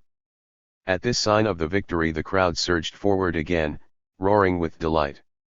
Alan followed, blazing with indignation. They were going to give up, then. They were going to give up and leave the capital of the nation to its fate, because there was no man there with resolution enough to put himself at the head of the regiment and march it through that villainous horde, blow it to pieces with a volley, if there were no other way. He was almost beside himself. He longed to seize some weapon himself and strike down the nearest of the ruffians. Would there never be an end to the humiliation? Would the nation never find its manhood? Borne along in the torrent of people he went back with the car to the President Street station, and there suddenly he saw a sight that made his blood leap. The rest of the regiment was leaving the train and forming upon the street. He could not see them, after they had stepped from the car platforms, for the crowd which surged about them. He could see their flags, however. There was the Massachusetts state flag, and there was a regimental flag with their number on it. Yes, it was the long-expected 6th. There were 4 companies left to make the march, some 200 men in all. Much to Alan's relief, every man he saw come out had a musket in his hand. Above all the uproar he heard the sharp, determined commands of the officers, and a few moments later the crowd surged backwards, and the flags began their advance. A howl went up from the mob.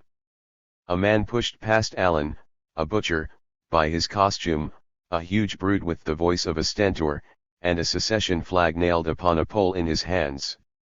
The crowd massed themselves behind him, and rushed upon the troops, hissing, jeering, throwing stones, and yelling for Jeff Davis. Alan lost sight of the man, but he could follow the flag. He saw it strike at the flag of the regiment and knock it down. Then, running up the steps of a house, he was just in time to see an officer leap out with drawn sword, and slamming the hilt of it into the ruffian's face, knock him backwards, head over heels. The officer then seized the flag, and ripping it from the pole, stuffed it into his pocket and went on. At the head of the column now marched the gentleman Alan had been told was the mayor. He was exhorting and imploring, and with half a dozen policemen was constantly beating back the throng from in front of the advancing troops. His position was a perilous one, for brickbats and paving stones were flying, and occasionally there came a shot. Alan saw a man upon the roof of one of the houses hurl down a heavy plank upon the column, knocking one of the militiamen senseless. A few moments afterwards he saw another man standing in an upstairs window, with a gun in his hand. He raised it and took aim, and Alan gave a cry of warning. One of the soldiers had seen it already, however there was a flash and a report, and the man tottered and pitched headlong to the street. Fully 10,000 yelling demons were now swarming about the little company, and the din was indescribable. Every now and then shots would be fired, sometimes half a dozen in succession. A fellow near Alan was struck, and being without arms himself and unable to do anything, the young man turned into a side street until the troops had passed. When the rear of the column was by, he tried to fall in behind it and follow again, but it was at least 2 blocks distant before he could get into Pratt Street, so dense was the throng.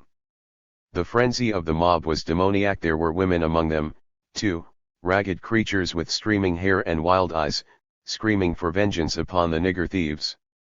Firing was still going on quite steadily, and among the crowd Allen saw several wounded men being carried into houses.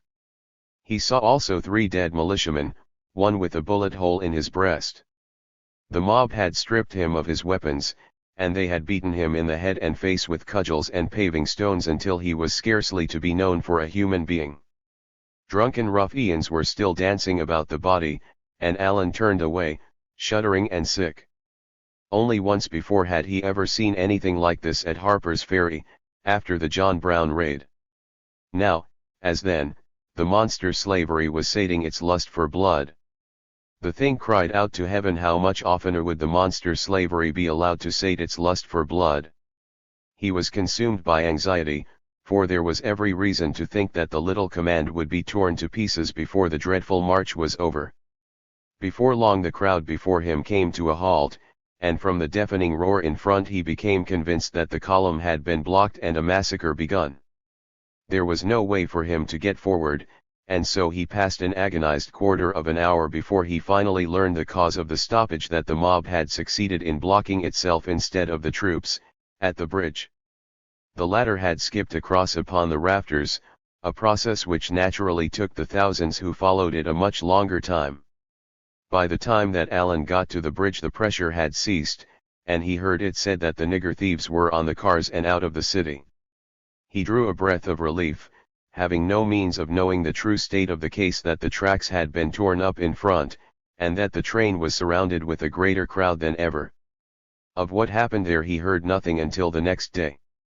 Before he reached the station the tide had set the other way, and he heard the word pass that there were more soldiers at the Philadelphia depot, some who had never left the cars. Going back once more he found about 1,000 Pennsylvania troops, unarmed, with the mob surrounding them. Already the latter had driven out the unfortunate musicians of the 6th Massachusetts, who had been left behind, and who were now flying for their lives through the city.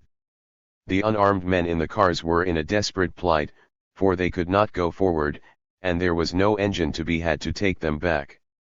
Quite a crowd of Union men had gathered about to defend them, however, and Allen, snatching up a stick, plunged into the melee and joined these. They had held the crowd at bay for 10 or 15 minutes, but it seemed then as if they must be swept out of the way. Before the worst of the mob learned of the situation, however, a number of the city police fortunately arrived, and these, brandishing their clubs and revolvers, kept up the fight until finally a locomotive came and the train started off, amid a din of jeers and curses, and a shower of stones. Allen succeeded in getting into one of the cars. It was going his way, and he judged it not a time to stand upon ceremony. Most of the unfortunate fellows on the train were as white as paper with fright, and as for Allen, his forehead was cut, and his clothing was half torn off him. It had been his first taste of fighting. He had come to the grapple with slavery at last, and he was like a tiger. He paced up and down the aisles of the car, his blood running in his veins like fire. He wrung his hands in his fury. Ah, God, to come back and wipe out that city. To march down that street, to sweep it with cannon, if need be to whirl that hellish rabble out into the waters of the bay. And it would be done, he knew. They would tell that story in Massachusetts, and the blood of her murdered sons would not call out in vain. There would come regiments, there would come armies, they would clear a pathway for the nation, never fear. The train went so slowly. Every minute that outrage was not avenged was a minute of torture to him. At Havre de Grace the train was overtaken by the express upon which Allen was supposed to be a passenger, and he was glad to change to this. All the way to Philadelphia he rode upon the platform, watching for the Massachusetts 8th that was but a few hours behind, and that would go on and do the work. One regiment, warned and determined, could do it, he knew, with a single volley. But there came no sign of troops, and when he reached Philadelphia he learned that the telegraph wires were cut, and that the bridges outside of Baltimore were said to have been fired. The accounts of the massacre that prevailed in Philadelphia told of hundreds of the 6th having been killed, a statement which Allen could not be sure was untrue. He boarded the train again, and went on with sinking heart, foreseeing that the panic which prevailed would cause more delay, and still more peril to Washington. They passed the train with the regiments on board at last, and toward the close of the afternoon they arrived in Jersey City. There they found a crowd, wild with excitement and crazy for the news. The telegraph wires being cut, the only resources of the newspaper reporters was this express, which had left Baltimore after the riot. Allen had wired his cousin to let him know of any sudden orders the regiment might receive, and his first thought upon stepping off the ferry boat was of the hotel to which he had directed the message to be sent. He took a cab and drove there, and was surprised when the clerk, upon his inquiring, handed him a yellow envelope. He tore it open, and while the crowd in the corridors stared at him, with his torn and blood-stained clothing, he read the startling news that Jack's company had been ordered to join the 8th Regiment, which he had just passed, and would arrive in time to take the train with the New York 7th. "What time does the 7th march?" Allen demanded of the clerk. "They may have started now," the man answered. "They were to leave this afternoon." He was going back to Baltimore. Chapter V. Allen was sure that the regiment had not passed him anywhere, but still he was anxious, and sprang into a cab and drove in haste to the Armory, on Lafayette Place. As soon as he came near he saw that he was in time. The crowd about it was so dense that the cab was stopped 100 yards away, and he was forced to leave it and push through on foot. There was a mob besieging the Armory gates, friends and relatives of the militiamen, begging to be admitted, and Allen had difficulty in getting by. He learned, however, that the Cambridge Tigers had arrived, and when he declared that his errand was to enlist, the doorkeepers consented to let him pass. The main hall of the Armory was a scene of confusion indescribable. There was packing of knapsacks, rolling of blankets, loading of guns. Men flying in every direction, muskets stacked here and there. Piles of baggage, banners, drums, musical instruments, camp kettles, upon the floor. And above all a babel of voices, shouts and laughter, and cries of command. Allen saw the flag of the Massachusetts Company in one corner, and made his way toward it. There was Jack, flushed with excitement, talking eagerly. And suddenly catching sight of his cousin he made a dash for him, crying out with delight, "Well, old man." And then, all at once, he noticed Allen's condition, and stared. "What in the world has been happening to you?" he cried. "I have been through Baltimore," Allen answered. And Jack gave a yell. "He's been through Baltimore."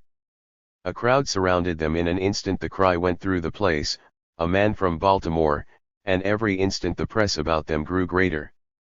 The militiamen shouted a dozen questions at once, which Allen answered as fast as he could. He could not say how many had been killed and wounded, but he told what he had seen, and they listened to him with tense faces and burning cheeks.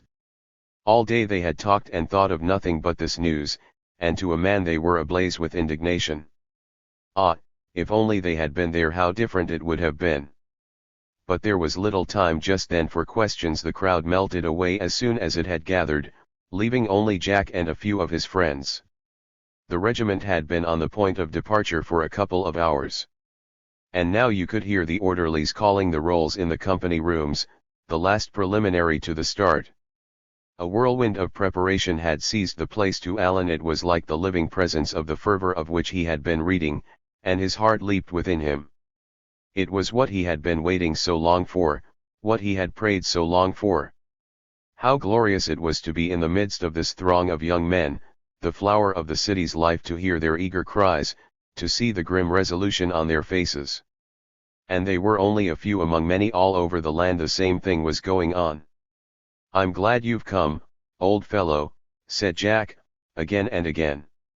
"You are going with us, are you not?" "I will if I can," the other answered. "Is there room for me?" Yes, said Jack. "Glad to get you. The regulations call for 70 in a company, and we've not 60. We've had no time to recruit." "All right, then," Allen answered. "Perhaps you'd best attend to enlisting now," said the other. "You could get a musket here in the Armory, for you must have one, you know, You can't go through Baltimore without arms. And perhaps you can get some sort of a uniform instead of that torn coat. Come and see Houghton about it." Houghton was the captain of the company. "He got us this chance," Jack went on, as they started across the hall. "You've no idea what a wild time there is in Boston, Alan, with all the men and the companies that want to go, and the men that want to raise more companies. Our colonel's a slowpoke, and we thought we were left. But then we learned that the 8th had gone one company short, and Houghton went to beg for the place. There were half a dozen ahead of him, but he was a classmate of the governor's in college, and so he got it. Just think, we only got the notice about 4 o'clock this morning." "What time did you start?" Alan asked. "We got off about 9, said Jack.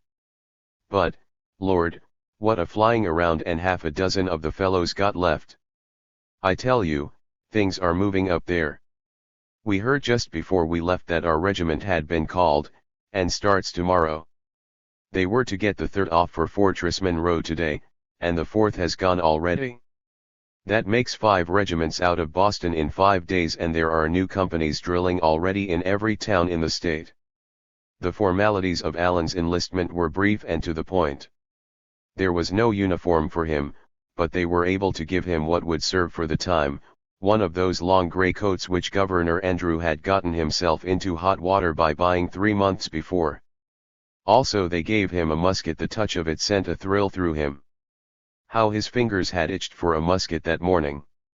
It made him feel like another man to have it. The two went back to their corner.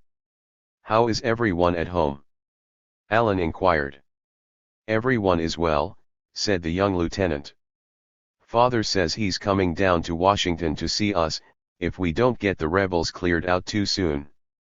They are forming societies at home to raise subscriptions for hospital supplies and nurses, and Father's coming as their representative. They want to know if the government thinks well of the plan.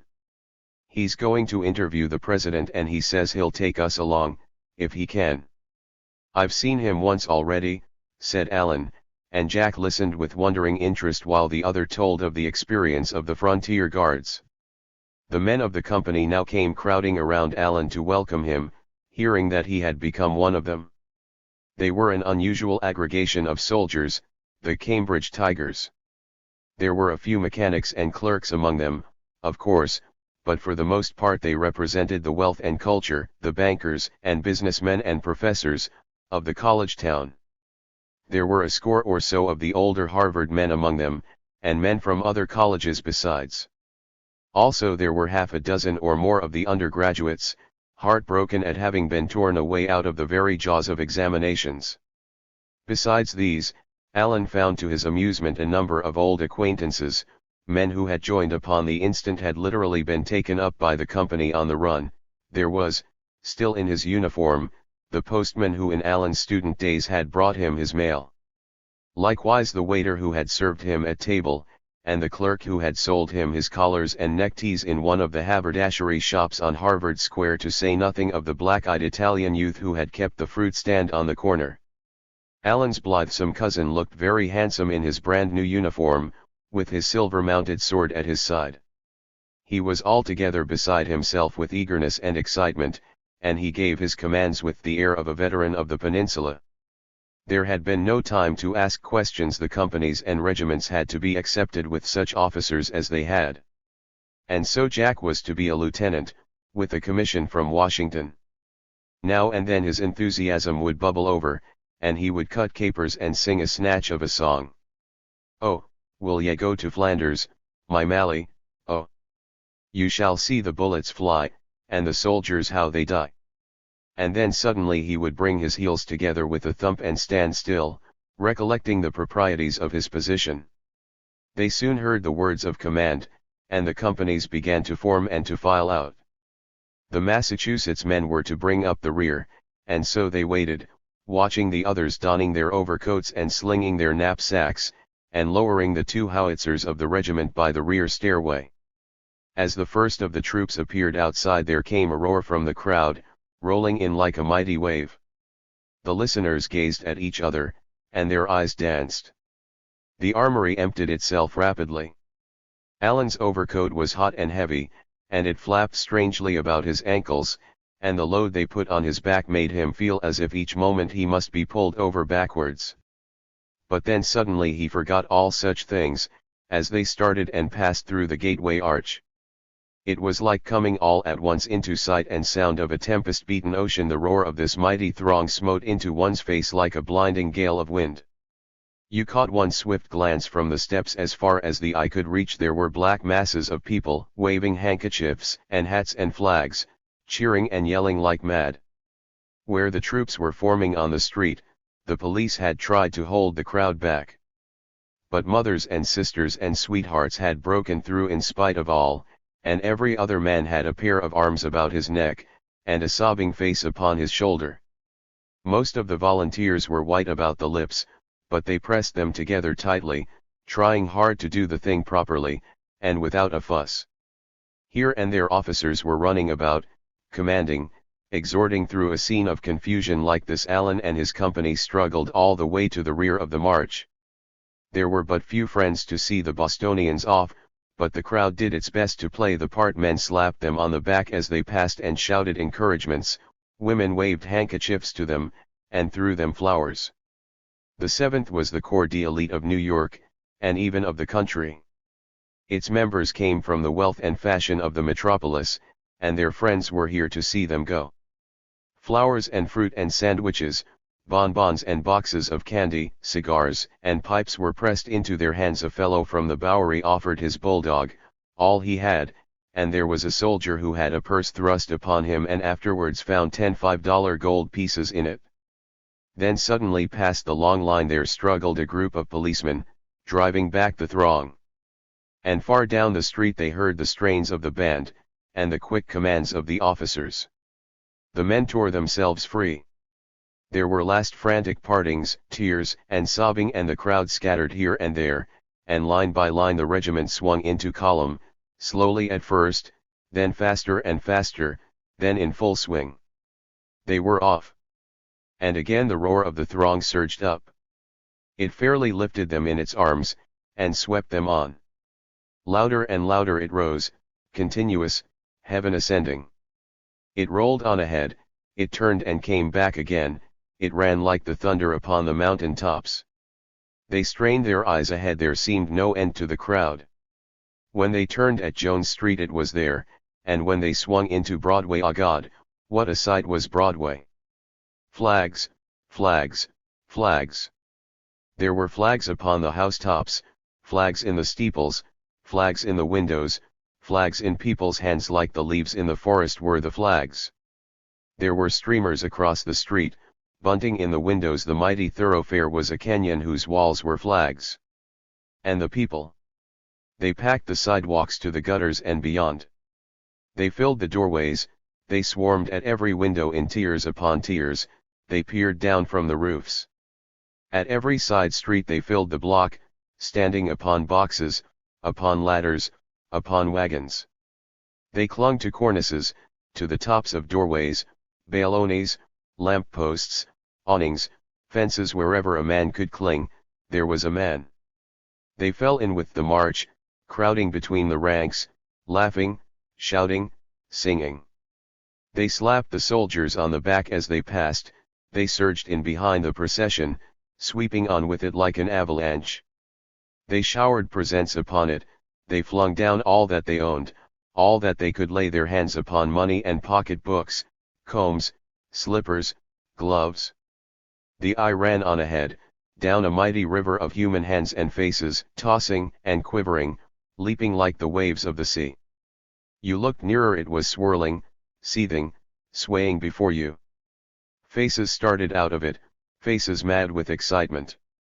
Voices screamed from it, hands reached out from it, handkerchiefs and flags danced and shimmered above it, blinding the eye that watched them, making the senses reel.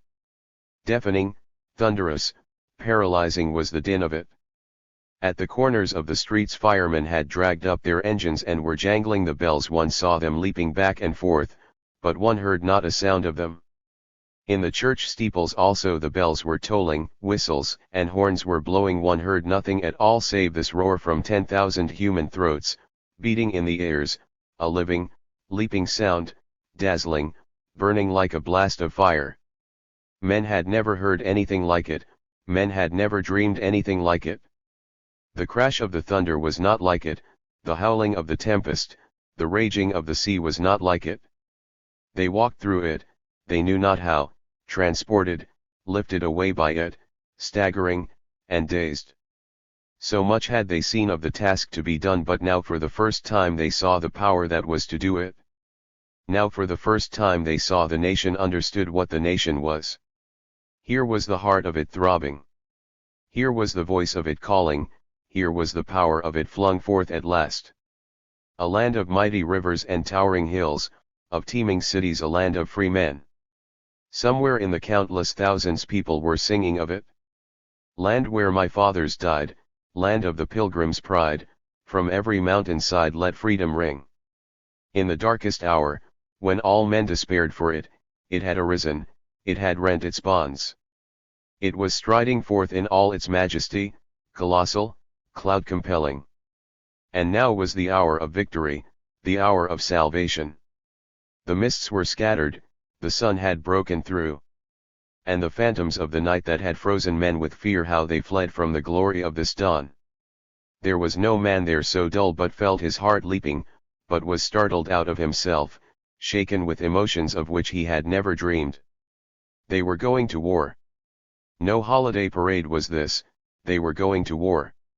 Within a few hours the regiment would be in the streets of Baltimore, with the furies raging about it, with death stalking through its ranks. And these men were young, and life was fair. They had pleasures and hopes and loves, it had been hard to come. But here, throbbing with the mighty pulse of the millions, how easy it suddenly seemed. Like a column of fire ascending was the passion of that hour, sweeping all things in its reach.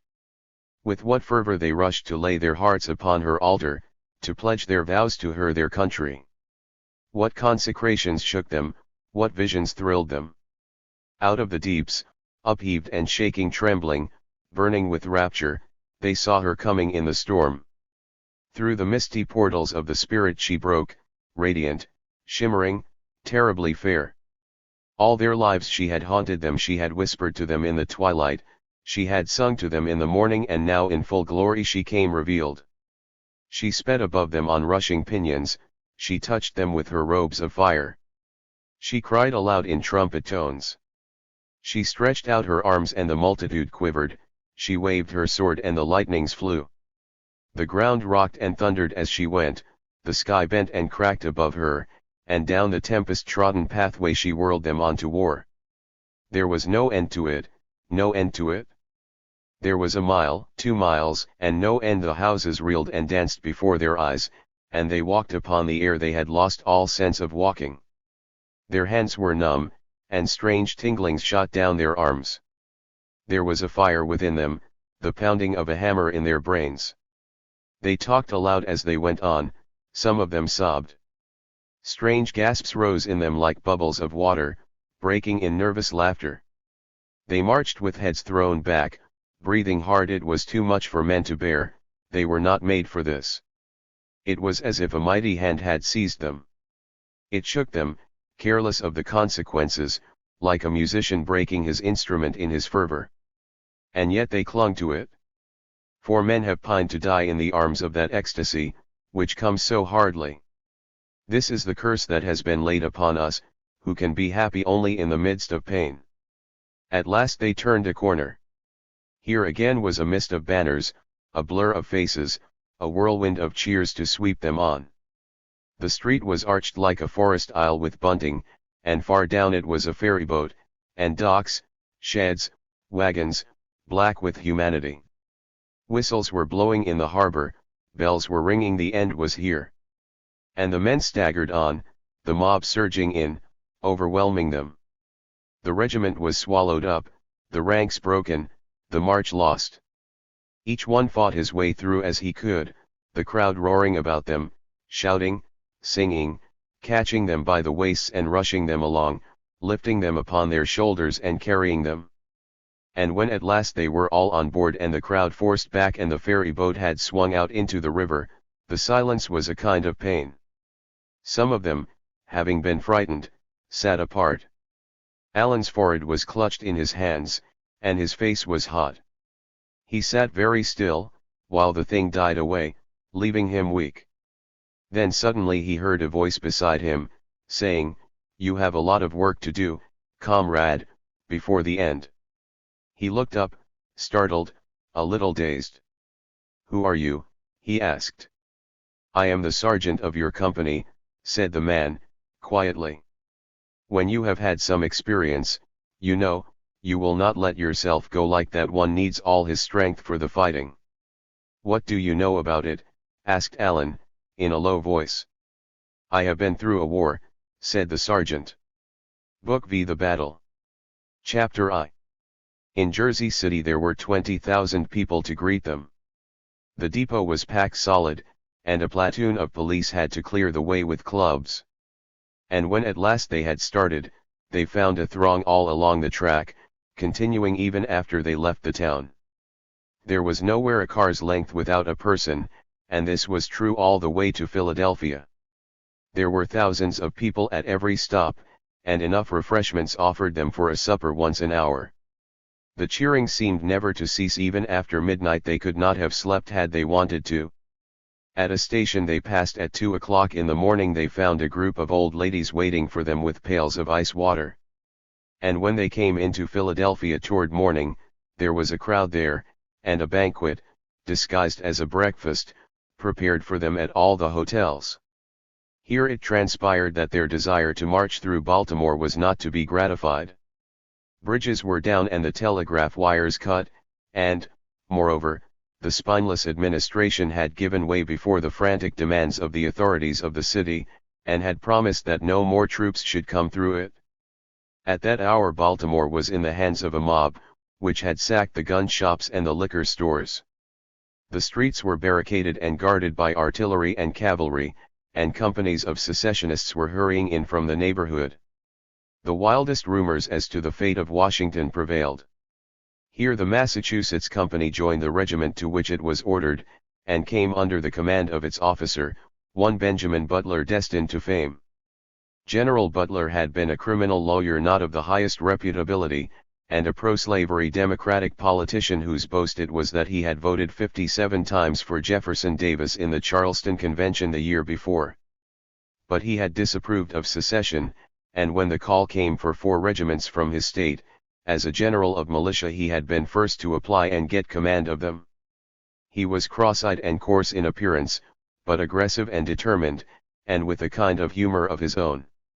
At present he was casting about him for some way of reaching Washington, deciding finally to take the railroad ferry boat at Havre de Grace, and from there steam to Annapolis.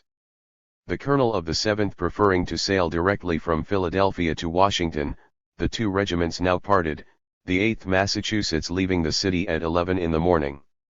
Rumor had it that the ferry boat was in the hands of the secessionists, and so the regiment prepared for a fight, the general coming through the train and giving elaborate directions as to their action.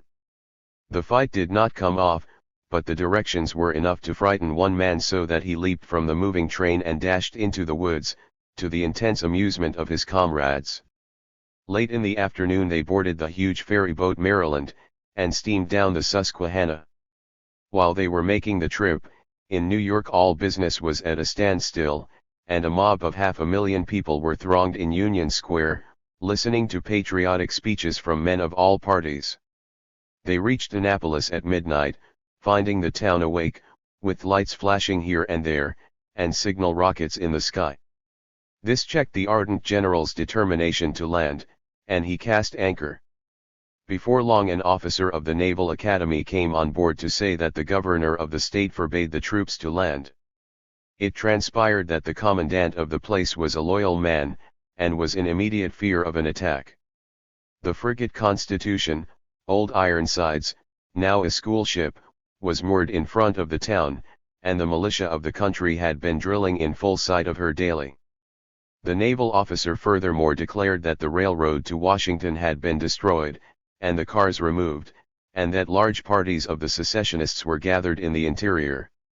Time was precious, but the general hesitated. He fell to parleying with the mayor of Annapolis and the governor of the state, both of whom were on hand, and frantic at the idea of Northern troops invading the soil of Maryland. These gentlemen professed to be loyal, in spite of their belief in states' rights. The latter of them was just then keeping the wires hot with his messages to Washington, imploring the Secretary of State to offer a truce, so that the effusion of blood might be prevented. He went on respectfully to offer his solution of the difficulty that the British ambassador, Lord Lyons, be requested to act as mediator between the contending parties of our country. The Constitution was stuck fast upon a mud bank, and in the morning the ferry boat passed the time trying to drag her off. In this it was finally successful, whereupon the general issued a stirring manifesto to the regiment.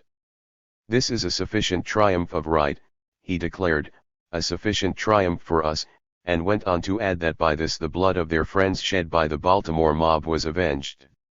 The rejoicing over the achievement was, however, somewhat damped by the discovery that the Maryland herself had run on a mud bank, and that the regiment was therefore helpless. Here it spent the day and the night. It had run short of water and provisions. There was only enough for a biscuit and an inch of salt pork per man. They were so crowded on board that there was scarcely room to move, and for beds they had nothing more attractive than coal bags. Exposed as they were to a broiling sun, the young gentlemen of Cambridge began to see war as a serious matter. The long wait passed, however, and in the morning there appeared up the bay the steamer bearing the 7th, which had been out in the ocean and around Cape Charles. More time was now wasted trying to float the Maryland. But finally, in the afternoon, the 7th was landed at the Naval Academy dock, and then the Massachusetts men were transferred to the steamer and landed also. It was said that 4 regiments of the enemy were entrenched at Annapolis Junction, and it was believed by nearly all at the outset that not 2/3 of those who marched would ever reach Washington alive. At this time the North was in a frenzy, owing to news having come that the 7th had been surrounded by the Plug Uglies and cut to pieces. This was also widely published and believed in the South. While the hours slipped by, and the officers wondered and waited for reinforcements, the capital was in deadly peril. On Tuesday the Massachusetts men, having determined to march by the railroad, seized the depot. In one of the sheds they found an old, rusty engine. "Can anyone repair it?" asked the general. "I can," answered a private. "I made it." In truth there was scarcely a trade which was not represented in that regiment. One of the officers of the 7th has recorded his opinion that if the orders had been "poets to the front, painters present arms, sculptors charge bayonets," a baker's dozen out of every company would have responded.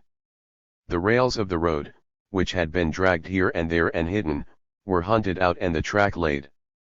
Provisions and stores were gotten together, and the 7th having meanwhile concluded to join, the 2 regiments made ready, and on the morrow at daybreak set out to march. 4 more steamers had arrived in the night, with reinforcements from the north. It was a beautiful spring day, and the campaign bade fair to be a picnic excursion. Of the much talked of enemies there was no sign, and the skirmishers who were sent out in front to look for them soon betook themselves to the more profitable task of looking for the hidden rails. Following them came 2 companies of the New Englanders, repairing the track, and then the little engine, pushing ahead of it 2 platform cars, with the howitzers of the 7th, and pulling behind it 2 more cars, loaded with supplies and baggage. Before long they came out into the bare and sandy tobacco country, where the sun beat down upon them, and where they found the march not so pleasant. Repairing the track and building bridges as they went, they could only make 1 mile an hour, however, and there was plenty of time for the weary to rest. The men had been obliged to come without rations, and so there was foraging among the neighboring farmhouses, whose inhabitants had for the most part fled for their lives. Night came on and found them only halfway to Annapolis Junction. There was a full moon, however, and so they kept on, repairing the track as before, the men who were not engaged in this work falling down at each halt and sleeping as they could, many of them 3/4 asleep even while they marched. Those who gave out were taken on the cars, but the rest stuck to it, and at daybreak on the following morning they were in sight of the junction, which they approached in battle array, only to find it deserted. The road had not even been disturbed, and before long appeared a train from Washington, sent out to meet them. It lacked but a few hours of a week since Allen had left Washington, and in that time no troops but the 6th Massachusetts had reached the city. When, therefore, the triumphant 7th swung into Pennsylvania Avenue that afternoon, with music sounding and banners waving, there was a scene almost as stirring as the one of the Broadway March. The 8th remained behind to guard the junction, and to open the way for the army that was coming.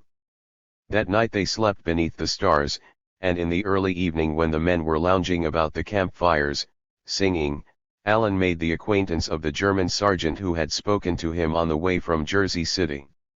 He saw him sitting apart and puffing at a short pipe, and he went over and stood by him. "How do you do?" he said. The sergeant looked up. "Oh, hello," said he. "Sit down, won't you?" He was a man of about 30. Short, but of powerful build. He had light, wavy hair and clear blue eyes that he fixed on one when he spoke. Allen had noticed him now and then. He was very quiet in his ways, and no one in the company seemed to know him very well. His name was Schlemmer, Jack had said, and he lived in Boston. "I want you to tell me about that war," Allen remarked. "Were you in the German army?" "Yes," said the other. "But I ran away from it. It is not so that I have fought. I am a socialist, and I fight for freedom." "Where?" Allen asked. "In many places I have helped," said the other. "Wherever there was fighting, in 48 and 49. I was in Poland, and then in Saxony. I was in the street fighting in Dresden, when we tried to overthrow the monarchy. I was on the barricades. You have heard of all that, perhaps?" "I have read of it," Allen said. "I was wounded there," said the sergeant, "and I was nearly caught. I escaped. But there were many of us caught. There was Bakunin, the Russian, and him they sentenced to be shot. You have heard of Bakunin?" "Yes," was the reply.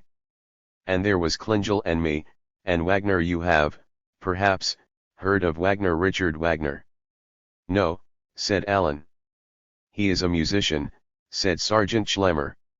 "You will hear of him some day. They laugh at him now, but they will not always. He too is a socialist, but they have pardoned him since, I believe. He is a man of genius, and they had to pardon him. But me they would not forgive me. I was in prison a month in Berlin, and then I got away again. I came to England." "How long have you been in this country?" Allen asked. 8 years I have been here," said Sergeant Schlemmer. "When I was married, I came." "Oh," said Allen. "Then you have a family?" "I have 3 children," the man replied. "But how can you leave them to go to war? What will they do?" "They have a little," he said. "They will get along. Your people will help them, perhaps, and my comrades have promised." "And you like this country well enough to fight for it?" Allen inquired. "All the world is the socialists' country," the man answered. "When we fight for freedom, it does not matter to us where we fight." "You have always lived in Boston?" 2 years I have been in Boston," said the sergeant. "Before that I was in Hartford. I teach music, you know. I play the piano." "Oh," said Allen, in surprise. And then he added, with a slight smile, "Perhaps you would rather listen to the music now than talk to me."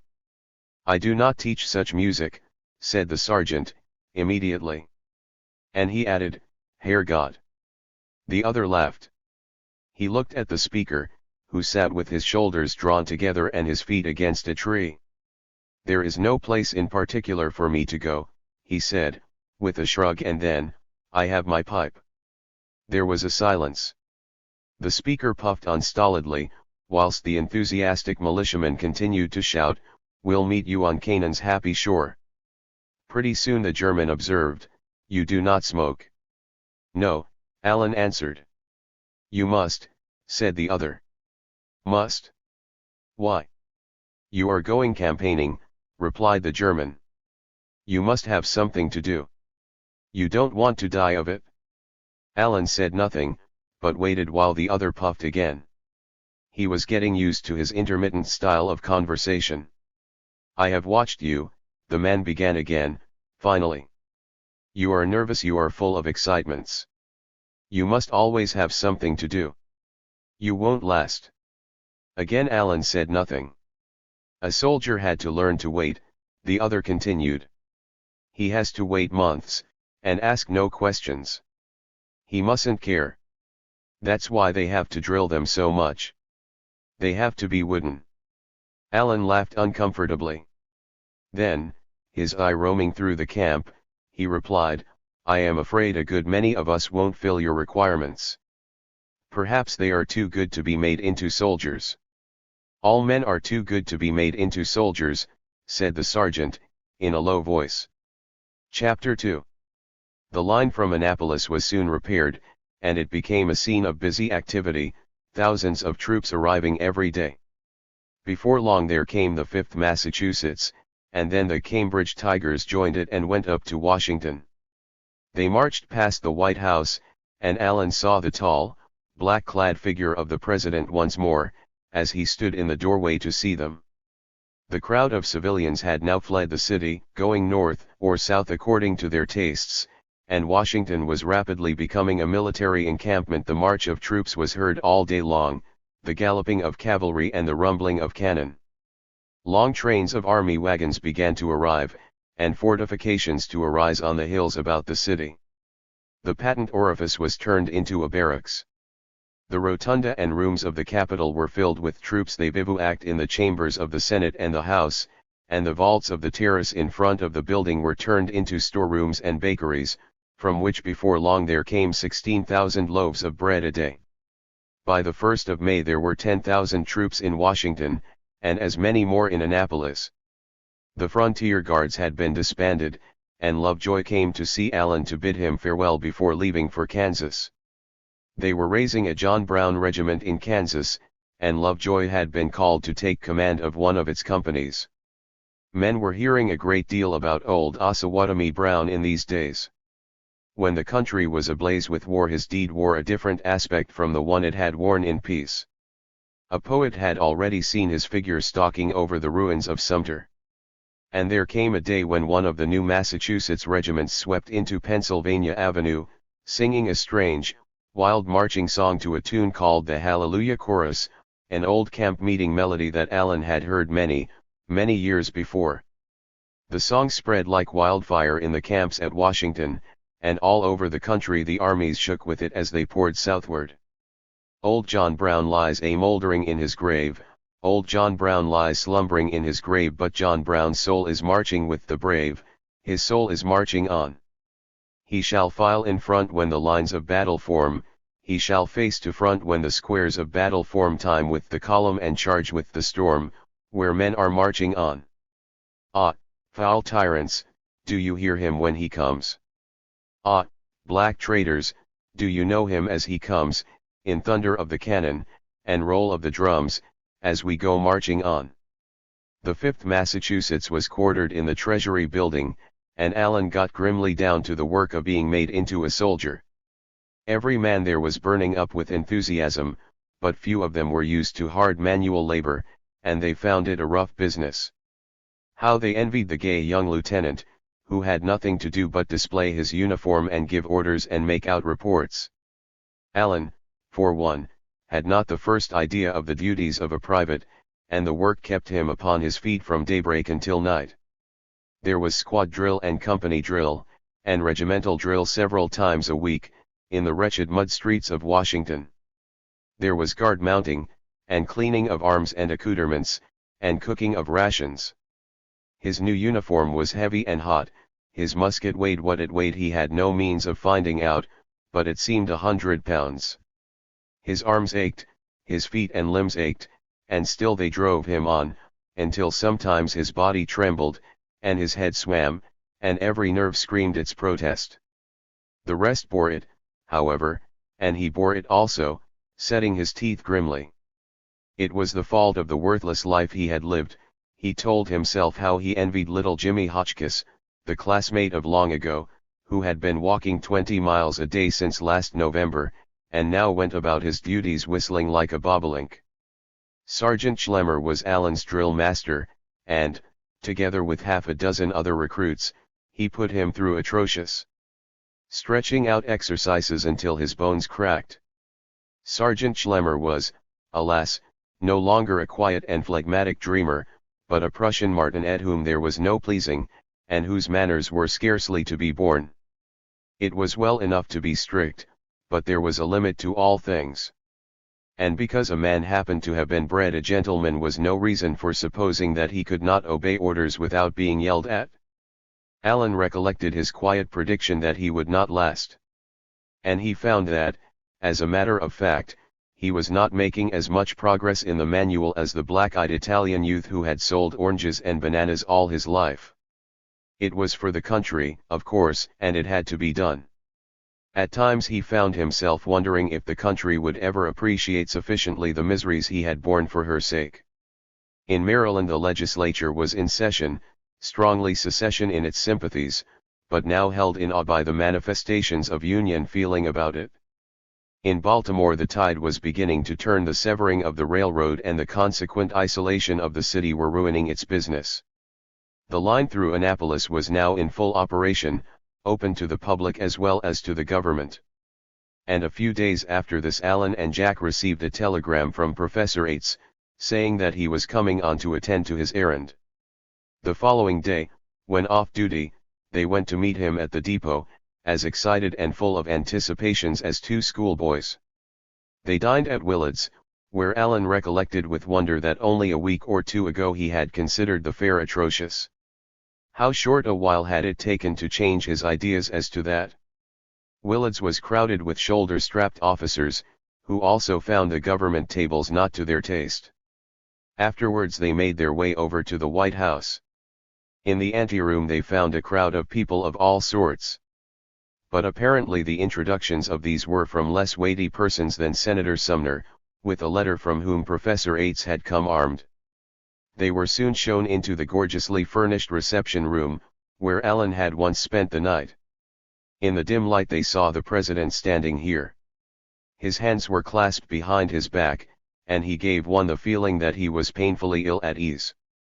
When he bowed it was in a queer, jerky fashion, as if there were but one joint in his body, and when he shook hands his arm went up and down after the manner of an automaton wound up. When the two young men had been introduced, he shook hands with them also, and asked them to be seated. The little gilt chair creaked with the weight of his enormous frame as he set them an example.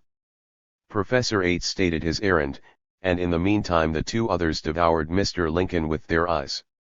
The chance to meet him was something of which they had been dreaming for a week, and which had made them great men in the regiment. The president had crossed one of his long legs over the other, and as his foot stuck out one could not help observing that he had on a pair of old, ragged slippers, without any heels, and also that he wore white yarn socks. Several suggestions such as you make, he was saying, have come to me already. I have referred them to the War Department. I can see no reason myself why the government should not avail itself of every assistance that may be forthcoming. But I will refer you to Secretary Cameron, and we will see what he says. Then Mr. Lincoln tapped a bell at his side, and while he was waiting for the response, dropped into general conversation. His manner of constraint seemed to wear off after a little time, and the two young men noticed that his smile was kindly. Two of our deliverers, he said, looking at their uniforms. And then, suddenly, fixing his glance upon Alan, he added, have I not seen you somewhere before? Hardly where you would remember me, Alan answered in surprise. Ah, but I never forget faces, said the president. I have seen you, I know. I was here with Lane's volunteers, Alan replied. Oh, yes, said the other. I recollect noticing you.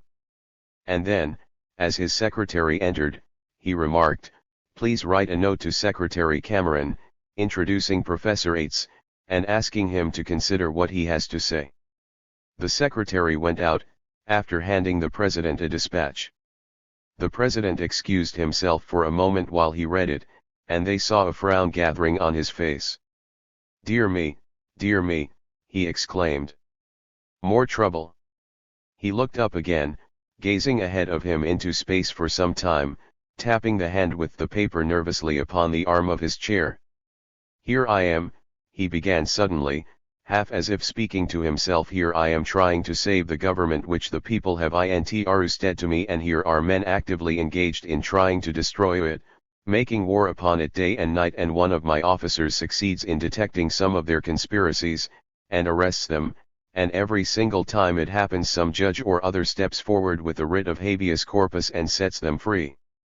If I object, they tell me that I have no right to suspend the writ of habeas corpus, that only Congress can do it, and that if I do it I am violating the Constitution and the liberties of the people.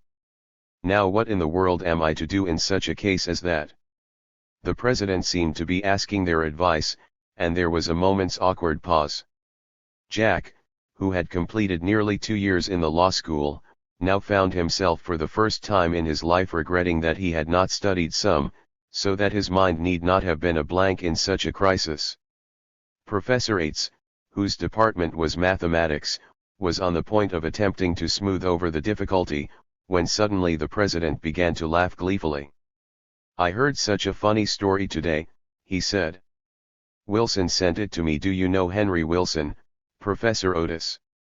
I have met him, said the professor. Well, he sent me this story by a friend, went on the president. It seems they've been arguing this constitutional question up there in your state, and the senator said he thought this story would be of more use to me than any opinion he had to offer. He declares he sent the friend to Washington especially to bring it, but of course that's only one of his jokes. It seems that there was a skipper of a sailing vessel, an Italian, the president called it Italian, who had been hired to take a certain image of the Holy Virgin to Rome, to be blessed by the Pope and then brought back again to put a stop to some pestilence or other. This image was especially sacred, and priests were on board to guard it, and the skipper had been frightened half to death with the warnings of what would happen if he did not deliver it safely. Well, time went on, and sure enough, what did he do but run the vessel on the rocks? When they got off, they found a hole in her side, at the water line. A storm was raging, and the water began to rush in, and the sailors rushed to the pumps. But the ship continued to fill, in spite of all they could do. All the time, of course, the priests were praying before the image of the Virgin, imploring her to save them. The harder they prayed, however, the worse the storm grew, and the faster the water rushed in, and the lower the ship sank. They made all sorts of vows, and the captain made all sorts of vows, but it did no good. The ship went on settling and settling. And at last, when it seemed that they might go down any minute, the captain suddenly jumped up and began to swear. He yelled for the mate, and he yelled for the sailors. Yo-ho, there, says he, take the Holy Virgin below and stuff her head in the hole. And with that Mr. Lincoln exploded suddenly into a burst of laughter. He was completely doubled up with it. He wrapped his long arms about his knees and drew them up till they touched his face. The three laughed in chorus, of course, half because they wanted to, and half because they thought they ought to. The Constitution is my Holy Virgin, said Mr. Lincoln, when he could get his breath. And then suddenly, when in the act of saying something more, he came to a dead halt. The laugh vanished from his face in a flash, and an expression of solemnity replaced it with a swiftness that was comical. A door at the other end of the room had opened all at once, and two gentlemen were coming in. The president rose, and putting his hands behind his back, stood as before, with his feet braced apart, waiting, submissively, for whatever might be coming. Of the two persons who had come in, apparently by a private entrance, one was small and slightly built, stooping as he walked. He was quick and alert in manner, and his head projected forward inquiringly, an effect which was accentuated by the fact that it was a very large head, and with a very prominent nose. Allen had seen him in Washington 11 years ago, and knew him at once, though his hair had turned white in the meantime. It was Secretary Seward. The other gentleman was very grave and stately in his presence. He was bald, and had a slight fringe of white whiskers under his chin. He was faultlessly dressed, and one had only to look at him to see that he was a man of high breeding. His manner was that of an English nobleman. Alan had seen him somewhere, he was sure, but he could not place him until he heard the secretary introduce him. Then he recollected it was Mr. Adams, the new minister to England, a grandson of John Adams, and son of John Quincy Adams. He bowed reservedly when introduced, and was taken by surprise when the president put out his hand. He corrected himself so quickly, however, that only a close observer could have detected his surprise, and the president repeated his queer pumping motion once more, and gave 2 or 3 more of his queer jerky bows. He expressed his great pleasure at meeting Mr. Adams, and then suddenly his private secretary came in with the note for Professor Otis. The 3, who had risen, started to take their departure. But the president stopped them with a wave of his hand. Don't go, he said, cordially. Sit down, we are all friends here. Mr. Adams, Professor Yates, of Harvard College. I have already the pleasure of knowing Professor Yates, said Mr. Adams.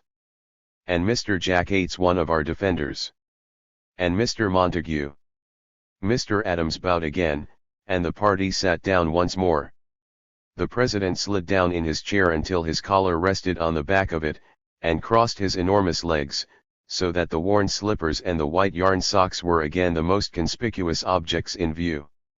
Before long, however, perhaps after catching a glimpse of the Secretary of State, who sat very stiff and solemn, he began anxiously getting erect again, inch by inch, so that no one might notice it, in the meantime not taking his eyes off Mr. Adams, who had begun a little speech.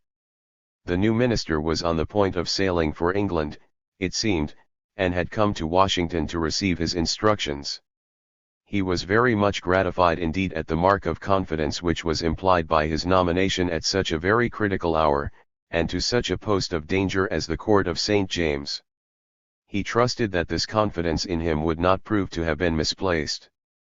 All these were, of course, the inevitable things to say, and Mr. Adams was saying them very gravely indeed, and apparently expecting to say on to the end.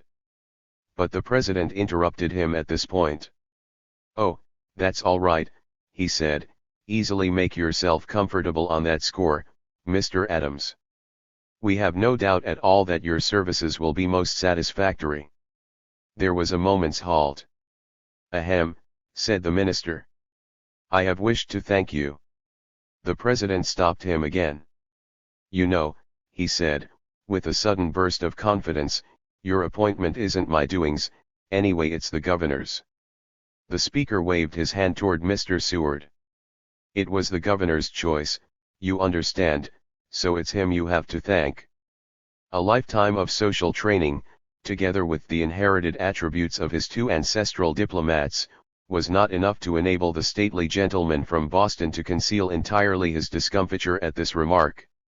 It was only for an instant, however, that he was at a loss. Then once more in his cold and impassive manner he began to speak. "Naturally, Mr. President," he said, "in so grave a crisis you will wish to consult with me." "Yes, certainly," said Mr. Lincoln, and he gave a slight bow, smiling pleasantly. "You know, though," he added, "the governor is going to run that part of our business, Mr. Adams. All that there is to tell you he'll attend to, I imagine."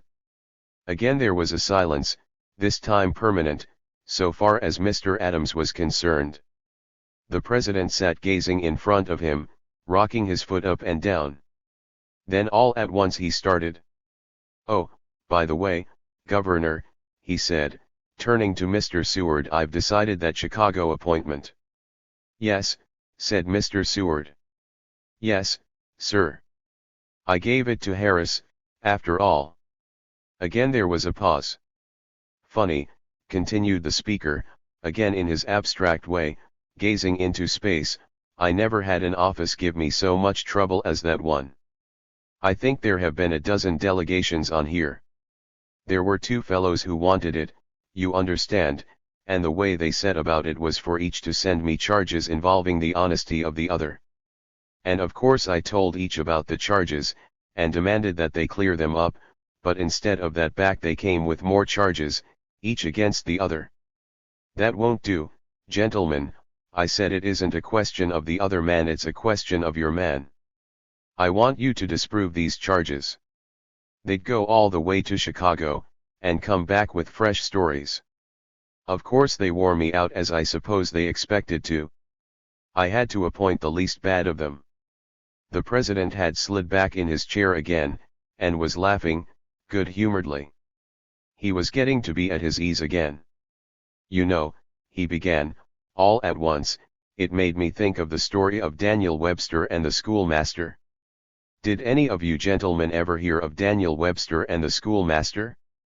Nobody had, apparently. Well, said Mr. Lincoln, when Daniel was in school, he was a very careless boy. Some called him a dirty boy. His teacher had many times reproved him for not washing his hands. He had coaxed and scolded him, but it didn't do any good. Daniel would come to school with his hands dirty. Out of all patience with him, one day at last he called Daniel to his desk and made him hold up his hands in the presence of the whole school. Then he solemnly warned him that if ever he came to school again with his hands in that condition, he would give him a licking he'd never forget. Well, Daniel promised better behavior, and for 2 or 3 days there was an improvement. His hands looked as if they were washed daily. But the reformation was not permanent, and in a few days his hands were as dirty as ever. The teacher's sharp eyes detected them, and as soon as school had opened for the day, with a stern voice he said, "Daniel, come here." The guilty culprit knew what was coming, and his hands began to tingle in anticipation. He stealthily brought the palm of his right hand into contact with his tongue, and, as he walked slowly toward the master's desk, he rubbed his hand upon his pantaloons, in the effort to remove some of the dirt. "Hold out your hand, sir," said the master, and Daniel extended it, palm up. "Do you call that a clean hand?" demanded the teacher. "Not very, sir," modestly replied the offender. "I should think not very," said the master. "If you can show me a dirtier hand in the schoolroom, I will let you off." And then, quick as a flash, Daniel thrust out his other hand, which hadn't undergone the cleansing process. "There it is, sir," said he. Never in his life did Allen forget the various heroic attempts which the auditors made to laugh over that story. And when at last the three had taken their departure and come outside of the building, they stood and looked at each other, and Jack Yates gasped, "Jehoshaphat." Chapter 3. Events moved on apace. The states of North Carolina, Tennessee, and Arkansas seceded and joined the Confederacy. And on the 4th of May the Washington government issued a call for 82,000 more men. By this time the voluntary contributions of the North had amounted to some $40 millions, nearly half of what it was estimated would be the cost of the putting down of the rebellion. At the South, also, the fervor burned high. Private citizens were raising companies and regiments, and equipping them at their own expense. There were so many offers the government could not accept 1/4 of them, though it was raising an army of 100,000. The Congress had met at Montgomery, and passed a formal declaration of war. Also, in answer to Lincoln's proclamation of a blockade of the southern ports, it authorized President Davis to commission privateers, and it prohibited the payment of all debts due to Northerners, and sequestered property belonging to them. In the West a desperate struggle was going on for the possession of Kentucky and Missouri. Kentucky was wavering, and her legislature had passed an act declaring neutrality, and forbidding either of the contending parties to enter her limits, a prohibition which each respected, for fear of driving the state into the arms of the other. In Missouri the masses were for the most part loyal, but the governor was an active secessionist, and he assembled the state militia, which was in sympathy with him, planning to seize the United States Arsenal at St. Louis, and command the city and the state.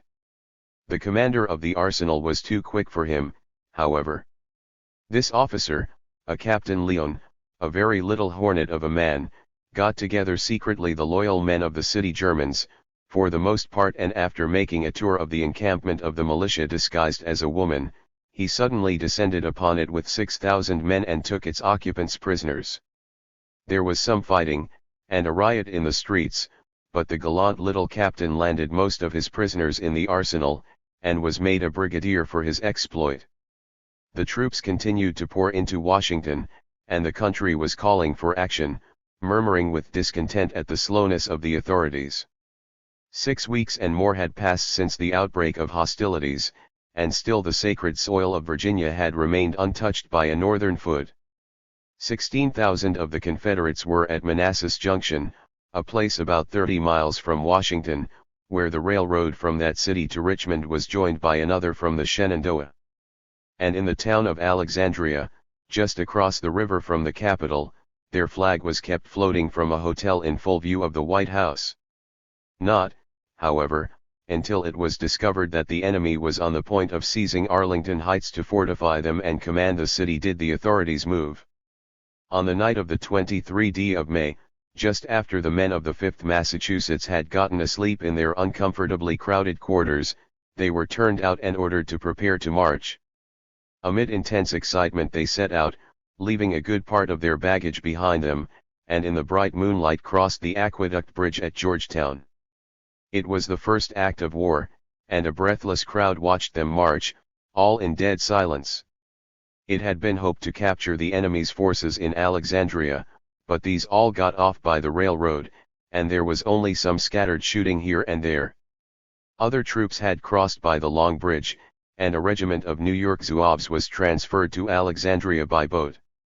This organization, which had been recruited mainly from the firemen of the metropolis, was under the command of a handsome young officer, Colonel Ellsworth, who had been conspicuous in Washington.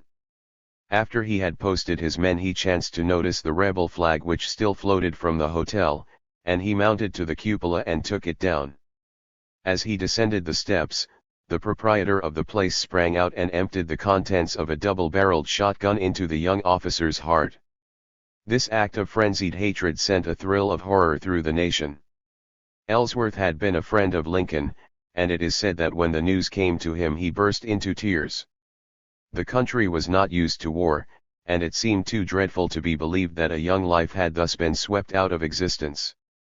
Columns of poetry were printed in the newspapers, glorifying him as the martyred hero of the nation.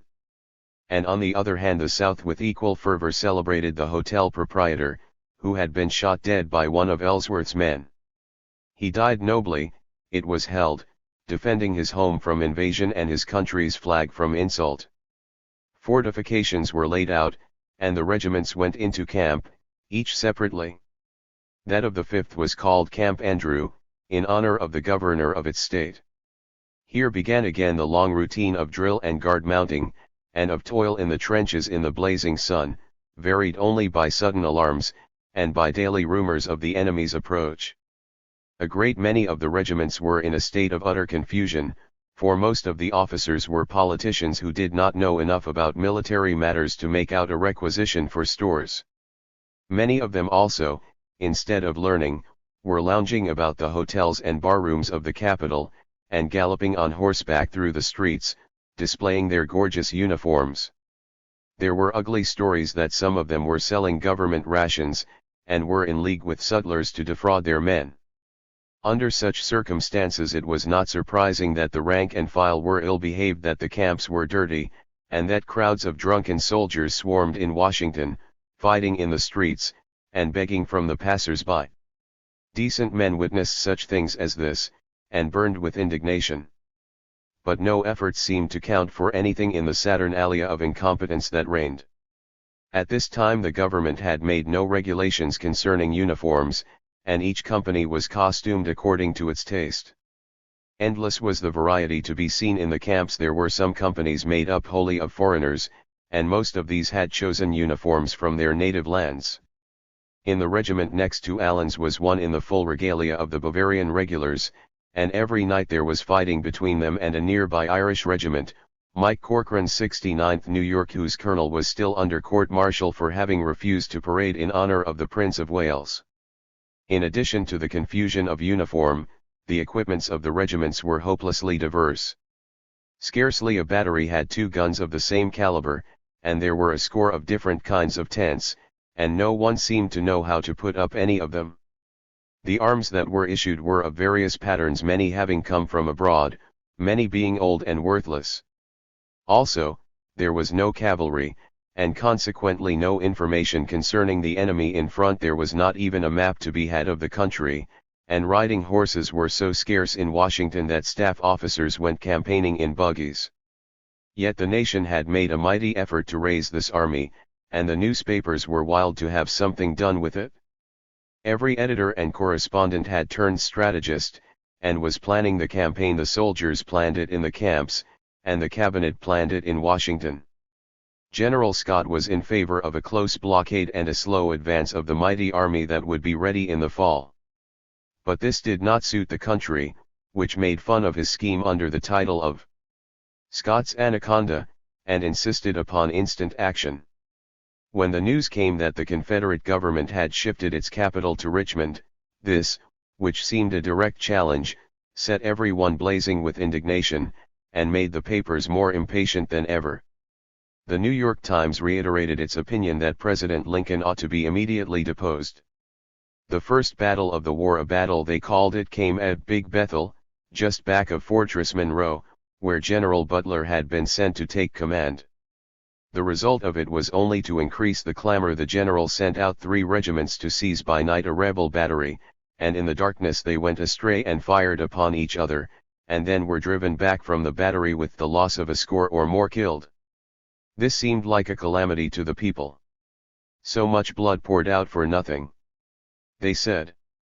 So much effort and expense, and only humiliation after humiliation.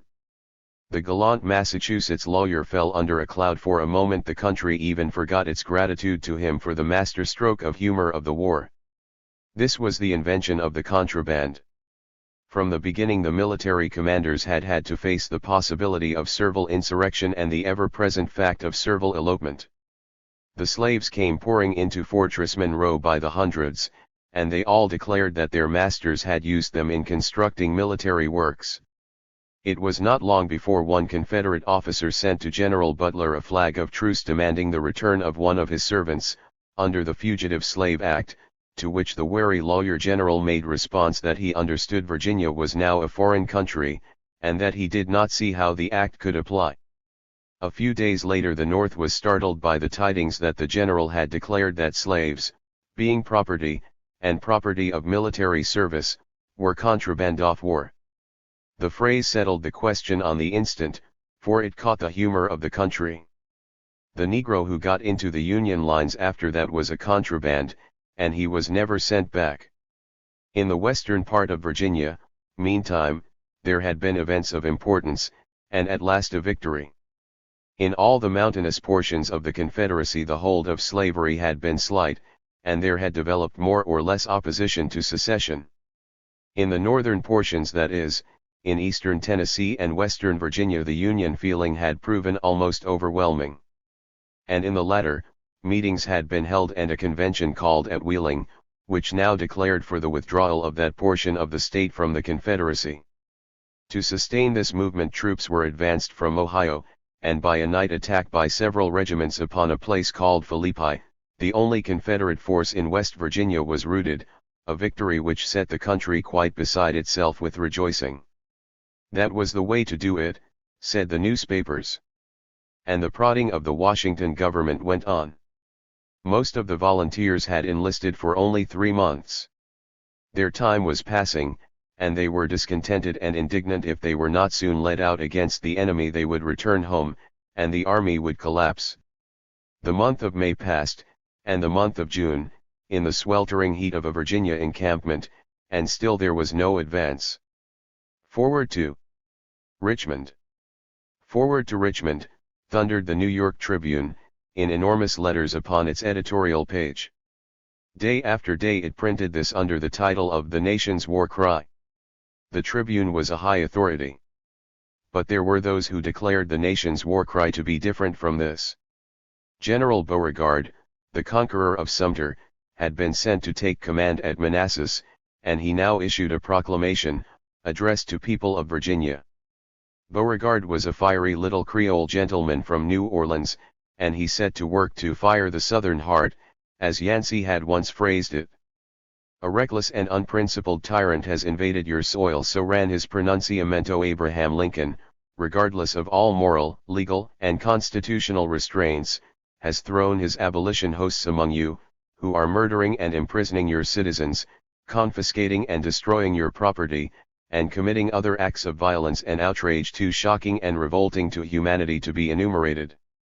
All rules of civilized warfare are abandoned, and they proclaim by their acts, if not on their banners, that their war cry is beauty and booty.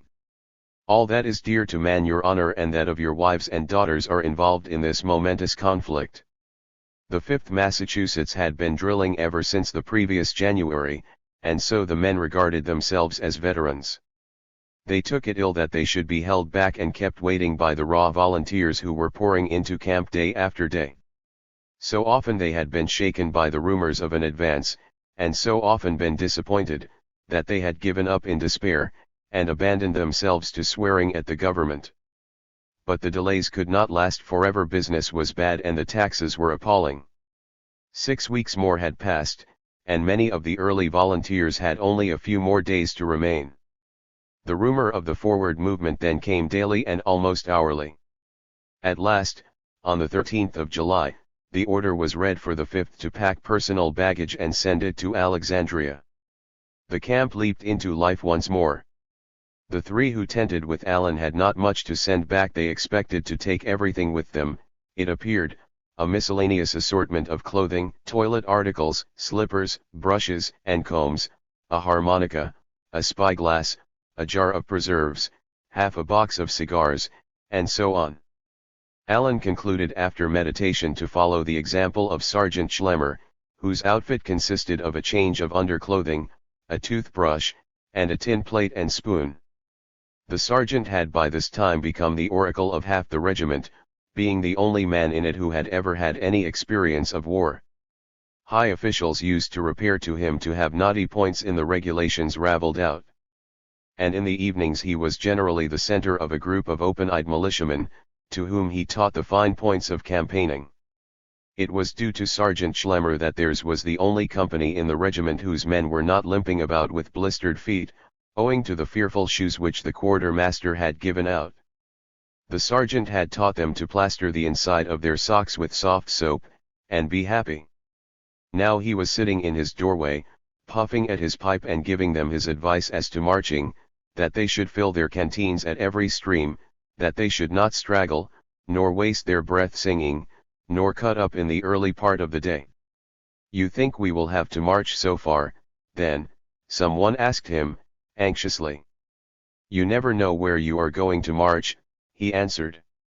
"You may march all night to find the enemy, and all day fighting him, and all the next night running away from him. Get food." That was the sergeant's further advice. "You'll find there's nothing else counts, food and tobacco. You won't march far before you'll see men throwing away their haversacks, cut them open and take the food. Don't take anything else. When you need shoes and uniforms, you can draw them from the quartermaster. But food. You can draw rations, too," suggested someone. "You can," said Schlemmer, "until the commissary's wagons begin to break down, and the enemy takes to shooting his mules. Then I tell you there'll come a time when if you see a dead man in the way, the first thing you think of is if there's anything on him to eat." There were 2 more days of delay. But they were really going to move this time. The thing was in the air. Staff officers were galloping hither and thither, and all the regiments were astir. The visitors were coming out to the camps in swarms to say goodbye, and the men writing reams of letters home. Then finally one afternoon, when they lined up for parade, they got their orders: 3 days' rations, light marching order, and a start at sunrise on the morrow. The regiment broke into a cheer, and they heard it taken up by others in the distance. It was an army the like of which had never been seen before on this continent. It was full 40,000 strong. One could see it all from the top of the hill. 4 miles around the country was white with patches of tents, while at night there were thousands of campfires, shining like red eyes in the darkness. And at last it was going forth to battle, it was going to drive rebellion out of the land. There were solemn hours in the camps that night, and many of the regiments held prayer meetings. In the morning, when the reveille sounded, they tumbled out. It was still dark, but men were laughing and singing, and the morning was cool and damp, and every one's heart thumped with excitement and expectation. Men swallowed their breakfast in huge gulps. The fifth, the steady fifth, as they called it, was to lead one of the columns of march. And several of the companies had been ordered ahead on skirmish duty. That was breathless work, stealing along through the bushes, where any moment one might come into view of the enemy's outposts. What hunting that one had ever dreamed of was quite equal to this hunting of men. Soon the column was in full swing down the road. It was in vain that the sergeant had warned them to waste no strength in cutting up and in singing. They sang until they were hoarse, such delightful songs they had. The whiskey bottle lies empty on the shelf was one of their masterpieces of humor. Also they renewed their never-dying resolution concerning Jeff Davis and the sour apple tree. There was a company of the regiment from Charlestown, and they had a patriotic chorus on the subject of Bunker Hill. Now and then some luckless staff officer would ride by them, all bright and shiny and new. And how mercilessly they would guy him, what endless ingenuity in their invention of expletives. At last the wretch would spur his horse and gallop on in desperation, though sometimes, alas, he did not dare to, having perhaps never been on a horse in his life until 2 or 3 weeks before. But then the sun rose, and the singing died, and men began to turn red and mop their faces. When the column halted, they no longer played pranks upon each other, but sat down in silence by the roadside.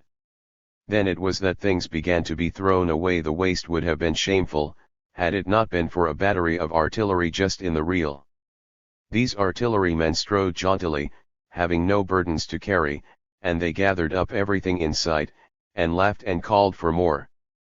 Pretty soon their caissons looked like the wagons of a traveling peddler, knapsacks and articles of clothing dangling in rows. The man who marched next to Allen swore softly, now and then, hearing from one of the guns of this battery the strains of the harmonica he had carried and had hidden away in a thicket at the last halt. The army was moving in 4 columns, upon separate roads, centering at Fairfax Courthouse. At the hills one could look back and see his own column stretching far into the distance, like a huge snake gliding with a slow, writhing motion over the hillocks and down into the hollows. The effect of it was indescribably curious, red and blue and yellow and gray and black. It was looking as if the contents of a paint box had been emptied upon it. Nowhere was there any uniformity, save in one place where a few companies of the regulars had been placed together. These latter marched in good order. But some of the regiments were mere mobs, having been enlisted only a few days, and having come to Washington but a few hours before, and now going out to battle. Still farther in the rear was the train of white-topped wagons, making one think of the pioneers and the prairies. Among them were also buggies and coaches, filled with civilians who had come out to witness the spectacle, senators and congressmen, diplomats, newspaper men, all eager to be in at the death of rebellion. It was a marvelously uncomfortable thing, this army. A thing newly born, and green, very much aware of itself, palpitating, thin-skinned, sensitive. Every man there was a-tremble with excitement, burning up with the consciousness that humanity with all its fears was hanging breathless on his fate. It was an army liable to sudden shocks, to strange panics and terrifying alarms. A most dangerous army to stray pigs and cows that ran into it in the thicket.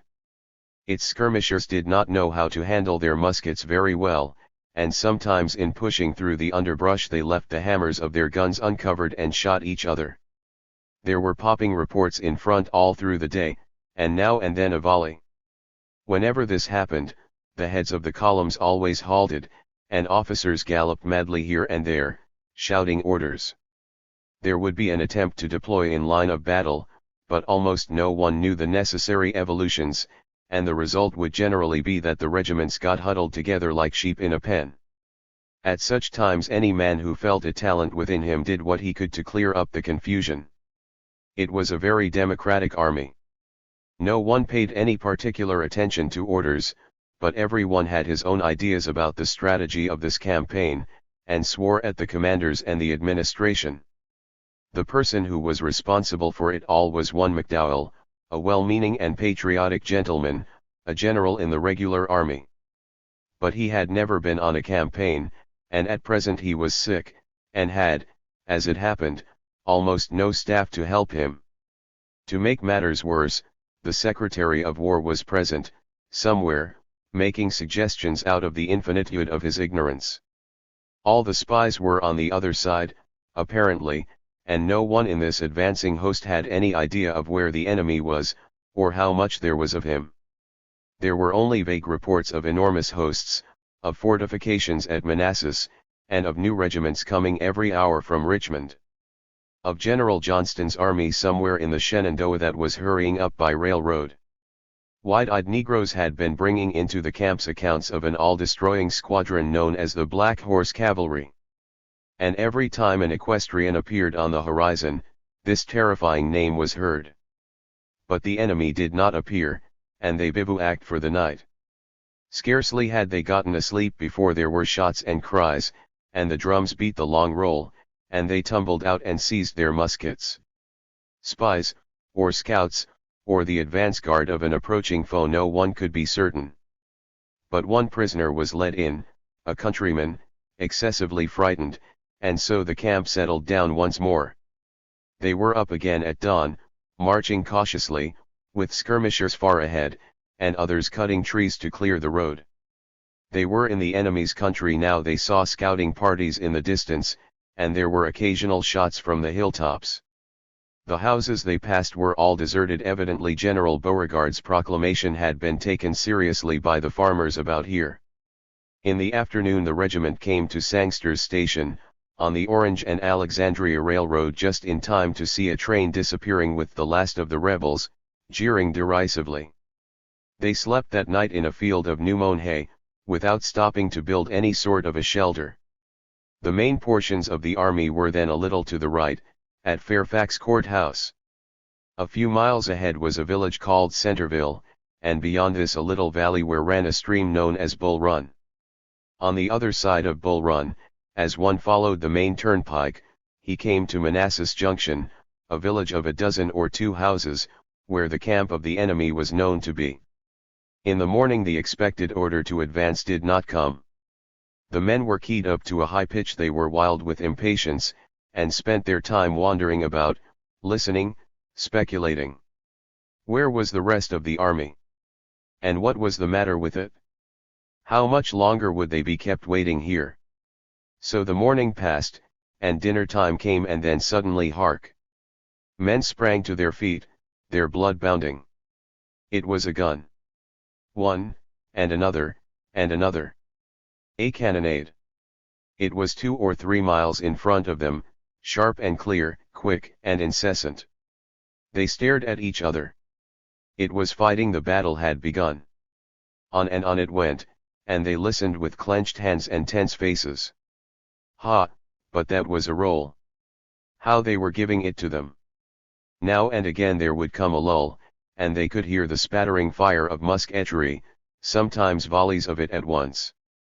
It was a real battle this time. The whole army must be engaged. And they, what were they doing here? Was there nobody in charge, nobody to see about this?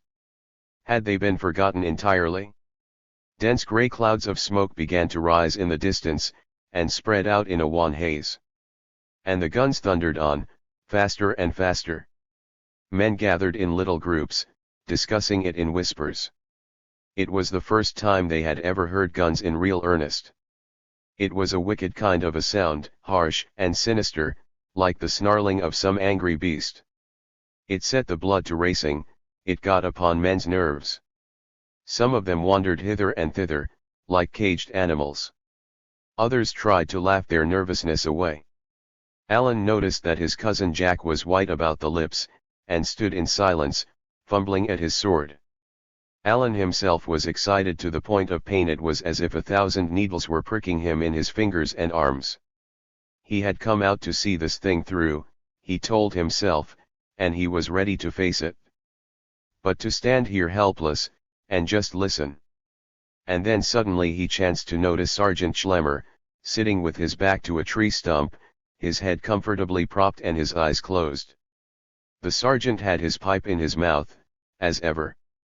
And he would draw it out and half open his eyes, and take in the scene, and then close them again and go on puff, puff.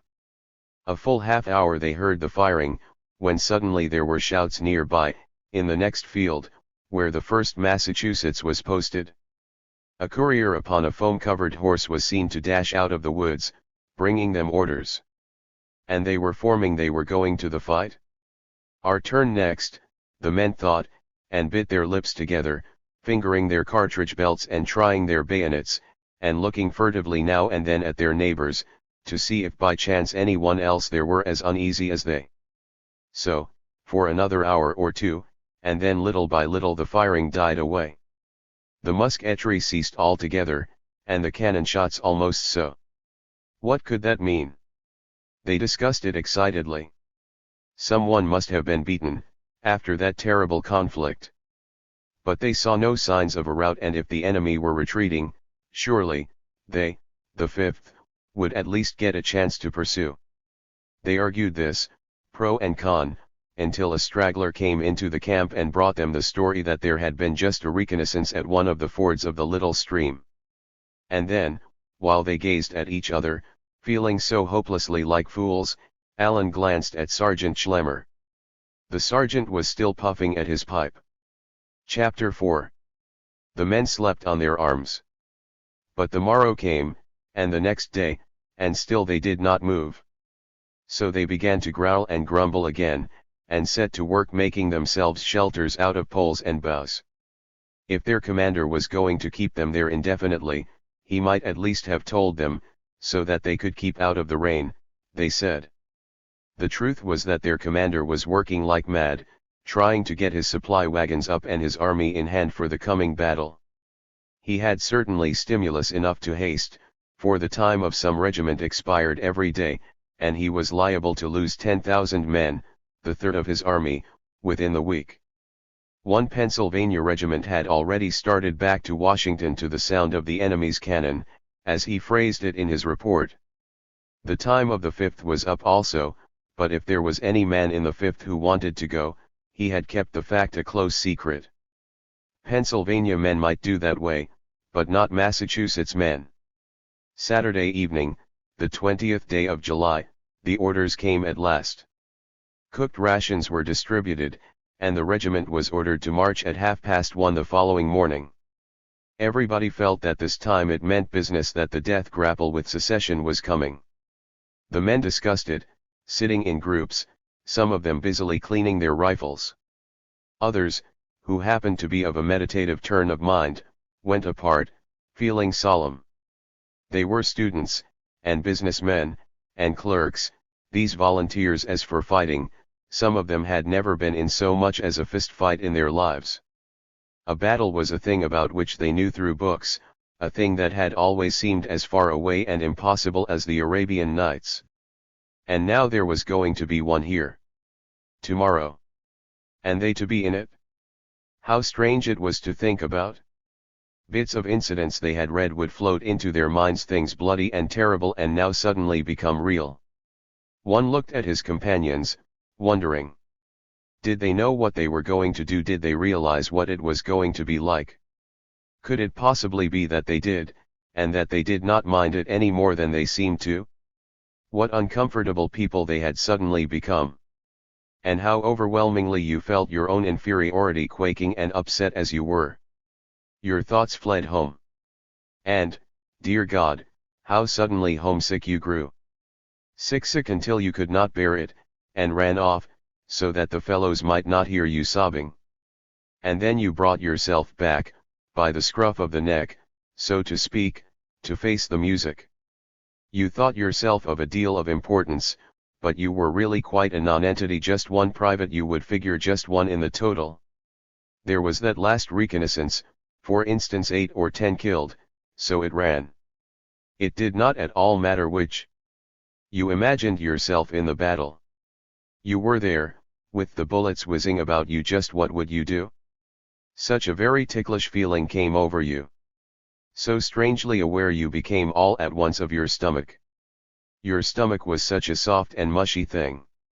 Surely, if a man had been intended to go into a place where bullets were flying, he ought to have had some kind of a hard coating over his stomach. Now and then in a sudden flash you would realize one of those bullets, and would cave in, as if someone had poked a spear point at you. Was there any part of you at all that you could imagine being struck by a bullet? Anywhere in the head or body? No, assuredly not there. The arms or the legs might not be so bad, near the edge. But how would it feel to be hit in one of your bones? 8 or 10 killed. You might perhaps take the chance. But then, even 8 or 10 would not be enough. There would surely be more than that killed in a real battle. Imagine it as being decided in advance. How would it seem if the regiment were to be stood up in line, watching the grisly phantom, death, coming toward them and touching one on the shoulder here and there? Would the men all stand in perfect quiet and indifference, the way they did now? The mere fact that it was not to happen until tomorrow seemed to make it of no consequence at all to them. Death. Death. The devil of a thing it was to think about.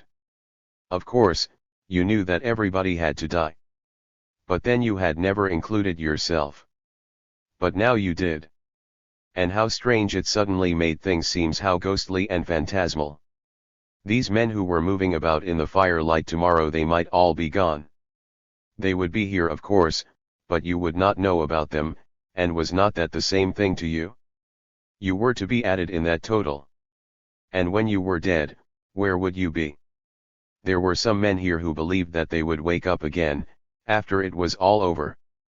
At least they sang hymns to that effect, and tried to make believe that they believed it. An extraordinary sort of idea was that, but still it might be true, anything might be true, in this world. And how curious it was to think of. What a joke it would be if it were true. What a queer sort of a cell it would make life into. All your agonies and uncomfortableness for nothing. Your horror lest a bullet should get you in the stomach, and all the while you could get along just as well without a stomach as with it. But no. There was not any more speculating about that. When you were dead, you were dead. Yet what a strange dream creature that made you out. You were so much excited about yourself, you took so much interest in yourself, and all the time you were like the flame of a candle, that a puff of breeze might blow out. You were gone in the snapping of a finger like that. Cold, icy thoughts were those. You grew suddenly frightened, and crept into the circle of the firelight, where there were human voices, living and warm. You put your arms about someone, in a sudden access of friendliness. How kind and tender we ought to be to our fellow victims of this strange malady of life. And the poor rebels, too, they were in the same fix. Curious that we had nothing better to do in the world than to go shooting at them, and they at us. After a while you dozed off to sleep.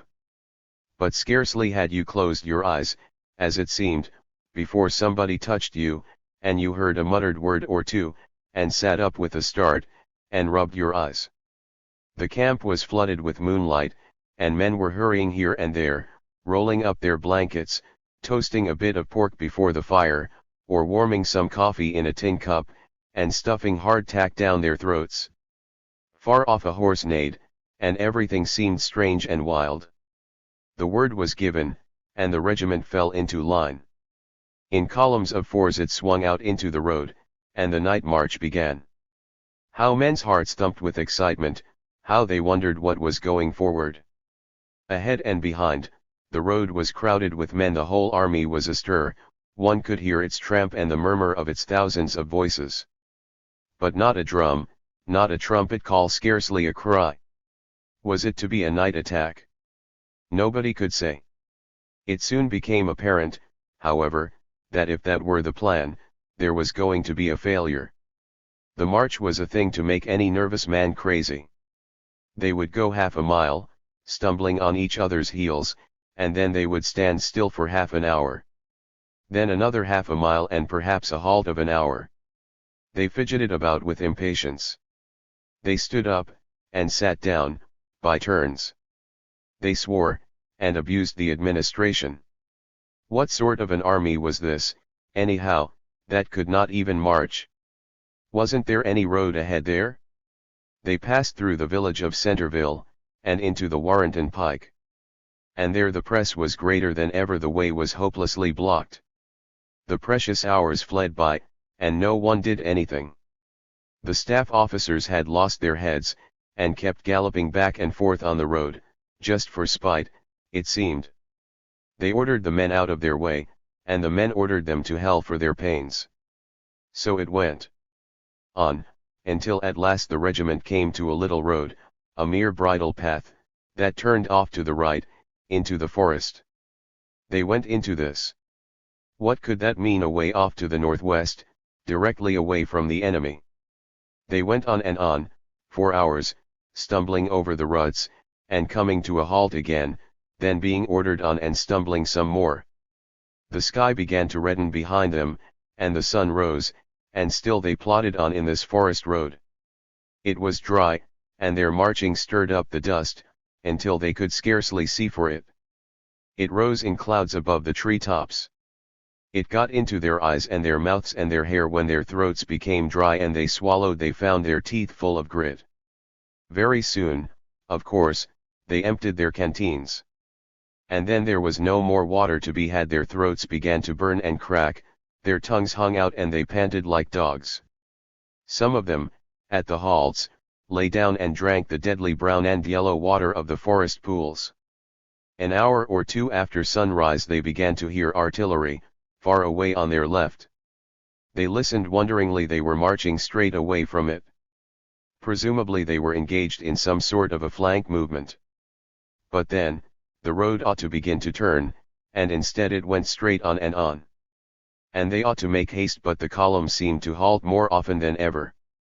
They were walled up in a dense pine forest, and they could not see a thing. There was nothing to do but trust to their commanders and plod on, the while the sounds of battle raged louder and faster.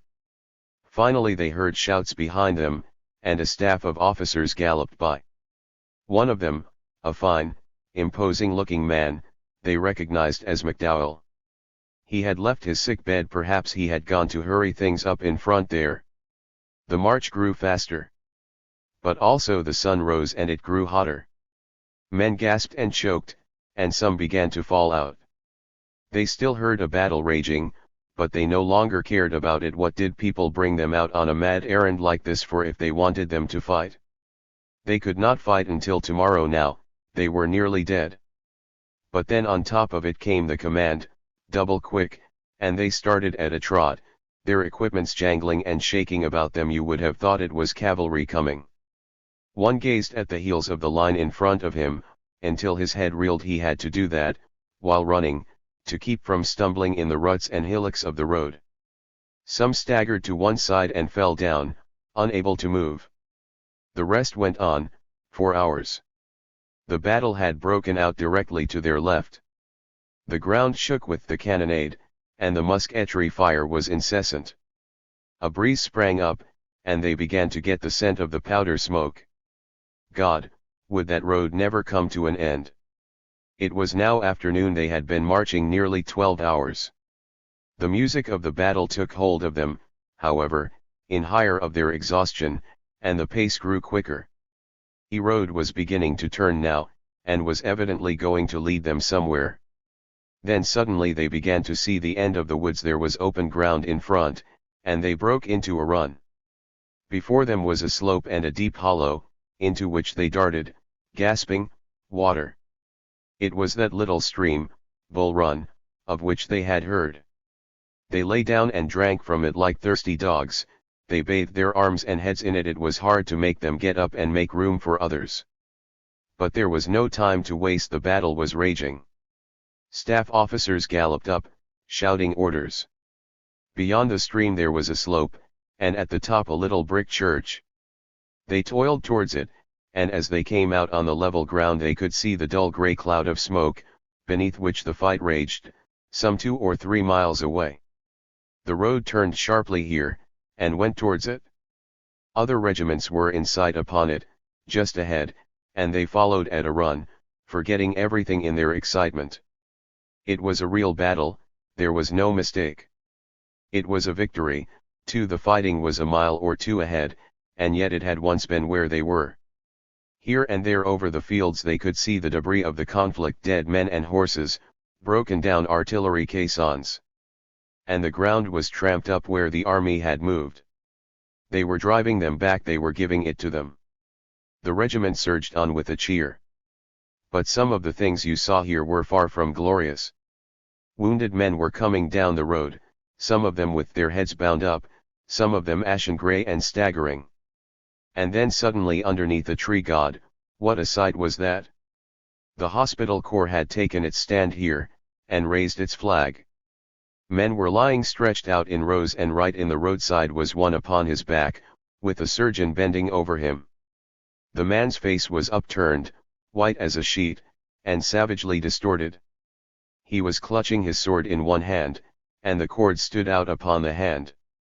The surgeon had sliced away the man's trousers, and he was mechanically sawing away at his leg. You heard the saw rasp at the bone. Ugh! Jack was marching at his cousin's side, and Alan felt him clutch him suddenly by the arm. He shot a swift glance at Jack. The young lieutenant was white, and his hands shook. The ground over which they were advancing was for the most part waste farm land, full of stumps and broken up with thickets and patches of woods. One could not see the fighting. It was on ahead, upon still higher land. But the din of it rose louder and louder, and here and there they saw stray signs of it: a terrified horse galloping away, some men retreating, an orderly riding a foam-flecked steed. Upon a little knoll stood a group of men, one with a red and white signal flag, which he was waving frantically. The enemy seemed to have sight of this flag, for now and then carn a shell, bursting near it with a rain of fire and a hovering ring of smoke. The flag waved on, heeding nothing. Sometimes one saw in the open fields little fountains of dirt leap up, as if something had hit there. And several times cannonballs came rolling over the ground, balls nearly spent and suggestive of 10 pins. One came across the road and the men dodged out of the way of it, skipping and laughing. One fellow made bold to catch it, shortstop fashion, and it tumbled him right into the ditch, head over heels, and went on with speed apparently undiminished. The man lay grunting, but nobody stopped to help him. It was his own fault. There came orders, sharp and stirring. By head of column, take wheeling distance. First company forward. Guide left. Quick march. They saw that the regiment in front was deploying. They watched it spreading out, in a long double line, perhaps a quarter of a mile in length. Somewhere in front a bugle sounded, and the line started, sweeping forward, wavering here and there and breaking at obstructions, but closing up again and moving on. It was a pretty sight. The men cheered, and the flags fluttered in front, and behind ran the officers, waving their swords and shouting. Then came the turn of the 5th. Down the column ran the order, to the left into line of battle. By the rear of column, left into line, wheel. Double quick. March. And they swung off at a run. How handsomely they executed the maneuver without an instant's delay or confusion, like machinery. Discipline was something, after all, and their bosoms swelled with pride. Then, cheering like mad, they went on. There was a wooded hollow in front of them, in which ran a little branch, a tributary of Bull Run. They crossed it, leaping over on the stones, or splashing through the water and then up the far slope at a dash. The battle was just ahead there, and how the thunder music of it throbbed in them, how madly their hearts beat with it.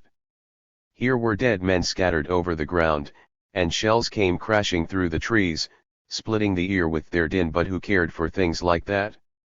Over another field they sped. Ahead of them were bodies of troops moving, reserves waiting, officers galloping. Then suddenly they burst through a thicket, and out upon the Warrenton Pike, the same road they had left in the early hours of the morning, over on the other side of Bull Run. They were halted here, and ordered to lie down. Before them was another sudden rise in the land, and upon the plateau at the top the battle. Still they could see nothing, but they heard the shouts and cries of the combatants, the rattle of the musketry far and near, and the roar of the big guns in the distance. The air here was hazy with the smoke, and choking to the breath. One heard strange whirring noises above his head, as if bees were flying past his ear. Whenever there came a volley, leaves and twigs and bits of branches would fall from the trees and come sifting down upon one's head like snowflakes. Lying so and resting, one had a chance to look about him, and to get the fever out of his blood, and to realize what an unpleasant sort of a place he was in. The men hugged the ground closer, and hugged their muskets, and stared with wild eyes, breathing hard and fast. Down the slope there came suddenly a young fellow, a mere stripling of a lad, walking like one who was drunk. There was blood on him, and as he went he pulled up his shirt and looked at himself. There was a little red hole in his side, from which the blood trickled. And he felt of it, and poked his finger into it, to see where it went to. Evidently its location did not suit him, for the men heard him cursing like all the fiends, as he went by them. Somewhere now one heard the voice of Sergeant Schlemmer, rising above all the uproar, in a kind of sing-song chant, "Take it easy now, boys, take it easy. Don't get rattled when you go up to fire, see what you're firing at. Take your time, and aim low. Don't be in a hurry shooting lots of times, don't count for anything, you can't scare them with the noise, you have to hit them with the bullets. Steady, now steady." And then suddenly down the line they saw the men rising up, and heard the word passed. They sprang to their feet, and, biting their lips together, started slowly, in grim silence, up the slope. Alan rose up also, but he did not go on with them. During the halt he had had time to look about him, and to notice his cousin, whose post was just behind the line. When the order came, Jack had risen halfway upon his knees and there stayed. All the youth and beauty was gone out of Jack's face, he was sick-looking, and old, white as a sheet, and his features drawn. Alan sprang to him. Jack tried to speak, but his lips trembled so that he could not. "Aye, he began. But his eyes told the story, they were the eyes of a hunted animal. Alan wrapped his arm about him. "Steady, old man," he said, in a low voice. "Brace up, now." He darted a quick glance about him. No one had seen them, the regiment had gone on and was halfway up the ascent. Jack tried to speak again, but his cousin pressed him tightly to him, and muttered, "Come on." Then as the other still hesitated, he hissed the words, louder and more imperative, "Come on." Then Jack started, and they marched together, step by step, up the hill. At the top the thicket ended, and here at the edge was the firing line. Other troops were giving place to the 5th, and falling back to reform battle-smitten men, some of them wounded and bloody, all of them powder-stained and wild. Alan had time for just one glance. Across the level plateau, on the edge of another woods, was the enemy's line, dimly seen through the haze, with men running about, groups gathered where the guns were, and battle flags waving above. Points of fire shot out from the line, and the bullets hummed through the air, hitting the dust in front, or burying themselves in the trees in the rear. The regiment was in the act of kneeling. "Ready," shouted a voice. "Aim." And then suddenly from somewhere opposite there burst out a cloud of smoke and flame, and Alan heard at his side a crushing, spatting sound, and felt his cousin, whom he still grasped with one arm, half torn out of it. Things smote him in the face, cutting him, tearing him, blinding him. And over his hands there rushed a flood of something hot and horrible. In a spasm of fright he shook his head free and wiped clear his eyes, staring. Jack, great God, where was Jack? Here was his body, and above it a neck bone sticking up, and a jaw dangling in front of it. And out of the middle, gushing up as from a fountain, pumping a jet of crimson blood. Alan reeled, and staggered backwards with a scream. And the body lunged forward, a stream of blood gushing forth and slopping over his feet. The sky seemed to grow black before his eyes. The trees danced and swayed, and he clutched his hands over his face. Shudder after shudder passed through his frame, and then, suddenly, with a choking cry, he turned and fled away. He dashed down the slope again, blind, frenzied, his hands stretched out before him. The battle thundered in his ears, and universal destruction crashed in his soul. He rushed through the woods like a spirit damned, fleeing from the memory of that ghastly sight, that pumping jet of blood. His senses reeled, he was dazed, stunned. When he stumbled and fell, he lay upon the ground, sobbing, choking. Ah God, it was too monstrous, it could not be true. He seemed to see the red fountain before him still, to feel it gushing over his hands and feet. Blood, blood, he was a mass of it. His face was plastered with blood and brains, he could comb it by handfuls out of his hair. There was blood in his eyes, in his nostrils, in his mouth. He reeked with it, he was slimy and loathsome with it. The scent of it, steaming hot, made him suddenly ill, convulsed his stomach so that it seemed to leap up. He began to vomit, sobbing frantically all the while. He got up again, and went staggering on. Grief mingled with his horror, he wrung his hands and cried aloud, "Jack, Jack!" Ah, how pitiful it was! He saw that face of pain and fear, white and haggard, down there at the foot of the hill. Jack had not wanted to come had he foreseen what was going to happen to him. So beautiful he was, so tender-hearted and kind. And now he was gone. He was dead. And again Alan saw that hellish sight, that bright red neck bone sticking up, and the pumping jet of blood. Again the shuddering seized him, and he buried his face, and wept aloud. He was standing still. And suddenly he lifted his head, and flung up his arms, his hands clenched, his whole soul one blaze of rage. He screamed aloud with it, in frenzy. He cursed, he knew not what he cursed, the world where such things were done, the God that had allowed it, the thing itself, that was hideous, demoniac, black as hell. He cursed the thing called life, a fearful hatred of it seized him, a black revolt of it surged up in him. He flung out his hands before his face, to drive back the fury from his presence. He started to run once more, blindly, through the forest. How far he went he had no idea, nor how long a time passed, nor what was going on about him. His hands were on the white-hot iron of things. He was wandering through the caverns where the Furies hide. The sounds of the battle were still in his ears, but turned to sounds of his soul. The palaces of joy and hope within him were toppling, crashing, down into abysmal depths. He lay on the ground in a kind of trance. He sat up again only when a strange sound broke suddenly in upon his consciousness. That was a kind of snort, close in his ear.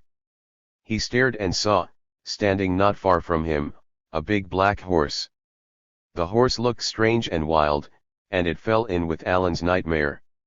It might have been one of the creatures of his dreams. The world of fact and the dream world were blended in his reeling consciousness, and the sight of all the demons of hell dancing about the woods would not have startled him much. This horse seemed, somehow, part of his horror, seemed also to have been smitten by the thunder. There was a pleading, agonized look in its eyes. It understood all, it seemed to say that it was dumb was only one wrong the more. Alan gazed at it more closely. What was the matter? He could not make out, but then his eye was caught by a long, red object which trailed on the ground behind the creature. He rose up to look, and suddenly the horse turned, and he saw a great, gaping hole in its side. Something had ripped it under the belly, ere its entrails were starting out. That long red thing was a piece of them, and when the horse walked he trod upon it and pulled it out further yet. Alan gave a cry, and the horse a frightened leap, the entrails bulging out still more. The horse whinnied. Perhaps it hurt. The man turned away, and stared round him. The woods here seemed to have been shattered by a tempest. Branches strewed the ground, and some of the trunks were riven as if the lightning had struck them. And the tempest was still raging, it seemed. Shot and shell plunged through the place, crashing through the trees, ricocheting from one to another. Shells burst here and there, with explosions that made the ears ring. Then Alan noticed that there were men in these woods also. Some lay dead upon the earth. Some darted here and there, seeking shelter. They seemed all to be quite wild with fright. They ran blindly, their eyes starting out of their heads. They bounded about like demon creatures. It seemed to Alan one went close by him, his hands uplifted and his mouth and eyes wide open with terror. He was clad in the uniform of the New York Fire Zouaves, the regiment of the martyred Ellsworth. He had his musket still in his hand. He did not seem to have sense enough to drop it. He was panting hoarsely as he ran, and then suddenly, espying a great oak tree, he turned towards that, and took shelter behind it, leaning against it, breathing hard. All at once, as in a lightning flash, something smote the tree. There was a deafening crash, and the man was hurled forward and flung upon the earth. Alan stared. The man never moved. He did not know what to make of it. What was the matter with the fellow? He went up to the tree, fascinated. A cannonball was buried in it, a cannonball as big as his two fists, and it was half a finger deep in the wood. But the man had been on the other side of the tree, and the ball had not gone through at all. Alan went over to him. He was dead as a stone. He was a big, burly man, with a black beard. The wild look was still upon his face. Alan went on, dazed. Everything in these woods seemed panic, fear, and suddenly fear seized him. Why should he stay in the midst of this inferno? He would get away from it. He was too confused to know which way to go, but he began to run again, aimlessly, crazily. The woods thinned away, and he staggered up a slope, thick with bushes. The crash and rattle of the conflict seemed to burst on his ears louder than ever. Here he turned and ran along the ridge, through more thickets and bushes. Then there was a cornfield, a pitiful, straggling cornfield, such as grows in Virginia. It seemed to have been hit by a hailstorm. Its stalks were rent and pierced with holes. Something was cutting more holes in them also. There was a constant sound about one zip, zip like the tearing of paper. Also there was a buzzing, as of a swarm of bees. It was the bullets again, Alan knew, and once more he broke into a run. He sped through the cornfield, and then through a little garden patch, and so, in his blind haste, brought up against a fence of palings. He stared around. Right before his eyes there stood a little farmhouse. It was a poor, forlorn-looking place, unpainted, with 2 or 3 tumble-down outhouses around it. There were holes in the house here and there. And as Alan looked he saw bits of chips fly off from it. A second or two later the top of its brick chimney suddenly flew into pieces, a fragment of it flying all the way to his feet. More bricks crashed down upon the roof, and Alan heard a shrill scream from inside. It was a woman's voice, her cries rising, one after another, louder and louder. Alan listened a moment, and then ran toward the house. He pushed open the door, and stared in. It was the home of a poor wight. In one corner was a pallet, and on it lay, or rather sat, an old woman. She was in a gown, and evidently bedridden. She was wrinkled and ugly, and her grey hair was loose about her shoulders. It was she who made the noise. Her hands were flung up into the air, and she was shrieking hysterically. A shot tore through the wall of the house, smashing to atoms a jug which stood upon the table at one side. And the old woman buried her head in the pillows of the bed, wallowing and tossing about, convulsed and frenzied with terror.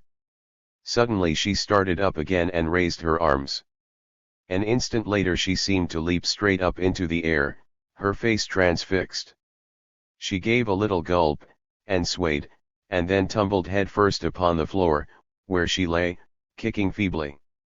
Alan, staring, saw a little spurt of blood running out of her side, and trickling along her gown. Then an inside door of the room was flung open and a young girl dashed in. She saw the old woman, and cried out in fright, rushing to her, flinging herself upon her and clasping her arms about her, weeping frantically. At the same time a man plunged down the stairway from the upper floor of the house, a man with wild, wide-open eyes of fright. He darted one glance at the scene in the room, and then bounded towards the door. He did not seem to notice Alan, but dashed out. As he emerged he drew his hat over his eyes and crouched, bending to one side like a man in a storm of rain. Alan saw him leap the fence and disappear, and then he turned to look into the room again, where the young girl was still wailing, screaming, in louder and louder tones, "Mother! Mother!"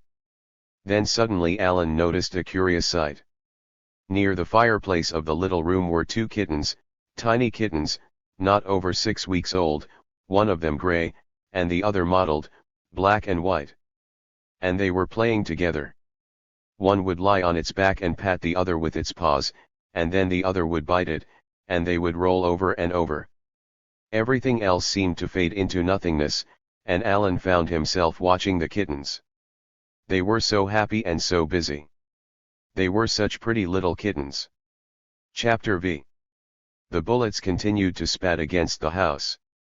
One side of it was almost as full of holes as a pepper box. This Alan noticed wonderingly, and in a dazed way recollected that he had been trying to get away from them. He turned to run once more. But at the same instant a man dashed past him into the room, and he stopped to watch him. The man wore a uniform, and had a musket in his hand. His face was grimmed and sooty, and there were flecks of blood on it. His breathing was a kind of snarl, like an angry beast's. The man ran to the window and crouched there. He thrust out his musket, took aim, and fired. 2 more men entered the room, then half a dozen, trampling and crowding. They seemed to be a party of demons. The very sight of their faces filled one with fear.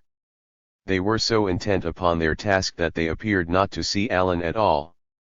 When they spoke to each other it was in quick, gruff monosyllables. They posted themselves here and there, at the windows, in the doorways. 1 or 2 bounded upstairs, and still another thrust his musket through a hole in the side of the house.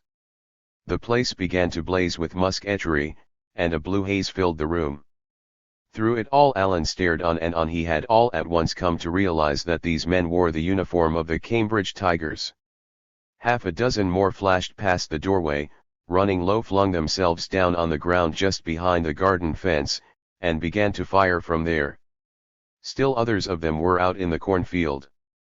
A cannonball crashed through the chimney, and through the roof of the house, scattering splinters about the room.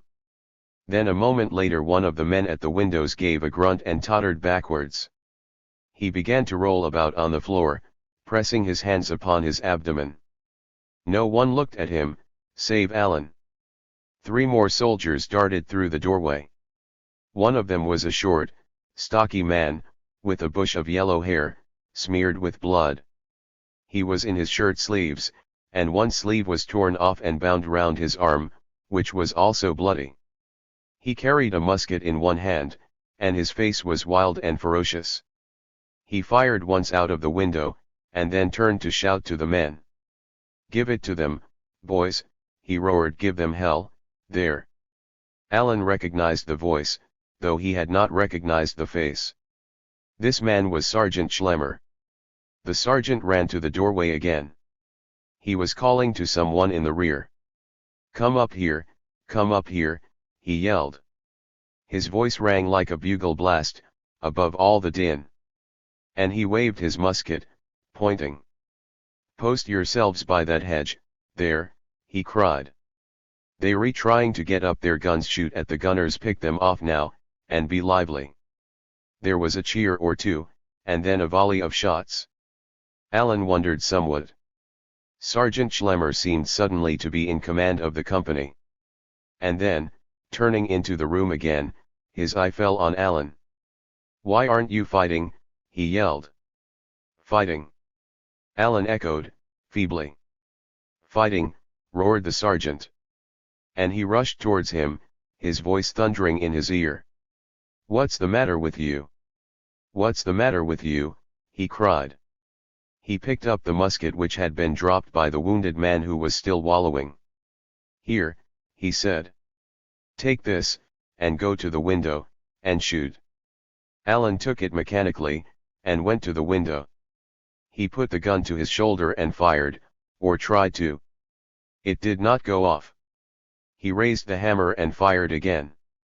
Again it did not go off. He repeated the process half a dozen times. He was so dazed he did not know what was the matter with it. Finally it dawned upon him that he had to load the gun first. He saw the man next to him taking a cartridge out of his belt. He put his hand to the place. Yes, he had cartridges also. He pulled one out and stuffed it into the gun. It would not go in. He poked and pushed. What was the matter with it? Then he saw a man biting off the end of one. Ah, yes, sure enough. Alan did likewise. The cartridge went in then, and he raised the gun and blazed away. Now he knew what to do. He had the run of it, and blindly, in a frenzy, he began tearing off the cartridges with his teeth, stuffing them into the gun and firing them. He did this 5 or 6 times, before suddenly he felt himself seized by the collar of his coat and jerked backward with a force that half choked him. "What's the matter with you, you fool?" yelled a voice in his ear. It was Sergeant Schlemmer again. And his breath was like a blast of fire. "Matter?" Alan gasped. "Jackass," screamed the sergeant. "Where's your head? You're firing up into the sky." The other echoed the words again, and the man began to shake him, as a terrier shakes a rat. "I know what's the matter with you," he thundered. "I saw you run away once, you hound. You want to run away again, don't you? What are you standing there gawking at me for? Where are your senses? Coward! Coward! Taugenix!" And then the furious sergeant exploded into a volley of curses, German curses and English curses, his breath hot in Alan's face. And the words, they cut and stabbed into Alan like knives. They went into the deeps of him, where his manhood lay smothered. And it started up, with a bound and a furious cry. You lie, he screamed back. "I'm no coward. I'm as good a man as you." "And why don't you show it, then?" asked the sergeant. "Why don't you fight?" "I will fight." Alan panted, and he gripped his gun again. "Show me." And the sergeant pointed out of the window. "There's the enemy," he said. "Fight." Everything was suddenly grown clear as day before Alan's eyes. There at the other side of the clearing, close upon the edge of a thicket, was a thin, irregular line of men in uniform, some standing, some kneeling. Clouds of smoke floated above them, and points of fire flashed in front of them. Some were running here and there, and across the plain in front dashed horses with cannon trailing behind, also men cheering. They were swinging the guns into position, and limbering up. The fiends still tore at Alan's heartstrings. But he fought with them now. His soul rose up, towering and furious. It was an effort that was agony, the pain of it made him sick. But here in the midst of this nightmare was a truth, a duty, and he clung to it like mad. He had cried out at the horrors of this reeking field of slaughter, but see, over there were the men who had caused it. The men who had taken up arms against their country, who had come out to kill and destroy. Was it not they with their bullets and their shells that had murdered Jack, that were trying now to murder others? Let them be put down, then there would be an end of it. He steadied himself, peering through the rifts in the smoke, there that group about the cannon. He took aim and fired, and then tore off another cartridge, and reloaded, still keeping his eyes upon the spot. So at last he got down to work, grimly, savagely. Black hatred boiled up in his soul. To get his hands upon them over there, the ruffians. To shoot them seemed too little to do. Here and there he saw their battle flags waving, one a South Carolina flag, and lightning flashes of rage blazed forth in him at the sight. He was suffocating with the heat of his labor. He dropped his musket and tore off his coat. The sweat was pouring in streams down his face, which was smeared with blood and grime. He wiped his hands upon his trousers, they were so slimy that they interfered with him. Then he seized the musket again and went on. The musket was hot, and the barrel burned to the touch. Also his eyes burned, they seemed to be leaping out of his head. His ears rang, and now and then he had to grip his hands tightly to steady his brain. He was panting for breath, choking with the fumes of powder. But out there through the billowing smoke he still got glimpses of the enemy's line, that thundered and crackled, and he hung on to the work. Either he would go down or they would, he swore it by the God that had made him. He muttered aloud in his fury, he cursed them like a regiment of fiends. Sometimes he yelled aloud, though he did not know it. And then suddenly, outside, he heard cheers, and he saw a line of men sweeping across the cornfield. What was the matter? Had the enemy given way? He darted a swift glance about him. Into the room dashed Sergeant Schlemmer. "Charge!" he shouted. "Charge!" The men leaped up, dashing out of the door, climbing out of the windows. "Line up!" the sergeant was yelling, running here and there. "Steady! Steady! Give it to them now, boys, give them the bayonet! Forward!" And away they went, sweeping down the field like a hurricane. Where they had come from Alan did not know, nor what had started them. But the line ran as far as he could see, and God, how they went! He hardly knew that he was running. He was lifted upon wings, he was borne in the arms of a tempest.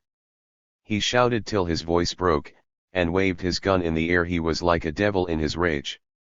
Blind, drunken fury seethed in him, a mad hideous lust of slaughter that swept him utterly out of himself. His eyes were gloating on the line ahead, that came nearer and nearer. He hungered for it like a ravenous beast. Bullets hummed in his ears. What were bullets? A man beside him gave a grunt and doubled up and went down, rolling over and over. But the line went on. What was a man? Next to Alan was an Irishman, a giant of a creature, red-headed and wild-eyed, roaring like a wild animal. He and Alan ran neck and neck, panting to be first. They burst through the smoke. There they were, the enemy. Right ahead loomed one of their guns.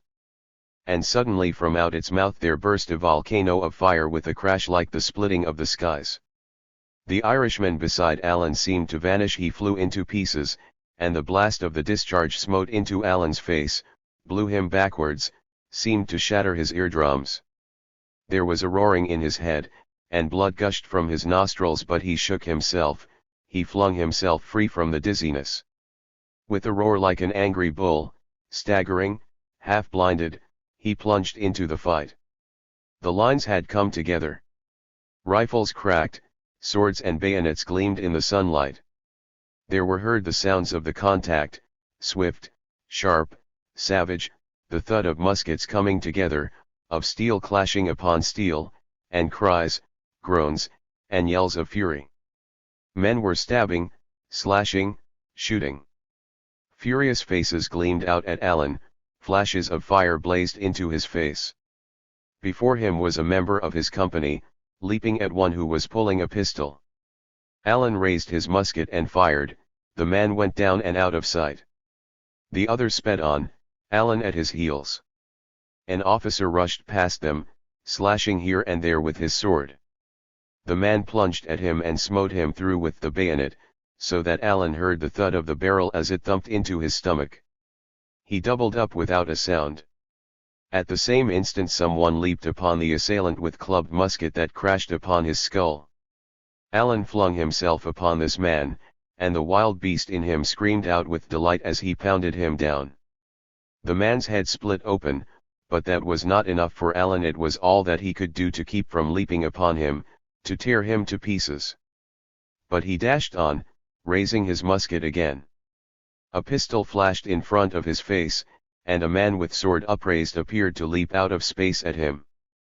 Things seemed to reel, and then suddenly there came a crash, and everything grew black. He flung up his hands and staggered about blindly, plunging on, striving to see, to find his thoughts. Then at last he fell down, senseless. Bits of ideas and feelings were hovering before him. Phantom thoughts which he could not grasp. There was a dull pain, but he could not be sure if it were he or someone else that was feeling it. Forms moved before him, strange and mysterious things, bodiless and nameless, but terrible, as in a nightmare. He wondered if he were dead, if these were not the experiences of a disembodied state. So, little by little, he drifted back into consciousness. He opened his eyes feebly. The first thing he saw was the moon. Then he noticed that everything was still. How strange it seemed. He wondered if he had dreamed it. All that uproar, the thunder of the earth and sky. But then he stirred one hand, and it touched something alive. The thing gave a groan. No, he had not dreamed it. But it was over. He lay for a long time, thinking about the matter. It did not occur to him to wonder which had won. He did not think of it that way. His thought was of the strangeness of everything being still. Then he tried to move. He raised his head an inch or so. God, what a pain! And he sank back. His brain reeled. The moon seemed to dance and tremble. He put up his hands. There was a thick clot of blood on the side of his head. The blood was cold on the ground where he lay. He tried again, after a while, and got up on his elbows. Yes, the battle was over. Forms lay about him all still.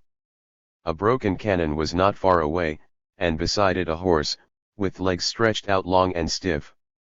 Some ways off men were moving about. Campfires were blazing here and there. Little by little Alan experimented, and as his senses returned, he managed to get upon his knees. The man beside him moaned again. His chest was going up and down like a bellows. Alan's head burned like fire, and the raging thirst devoured him. He suddenly recollected his canteen, and opened it, emptying it at a draught. It was like wine to him. He felt that he would be able to move. He wanted to move because the stench of blood made him ill. He forgot that the blood was on him. He crawled a few feet, in a zigzag path, between forms of men. One lay exactly across his way, and he stopped and looked at it.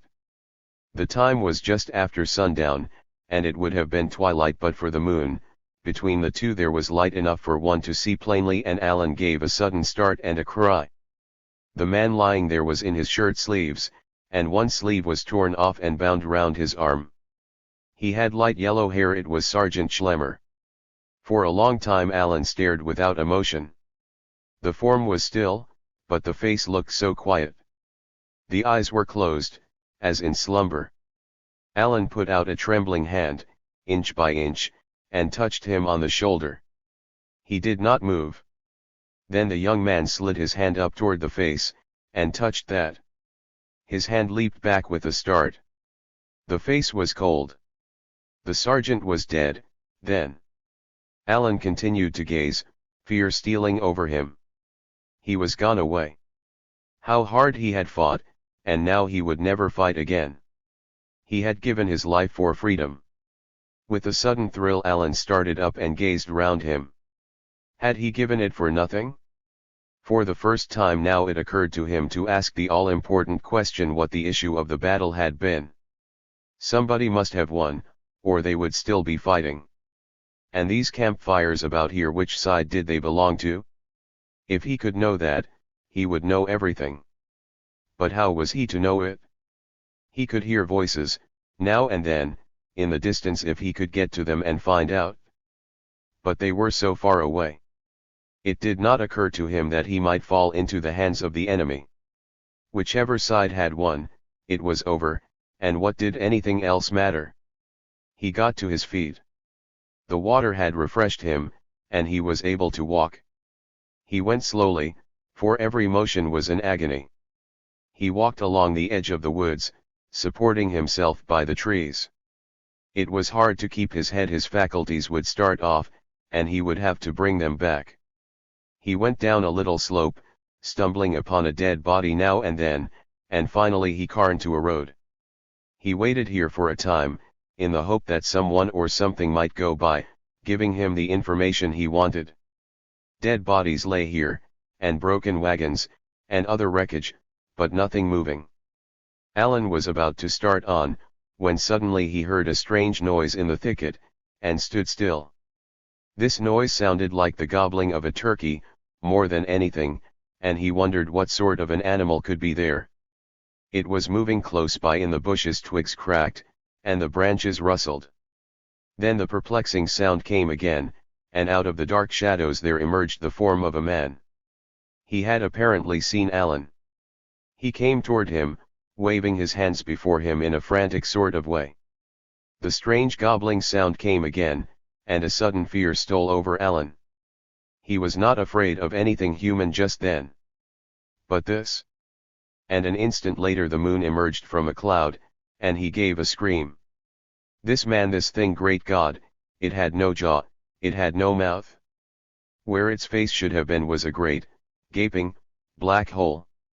It was some demon creature, some nightmare. And it came on at him, trying to talk. He turned and fled, like one possessed.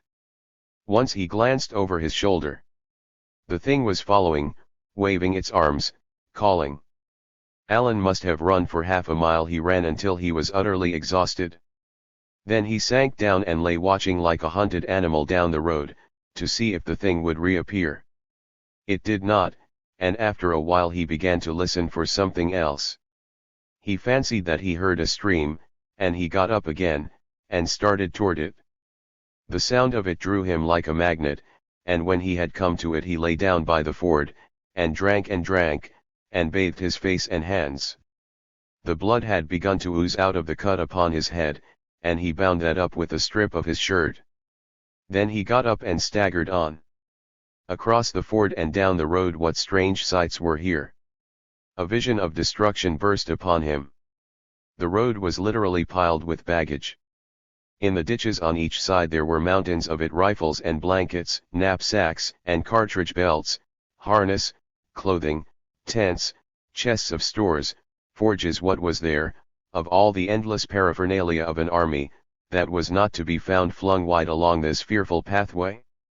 There were cannon tumbled here and there were scores of them, and caissons and artillery wagons, inextricably tangled. Before this Alan had seen signs of a battle of men. But here seemed to have been a battle of things. Did this always happen after a fight? He asked himself. When men got through fighting, did they leave their weapons where they had fought? It was here as if a tempest had smitten an army, and scattered it to the four winds of heaven. He was dazed. He stumbled along, through it all, picking his way as best he could, striving to think what it meant. Gradually as he went on, and the signs of it did not cease, the truth forced itself upon him that it meant a defeat, a terrible defeat, for one side or the other. One side or the other had fled in wild confusion. One nation or the other was ruined beyond all hope. But which? Which? He cried aloud in the agony of his sudden uncertainty. In God's name, how was he to find out? He weighed the chances, as he had left the battle when he fell. Surely they had been winning all day, before Alan came. And then it must be the enemy which had fled down the road, abandoning everything. And where were they now? Where was the Union army? Had it followed them and passed on? If only it had been light enough, so that he could have examined the debris and made sure. He staggered on, in torment, until he heard another stream. He crept down to the ford to drink again. Lying there resting, he thought suddenly that he heard voices singing, and sat up and listened. They seemed to be coming down the road, and soon the sounds of horses trotting came with them. Here were people, he thought swiftly, and from them he would learn what he wanted.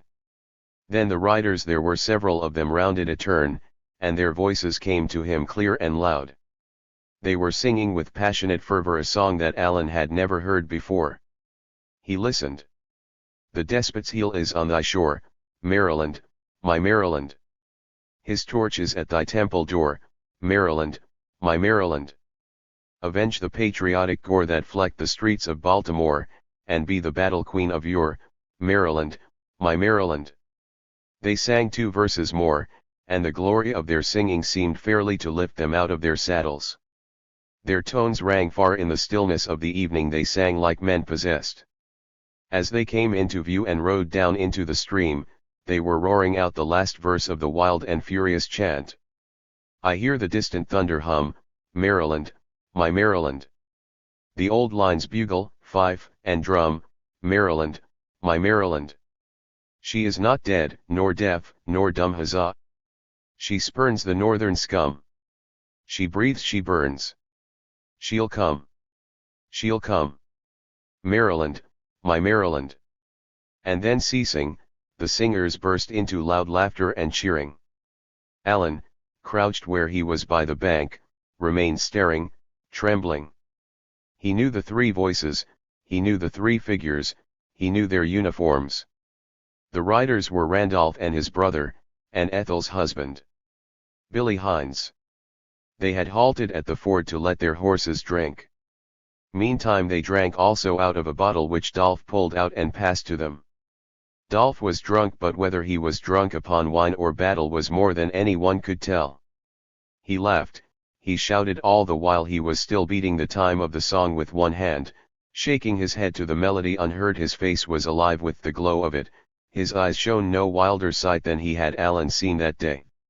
One of his arms was bound up, and there was blood on it, but that did not seem to trouble him as he waved it in the air. He had begun the song again, half to himself, and he finished a verse with a whoop. Then, as his brother and his cousin started again, he spurred his horse and leaped upon the bank, and there whirled about, raising his clenched fist. "Come back," he roared. "Come again, God damn you, and we'll give you more of it." Alan thought for an instant that Dolph was shouting to him, but then in a sudden flash of horror he realized that it was the North he was addressing. "Come just as often as you like," Dolph yelled. "Raise another army, you'll find us here just as long as you want us." And then the speaker rushed on, to pour out a torrent of profanity upon the heads of his imaginary auditors. The two behind him laughed hilariously, huzzed and clapped their hands in glee, while Dolph ran the whole gamut of execration and mockery. He cursed them, the Yankee hounds, by the heavens above, and the earth beneath, and the waters under the earth, and the fire under the waters. He cursed their cowardly fathers and their cowardly grandfathers, their cowardly ancestors from the flood, and their cowardly posterity to the day of doom. It was a very symphony of profanity, and from it the shuddering listener on the ground learned at last what had been the issue of the battle, the issue of all his toil and agony, of his cousin's and the sergeant's death. That it was the Northern Army that had been routed. The Northern Army that was gone back to Washington in wild, panic flight. And when he was breathless, Dolph turned and the three rode on upon their way. They began singing again, and Alan heard their voices dying far away in the distance. "War to the hilt. Theirs be the guilt, who fetter the freeman to ransom the slave. A captain of industry. Being the story of a civilized man." Contents. Preface. This little story was written nearly 5 years ago. The verdict upon it was that it was unpublishable, and so I put it away until I should be in position to publish it myself. Recently I read it over, and got an interesting vision of how the times have changed in 5 years. I put it away a revolutionary document, I took it out a quiet and rather obvious statement of generally accepted views. In reading the story, one should bear in mind that it was written before any of the literature of exposure had appeared, that its writer drew nothing from Mr. Steffen's probing of political corruption, nor from Miss Tarbell's analysis of the railroad rebate, nor from Mr. Lawson's exposé of the inner life of frenzied finance. U.S. I purpose in this chronicle to tell the story of a civilized man, casting aside all dreams and airy imaginations, and dealing with that humble reality which lies at our doorsteps. 2. Every proverb, every slang phrase and colloquialism, is what one might call a petrified inspiration. Once upon a time it was a living thing, a lightning flash in some man's soul, and now it glides off our tongue without our ever thinking of its meaning. So, when the event transpired which marks the beginning of my story, the newspapers one and all remarked that Robert Van Rensselaer was born with a silver spoon in his mouth. Into the particular circumstances of the event it is not necessary to go, furthermore than to say that the arrival occasioned considerable discomfort, to the annoyance of my hero's mother, who had never experienced any discomfort before. His father, Mr. Chauncey Van Rensselaer, was a respected member of our metropolitan high society, combining the major and minor desiderata of wealth and good breeding, and residing in a 20th century palace at number 4144 Fifth Avenue. At the time of the opening of our store, Van Rensselaer Peer had fled from the scene of the trouble and was passing the time playing billiards with some sympathetic friends, and when the telephone bell rang they opened some champagne and drank to the health of Van Rensselaer Phils. Later on, when the father stood in the darkened apartment and gazed upon the red and purple might of life, proud emotions swelled high in his heart, and he vowed that he would make a gentleman of Robert Van Rensselaer, a gentleman after the pattern of his father. At the outset of the career of my hero I have to note the amount of attention which he received from the press, and from an anxious public. Mr. Chauncey Van Rensselaer was wealthy, according to New York and Fifth Avenue standards, and baby Van Rensselaer was provided with an introductory outfit of costumes at an estimated cost of $17,000. I have a file of Van Rensselaer clippings, and would quote the elaborate descriptions, and preserve them to a grateful posterity, but in the meantime Master Robert Van Rensselaer would be grown up. I pass on to the time when he was a growing boy, with 2 governesses, and several tutors, and a groom, and such other attendants as every boy has to have. 3. Many lads would have been spoiled by so much attention, and so it is only fair to say at the outset that Robbie was never spoiled, that to the end of his days he was what is known as a good fellow, and that it was only when he could not have what he wanted that anger ever appeared in his eyes. Before many more years he went away to a great rich school, followed by the prayers of a family, and by the valet and the groom. There he had a suite of rooms, and 2 horses, and a pair of dogs with pedigrees longer than his own, and there he learned to smoke a brand of choice cigarettes, and to play poker, and to take a proper interest in race-track doings. There also, just when he was ready to come away and to take a great college by storm, Robbie met with an exciting adventure.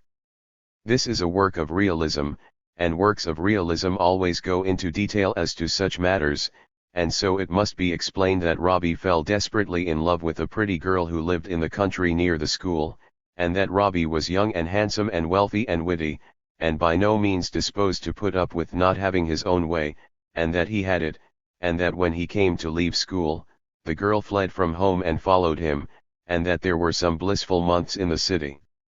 And then some complications, and that when the crisis came Robbie was just on the point of getting married when the curiosity of his father was excited by his heavy financial demands, and, finally, that Mr. Chauncey Van Rensselaer and Mr. Robert Van Rensselaer held an interview in the former's study.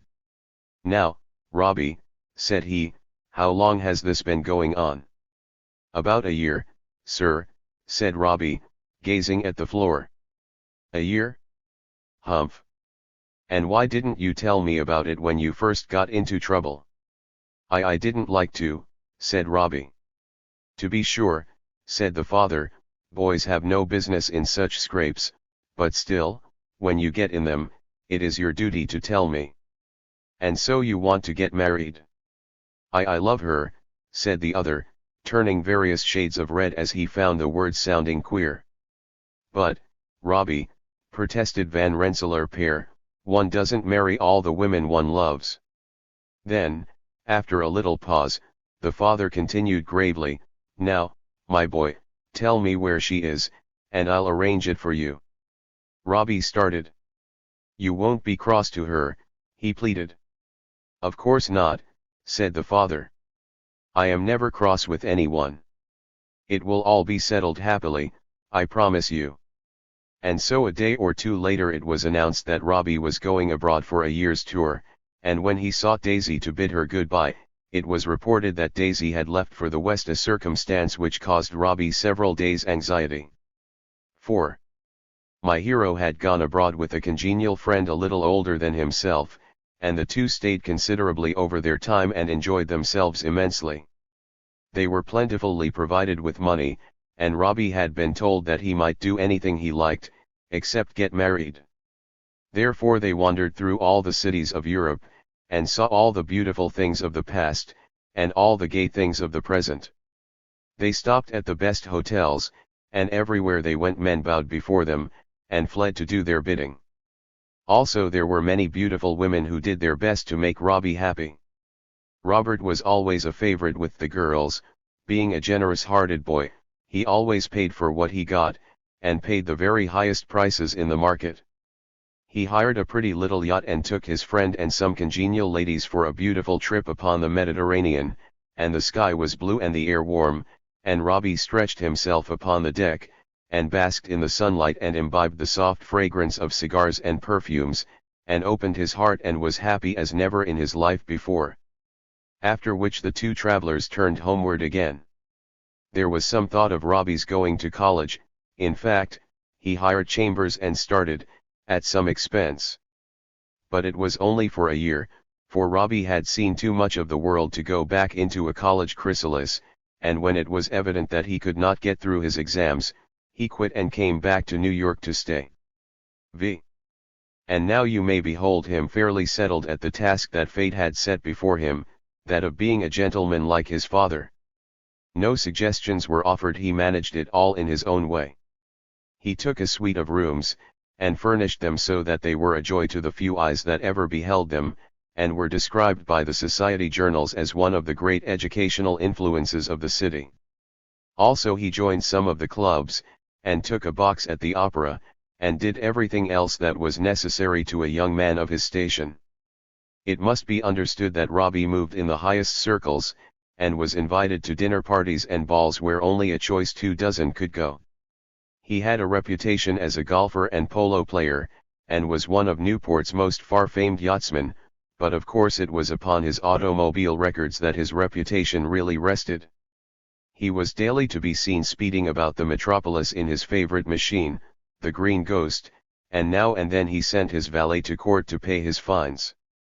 On the one unfortunate occasion when he killed a little boy, the parents of the child were made happy forever by Robbie's princely munificence. Also Robbie was making a reputation as a clubman and bon vivant. He knew a great deal about the world by that time. In fact, he knew everything there was to know about it. He had watched men, and understood them thoroughly, and all their ways. I would not have it imagined that he was a cynic, having already stated that he was the best-hearted fellow in the world, but he had a certain dry manner which was not to be imitated, and when he told an anecdote all the world stopped to listen. Robbie's stories were on all sorts of themes, but of course telling the truth about a man does not include telling his stories, even in the most realistic of biographies. I would not have anyone get the idea that my hero was bad. On the contrary, he was a member of a church whose orthodoxy and respectability were beyond cavil, and every Sunday morning he escorted some exquisitely gowned young lady of his set to listen to the famous eloquence of the rector, the Reverend Dr. Lettuce Spray. Also whenever the church gave a fair for the benefit of the Fiji Islanders, Robbie bought up all the shares left over in the raffles, and allowed the young ladies to pin bouquets in his buttonhole. In addition he actually taught Sunday school for 6 whole weeks, at a time when he was desperately enamored of a certain young lady who did likewise. Bearing bravely all the chaffing on the subject, he put away layovers de Tigotier from his table and primed up every Saturday night and taught little boys how the good Lord made the fleece of Gideon to stay dry, and caused the soldiers to fall down to drink out of the stream, and did other unusual things calculated to impress little boys.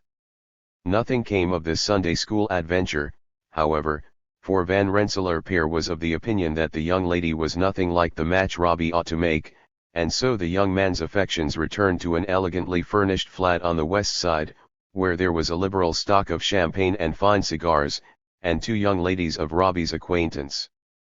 3 or 4 evenings every week you might have seen his automobile, and the automobiles of several friends, drawn up before the door of this apartment house, and might have heard evidence to the fact that Robbie was happy, as so good-hearted a young fellow deserved to be.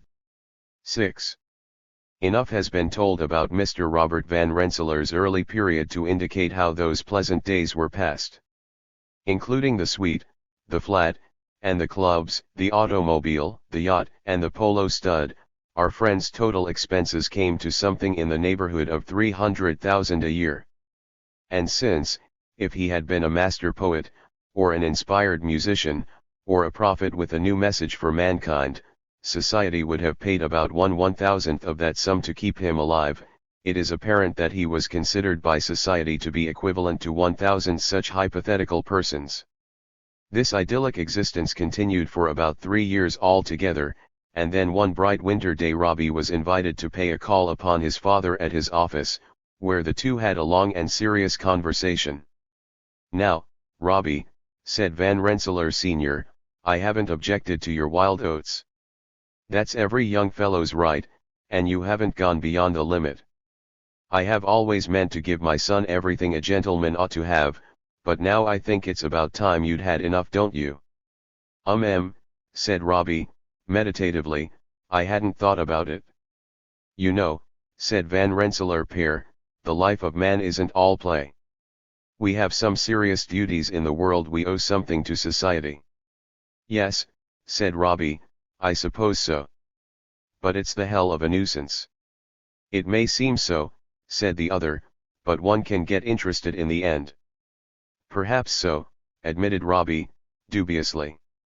"What I mean," said the father, "is that it's time you got ready to take your place in the world. You've seen life pretty much, and you know what I mean. You can't always be your father's son, you'll have to be yourself. I may die someday, and then somebody'll have to take over my affairs. Then, too, you might want to marry, you've wanted to twice already, you know, and if you have a family, you'll find they'll expect from you pretty much what you've had from me. The life of man, my boy, is a battle, and there comes a time when everyone has to fight it." Robbie had never known his father to be philosophical before, and found it a curious experience. Their talk was prolonged late into the afternoon, and by that time Robbie had expressed his willingness to make an effort to perform some of his duties to society. 7. Robbie's father was president and chief stockholder of a certain vast manufacturing establishment. He was also a capitalist of national reputation, and a man whose hand was often felt by the stock markets of the world. Robbie knew about these things vaguely, and was not uncurious to know more, and so he took to rising at 10 o'clock in the morning, and to turning his automobile downtownward, and his club saw him less and less often, and heard his merry laugh almost never. For a strange change came over Robbie. I do not know how I can better explain the phenomenon than by his father's words already quoted, that he was learning that the life of man is a battle. Formerly all that he had known had been the play side of it. When one goes in for a game of golf, he lays out all his cleverness and skill, and gets nothing but a silver cup and some newspaper clippings for the trouble, but when he plays at stocks, he gets real prizes of hard cash and negotiable securities. Mr. Robert Van Rensselaer had set to work to learn the rules of this new game, and as he was a clever fellow, and had, besides, all the capital anyone could need, it came about quickly that his name was one man reckoned with. He carried out some strokes that perplexed his adoring father, and it was not very long before the latter ceased to have to sign checks to the credit of his son's bank account. Before 5 years were past, young Van Rensselaer had taken his seat at the council boards of several great corporations, and the things that he said there were always attended to, or if they were not he was apt to turn elsewhere, and in such cases it was generally not long before someone was sorry. And of course this could not take place without producing a change in him. To be sure, he was still Robbie to his old friends, and still as good-hearted a fellow as ever lived. To be sure, likewise, he still kept the yacht, and the automobile, and the flat. But before this he had never had an enemy, and now he had thousands, and every day his time was given up to a desperate hand-to-hand combat, as grim as any jungle ever saw. And so his mouth became set and his brow knit, and since he no longer had his way with absolute regularity, his temper was not so sweet as before.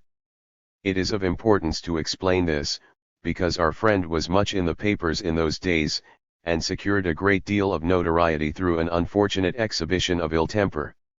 It happened at a time when he had been for over 10 years the new man we have pictured, and had supplanted his father as the president of a large and important manufacturing concern.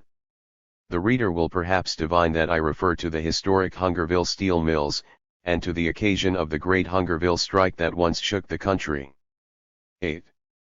The Hungerville Mills Company was one of the creations of the financial genius of Van Rensselaer Sr. The mills had existed before, but they had been run by several rival companies, which were always at war with each other, with the consequence that their stock was a byword among men. But one day a rumor went flying through Wall Street, and then the stocks of those companies began to climb the ladder 2 steps at a time. And when they had once risen they stayed risen, and stood before the world like prosperity upon a monument.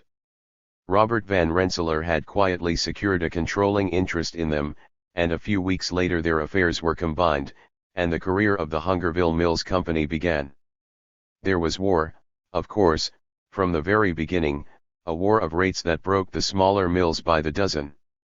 The company nearly killed itself, and came still nearer to killing its employees. It ran for months at a loss, and on money furnished by the grim, far-seeing president, until at last came the time when the rivals went to smash, and afterward prices went soaring, and the Hungerville Company was safe. The mill employees had helped to bear these trials, and so they afterward submitted a new schedule, asking 20% raise. They got 5%, and the world seemed rosy indeed. But very soon the price of steel billets, the standard of the wages, began to go down, as fast as the prices of all other steel things rose, and men noticed how the new Tariff Act made the duty on billets so very low, and wondered if the company had known anything about it. It was several years after all this that there came the dreadful winter when the snow lay 2 feet deep in the streets, and the price of coal went 5% higher a month, and then the Hungerville Company, in the person of its new president, began to be pestered by delegations from this union and that union, a very annoying thing to the president, who was new at the business. No one must imagine, of course, that he was harsh in the matter. I might quote the experience of the good clergyman who had been persuaded by the unions to plead for them, and narrate how the president told him several capital stories, and finally begged off because he had an engagement to a poker party that night, and laughingly promised the clergyman all his winnings to help the poor along. And what could a good clergyman say to that, especially as Mr. Van Rensselaer had only a few months ago donated to the same church a wonderful window representing the miracle of the loaves and fishes. 9. The dreadful winter passed by without change, and without the promised rise in the price of billets. The Hungerville Savings Bank suspended business, because deposits were so few, and the Hungerville constables had their hands full preventing incendiary speeches to the excited crowds that filled the Hungerville saloons. But all through the long panting summer the giant mills toiled on, turning out their tens of thousands of dollars and thousands of tons of steel every day. The delegations could no longer see the president, for the Aurora, the magnificent single sticker built for Robert Van Rensselaer at a cost of $250,000, was in those days electrifying the country by her wonderful performances at Newport. And then came the chill days of autumn and the prospect of another dreadful winter, with the price of billets 3% lower yet.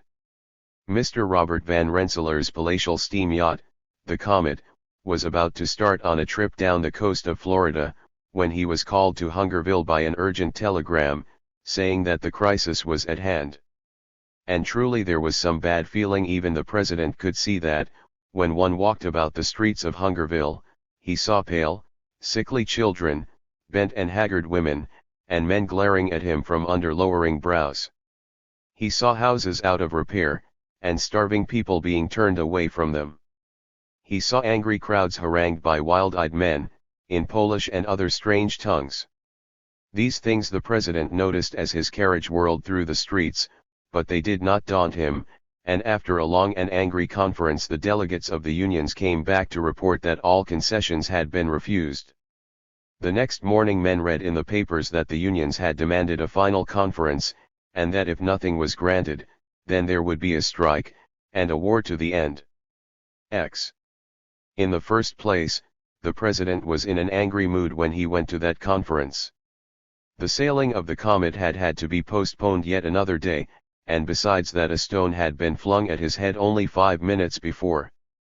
I mention the stone particularly because, as I have said, an unfortunate incident occurred at the conference. They sat at a long table one October afternoon, 8 men, 7 of them pale and trembling, fingering their hats and gazing about them nervously, with long agony written on their faces, a certain hunted look that sportsmen know, but do not heed. And Mr. Robert Van Rensselaer, it has been some time since we have looked at him.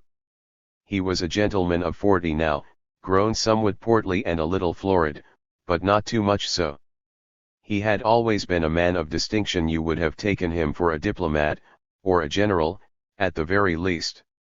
He was a little pale just then about the lips, and he began the conference in a tone whose calmness any one could have told was forced.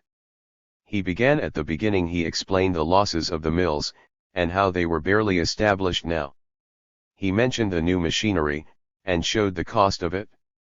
He laid before them a great mass of papers, and made plain how the new machinery had increased the output and been equivalent to a raise. He went on to the price of billets.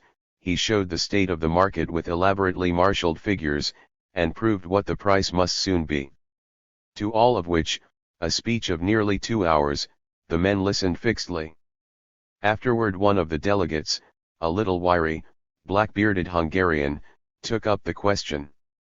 He wandered from the point at once, discussing the price of food, and the condition of the workingmen, much to the president's annoyance. The latter tried to bring him back to the point at issue. He returned to the papers again, and they argued back and forth for a long time.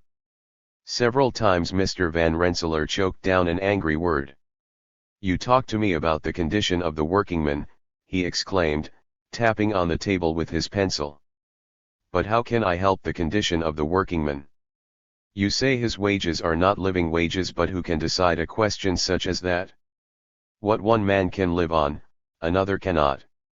What if the workingmen spend much of their wages in intemperance, and then tell me they cannot live? What?" But then the president stopped, and frowning with annoyance, went on in a different voice, "But there is no use arguing about such questions as that. I have tried to explain to you the state of the market, and just what the company can do. I can do nothing more. You must remember that we have trials, also, and that ruin is possible for companies, too. The laws of economy apply to companies just as well as men. There are living wages for companies." The president stopped, and immediately the argumentative delegate observed, "We do not see any signs that the company is afflicted with poverty." The president gazed at him sharply. "Hey," he asked. "I say," repeated the man in a louder voice, "that anybody can go through this town and see what is happening to the workingmen. I know of a child that died yesterday of hunger, but I don't read that any of the officers of the company are suffering from want." A flush shot over the president's face. "Do you mean to be impertinent?" he cried. "I mean nothing of the kind," said the man, amid breathless silence. "But you have not hesitated to talk of the workingman's intemperance." And Mr. Robert Van Rensselaer clutched the table. "Now," he cried, "this thing's gone far enough, and we'll settle it right now. You might as well quit your nonsense and understand this, that the Hungerville mills belong to Robert Van Rensselaer, and not to a union, or to anybody else, and that they're going to be run the way Robert Van Rensselaer chooses they shall be run, that they're run for his profit, that the wages they pay are the wages he chooses to pay, and that anybody who doesn't like it is welcome to go wherever else it happens to suit him. And you go out and give that as my message, and, damn it, don't you ever come up here into my office to insult me again."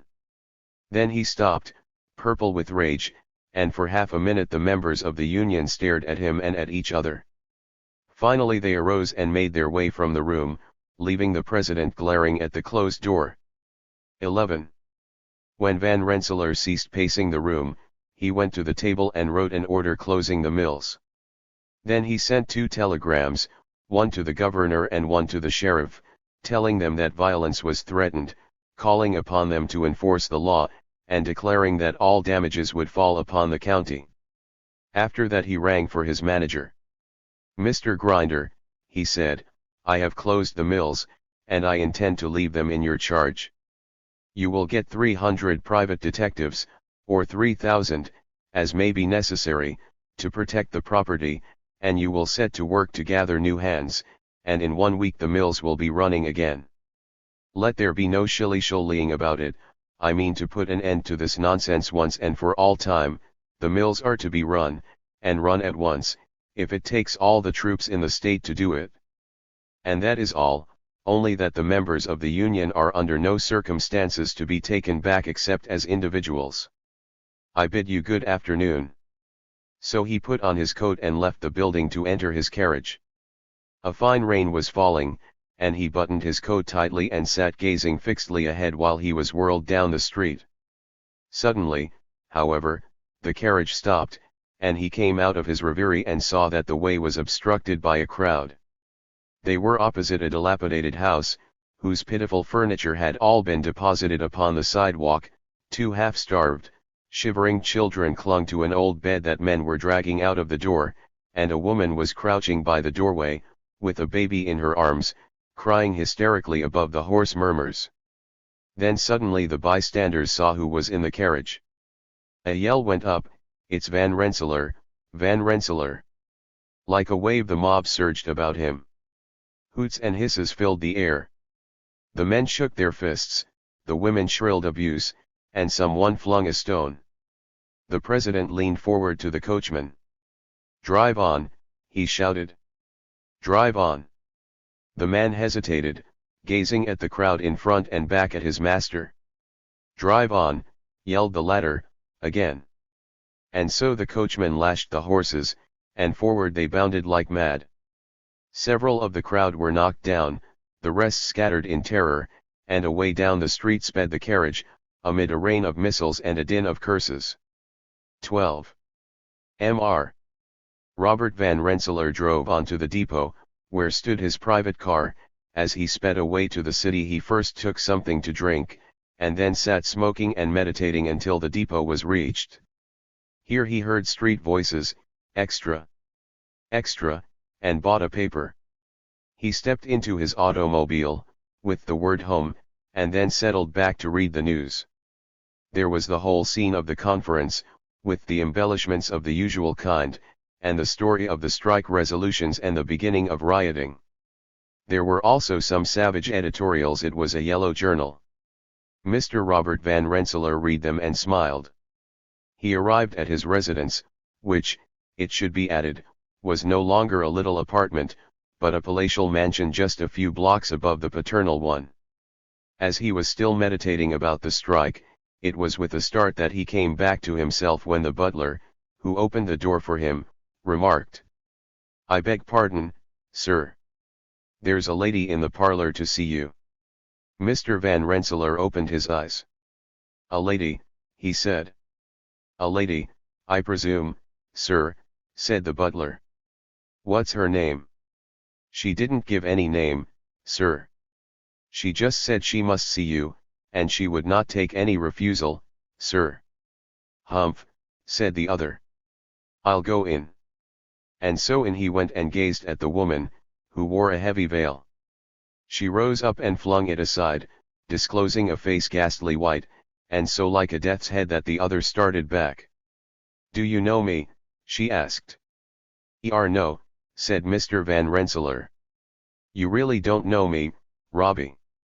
And then suddenly he gave a gasp, and cried, "Daisy!" "Yes," said the other, "Daisy." They sat for a full minute gazing at each other, she at a well-filled face and waistcoat, he at a trembling skeleton. "Well," said he, suddenly, "what do you want?" "Nothing much," she replied. "I'm dying, you know, Robbie." "What's the matter?" asked he. "Consumption." "Humph. It's been a long time. What have you been doing?" "I've been living up north in Albany. I took another name, you know, as soon as I left New York." "There's a child, Robbie." "Oh," exclaimed the other. "Sure enough." "A boy?" "No, a girl." "Humph. Must be, let's see, 12 years old now." 13, Robbie. "That's what I've come to see you about." "So I guessed. Is she here in New York?" "No, she's up in Albany with some kind people. I couldn't bear to bring her, but I. The woman stopped and gazed into his eyes a moment. Then she went on swiftly, stretching out her lean arms to him. "Do something for her, Robbie, won't you? That's what I want. I'm not for this world long, and I can't help her, but you can. I've led a hard life, but she hasn't an idea of it. She has the locket you gave me, but I've kept the secret from her, and she doesn't even know her father's name. I've never bothered you, Robbie, but do for her what you might have done for me." "I imagine the old gentleman did pretty well by you, didn't he?" said the other in a matter-of-fact way. "I'm not complaining," said she. "Only promise you'll find her and do something for her. It won't hurt you, do promise me, do." The woman's voice quivered, and she leaned forward in the chair, steadying her shaking form. The other, always a kind-hearted man, was touched. "I will, Daisy," he said, "I will." "You promise me?" gasped the woman. "Yes, I promise you." "All right," said she, starting to rise. "That's all I want. You won't have any trouble in finding her. Her name, her." And then suddenly she staggered. She lurched backward, grasping at the chair, and turned white, a horrible sound coming from her throat. The man leaped forward and caught her. She lay limp in his arms. He shouted for help, and when the butler came, sent him on the run for a cab. "Take her around the corner to the hospital," he commanded. So they bore out the gasping form, and Mr. Robert Van Rensselaer went slowly and thoughtfully upstairs. "Devilish annoying," he mused. "How shall I find the girl after that?" When the butler came back he inquired anxiously. "She was dead before we got there, sir," said the man. 13. The death of Daisy came to seem more and more annoying the more Robert Van Rensselaer thought it over. Open-handed man as he was, he would have thought nothing of sending the girl a few $1,000s, but now all kinds of trouble might result from an attempt to do it. There were no means of identification about the body, and if he were to ask the police to find the woman's child, how long would it be then before scandal was busy? There are so many people ready to believe evil about a wealthy man, and besides, there were hundreds who had known about Daisy.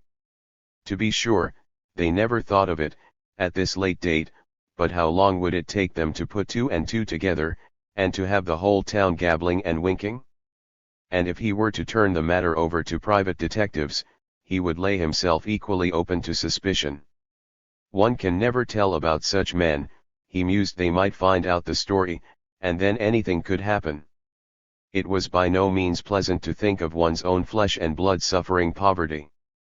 But then Van Rensselaer reflected that people would probably take care of her, and that in any case she had never been used to wealth, and would not feel the difference, also that if he sent her money it would very probably serve but to teach her extravagance and lead her into temptation. So it would seem to be his duty to let the whole matter drop and forget it. 14. These things he was meditating while with the assistance of his valet he was donning a dress suit. Afterward he descended and entered his automobile, and in half an hour they reached the dock. It was then nearing sundown, and the rain was gone, and the river was golden. Van Rensselaer drank in the fresh sea breeze as he alighted, and moved toward the waiting Comet. Steam was pouring out from the funnels of the yacht, and the captain stood at the gangplank. "All ready, sir," he said. "Everyone on board?" inquired the owner. "Half an hour ago, sir." "Very well. Cast off." And then, amid the shouting of orders, Mr. Robert Van Rensselaer moved forward to the stern, where a dozen ladies and gentlemen were seated, wrapped warmly in coats and shawls, and enjoying the beautiful scene. They greeted him with laughter and merry welcome. They had cause to be a happy party, for in America there was no host like Robert Van Rensselaer. And his guests were worthy of him. Here was the peerless Mrs. Diamond Dust, mistress of 72 millions, and of all society. Here was Mrs. Minor Gold, worth 57.5 in her own name. Here was Victor de Vere, leader in the smart set and wittiest man in town. Here was Pigeon of the Great Steel Trust, and Mergem, owner of 42 railroads. Here was Miss Paragon, the debutante, about whom the town was mad, and here was His Grace the Duc de Petit Bourse, the distinguished French visitor, who cried out that Miss Paragon was ravissante un miracle. It is boldness merely to name such company in a novel. And oh, by the way, asks Mrs. Diamond Dust, suddenly, how did you settle the strike? Strike, echoes Mr. Robert Van Rensselaer, there are no strikes on the Comet. 15. At 9 o'clock that evening the guests of the yacht, being then 20 miles off Sandy Hook, sat down to dinner in the saloon. Mr. Van Rensselaer's banquets were things that one did not soon forget, as also was his dining saloon. There were 2 state apartments in the Comet, the one with which we have now to do was lit with a blaze of electric lights, set amid flashing crystal and silver. One of its walls was occupied by a great buffet, dazzling with the same radiance, and the other 3 were occupied by life-size paintings, brilliant with the rich colors that only great artists dare. The subject was the Decameron, the beautiful gardens with the elegant ladies and gentlemen clad in all the splendor of the time, and hovering above them the immortal figures that peopled their dreams, the airy pageant of a poet's fancy. And the table. Mr. Robert Van Rensselaer was not merely an American millionaire, he was a man of exquisite culture, a traveler and a connoisseur. Every piece de service upon his table was of individual design, numbers of them the work of the celebrated Germain. The surtout de table was a magnificent creation in glittering silver and gold d'après Meissonier, XVIIe siècle. At either end were golden baskets filled with Indian orchids of priceless beauty. At every place were hand-painted menus upon satin, promising a delicate and unique repast. The wines of Mr. Robert Van Rensselaer were one of the problems of metropolitan society, he got them from abroad, from an unknown estate of his own, if indeed he did not get them by means of a compact with the devil. Suffice it to say that a man or woman in New York would give up any other engagement for some of the wine of the president of the Hungerville Mills Company, and that when people asked him any questions about it, he merely smiled charmingly and said, "On ne parle pas de cela." After the soup he served a bottle of a wonderful Madeira, and then by way of a prelude, so to speak, a taste of a dry Sicilian wine, for the secret of which a certain bank president was known to have offered a prize. The premier service was a Burgundy, type Côte de Nuits, a wine of a distinctive taste, approaching a Bordeaux, rich, full of fire, a little envelope, but of the greatest delicacy. The second service, with the roast, was a champagne, not the kind that one buys for money, but the kind that haunts one's dreams. With the entremets was a Bordeaux Saint Estèphe. Then there was another champagne, and with the dessert a port, a new port of a deep, grand purple. His Grace the Duc de Petit Bourse raised it on high and gazed upon it long, the company listening with interest for his sentiments, for His Grace was a famous gourmet. "Magnifique," he observed, meditatively. "C'est un goût savoureux et un grand ranger. Course, mon vieux." Such were the wines. There remains only to mention the little anteroom from which a hidden quartet sent ravishing strains. As to the company, one could not describe that, one could not describe even the dinner gown of Mrs. Diamond Dust within the limits of a single chapter. And as for the conversation, when you bring together the elite of the earth, and warm their souls with a wine from heaven, perhaps there are authors who could write conversation for them, but I cannot. 16. At midnight the guests went up on deck. It was cool, but a heavenly night, the stars like diamonds, and the sea rolling gently, the yacht sped swiftly onward, throwing aside the water with a faint, lulling splash, as of a fountain. Warm wraps were brought, and the guests sat conversing and gazing out over the water. Afterward some of them rose in couples and began pacing up and down the deck. Mr. Robert Van Rensselaer, the host, was with Miss Paragon, the ravissante, but it was not very long before Miss Paragon felt chilly, and so the two went down into the main saloon. A wonderful apartment was the great saloon of the Comet, but we have to do with only the oriental corner of it, with its divans, its precious silks and draperies, and its lamp, with the faint, soft glow. Miss Paragon, a dark, languishing brunette, with long, black lashes and a seductive gaze, sank down upon the divan with a sigh. She was clad in glowing red, a soft filmy stuff of wonderful beauty, and with her snowy arms and her perfect neck and shoulders, she made a picture not to be gazed upon too steadily. And Mr. Robert Van Rensselaer bent toward her in soft conversation, feeding his hungry eyes. Mr. Van Rensselaer had drunk a great deal of his own precious wine. There were those who did not see the idyllic side of this affair, who did not think of Miss Paragon as the tender, soft-hearted young person, but who believed that she knew quite well what she was doing. Certainly Robbie was not going in with his eyes shut, having argued the subject out with his father. Miss Paragon was hardly up to his standard, financially, but then Robbie argued that he was by this time wealthy enough himself to count beauty as something.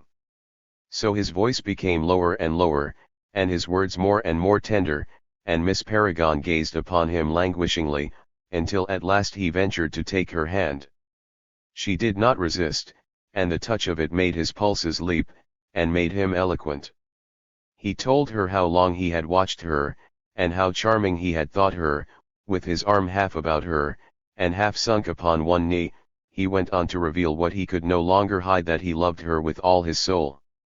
And as the wonderful, the incomparable Miss Paragon, with all her ravishing beauty, whispered her reply, he pressed her to his heart in ecstasy, and kissed her upon her cheeks and lips.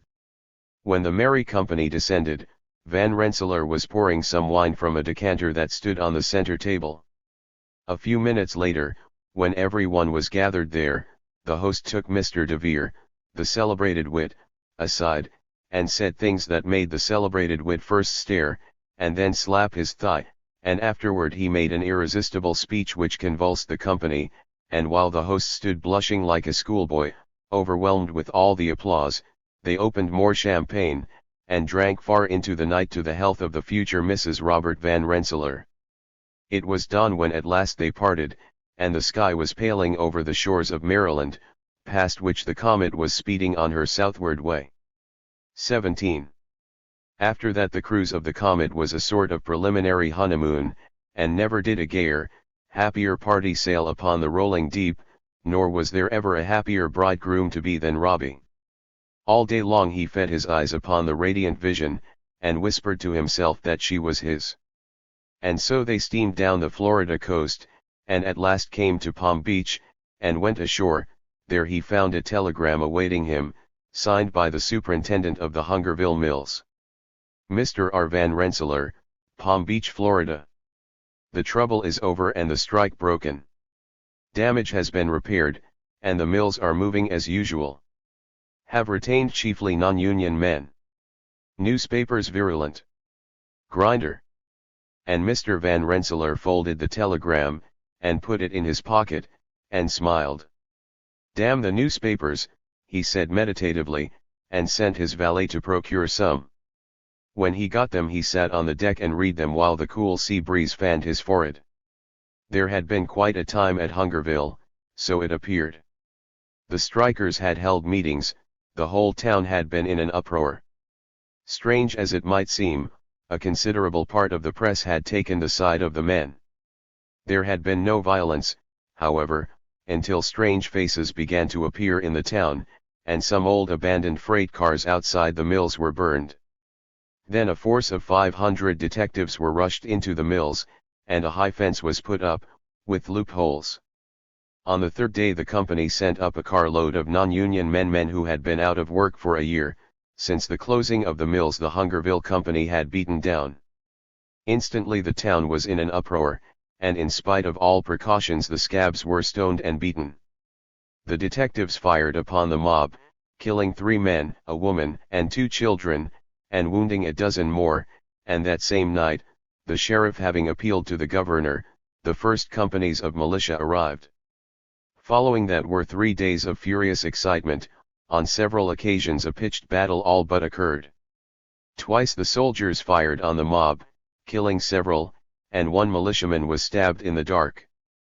But the company insisted upon starting the mills, and the strikers being without money, and many of them half dead with starvation, they gave up in scores. At last reports the union had been on the point of abandoning the strike, so that its members might secure what few places were left. Then Mr. Robert Van Rensselaer read his telegram again, and smiled. "Tell me, dearest," said Miss Paragon, "what good news have you heard?" "That you will soon be mine," he answered her. 18. The wedding came off about 4 months later, after Miss Paragon's Paris trousseau had safely arrived. Just how to describe such a wedding in reasonable space is a problem, for the plans of it were described in the newspapers weeks beforehand, all the decorations and preparations, as well as the ancestry, possessions, and accomplishments of both bride and groom. The Associated Press sent out 2 descriptions of the wedding gown, one technical, by an expert, and one imaginative, by a sympathetic artist. On the day before the wedding, the Fifth Avenue Church, the church where Robbie had taught Sunday school, and had for 30 years listened to the edifying sermons of the Reverend Dr. Lettuce Spray, the church, with all its marvelous riot of flowers, was pictured with pen and pencil, and after the great event the front pages of all the New York papers were given up to telling an eager and expectant people everything about it that could be described or imagined. By that time, of course, the radical press had forgotten all its vehemence about Hungerville, and Mr. Robert Van Rensselaer was again the noted financier, the prominent social light, the eminent citizen, and the inimitable raconteur. After the couple were safely married, and had spent a long honeymoon upon the Comet, and drunk the full cup of their bliss, I remember reading in the New York papers an address which our Robbie had delivered before the Young Men's Mohammedan Association of Podunk, the theme being industrial brotherhood and the community of interest between capital and labor. 19. And now will the reader kindly imagine that 4 or 5 years more have sped by, and that Mrs. Robert Van Rensselaer is a mother of 2 children, and a proud and majestic social queen, a grande dame, wearing serenely the crown of her exalted station, and that Mr. Van Rensselaer is more than ever a power in the financial circles of the country, a man able to make governors and senators by the signing of his pen. His affairs have prospered steadily, fortunes springing up at his command like fruit trees beneath the hand of a Hindu conjurer. He has organized a great corporation of the rivals of his company for the preventing of ruinous competition, and he has done other things that have left Wall Street equally aghast. I should venture upon this portion of my hero's career with great trepidation, feeling dubious of my ability to conduct him safely amid the labyrinths of the street, but fortunately the story has been told by experts as to whose authority there can be no question, and I avail myself of the opportunity to quote from their narrative. The language of them is somewhat technical, to be sure, but every branch of human science has to have a vocabulary of its own, and the seeker of knowledge has to master it. All Van Rensselaer's life in these days was Wall Street life, and it is necessary to give some idea of what manner of life that was. In Jabbergrab, Heroes of Finance, one reads as follows. The way that Robert Van Rensselaer defended the stock on a certain occasion is still one of the stories of the town. He was in the act of stepping off the Aurora on that immortal Tuesday after sailing the race of his life when a messenger handed him a telegram informing him that the bears, evidently underrating the speed of his yacht, had begun one more savage onslaught upon Kalamazoo airship. There was plainly a conspiracy. The stock was going down by the point. Van Rensselaer immediately wired his brokers to take all the sellers' options they could get, and likewise to buy the market bear of all cash stock, so that by the time his special reached New York he was the owner of pretty nearly the whole of Ka except some he was quite sure would not appear. Van Rensselaer was angry, for Ka was a pet child of his. He had been meditating all the way to the city, and when he arrived, the bear houses received orders to turn the stock, to buy cash from the cornering party and sell back on buyers' options of a month, the object of which game was that the bears, knowing that Van Rensselaer was the defender of the stock, would conclude that he was short of cash, selling for ready money and buying to keep his corner by an option. The trick worked to perfection. The cash stock was taken up by Van Rensselaer's own buyers, and the bears, taking new courage, fell upon the stock, and Van Rensselaer purchased options in blocks of 5 and 10,000, until the bears stopped short from sheer exhaustion. And of course he had the money ready, and laughed gleefully while he sprung the trap. The options matured, and behold there was no KA on the market. The corner was the kind that one dreams of. The price went up by bounds. It began with 110, and before the market closed men were offering 190, and all in vain. There were 60,000 shares to be delivered to Van Rensselaer, 60,000 shares that had been sold short at 110, and that now could not be covered at 190. They came to him and begged for mercy, and he, generously, told them that they could not have the stock at 190, but that they might compromise and gain time, at the cost of 5% per day on the par value of the stock. They, not having yet seen through the trick he had played them, and thinking that a break must soon come, were glad to accept. They paid the interest for 10 days, and then the corner was as tight as ever, and in the end they paid him $260 for the stock, and thus he made $200 a share on 60,000 shares. It was long before the bears ever interfered again with the pet stock of Robert Van Rensselaer. XX.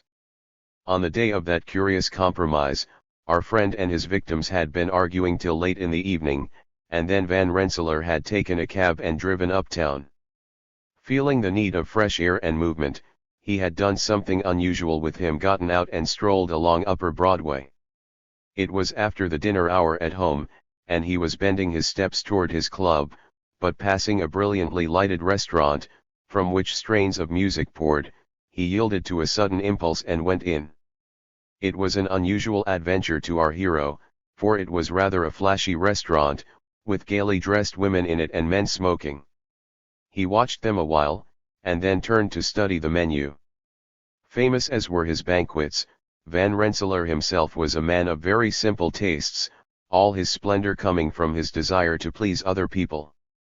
At present he ordered a cocktail, and sipped it meditatively while the waiter placed before him a plate of raw oysters, of a delicate and palatable variety.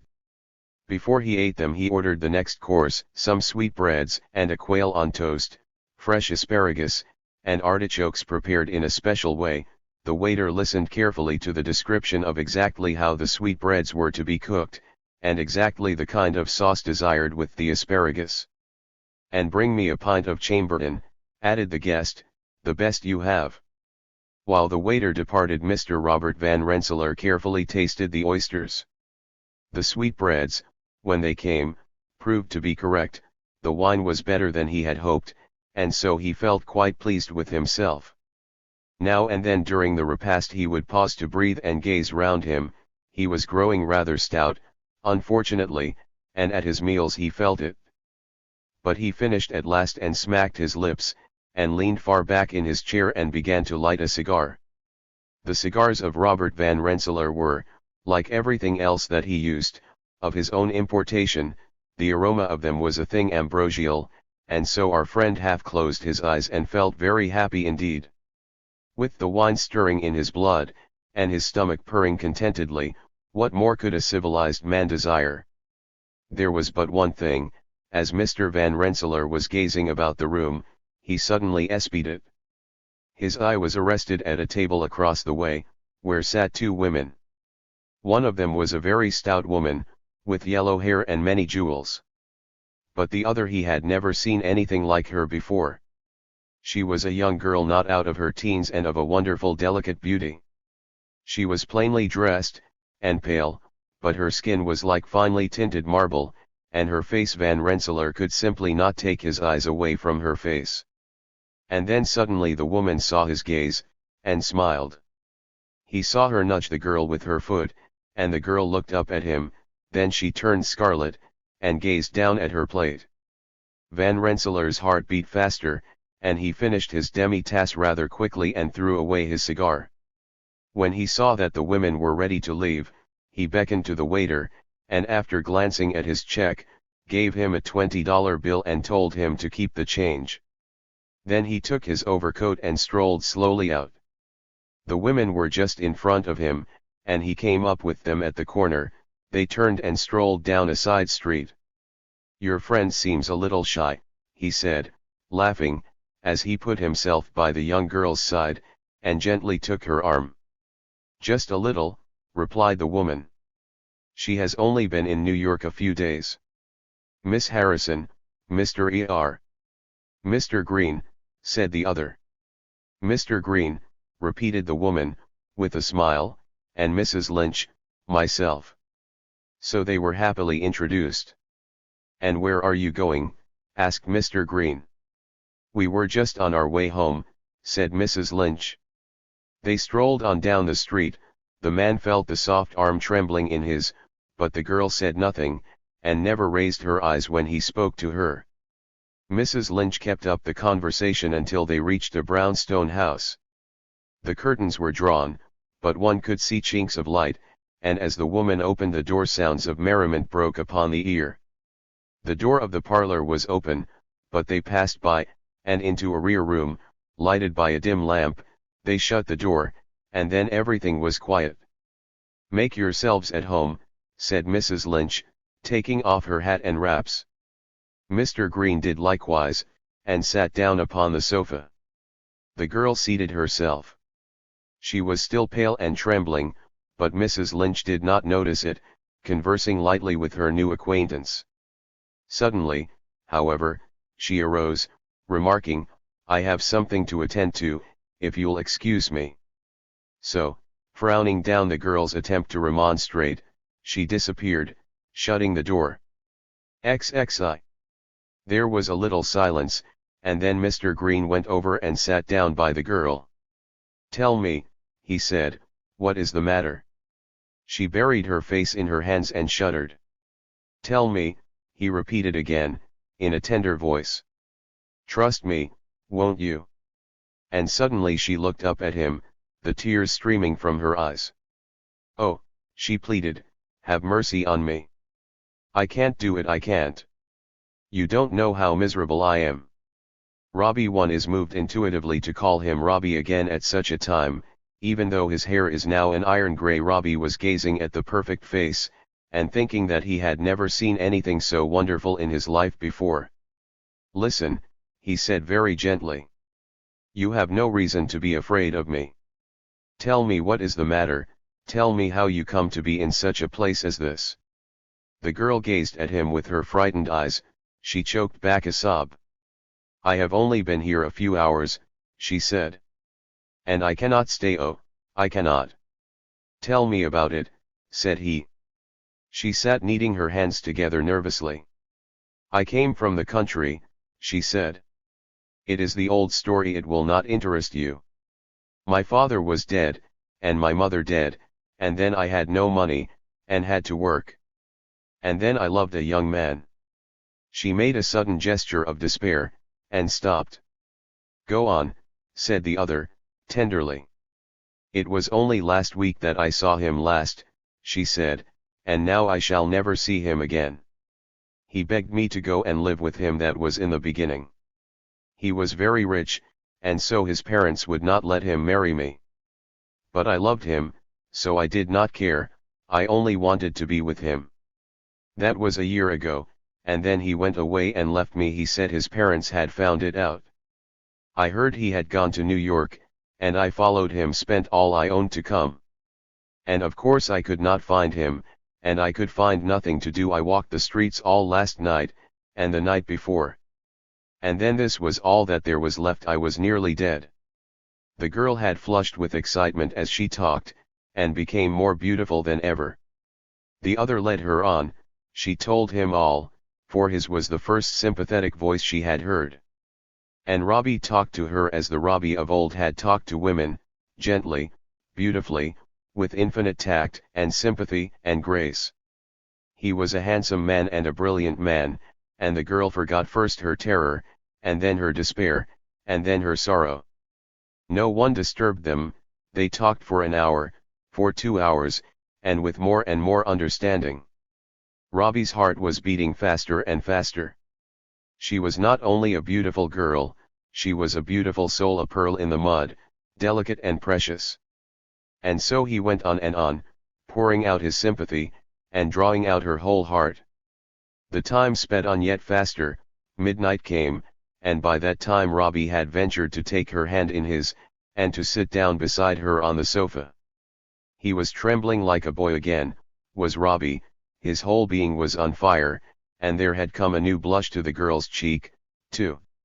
"And listen to me," he was saying in a low whisper, "you do not know how you have touched my heart, how much I admire you and wish to help you. You are so beautiful, I have never seen anyone so beautiful, and we could go far away from all this horror, and you need never know of it, or hear of it again. I would take care of you and watch over you. You should have everything to make you happy, for I love you, oh, I cannot tell you how I love you. This is a dreadful place to say it, but what does it matter what these people think? They cannot understand, but we need not care. I wish you to be mine. I do not care how, but I will never let you suffer any harm. And oh, you must know that I will never let you leave me." And so he went on, swiftly, breathlessly, eloquently, and first he ventured to put his arms about her, and then to kiss her, and when he saw that she was trembling, and that tears of emotion had risen to her eyes, he clasped her to him passionately. And so another hour fled by, and when at last there came a tap upon the door, the girl sat upon Robbie's lap with her face buried in his shoulder. "And now," said Robbie, as Mrs. Lynch entered, "come and sit down, and let us settle. XXII. After that Mary Harrison, such was her name, was soon installed in a pretty little flat up in Harlem, and Robbie, a happy and guileless boy once more, was to be found there not infrequently.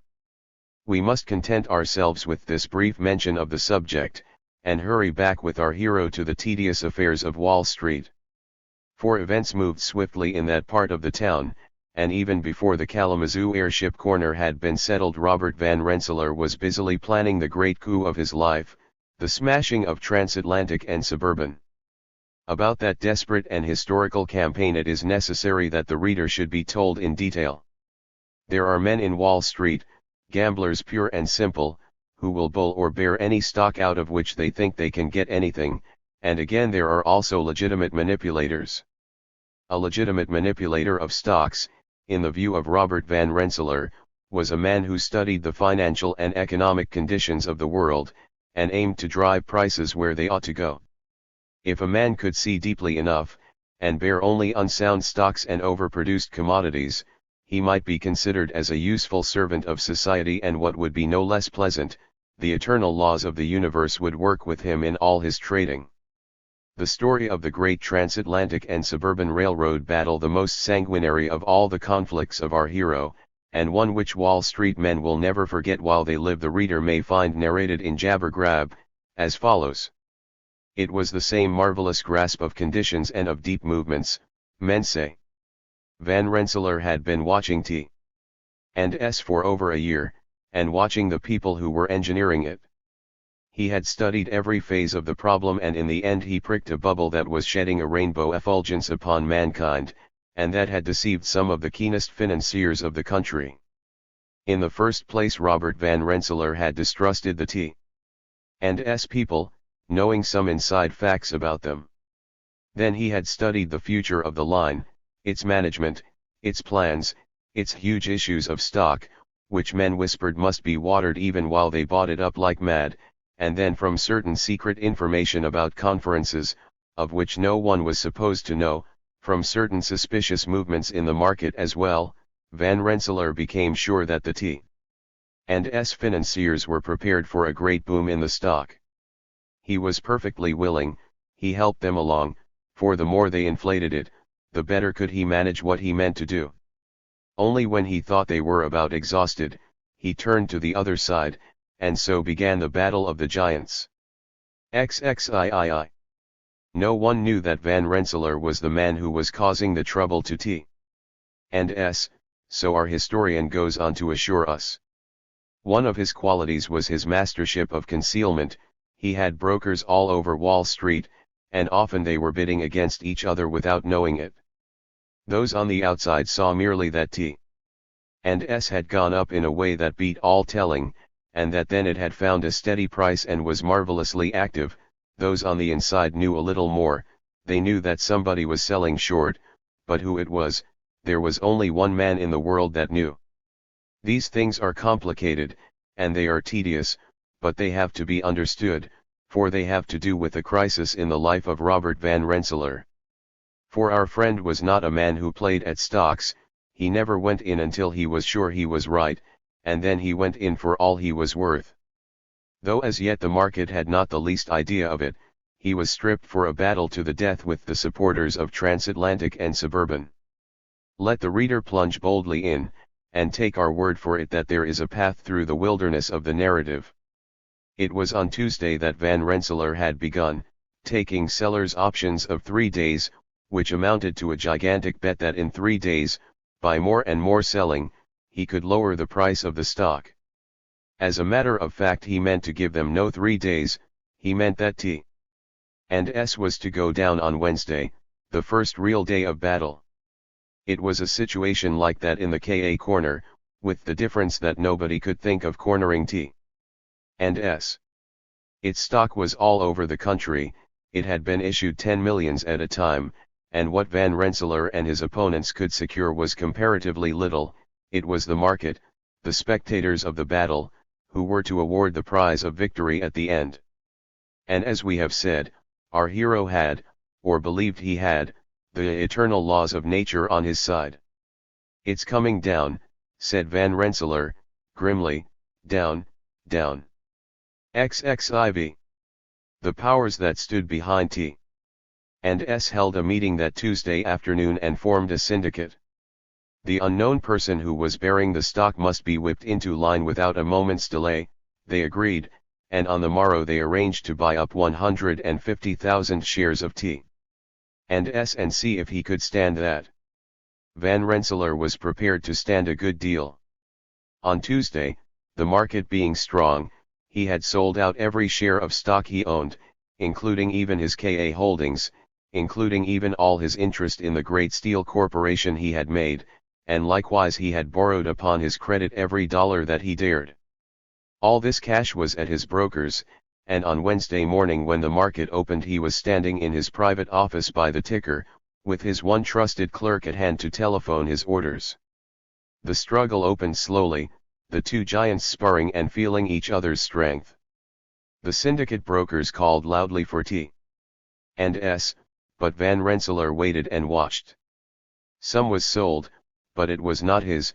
He was waiting to see if the price would not go up yet higher, to make his enemies bolder, and himself safer. And about 11 o'clock it did start. T&S had opened at 155, and trading brisk, 5,000 shares had been sold, and then the price went to 1552 to 1562. Then again it went on to 158, and there it stopped. Evidently that was as high as the enemy cared to send it, and after a while Van Rensselaer sent his orders, 2,000 shares to 5 different brokers. T&S wavered, went to 1578, then rallied, sales 15,000. Robert sent out again, offers were still being made, and his agents took them.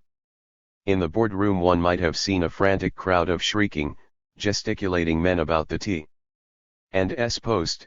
Such trading had not been seen for months. Something was surely up. As yet it was not perceived that the bull movement was a defensive one, and wild rumors flew about. The Ghoul and Castoria interests were fighting for the road. Mergem was going to run it to Alaska. T&S had never touched such a point before. Surely it could not stay there. And yet it did stay there, while offer after offer was made. It was not till noon that it started down, and by that time the syndicate had bought its 150,000 shares, of which Van Rensselaer had sold them 130,000. And now his brokers were shouting offers, and the price was settling steadily. The syndicate was again in hurried consultation. It was evident by this time that some powerful foe was against them in full force. Their peril was imminent and deadly, for the moment that the street perceived a bear attack, alarm would spread, and after that thousands would watch in wild uncertainty, and a single point might bring the panic, might fling thousands and hundreds of thousands of shares upon one side of the trembling balance. With only a few minutes discussing, the syndicate pledged 300,000 more. The market was in a frenzy. T&S went to 1572, and there held. The brokers of the syndicate were making the boardroom ring with their shouts, and Van Rensselaer, calm and ready, sold them all they wanted, and every single time that they let up, began to bear the stock. The result was that its value swayed back and forth, now gaining and now losing a point, the trading in the meantime being furious. The meaning of it all was fast becoming plain, that some conspirators were trying to break the stock, and that those conspirators were of the giants. Robert Van Rensselaer was calculated to be worth some $20 million at that day, and that meant that at the present price of the stock he was in a position to buy about 1.25 million shares. Whether his enemies could go that far he did not know, but he sat grimly and watched the ticker, while the fierce battle raged and sounds of frenzied excitement came up from the street below. So the hours crawled by, the 3 long weary hours more, and one by one he hurled his blows, and one by one they came to nothing. He was not a nervous man, and he did not drum the table, but his brow darkened and he swore softly. He was staking all that he owned against the unknown power of his opponents, and if he did not break them with his last offer, he would be without $1 in the world. And so came the last few dreadful minutes of that ever-memorable day of frenzy. There were a dozen brokers shouting his gigantic offers. There was one case where 20,000 shares changed hands in one block. He emptied his quiver, he made the market reel and men turn white with terror, but his every order was snapped up on the instant, and T&S never gave an inch. And so the moment of closing came, and the dreadful day was at an end. XXV. Robert Van Rensselaer paced his office, his hands behind his back. He had no more money, but he was not frightened. His trust was in the eternal laws of nature, and besides, he had 1 or 2 more cards to play.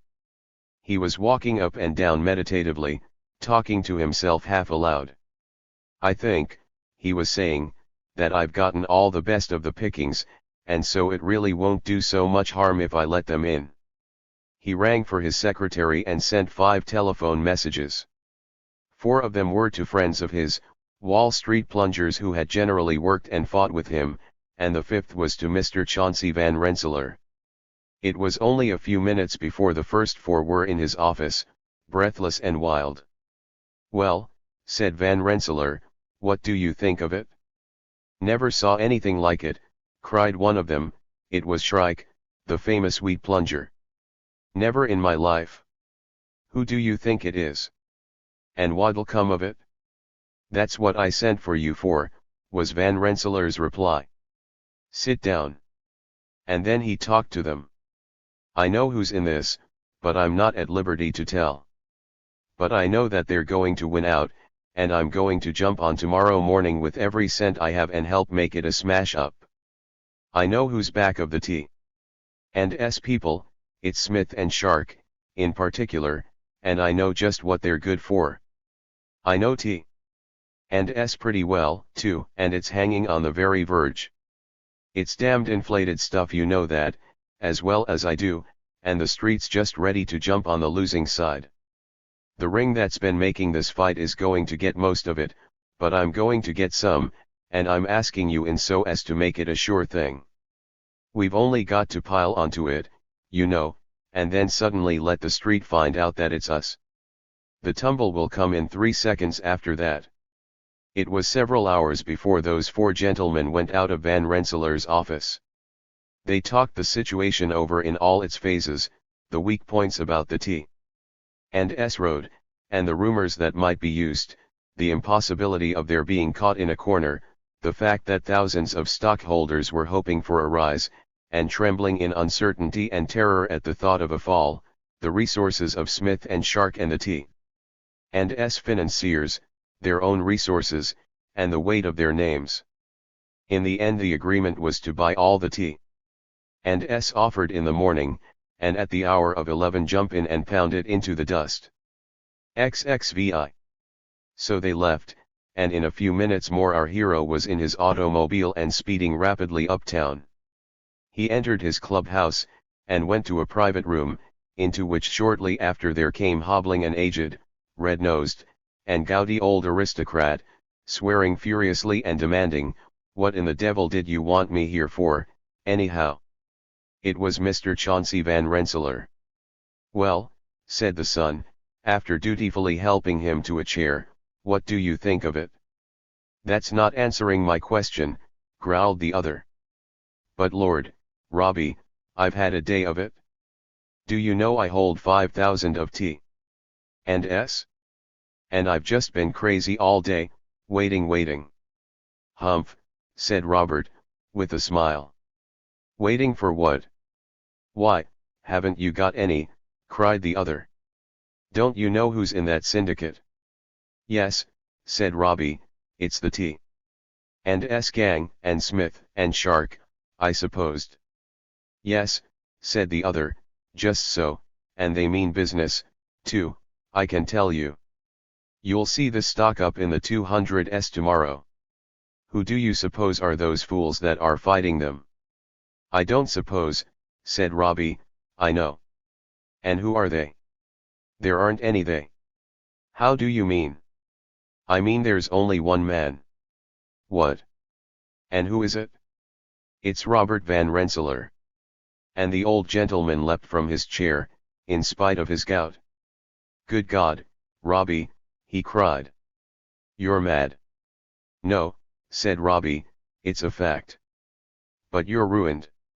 "Oh, no, not quite, Governor. I've spent every cent I own, but not quite ruined, for I'm going to be the richest man in New York City tomorrow at about 2 minutes past 11 o'clock in the morning.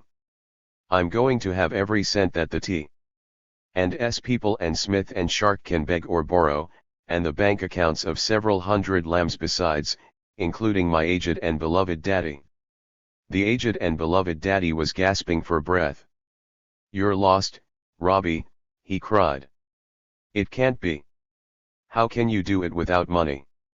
"I've just arranged a syndicate," laughed Robbie. "But without money."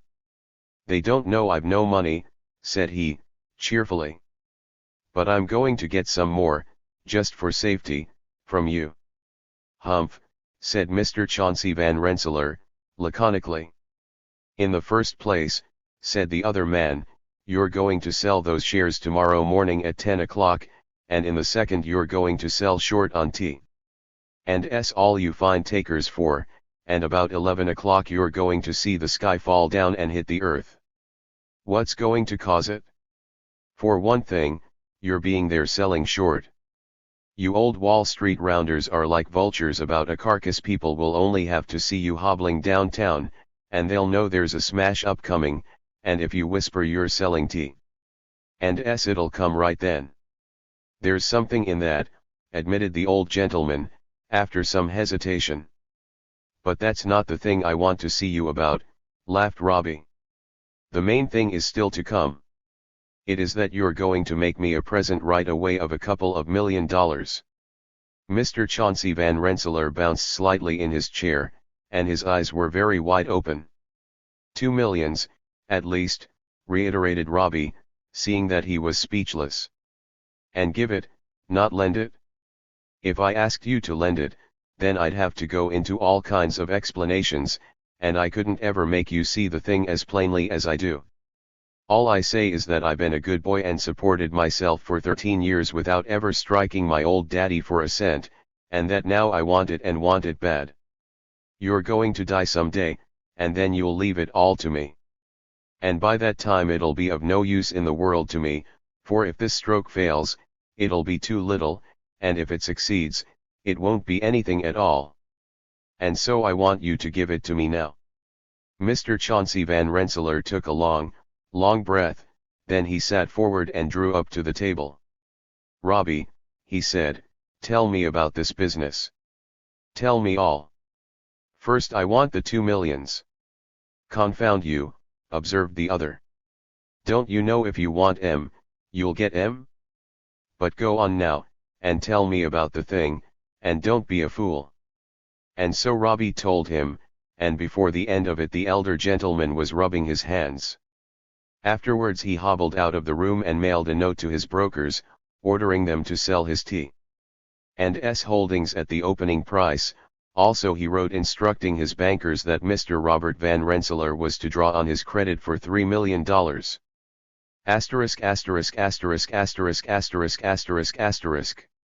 And in the meantime Mr. Robert Van Rensselaer was still pacing up and down the room, his hands behind his back, and a very pleasant look upon his mellow countenance.